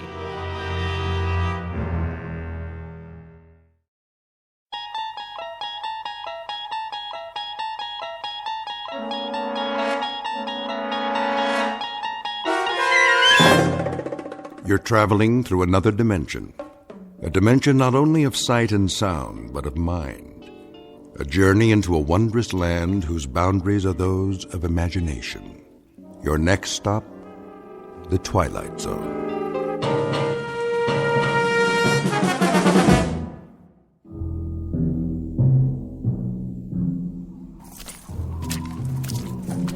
Hey, Perry. Yeah, over here. Find anything? I'm not sure. We better get back to the car. I can't see where I'm going. Whoa, careful. Jeez. Why'd we get sent out here on a night like this? First snowfall of the season? Watch your step or you'll end up with mud all over that nice, clean uniform. I could sure go for some coffee right now. Well, there's a diner over on the road by the edge of the woods. Is it still open? Let's find out as soon as we call in. So, what did you see out there? Hard to say. Tops of some trees have been knocked off. Sure looks like something hit the pond, all right. Something like what? Maybe a plane. No flights in the area, I checked. No, could have been a private aircraft. Possible, I guess. Easy to get off course in this weather. Well, we're not going to find it with the water freezing over. Whatever it is, it's going to stay under that ice till next spring. You think it could have been a meteor? Maybe. Well, we better call in a report. Tell them there's nothing here. Lady who saw it wants to alert the National Guard. That's all we need. This is 1183A. 1183A reporting in. Headquarters, go ahead. We're checking out a report on a UFO supposed to have gone down in the area of Hook's Landing. A what? Unidentified flying object. You serious? Don't kill the messenger. Just doing our job. Okay, did you find it? Well, it appears something did clip off some trees and came down, but whatever it was, she's under the ice in Tracy's pond now, and we can't see a thing. Hold on a minute. See anything else? Nothing but a sea of snow. But there's something. This is Paget again. We can't get a look around till morning. We're gonna head back in and then, Hey, Bill! Yeah? Looks like some footprints over here. What kind? It's hard to say. Maybe an animal? Maybe? They lead up out of the pond. What's going on out there? There appears to be some evidence that, Say again? Those have got to be fresh prints with all the new snow. So if something did crash land, I'd say at least one person got out alive. They made it up to the woods and over to the highway. Right. Just swam up out of the ice and then started walking. What are you talking about? We'll have to call you back. Come on, is this a gag? You guys are at the donut shop, right? We may have a situation up here. What kind? I don't know yet. We'll report back in a little bit. All right, Paget. Listen, there's talk about a bridge going out. Enough ice jammed against it to cool the Congo, so as soon as you can, better make sure it's posted and blocked off. Otherwise, you'll really have a situation. Got it. Roger and out. My flashlight's going out. Yeah, it's the cold. Mine's still good. Let's have a look at those prints. See? They came out over here. What did? Well, whatever survived. Something left that pond. Came out here and went that way across the highway. Toward the diner. Makes sense. Cup of hot coffee to take the chill off. Looks like a bus parked in front. Don't suppose it came out of the pond too, do you? These aren't wheel tracks. They're footprints. All right, then. Let's follow them and make sure that's where they lead. Say they do. Then what? Then I guess we go inside and check everybody's green card. And if we don't find any little aliens with 3 eyes, we call it a night. That okay with you? Let's do it.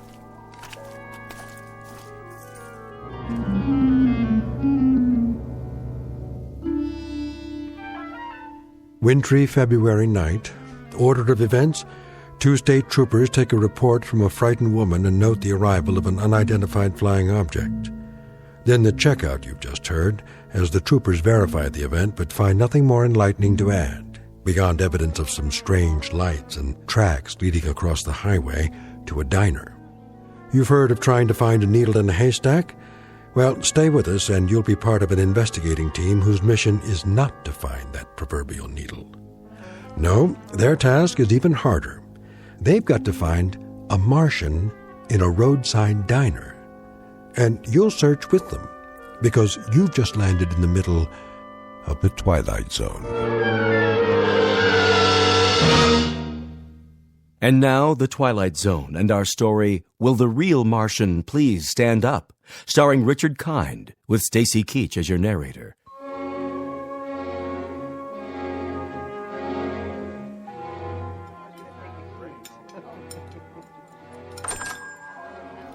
Hello, officers. Evening. Come on in. Coffee? You read our minds. 2 coffees coming up. You guys sheriffs? State troopers. Any trouble out there tonight? Whose bus is that in front? Mine, officer. What's the problem? Bridge up ahead. It's been declared impassable. Oh, no kidding. The county engineer just put out a warning. Ice flow stacked up against it. Another pound of weight, it'll be driftwood. That's gonna be tough. Really tough. All right, so it looks like you're gonna have to turn around and go back. Spend the night at the last town. No, can't do, boys. There was a slide up at the turnoff soon as we went through. Blocked the whole road. Looks like you're kind of marooned. Oh, no. I can't believe this. What are we gonna do? We can't just wait here. Till morning, anyway. Till morning? No, that's quite impossible. No, I've got to be in Boston at 9 a.m. Then you better start walking, mister. That bus is going to stay parked out there till they fix the bridge. Either that, or hope they drop you some snowshoes. I tell you, it's out of the question. I absolutely must be in Boston. I'll pay extra. Name your price, bus driver. No way. I'm not risking my life or the lives of any of these folks, not to mention that bus out there, property of the Cayuga Bus Company. Then I'll hire a cab. Where's the telephone? Right there on the wall. But don't waste your dime. Nobody'll drive out here on a night like this, with the snow and all. This is outrageous. Do you know how much money is at risk? Take it easy, mister. That goes for everybody. Better make yourselves comfortable and get some hot food in you. No problem. I can cook up any kind of grub you want. Cheeseburgers, bowl of chili, clam chowder. I even got some nice T-bones in the cold case. Anybody for steak and fries? You the owner? That's me. Haley's Diner. And I'm Haley. At least I was last time I looked. There a motel around here? Not for the next 35 miles. How about a boarding house? Anything? Nope. This is it. What are we gonna do, George? Will the bridge be open by the morning? I can't guarantee it. Afraid you'll just have to take your chances. Oh, that's just great. That's really swell. You get comfortable, eat some grub. That's precious little consolation for my meeting in Boston. Calm down. We're all in this together. Why don't you just have a seat like everyone else? Oh, this is quite a bus line you work for. They don't care much about keeping a schedule, do they? I wouldn't be too hard on them, mister. They don't control the snowfall, and the bridges, and the avalanches, and the sides of hills that decide to come down. That's pretty much out of their hands. They try, but sometimes Mother Nature, she just doesn't listen. Need I remind you they nonetheless have a responsibility to their passengers. A legally binding contract. What do you think? They're all off the bus, aren't they? Are they? Well, I don't see any little green men, do you? Ready for a refill? Not just yet. Let me ask you a question. Shoot.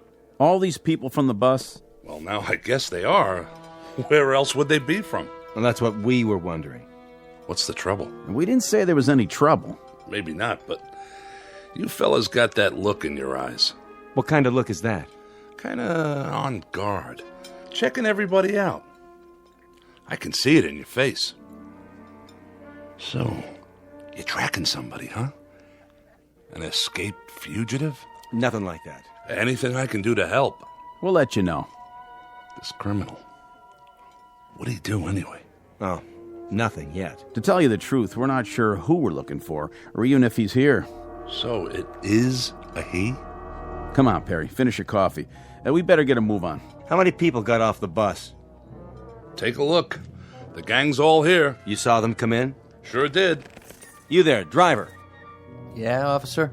You have a passenger manifest? A passenger manifest? Well, what do you think I got parked out there, a 707? Just answer the question. Mister, that's a 14-year-old bus, and business is lousy. Personally, I think my boss would run rum across the border if there was enough money in it.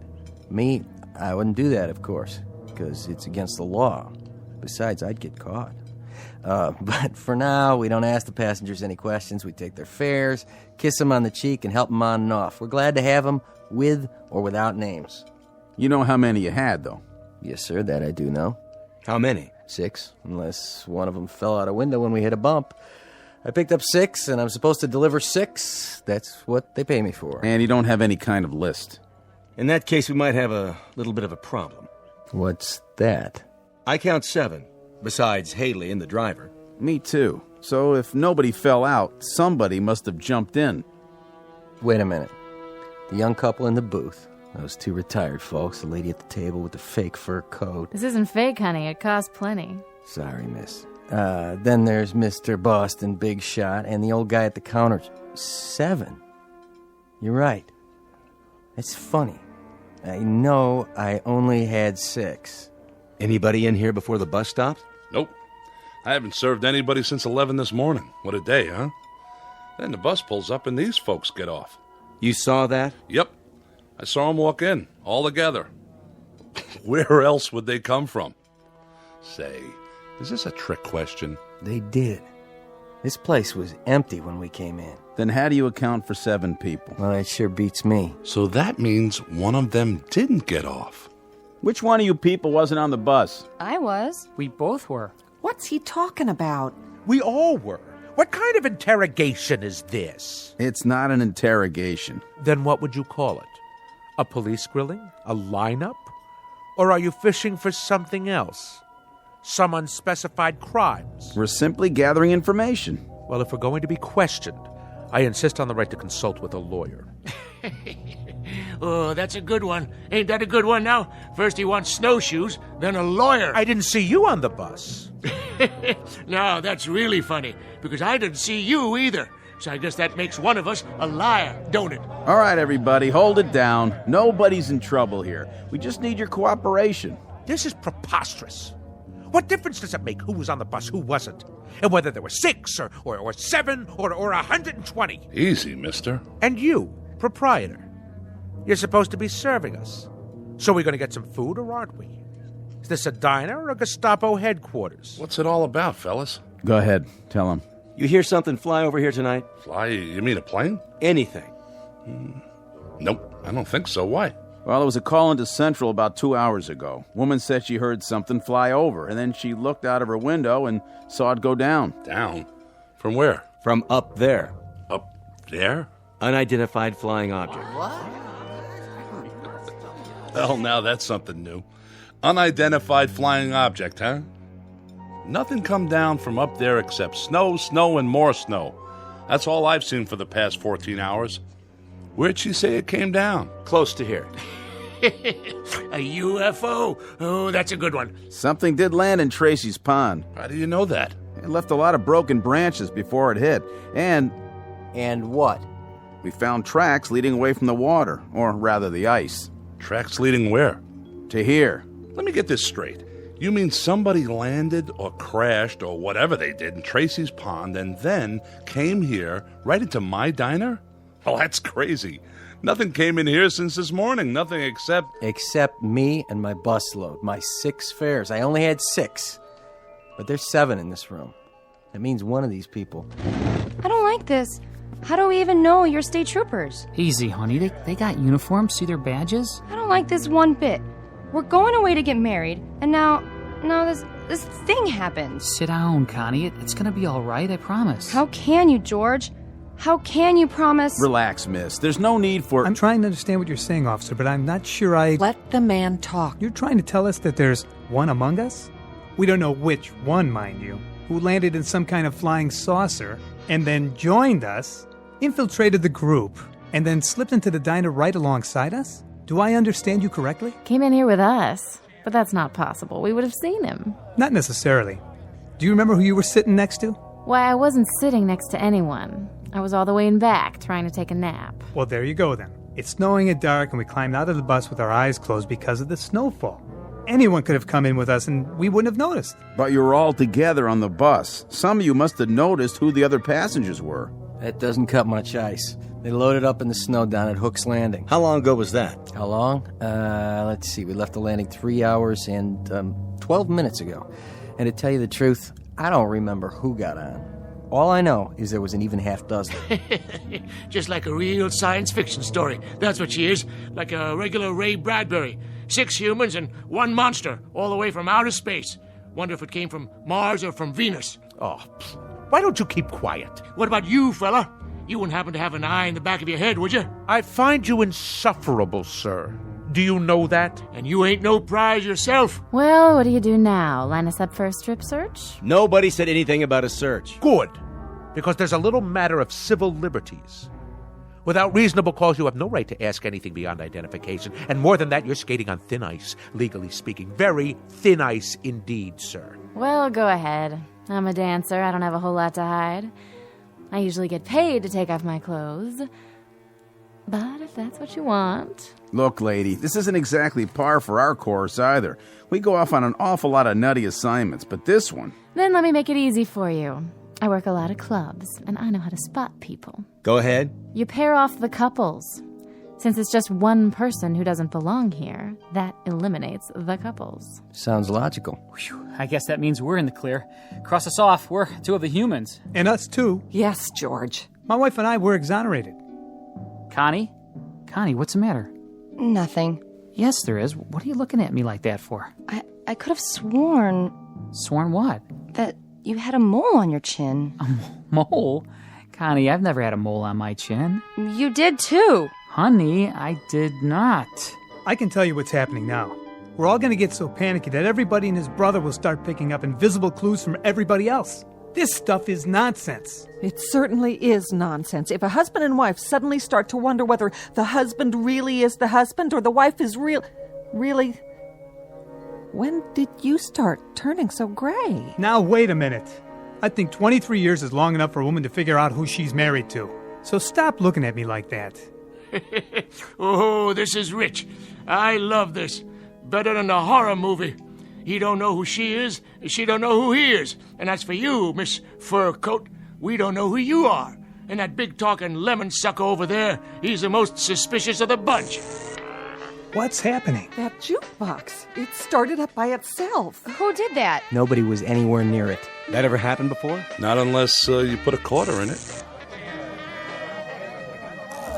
The lights! What's wrong with the lights? Somebody turn the lights back on.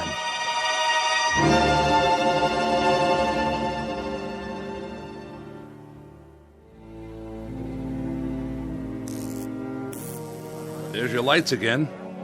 Just gotta be patient is all. This happened a lot, does it? Not till now. Must have been the storm. Could have tripped a circuit breaker, I guess. Or a power outage, a line down somewhere. Only what? Why did it last a couple of seconds and then come back on? Unless... What are you thinking? Unless someone caused it to happen. Where's your circuit box? In back. You want my flashlight? Everybody stay where you are. Leave your gun in your holster, Perry. I'm going to get to the bottom of this. We'll question each one of you one at a time.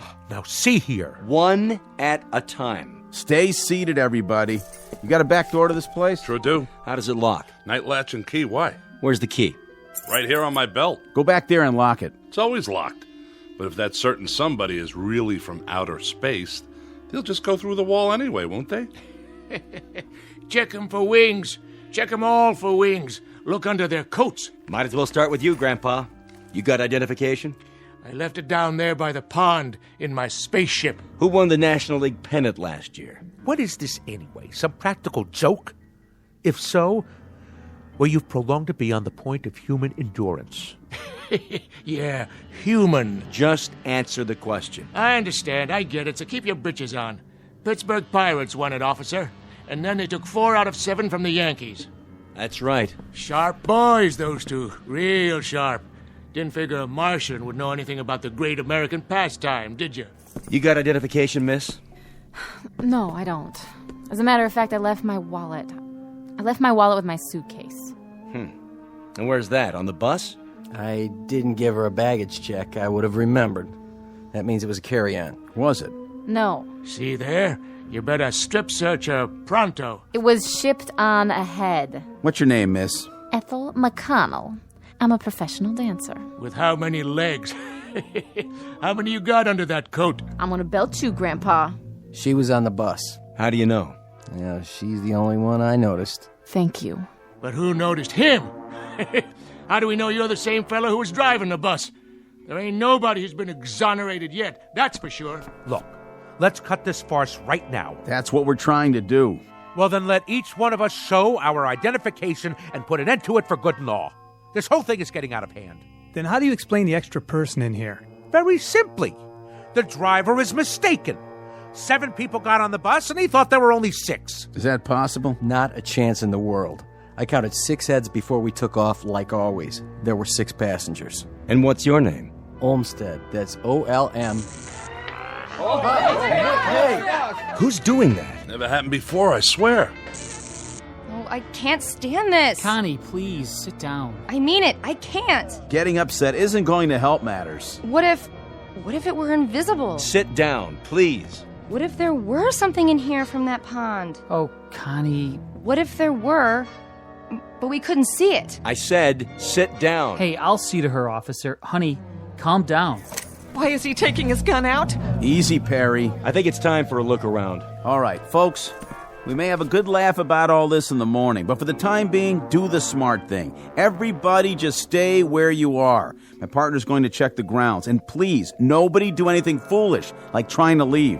I'll be right outside the door.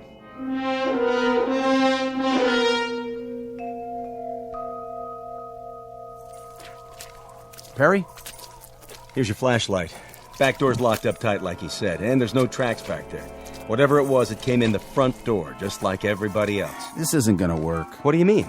We can't hold them here. We're not holding them. They can't go anywhere in this weather. Meanwhile, we're going to find out what happened. What if nothing happened? What if they're telling the truth? Look, add it up. 6 + 1 is 7.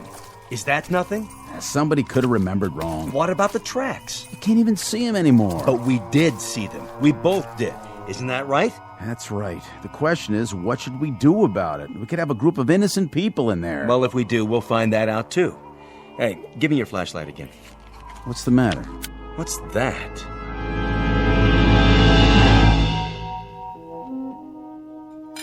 Here you go, miss. 1 New York steak. Medium rare, just like you ordered. How much do I owe you? Put it on my bill, Haley. Sure, you say so. No strings? No strings. With your bag stuck on another bus somewhere, back around Binghamton is my guess, it's the least I could do. You're a nice guy, Olmsted. Next time you're in the city, stop by the club. Drinks on the house. Baby, you got yourself a deal. Hey, Haley? Yeah? Where are the troopers? Still outside, I guess. Snow seems to be letting up. Say, you didn't pull that gag, did you? The business about the lights and the jukebox starting up. Not me. I'm strictly short orders and pay my taxes to Uncle Sam. I don't know anything about science fiction. A jukebox is a jukebox. And if the blame thing feels like starting up on its own, you'd better go call an electrician. Don't have to do that. Just take me to your leader.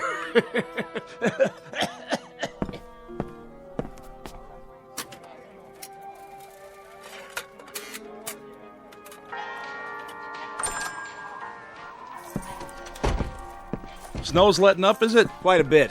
You can see the bridge now.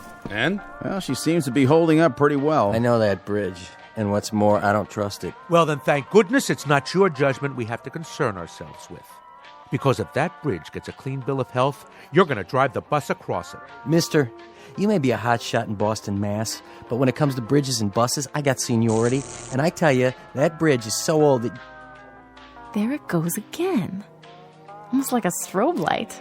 They keep going on and off like somebody's throwing a switch. We're losing power. I'd say it's the whole area. Or it could just be right here. This is getting weird. Just plain weird. I wish whoever it was would play his cards right now and get it over with. Why don't they do something?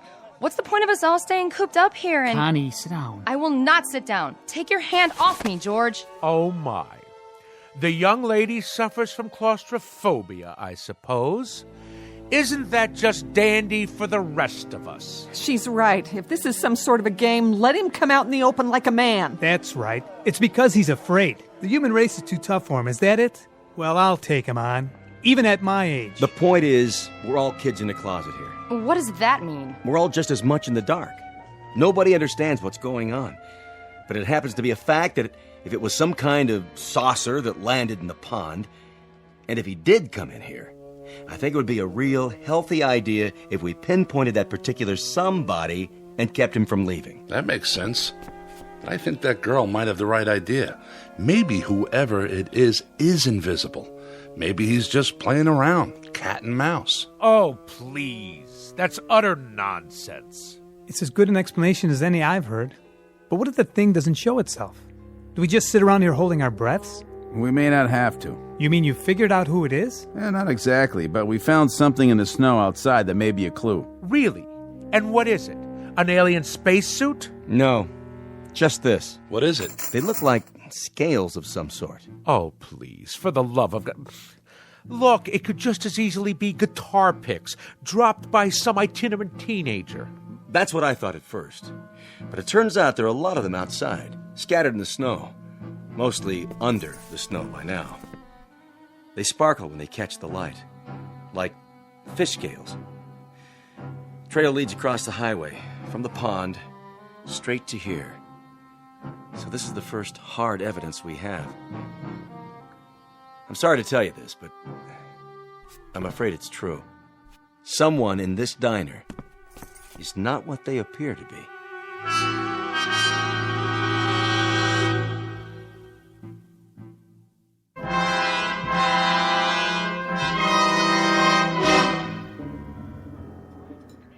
By golly, I knew it. It's the creature from the Black Lagoon. Flew down here from some water world, and now he shed his skin like a snake. Better look under everybody's coat, boys. Pretty soon he'll be swallowing folks whole. What about you? I don't see you eating any food. I had me some fries and a Coke. Can't eat meat. Too greasy. Hey, my food's not greasy. Of course, it is ground-up cow. Now, if you ask me... Nobody asked you, and nobody will. Why don't you leave the old man alone? And who invited you to speak your piece? Oh, I didn't realize we were waiting for invitations. I've seen your type, fella. You got a thing about bossing everyone around. Those scale things, they couldn't be from Mars. No water up there. Has to be Venus. Now, Martians, they hide in the sand till something comes by and zap, get them with their tongues, like one of them lizards out in the desert. Or is it the other way around? Look, it's bad enough having to sit here without listening to all this petty arguing. I told you it would come to this, and I was right. Come off that high horse of yours. Everybody sit down, now. We're not playing around here. What was that? The sugar bowls. They all cracked, just like they exploded. Well, now I gotta go and buy new ones. You all right, Miss McConnell? I think so. Now, who'd be calling here this time of night? I told headquarters where we were. I'll take it. Be my guest. Yeah. Yes, sir. It's Perry here. What's that? Mm-hmm. It's definite? Yes, sir. That's fine. Right. Thank you. Well? The bridge is okay. Well, it's about time. Are you sure? County engineers just checked it out. The load of snow just broke away, and, well, with no more snowfall, they say it's safe. Shall we go? Well, if that was a county, I reckon it's okay. I'm gonna take it real slow, though. What about it? We can't hold them. You're making a big mistake, officer. A big mistake. You're letting a monster out. Well, that might be, Pop. That may well be. But I can't hold people on suspicion of being not human. You can move them out anytime. Okay, folks, let's go. You're sure about the bridge, officer? I never liked that sucker. She swings in the wind, and she's not a suspension. You can follow us.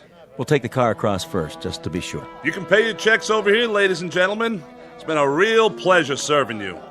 Safe trip and Godspeed. You all come back and see us real soon now. Except for one of you, that is.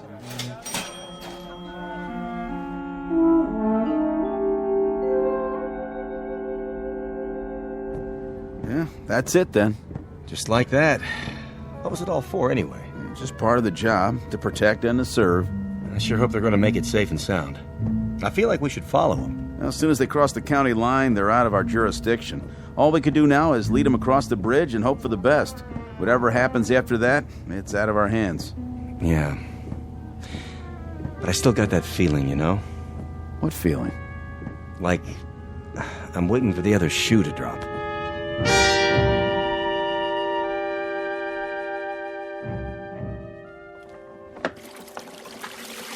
No tips. Not a one.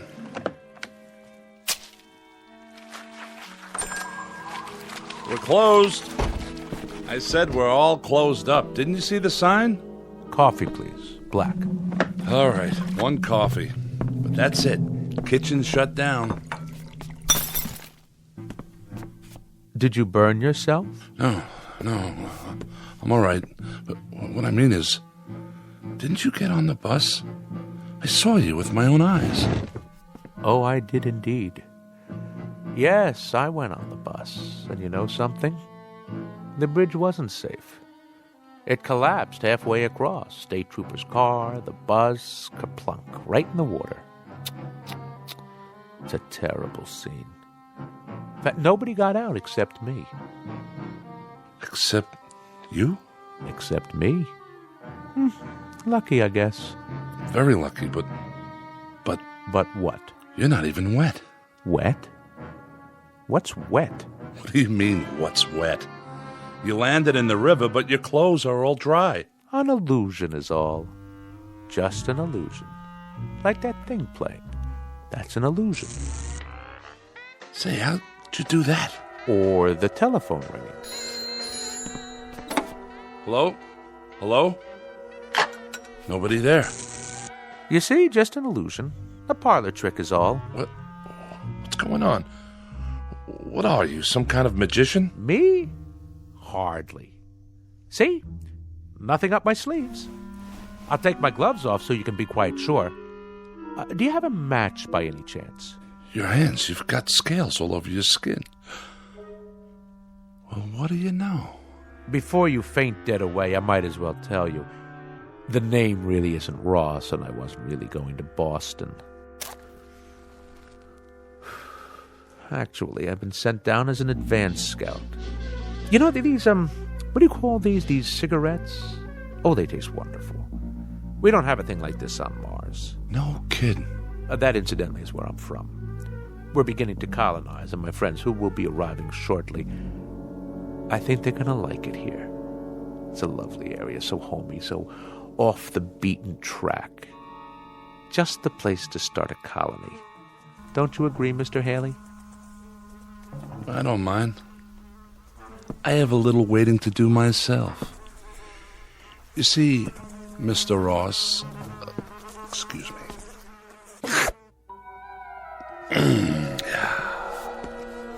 How did you do that? With your tongue? Most remarkable. Must have been 18 inches long. Just a tasty little trick I learned back home. It makes it unnecessary for me to eat the local fauna, which is, let's face it, pretty disgusting. Cows and all that.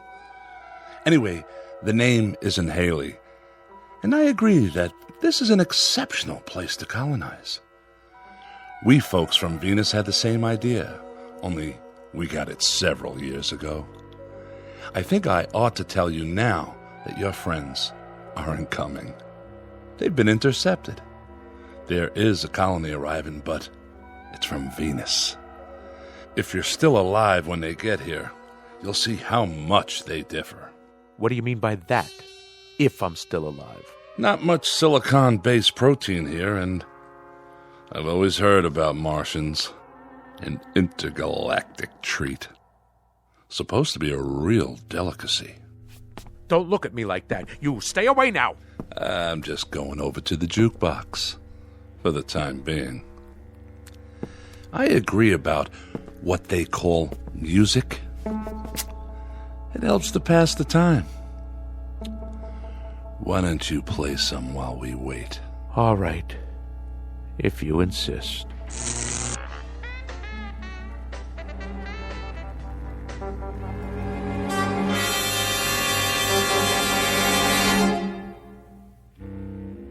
Incident on a small outpost of civilization, to be believed or disbelieved, depending on your frame of reference, your imagination, and whether or not you're from Mars, Venus, or Missouri.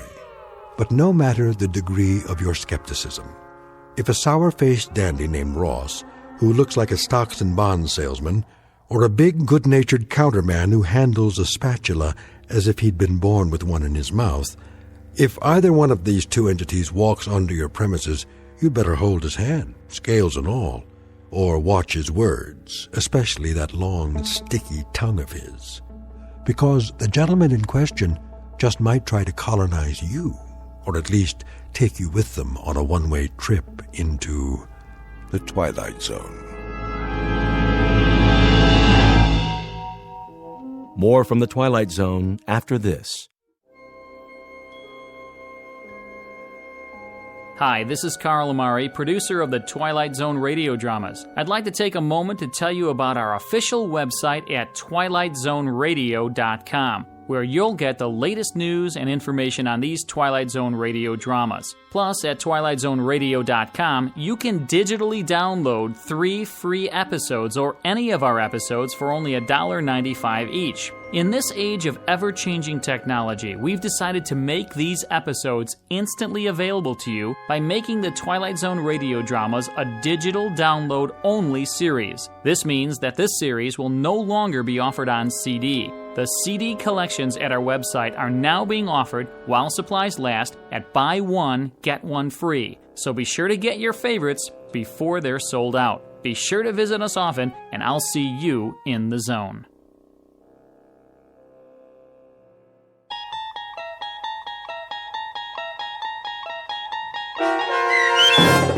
Will the Real Martian Please Stand Up, starring Richard Kind, with Stacy Keach as your narrator, was adapted for radio by Chaz Holloway and Dennis Etchison, and based on a script by Rod Serling. Heard in the cast were Mike Starr, David Darlow, Brooke Sanford, Doug James, Jeff Lupetin, Kurt Nabig, Meg Thalkin, Lynn Foley, Carl Amari, Sarah Marks, and Roger Wolski. To learn more about the Twilight Zone radio dramas and to obtain audio cassettes and CDs of these programs, visit our website at twilightzoneradio.com. The producers of The Twilight Zone wish to thank CBS Enterprises, Carol Serling, Dennis Etchison, Dick Brescia Associates, Claire Simon Casting, Terry Jennings, XM Satellite Radio, Sirius Satellite Radio, our sponsors, and our radio affiliates for helping make this series possible. This copyrighted radio series is produced and directed by Carl Amari and Roger Wolski for Falcon Picture Group. Doug James speaking.